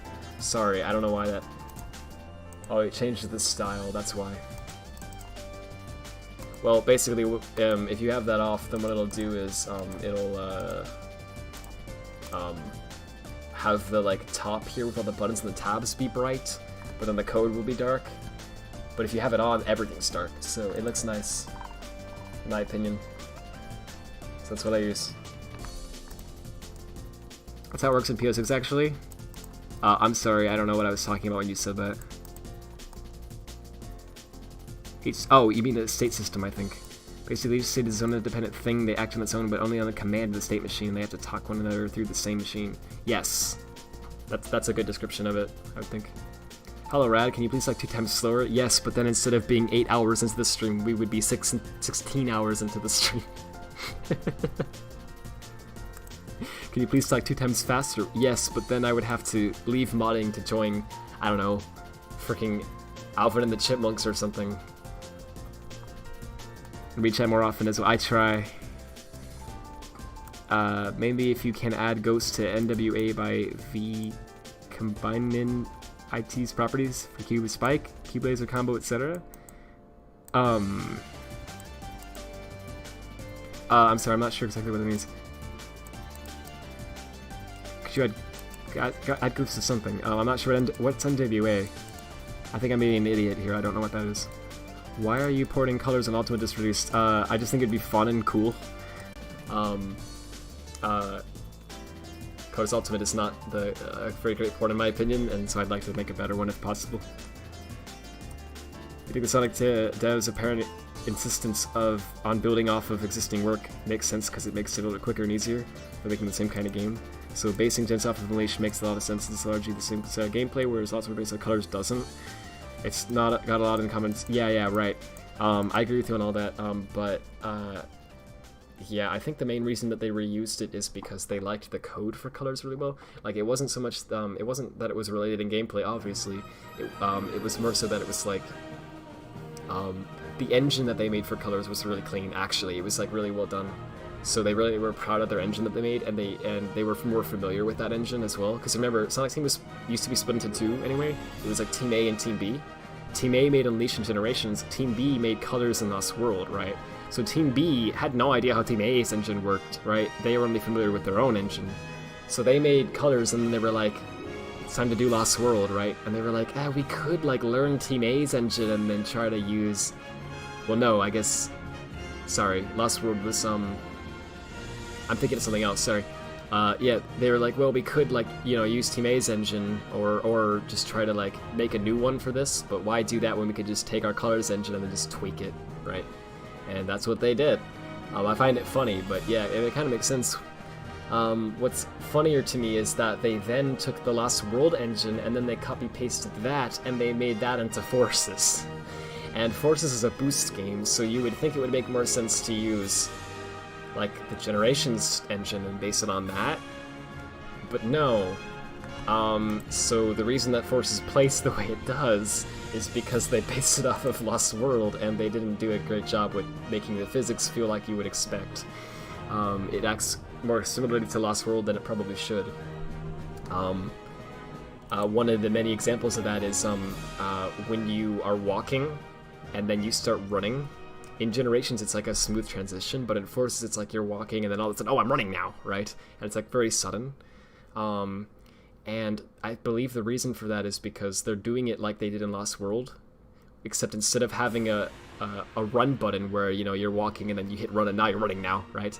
They just basically automate the run button for you.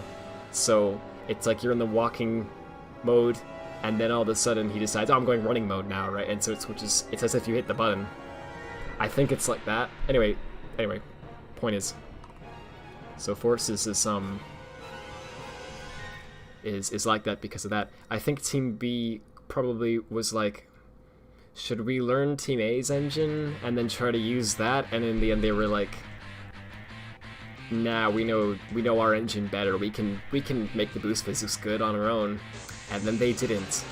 It's weird because they also made colors. So why not just copy paste a lot of the colors boost code into, you know what I mean? I don't really understand what happened there, but anyway, I want to hear Wall 5. No. Anything but Wall 5. That was his eyes now? It does? Oh. I always said Jade was not like other Wisp. because Redditor. Got it. Sorry. I'm really far behind. Sorry about this. Colors Ultimate uses the same design as the DS version and has the eyes. Oh, weird. Okay, I didn't know that. Oh, frick, that's weird.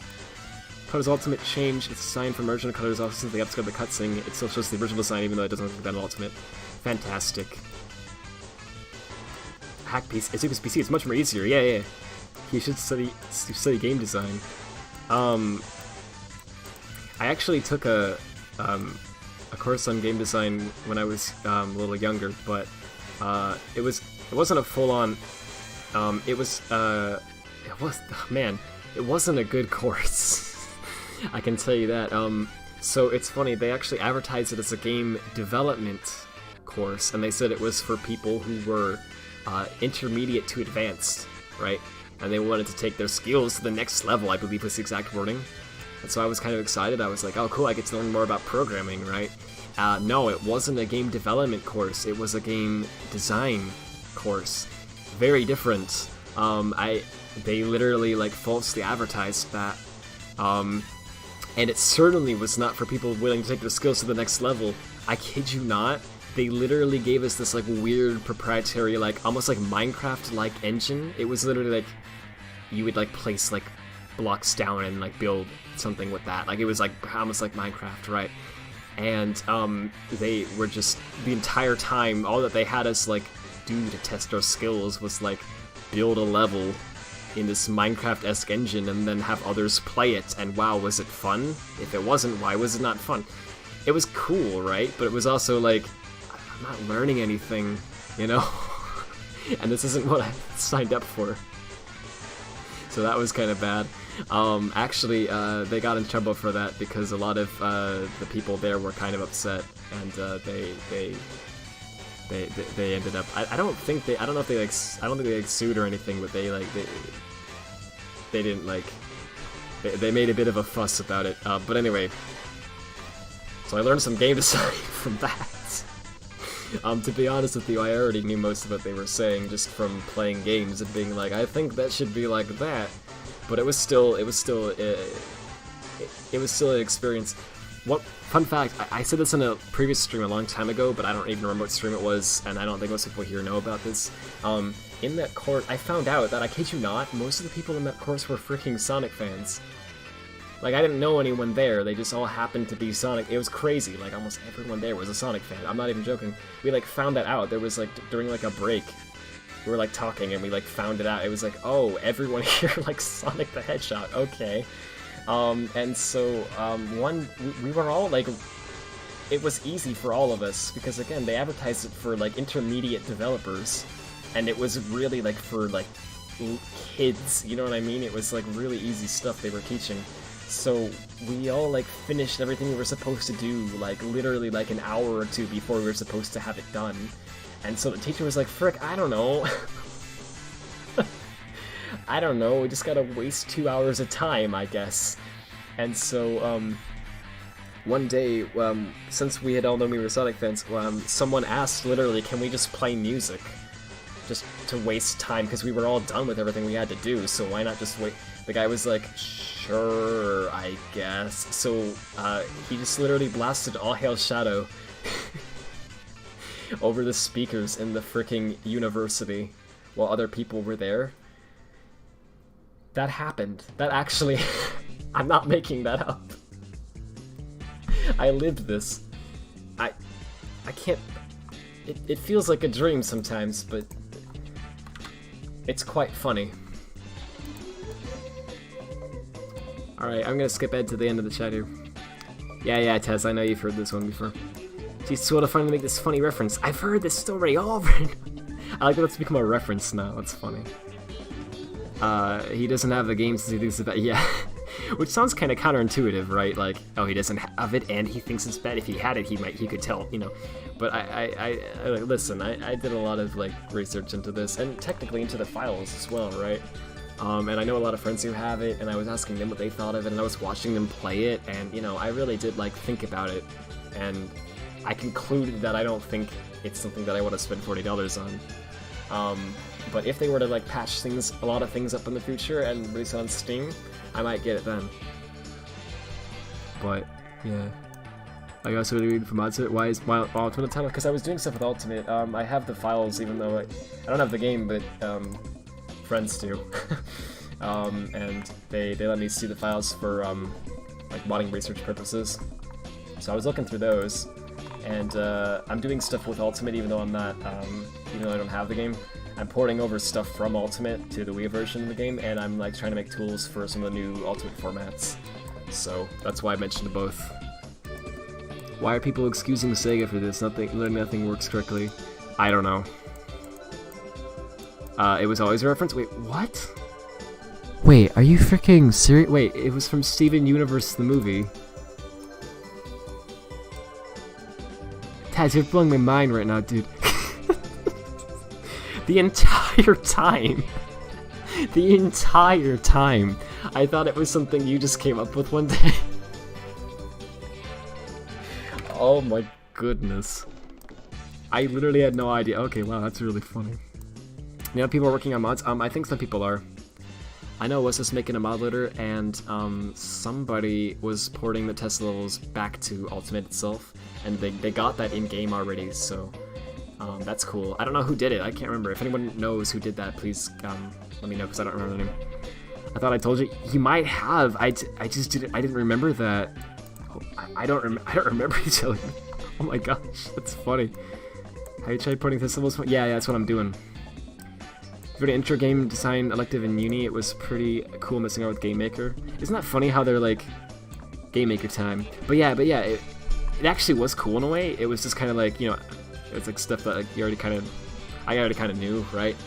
And the people there already knew too, but it was still neat. It was still a cool experience. Like, I don't regret it. It's just not what I thought it would be. Song is from as a banger. Listen to it after the stream. What's it called? Oh, you just said it's the song. It's from his other friends. Sorry, my brain somehow read that as like I listened to the song with other friends. I don't know. Okay, other friends. Yeah, I gotta check that out. So I gotta go to bed. It's getting late. I gotta get up early, but I want to get this loaded first. That'd be really cool if I could get it to load. So I just gotta figure out why it's freezing, and I don't know why it's freezing. So I'm gonna do my method, my patented method that I do for everything whenever it freezes. So what that is right, don't trust freaking anything. So what you do is you do things slowly, one piece at a time, and you just keep messing with things. What you do is you remove everything basically, right? Except for like one file that you're pretty sure is not the problem, and then you test. And if it works, great. Then what you do is you add back another file, right? And then if it works, great. And you just keep going until eventually it doesn't work. And then when it doesn't work, you know exactly what file caused the error, right? That's what I usually do. So, oh no! Sonic's drowning! I saved him. He got a wisp, so he's not drowning anymore. So the first thing we're gonna change is,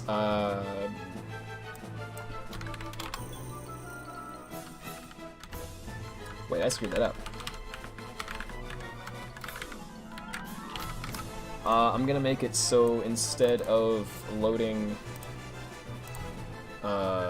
the test level, it's gonna load Tropical Resort, but it's gonna do it with the test level's set data, which is like object placement. So the only thing from the test level is gonna be the object placement, and also I've put Sonic's position at 000, but that should be fine. So if this freezes, then I know for sure that it's the set data causing the problem. If it doesn't, then I know that for sure it isn't the set data causing the problem. So then we're gonna work from there until we get it to work. So we're just gonna do this, and then I'm gonna go to bed. Well, what I mean is we're just gonna keep doing this until I get it to work, and then I'm gonna go to bed. Because I'm fairly certain I can get it working within like, I don't know, 30 minutes or something. If not, then I'm just gonna sleep, but... Okay, so let's see if this works. It did. He's gonna fall. Yeah, but that's Tropical Resort, but with the test level's object placement. So that's cool. So what we're gonna do is, so we know for a fact that the object placement works. So that's not the issue. Great. So the issue, actually as I expected, once I found out that the object placement was the one that I sent to death, is something inside of that data folder. So it's something inside of here. So what is the issue exactly? I don't know, but we can roll things out until we get it. So, is certain IM software banned in chat? Do you mean Discord? It shouldn't be. I don't know, YouTube randomly bans certain words from the chat. Like, I'm not the one doing it. I don't have those words on the blacklist. It's just freaking stupid. I don't know. Okay, this is literally, yeah, this is from Colors Ultimate. But it's literally, look at this, this is literally just test level terrain. And it's like literally in the Wii format exactly, so that should not be the problem because it literally is exactly in the Wii format. This is also literally just a BRAS file that's literally just in the Wii format. And Brawlbox can read it. And I'm gonna get Brawl Crate soon, but this is a Lua file, and it's just literally a Lua file. Like, it's just, it's exactly the same as... So, anyway, so none of those things. So this, and this. I'm 90% certain are not the problem, right? So it has to be, in my mind anyways, one of these. So this one could be it. I mean, I think all this stuff down here is good. I think all this stuff is correct. This file might be bad though. I don't think so, but no, it was Big Indian, if I remember correctly, so it should literally be fine. But it could technically be that. I think it's actually one of these, or it's the absence of something else, maybe. So what I'm gonna do is, this song slaps, by the way. I'm gonna back these up over here. I'm gonna put them in a folder called backup so that I don't forget that these are the files that I backed up and not something else. Okay. And then what I'm gonna do is I'm gonna like copy over something from another, I don't know, Tropical Resort, right? Yeah. I'm gonna rename it. I think. Well.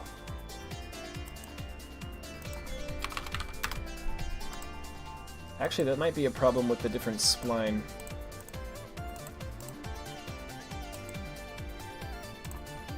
Actually, I don't know if this is gonna work. The game, maybe the game will load without these two files. Probably not.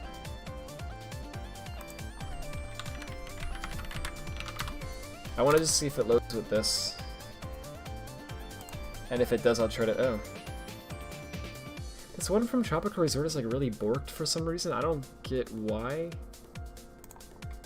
Does the actual one do that too? I don't understand why, but for some reason, if you make a file called stage1110_grass, put that in a .arc file, and then open that up in Brawlbox, Brawlbox dies. Like, specifically if the file is named stage110grass. I think that's what the issue is. Maybe I'm wrong, but here's the file, right? If I rename that to something,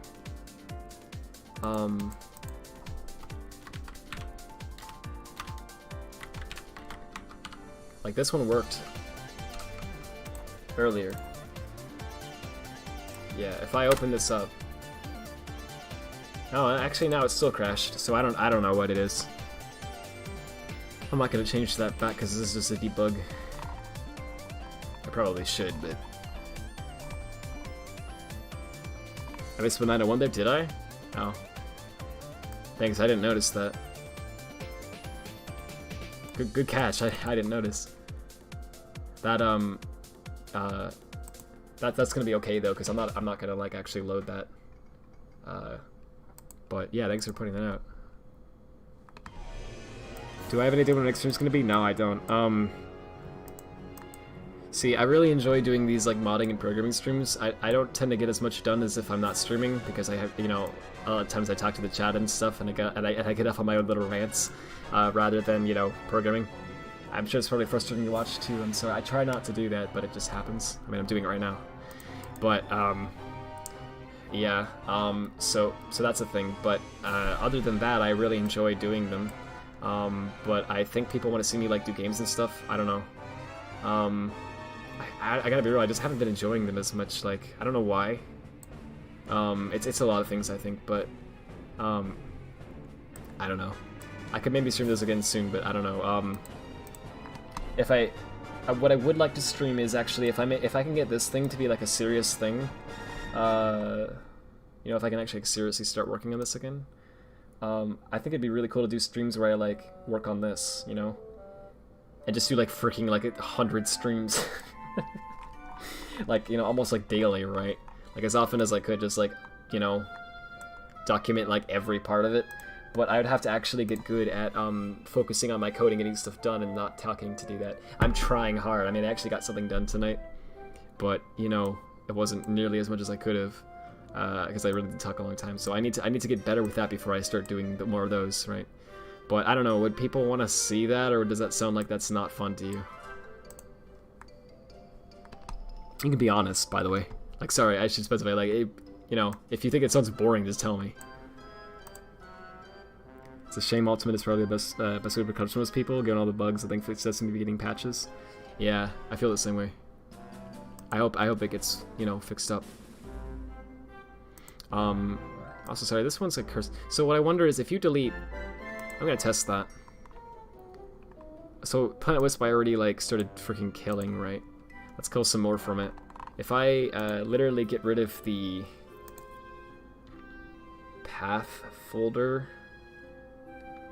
And what's in the object folder? Well, the collision, that's pretty important. The light field, the lights. Okay, I feel like deleting that's gonna make the game crash.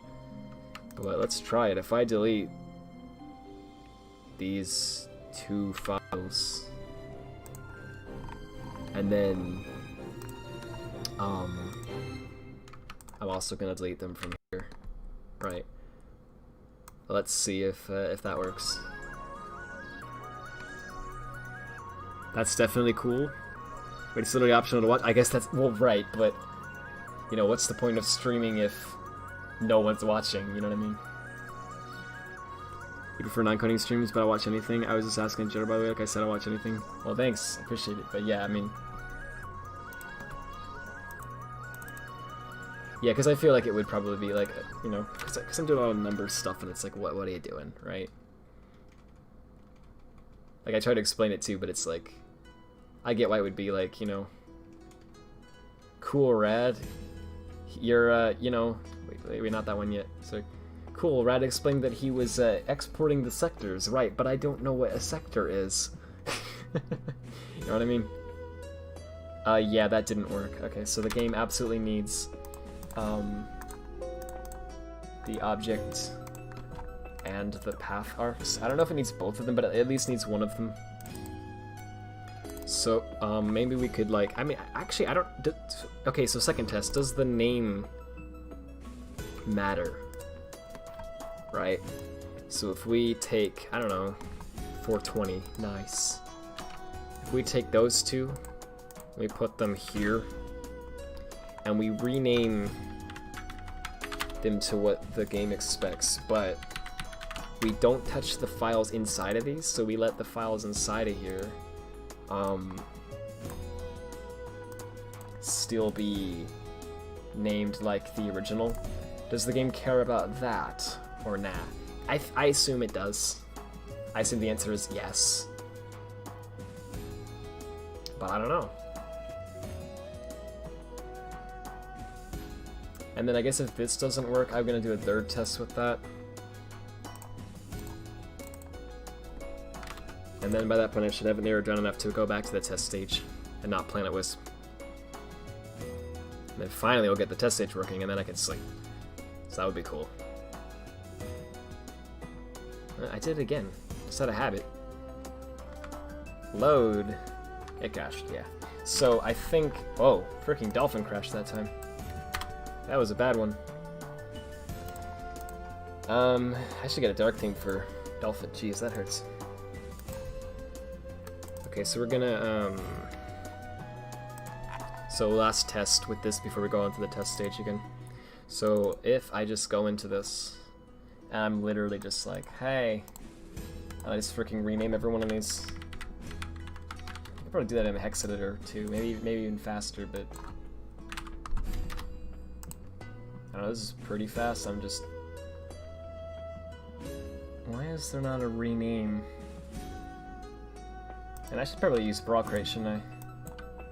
I feel like Broadcrate probably has a lot of those little issues fixed. Well, okay, let's hex edit that. I'm gonna get Broadcrate soon. I'm just lazy. I just want to get this done as fast as possible because, you know, it's getting late. Gotta get up early. Why would it be Control N instead of F2? That is so weird. Okay. So if I repack that, I'll put that over here. And then launch the game as soon as that finishes repacking. It's not done yet. You change text and colors? That's freaking cool. Nice stuff. Oh, you know about text? There's a tool in Colors Ultimate that is left over that they used for generating the text files. What? Why did the audio come back? I guess it didn't save my config settings because it crashed. It also didn't save the VSync settings, so the game's like tearing all over the place. It did again. Yeah, no. Does the game crash? Oh. Okay, it must be, so it must be something like, one of the, I don't know, the spline got referenced by something that wasn't there or whatever. So you can't just rename files, that's the point. So it has to literally be the exact data. Okay, that's sad. So, dang, man. So we gotta actually just do everything right. So I thought I did everything right. That's the funny part. So let's just go through this and try to figure out what I didn't do right. Oh, so I know the path. Oh, I know the path cook file was missing. Actually, wait. I said that you could delete the path cook file, but I didn't like test that. Maybe what Death did was he used another path cook, or maybe he actually deleted it. I don't know. One of those things is what happened. I can test that again too, but let me get the original one of these. That's the light fill. We don't need that. Yeah. Let me get the Why did I modify that in 2018?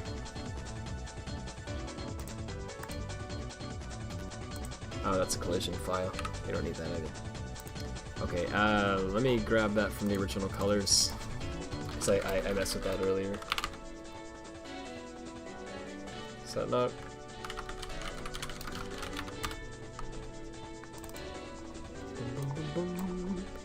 Watch, it's not going to be long before some of my modern friends show up in the chat and start yelling at me because of the fact that I'm still awake.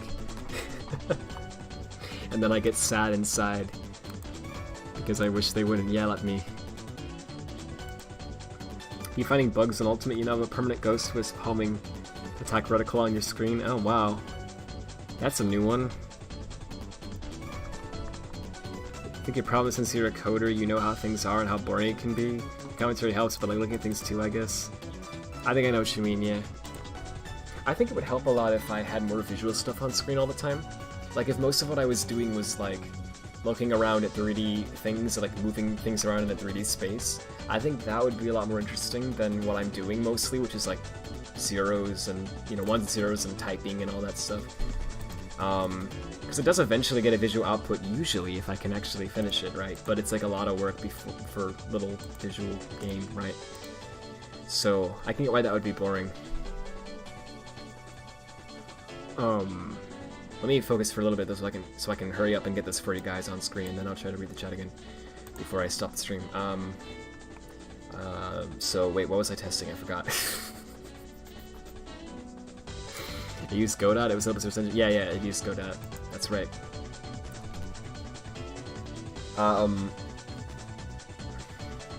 Frick, I forgot what I was doing. Oh yeah, I was testing this. What I was gonna do was I was gonna open this up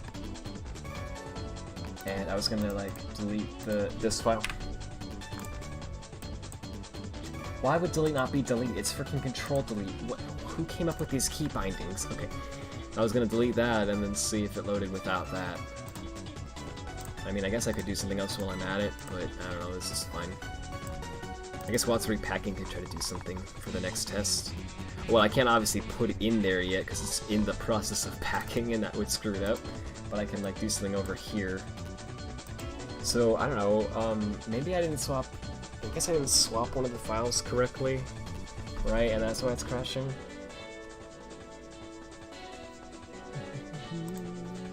Yeah, I gotta stop soon. Oh, I hope the audio doesn't come back again. I forgot to turn VSync back on. Oh, it is on, never mind. I guess my PC is just that bad.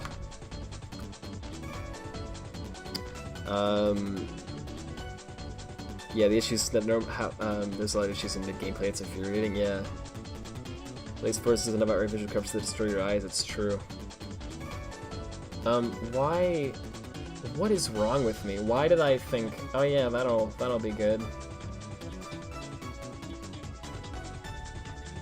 Oh wait, oh.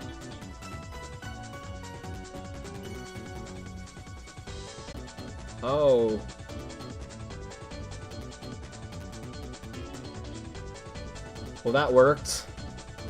Cool. Why the frick did that work? What? Hang on. Oh, I changed this and I forgot I did that. Okay, but wait, what?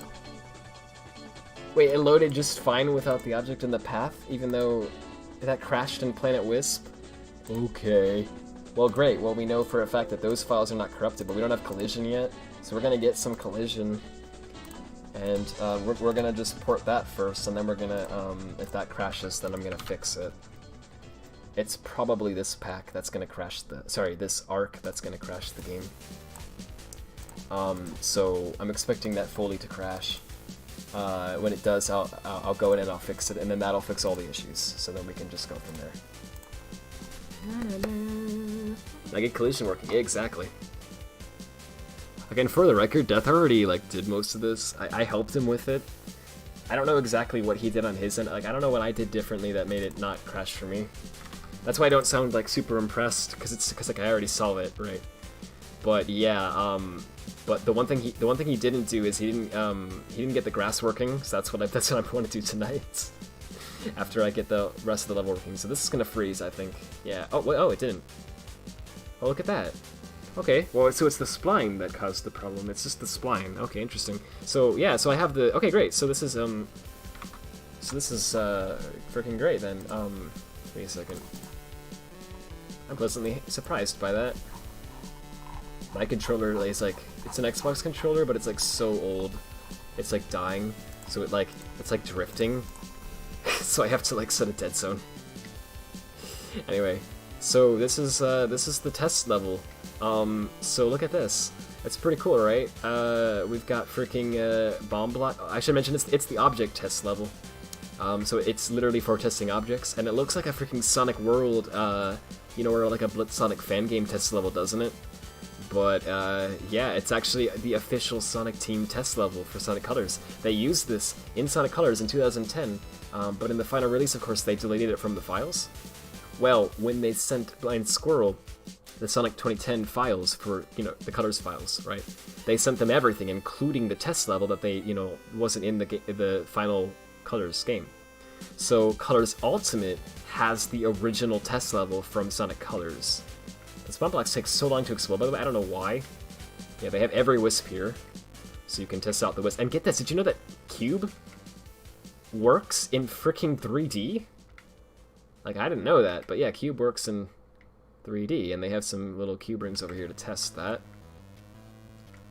It's crazy, right? How cool this is. We have iron boxes over here, and you might be wondering, what's with the pattern of, like, why do they have them set the way that they do, right? Well, iron boxes, I think maybe also wooden boxes as well, but I've heard of these iron boxes, they have a special flag in, I guess it was introduced in Colors? I think it was introduced in Colors. It's then later reused in Lost World and Forces, but they have this special, like, flag, this, like, parameter you can set on them, where you can ask the game to place multiple copies of a box. So you can have one box, I guess, like, I don't know, it's either this one, or it's, this one, I think. And what you can do is you can say, hey, place a copy over, like, I don't know, whatever, like, let's do, like, 2 box units away from me in this direction, and then do that 4 times, or whatever, right? And so, yeah, they can do that. And it was just kind of helpful, because they noticed they placed box a lot, so this helped them place them a little bit more efficiently. In Lost World and Forces, they freaking abused it, though. You can tell, like, in the Forces test level, sorry, what am I saying? In one of the Forces missions, actually several of them, there's just boxes everywhere. Like, there's just freaking boxes, like, it's like an entire level, it's just like made of boxes, right? And yeah, that's because they had this flag on the boxes and they figured might as well use it. And boy, did they use it. Sonic Team loves their boxes. Anyway, also, if you're noticing Sonic's, like, shading is different than when I loaded it up before, that's because the test light field, I ported the light field, and so the light field is actually loaded, and so this is using the correct light field for this level, which I find really cool. I want to clarify, right? When I say the test light field, I mean it. They made a test light field, and this level is used to test it as well. So, if you actually go in here we go. Here's the light field file from Colors Ultimate that I ported. This is a perfect file for cracking the light field format. Like, this is literally like perfect, because this is everything that a cracker could possibly want. Cracker being a person who cracks formats. Sorry. This is a, it's literally, it's a small file for one thing, right? So it's not, like, overwhelming to look at. Like, you know, figuring out what every byte in this does is a lot easier than some files, because there's not as many bytes, right? You can fit it all on your screen, so that's ideal. But then on top of that, look at this. If you look at the strings, you can tell what it's doing. They have a box, they have a capsule, they have a sphere, and then they have an omni-box. So they have one of every type of shape that can be placed in the Colors light fields. And then they probably have different colors assigned to them as well, different positions. So this is just literally testing every parameter that they could possibly have in the light fields, all in one convenient little file that they threw into the game to test to make sure that the light field was working correctly, right? And so, freaking perfect. We can see literally every, like, thing that the light field can do, all in one tiny little file. It's great. It, like, tells us everything about it. Anyway, so I don't exactly know what it actually looks like. Like, I don't know where the shapes are at in game and everything. I don't know, like, you know, what I'm supposed to look for. I bet if you loaded it up in an editor, it would just be like, oh, there's a box like here, and then once you get past this ring, there's a sphere there, and whatever. And the colors are probably drastically different as well. Like, I don't know, does Sonic's color change a lot if I move? The game, I think, freezes somewhere because of one of the objects. Oh, I guess I don't have that object with me. Also, look at how well he controls in 3D. Look at this, you can do a 360 turn, almost. Like, not entirely 360, obviously. At some point it stops, but look at how well you can turn in this. Like, this is... It colors works really well in 3D, and then they just didn't do much in the 3D. It's kind of funny. But yeah, it's so cool. I love this stuff. They made a huge little, like, area to run around in and just test it out. I'm sorry, Shills. Hey, I can say that. Heh. There's a grind railhead too, but I don't have the spline ported. I'm gonna do that soon, but apparently that's what was crashing. Oh, this is cool. I think this is cool. Oh, but it's broken because I don't have the splines. There's a pulley over here, like a zip line, I guess. And well, I need to port the spline to show you, but you can go both ways on the pulleys in this game. That's something you can't even do in like gens, which I think is really neat. Hover works in 3D because it's used in Sonic Carnival, right? Yeah, it sure does. Look at that. 3D hover. I should mention, not all of the objects that are in this level are actually, like, on screen right now, and the reason for that is because we haven't figured out how all the objects work yet, and we have to make the object in-game ported over to the Wii, we have to actually, like, literally manually convert all the numbers inside of the object data. So, since we don't know how they all work yet, we can't, like, do that yet for every object. We could only do it for the objects that we already knew how they worked, or that we were able to figure out how they worked. So everything you're seeing here is something that I was doing yesterday. Well, I guess the 3rd now, right? Ultimate Launch Day, I was doing this all day. And so every object you're seeing here is like something that I ported over successfully from it. But it's all in the original, like I didn't add anything, like this is all exactly how it is in the actual test level. Like I made it perfectly accurate. I just made, yeah, it just took a while to make sure that to get it all to work, right? Oh, this fan doesn't seem to work for some reason. I don't know why that is. The balloons work. They have a jump selector. It's like the, you know, A and X things in Unleashed. It's kind of cool. You have wooden boxes here, and you can actually break them. In Lost World, that wooden box object is left over, but it doesn't break, which I find odd. Oh, that one respawns, I guess. There's a switch here that doesn't seem to do anything. I think because we don't have an object ported over yet. There's a few objects that are missing still that I haven't ported. Most of them are here now, but there's a few that I haven't gotten over yet. I don't know what that's about. I don't know if there's supposed to be something there or not. These springs also work, but for some reason they're invisible. Like the bottom of them isn't, but the top is. I find that quite odd. But yeah, they have that for you. Oh, these fans work. Oh, I guess the switch made the fans work, maybe? Interesting. And then they have this ramp, which, you know, takes you here. There's another puzzle ring. Sorry, it's called puzzle ring. It's a cube, blue cube thing. That one just does a slam as soon as you first hit it, so I guess they were testing the slam. Then this is actually a 2D section, but, well, it doesn't work until I have the splines, which I'll get soon. Is it reusable in 3D? No, I don't believe so. No. Or, I mean, I don't know, this, actually, I don't know, this section is, not a drill section, so I don't know, maybe it can be, but I don't think so. I think Spike is only 2D, yeah, sadly. Rocket is also only 2D, which is so weird to me, because why can't you just go up and then back down, right? Because our Frenzy works in 3D, but, you know, with bad controls. And, you know, Laser works in 3D. Everyone that works in 3D, you know, obviously. I don't even know why I said that. So, this is cool. When you want to end the test, you know. Look at that. I found that neat. Yeah. For some reason it gives you 0 points, I don't know. It's cool. So we're gonna put the splines, and then I'm gonna try to get the grass in as well. the entire point of this freaking stream was just to get the grass in, and you know, we're gonna do that. But first, let's get the spline, because the spline apparently is what was causing the crash. So I did something wrong in there. So let's get that. Will the Lightfield stuff help with forces or not? I don't think the Lightfield stuff will know, but a lot of the other stuff we're doing will. Like, I've been working with, what was the thing? So, earlier today I was working with the grass format, and apparently the grass format uses BSP nodes in it, just like the FX Cole files in Lost Rodent Forces. I didn't know that. It uses the same thing. And we have a tool left over in Colors Ultimate that actually, has some information in it as to how they work a little bit more, it seems. So I'm gonna look into that. And that'll help us not just with the grass format, but also with FX Cole, which is going to be really useful if I can get that. I'll figure it out. There was something else too, I don't remember what it was. But yeah, it's cool actually. I'm gonna take, I don't know, I'm gonna take a random, I'm gonna take like this one.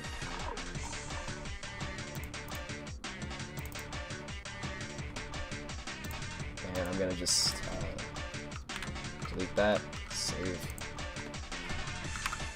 And then what is 120 again?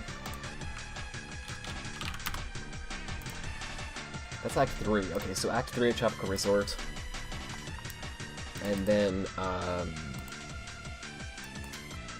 mean, I guess I can just look at this and see what I did. I sent Death a version of this file that actually worked. So, I don't know, let's export that, and then let me see what I sent him. Because I know for a fact that the one that I sent him, why did I get mentioned? I'll check that out in a moment. Let's see, give me a second, sorry, I'm gonna search for all the files that I sent to Death. Give me a second. I sent him a lot that day. Here it is. So this is the one I sent him that I know for a fact works because it worked in his test.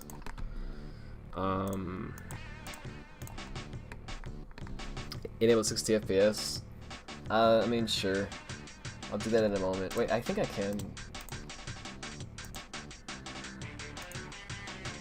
Let me turn this off first. Yeah. Sure.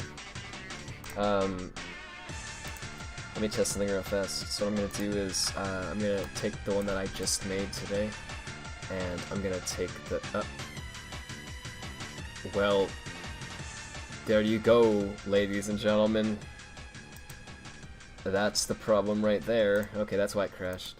Yeah, somehow, I don't know how the frick I did this, but somehow I accidentally forgot to copy over the... You can probably watch it if you go back in the stream. You can watch a rad epic fail compilation.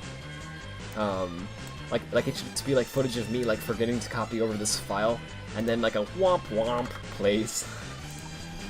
And then it's like, fast forwards to just now, like, you know, like 4 hours later or something, and I'm like, oh.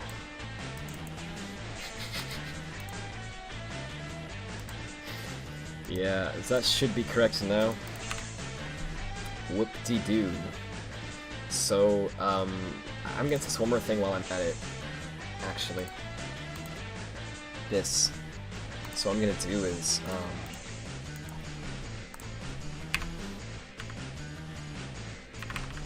which one was it?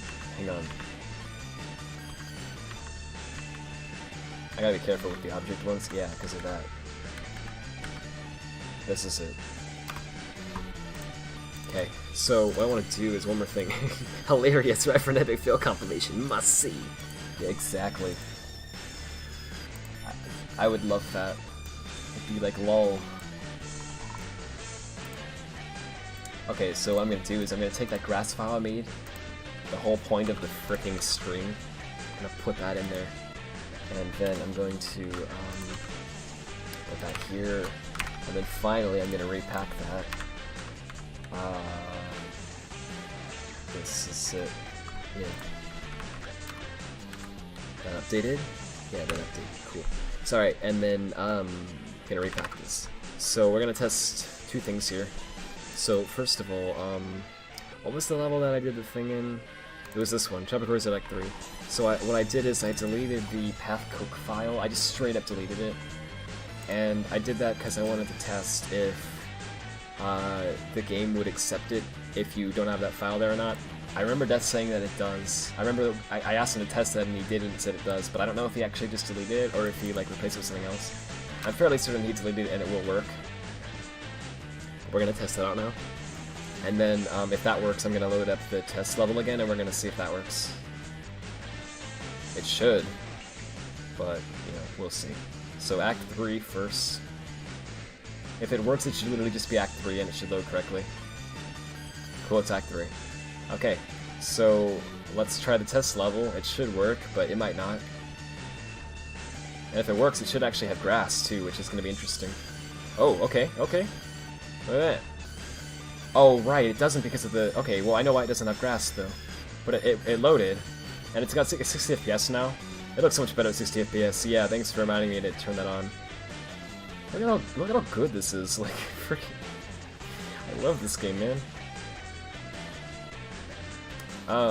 So this spline actually works now. Yeah. I find that cool. This does not work. So you might be thinking, oh, this is a grind rail, right? No, it's not.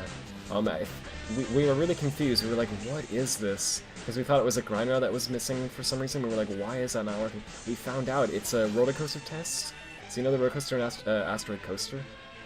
They like tested that out with this little elaborate like, you know, roller coaster track that they made. But I don't have the roller coaster object ported over yet. Death actually does in his version of the stage that I don't have yet. He has that ported over in his, so that's cool. But I don't have that in mind. I'm not going to do that tonight because I'm getting tired. But yeah, the roller coaster apparently works on that, so that's cool. This is something I wanted to show you. This pulley. So look at this, right? So, you know, you hit it from this side, right? And it's a pulley. And it does what you expect. But here's the cool part, right? Look at this. The pulley stopped on this side. And you can grab it again. And you can do that again. You can do that forever. Isn't that freaking cool? I don't think pulleys did that in any other Sonic game. You can only do that here. I don't even think they used it in Colors, but you can do it. The game supports it, apparently. That's freaking awesome. I thought that was so neat. Also, look how compressed that rope texture is. Ooh, spicy, right? But yeah. This is so cool. I love this game, man. I really do. Yeah, one more thing. I think the 2D section should work now. Yeah, I'm in 2D. You can tell because he's like way slower. The camera doesn't actually change to 2D. I don't know if it's just because we didn't port over an object yet, or what. I assume it's supposed to be 2D here. Like the camera's actually supposed to be 2D, but it isn't. So I don't know. But yeah, it's a 2D section, and you know you can only move. You don't fall off. You can only move that way, so it works. Anyway. So one more thing we're going to test, we're going to get the grass to work. So the reason I think the grass doesn't work is not because of the file being invalid, because the game didn't crash. It's because... it could have been just because it didn't load it, but I don't think that's what it is. I think the reason it didn't crash... sorry, I think the reason it didn't load is literally because of this. If you go to the config Lua file, look at this. They have this whole grass section here, but they commented it out. So if I just do this, wait, no. I don't know the command uncomment in Notepad++. Wait, what's the command uncomment? It's Control-Shift-K. Okay. If I just, oh, that's a comment though. I think that should work.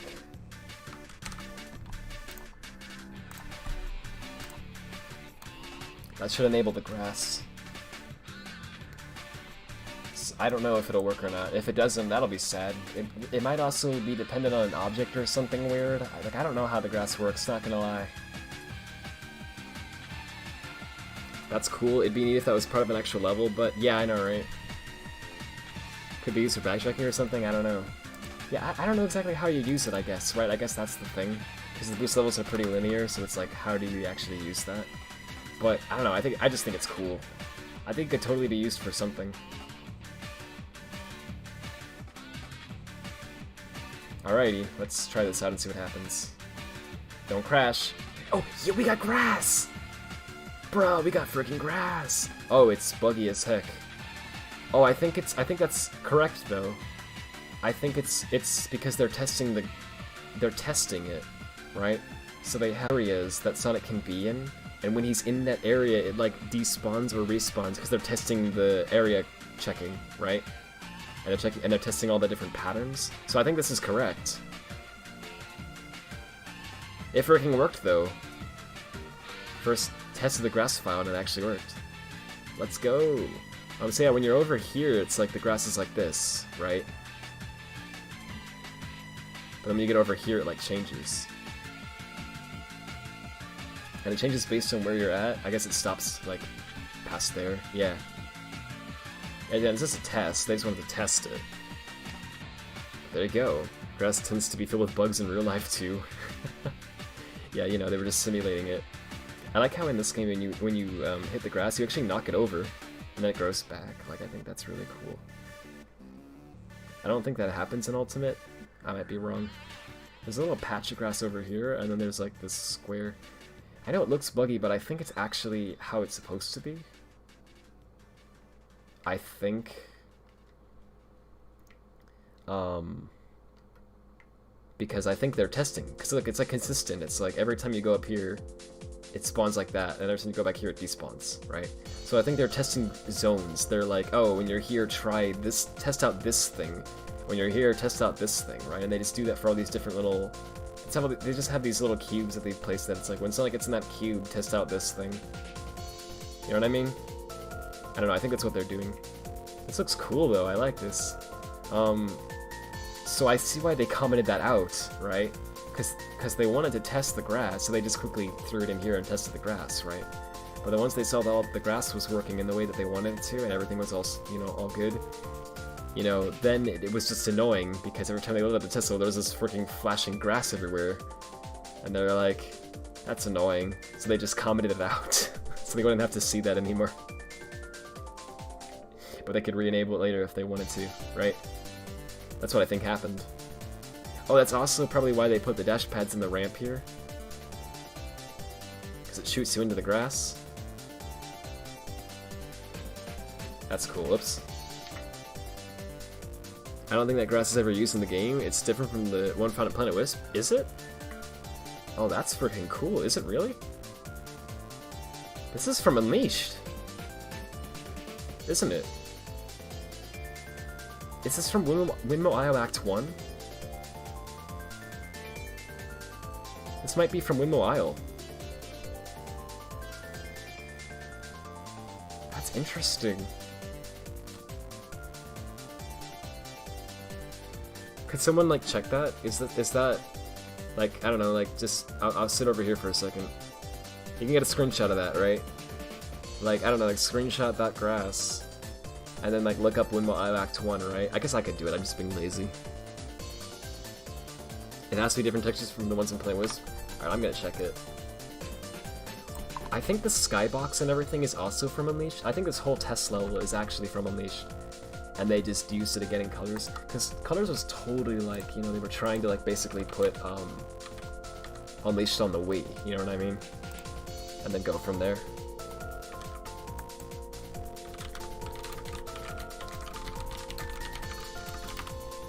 And we're gonna stop like pretty much after this.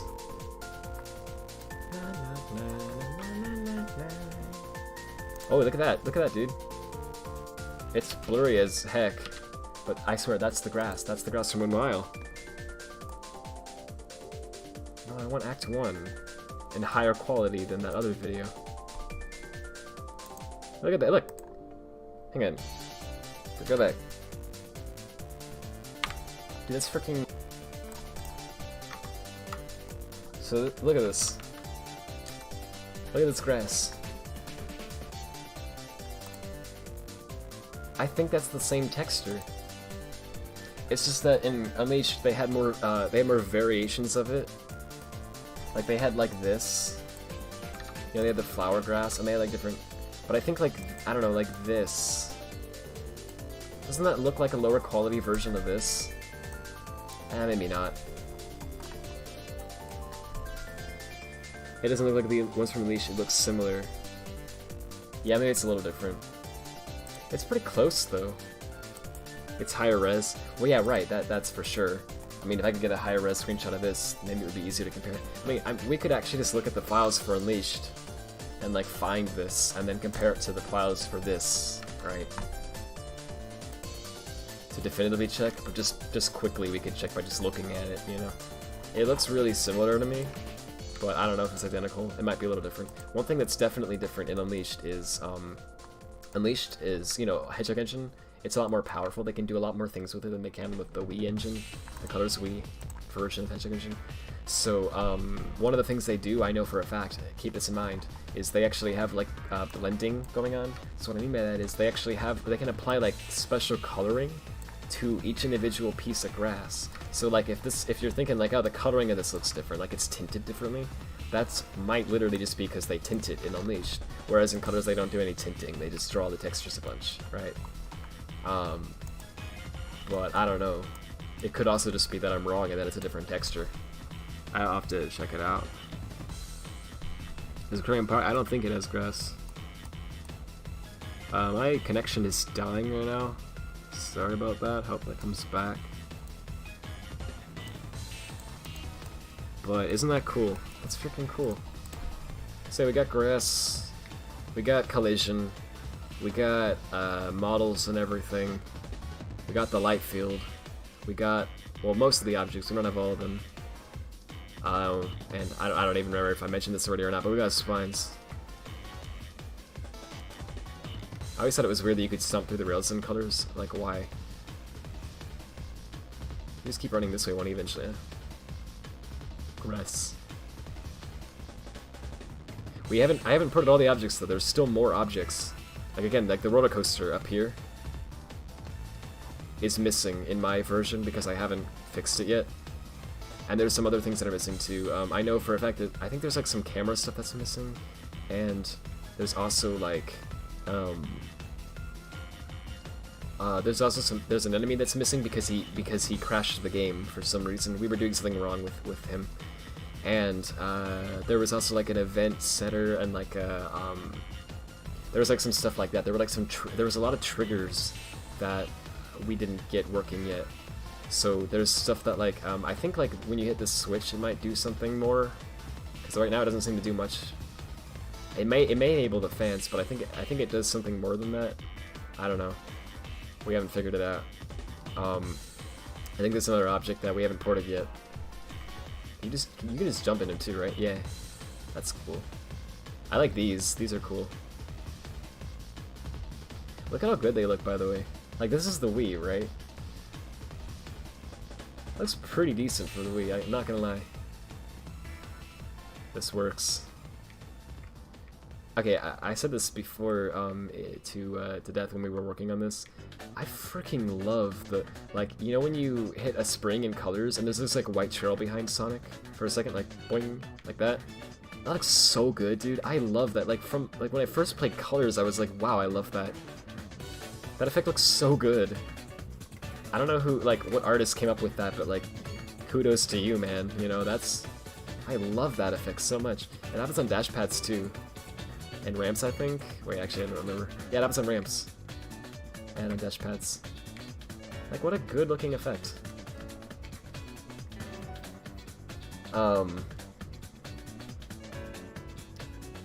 Yeah, and, oh, what else? There was something else I wanted. Oh yeah, the over here. There's this. So I tested that out. And there's these. There's also, so those are called, those 10 rings, those are called super rings. Alright?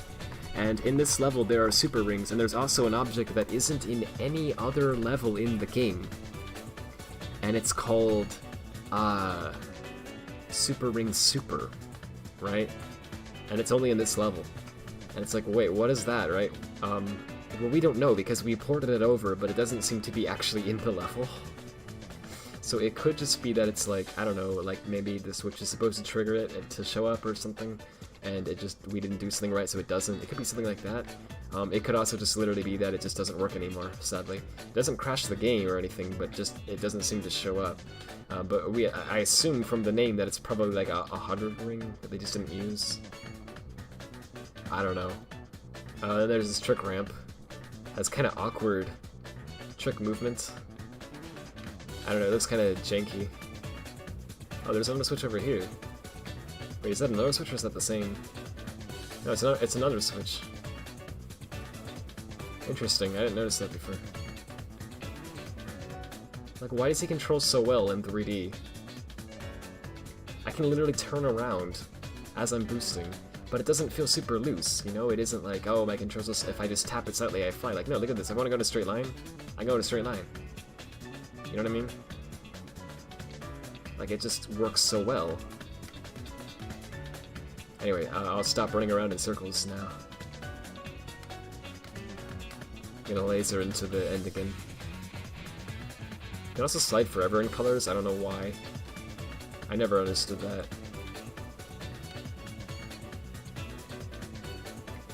I thought that would be faster, it was slower. Yeah, I don't know. I want to use a laser. Yeah. Oh, there's also a go ring. There's a go ring and then there's this. They were testing both, right?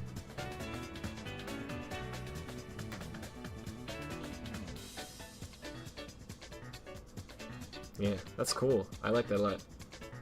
Oh, wait. What the frick? What? Do that again. No, do that again.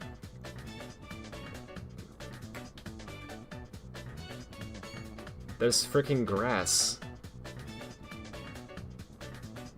on the results screen. Did they use that in colors?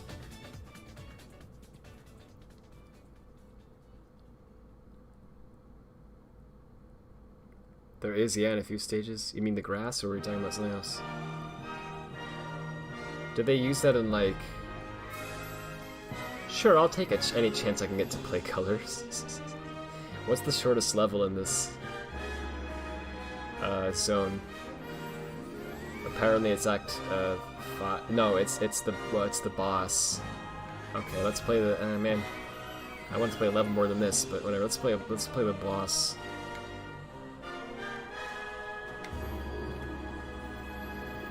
Yep. It's only short if you do it well, which I didn't. This is what being tired does to you. You start playing games like garbage, and then people are like, "Rob, are you so bad? Oh, you're so bad. Gosh, you're so bad." Yeah, I know. Rad's bad. Hashtag Rad is bad. Get it trending. What if it was trending? Okay, I'm so bad at that, and I actually want to play other levels, so I'm just gonna do that. What's the shortest level that isn't a boss? What, Act 3, I think. I quickly glanced at it, it might not be. Whatever, I'm just gonna play Act 3.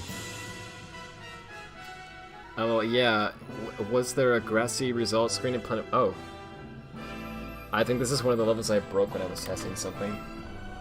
Oh well, it's in Planet West 2. Is it actually? Because that's what I'm trying to test, but I don't remember if that happens or not. I think I'll just look it up. Because I do need to sleep.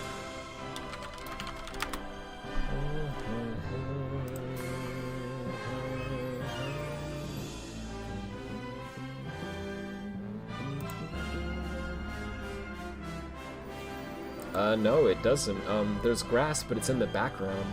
It's like the part of the picture. They don't actually use it in the foreground. So they had an option to put grass in the results screen, and they just were like, nah. That's really interesting. Wait, how does that even... I wonder what makes that happen. Like, in the grass file, is there a special... Rad, please play a level? Or you just want to see me play a level? Okay, I'll play a level for you. Did I break all of Planet Wisp, or was it just like that one act?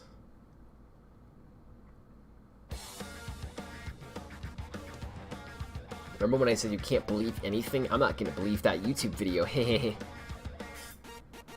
I don't know. Let's try like. Sure. Oh.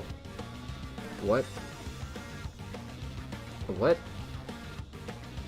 Did I break this when I tested something? Apparently I broke this level somehow. When did I do that? I thought I only touched Planet Wisp Act 1, but apparently I touched the other ones at some point. And I freaking... Okay, this one works, I think. Oh. No, it doesn't. Oh, I think it's that I did touch Act 1, but a lot of the levels use Act 1. So I have to find a level that doesn't use Act 1. Well, that one... Okay, so I think what I did is I made Act 1's collisions stop working, and then I made Act 2's everything stop working. Let's just play normal colors real fast. I'm gonna play one level just cause that'll be fun. You were joking you don't care? Well, now you got me wanting to do it. I'm just gonna play a level while I read the chat, and then I'm gonna stop. It's so weird seeing an actual life system in colors now, yeah. The way it was meant to be, you could say. You think it was from Black Knight? Could be. Yeah, this grass in Planet Wisp is very different. It looks real nice. Like, they did a good job with that. Oh, it's not just there, though. It's, like, throughout the whole level. Yeah, it's, like, because it's, like, look on the sides, right?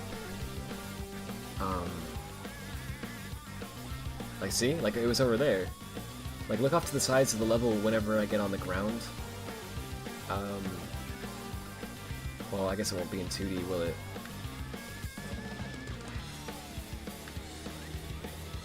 It's like there on the right, if you look right now. See that? There's grass. Oh, there's a lot of grass here in the 2D section too, actually. You can't really see it because it's not... it's only really viewable in 3D, but... Why am I taking this path? I don't know, I just feel like it. Oh, I want to test something. Hang on. I found out about a bug recently that I thought was an Only in Colors Ultimate, and apparently it's actually in this game too. Yeah, it sure is. Holy frick. That's not because of a mod or the 60 FPS patch, that apparently just happens in Sonic Colors on the Wii. I didn't know that. Someone had a video where that happened to them in Ultimate, and I was like, wow, Ultimate's so bugged, lol. And then, someone was like, nah, it happens on the Wii, and they sent me a video, and I was like, oh, well, that one's not an Ultimate bug, then. Never freaking mind, I didn't know that. I think it's a bug with the spline. Oh, whatever, I'll just drift down here.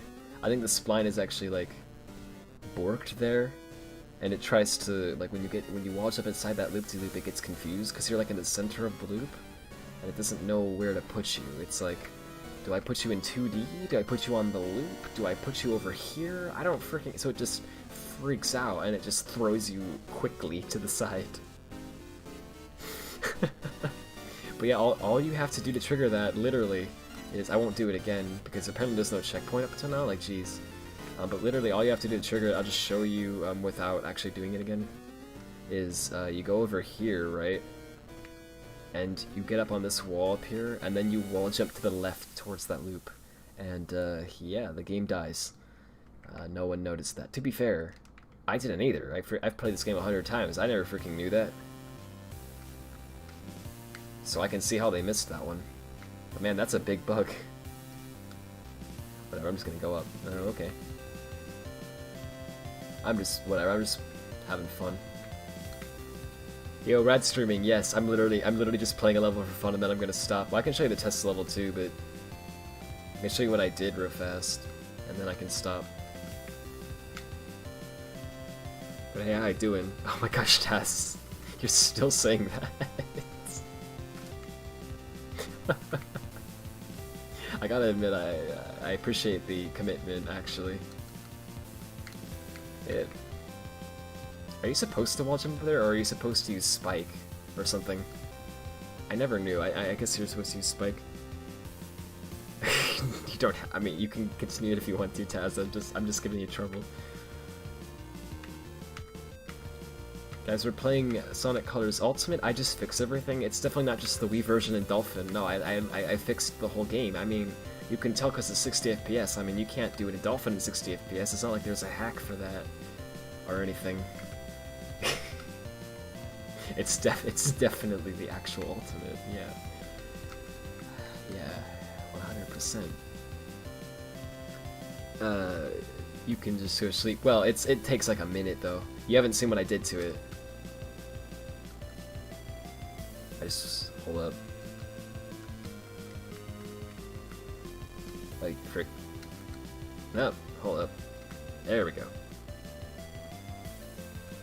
So what I did is, Death asked me to look into the grass file. So there's a grass file in the debug level, and he wanted me to see if I could port it. So I reverse engineered the freaking grass converter tool from Sonic Team, and figured out what type of XML file it was expecting, and what. Well, I didn't actually figure out that, but I figured out what type of BENA file it would generate, like the BENA text thing. And then I used that to figure out what I needed to endian swap. It wasn't all just UINTs, it was like a lot of stuff. So, and then I wrote a tool that just quickly endian swapped it, and so it works. What? I'm playing. Hang on, I switched over to the real colors for a second. Sorry, hold up. So I endian swapped the grass, and I got it working correctly. And what's interesting about it is, it seems like it's kind of bugged, but I think what it is because I endian swapped it like exactly like they expect. So I think what it is I think they were testing out different like grass loading zones, right? So when you walk around, like the grass like loads in and out, like this. So it like pops in and out as you're moving around. But it's consistent. It's like every time I go over here, that grass comes in. Every time I go over here, that grass comes out. See? And it like literally is exactly the same every time. So I think they were literally just testing the loading zones, or the draw distance or whatever. And they do these like different crazy patterns with it as well. So I think they were testing out like that stuff, or like patterns and whatnot. But yeah, freaking grass. And it's one-to-one with the original from what I can tell. But what's interesting about it to me, what I didn't expect, is if you beat the level, look at this. There's grass on the results screen. One of them is floating up here. There's freaking grass. And when I saw this, I was like, oh, did they use that? Because I thought maybe they used it in Planet Wisp. So I played through Planet Wisp, right? Well, earlier, and then also later because I just wanted to. And no, they apparently did not use this in the game. So this is just in the debug level for some reason. I don't know how or why this even happens. I guess somewhere in the grass file they have a flag to make it appear on here if you want to. How did they do that? Right? No freaking idea, but there's grass on the results screen. So I thought that was cool. Was it worth a 9-hour, almost 10-hour stream? I don't know, but to be fair, obviously I talked a lot about things that weren't related because I had a lot to say about Ultimate. I should have all that stuff, but anyway, that's a stream. So yeah, I don't think I'm gonna do. I don't know if there's any memes or not. I don't think I'm gonna do a break tonight. But if I feel I'm gonna try to stream again sometime soon. I don't know how soon. I don't want to give any specific dates, but I'll just switch to this. But I'm gonna try to. I want to stream again sooner than I did last time, cause frick. I don't. So what I'd like to do actually is I'd like to kind of try out that Spectrum thing again, and I'd like to work on that more seriously, like I talked about earlier, and see what I can do with it. I really like to make that a serious thing if possible, but I don't know how far I can go with it. I don't know how far my skills can take me, right? Because I feel like there's a limit. I feel like there's a point where it's like you're one guy, you know, you can't possibly do all of that. I feel like I'm definitely gonna break at some point, just be like, nope, I can't do it, you know. So, but I just want to see how far I can take it and how far I absolutely can't, right? So I know for sure that I can already I can port stuff directly from the Wii version of Colors, right? And I can get that working in Lost World. So I know I can do that, but I don't know how far I can go with it. So anyways, I don't want to like officially properly announce that all yet, and I don't know if I want to do a stream that's like Spectrum programming, you know, because then people will be like, oh, it's official, right? So if people want to see that and I decide to stream that, I might actually stream it like with like a name that's like, you know, whatever, like random programming stream, you know, just so that the expectations aren't as high, you know what I mean? And then if it goes well and it seems like things are working out and I'm like, yeah, I can seriously do this, then I'll like announce it, and then I'll like, or I don't know, maybe whatever, I can start streaming it with like the actual Spectrum name then, right? I think, but we'll see what happens there. Actually, the grass might have been used to test put objects into the result screen, as Aquarium Park's result screen is filled with water. Could be. I don't know how they do that either, actually. I have no idea how that's done. I assume there's a flag somewhere. It might be in the config Lua.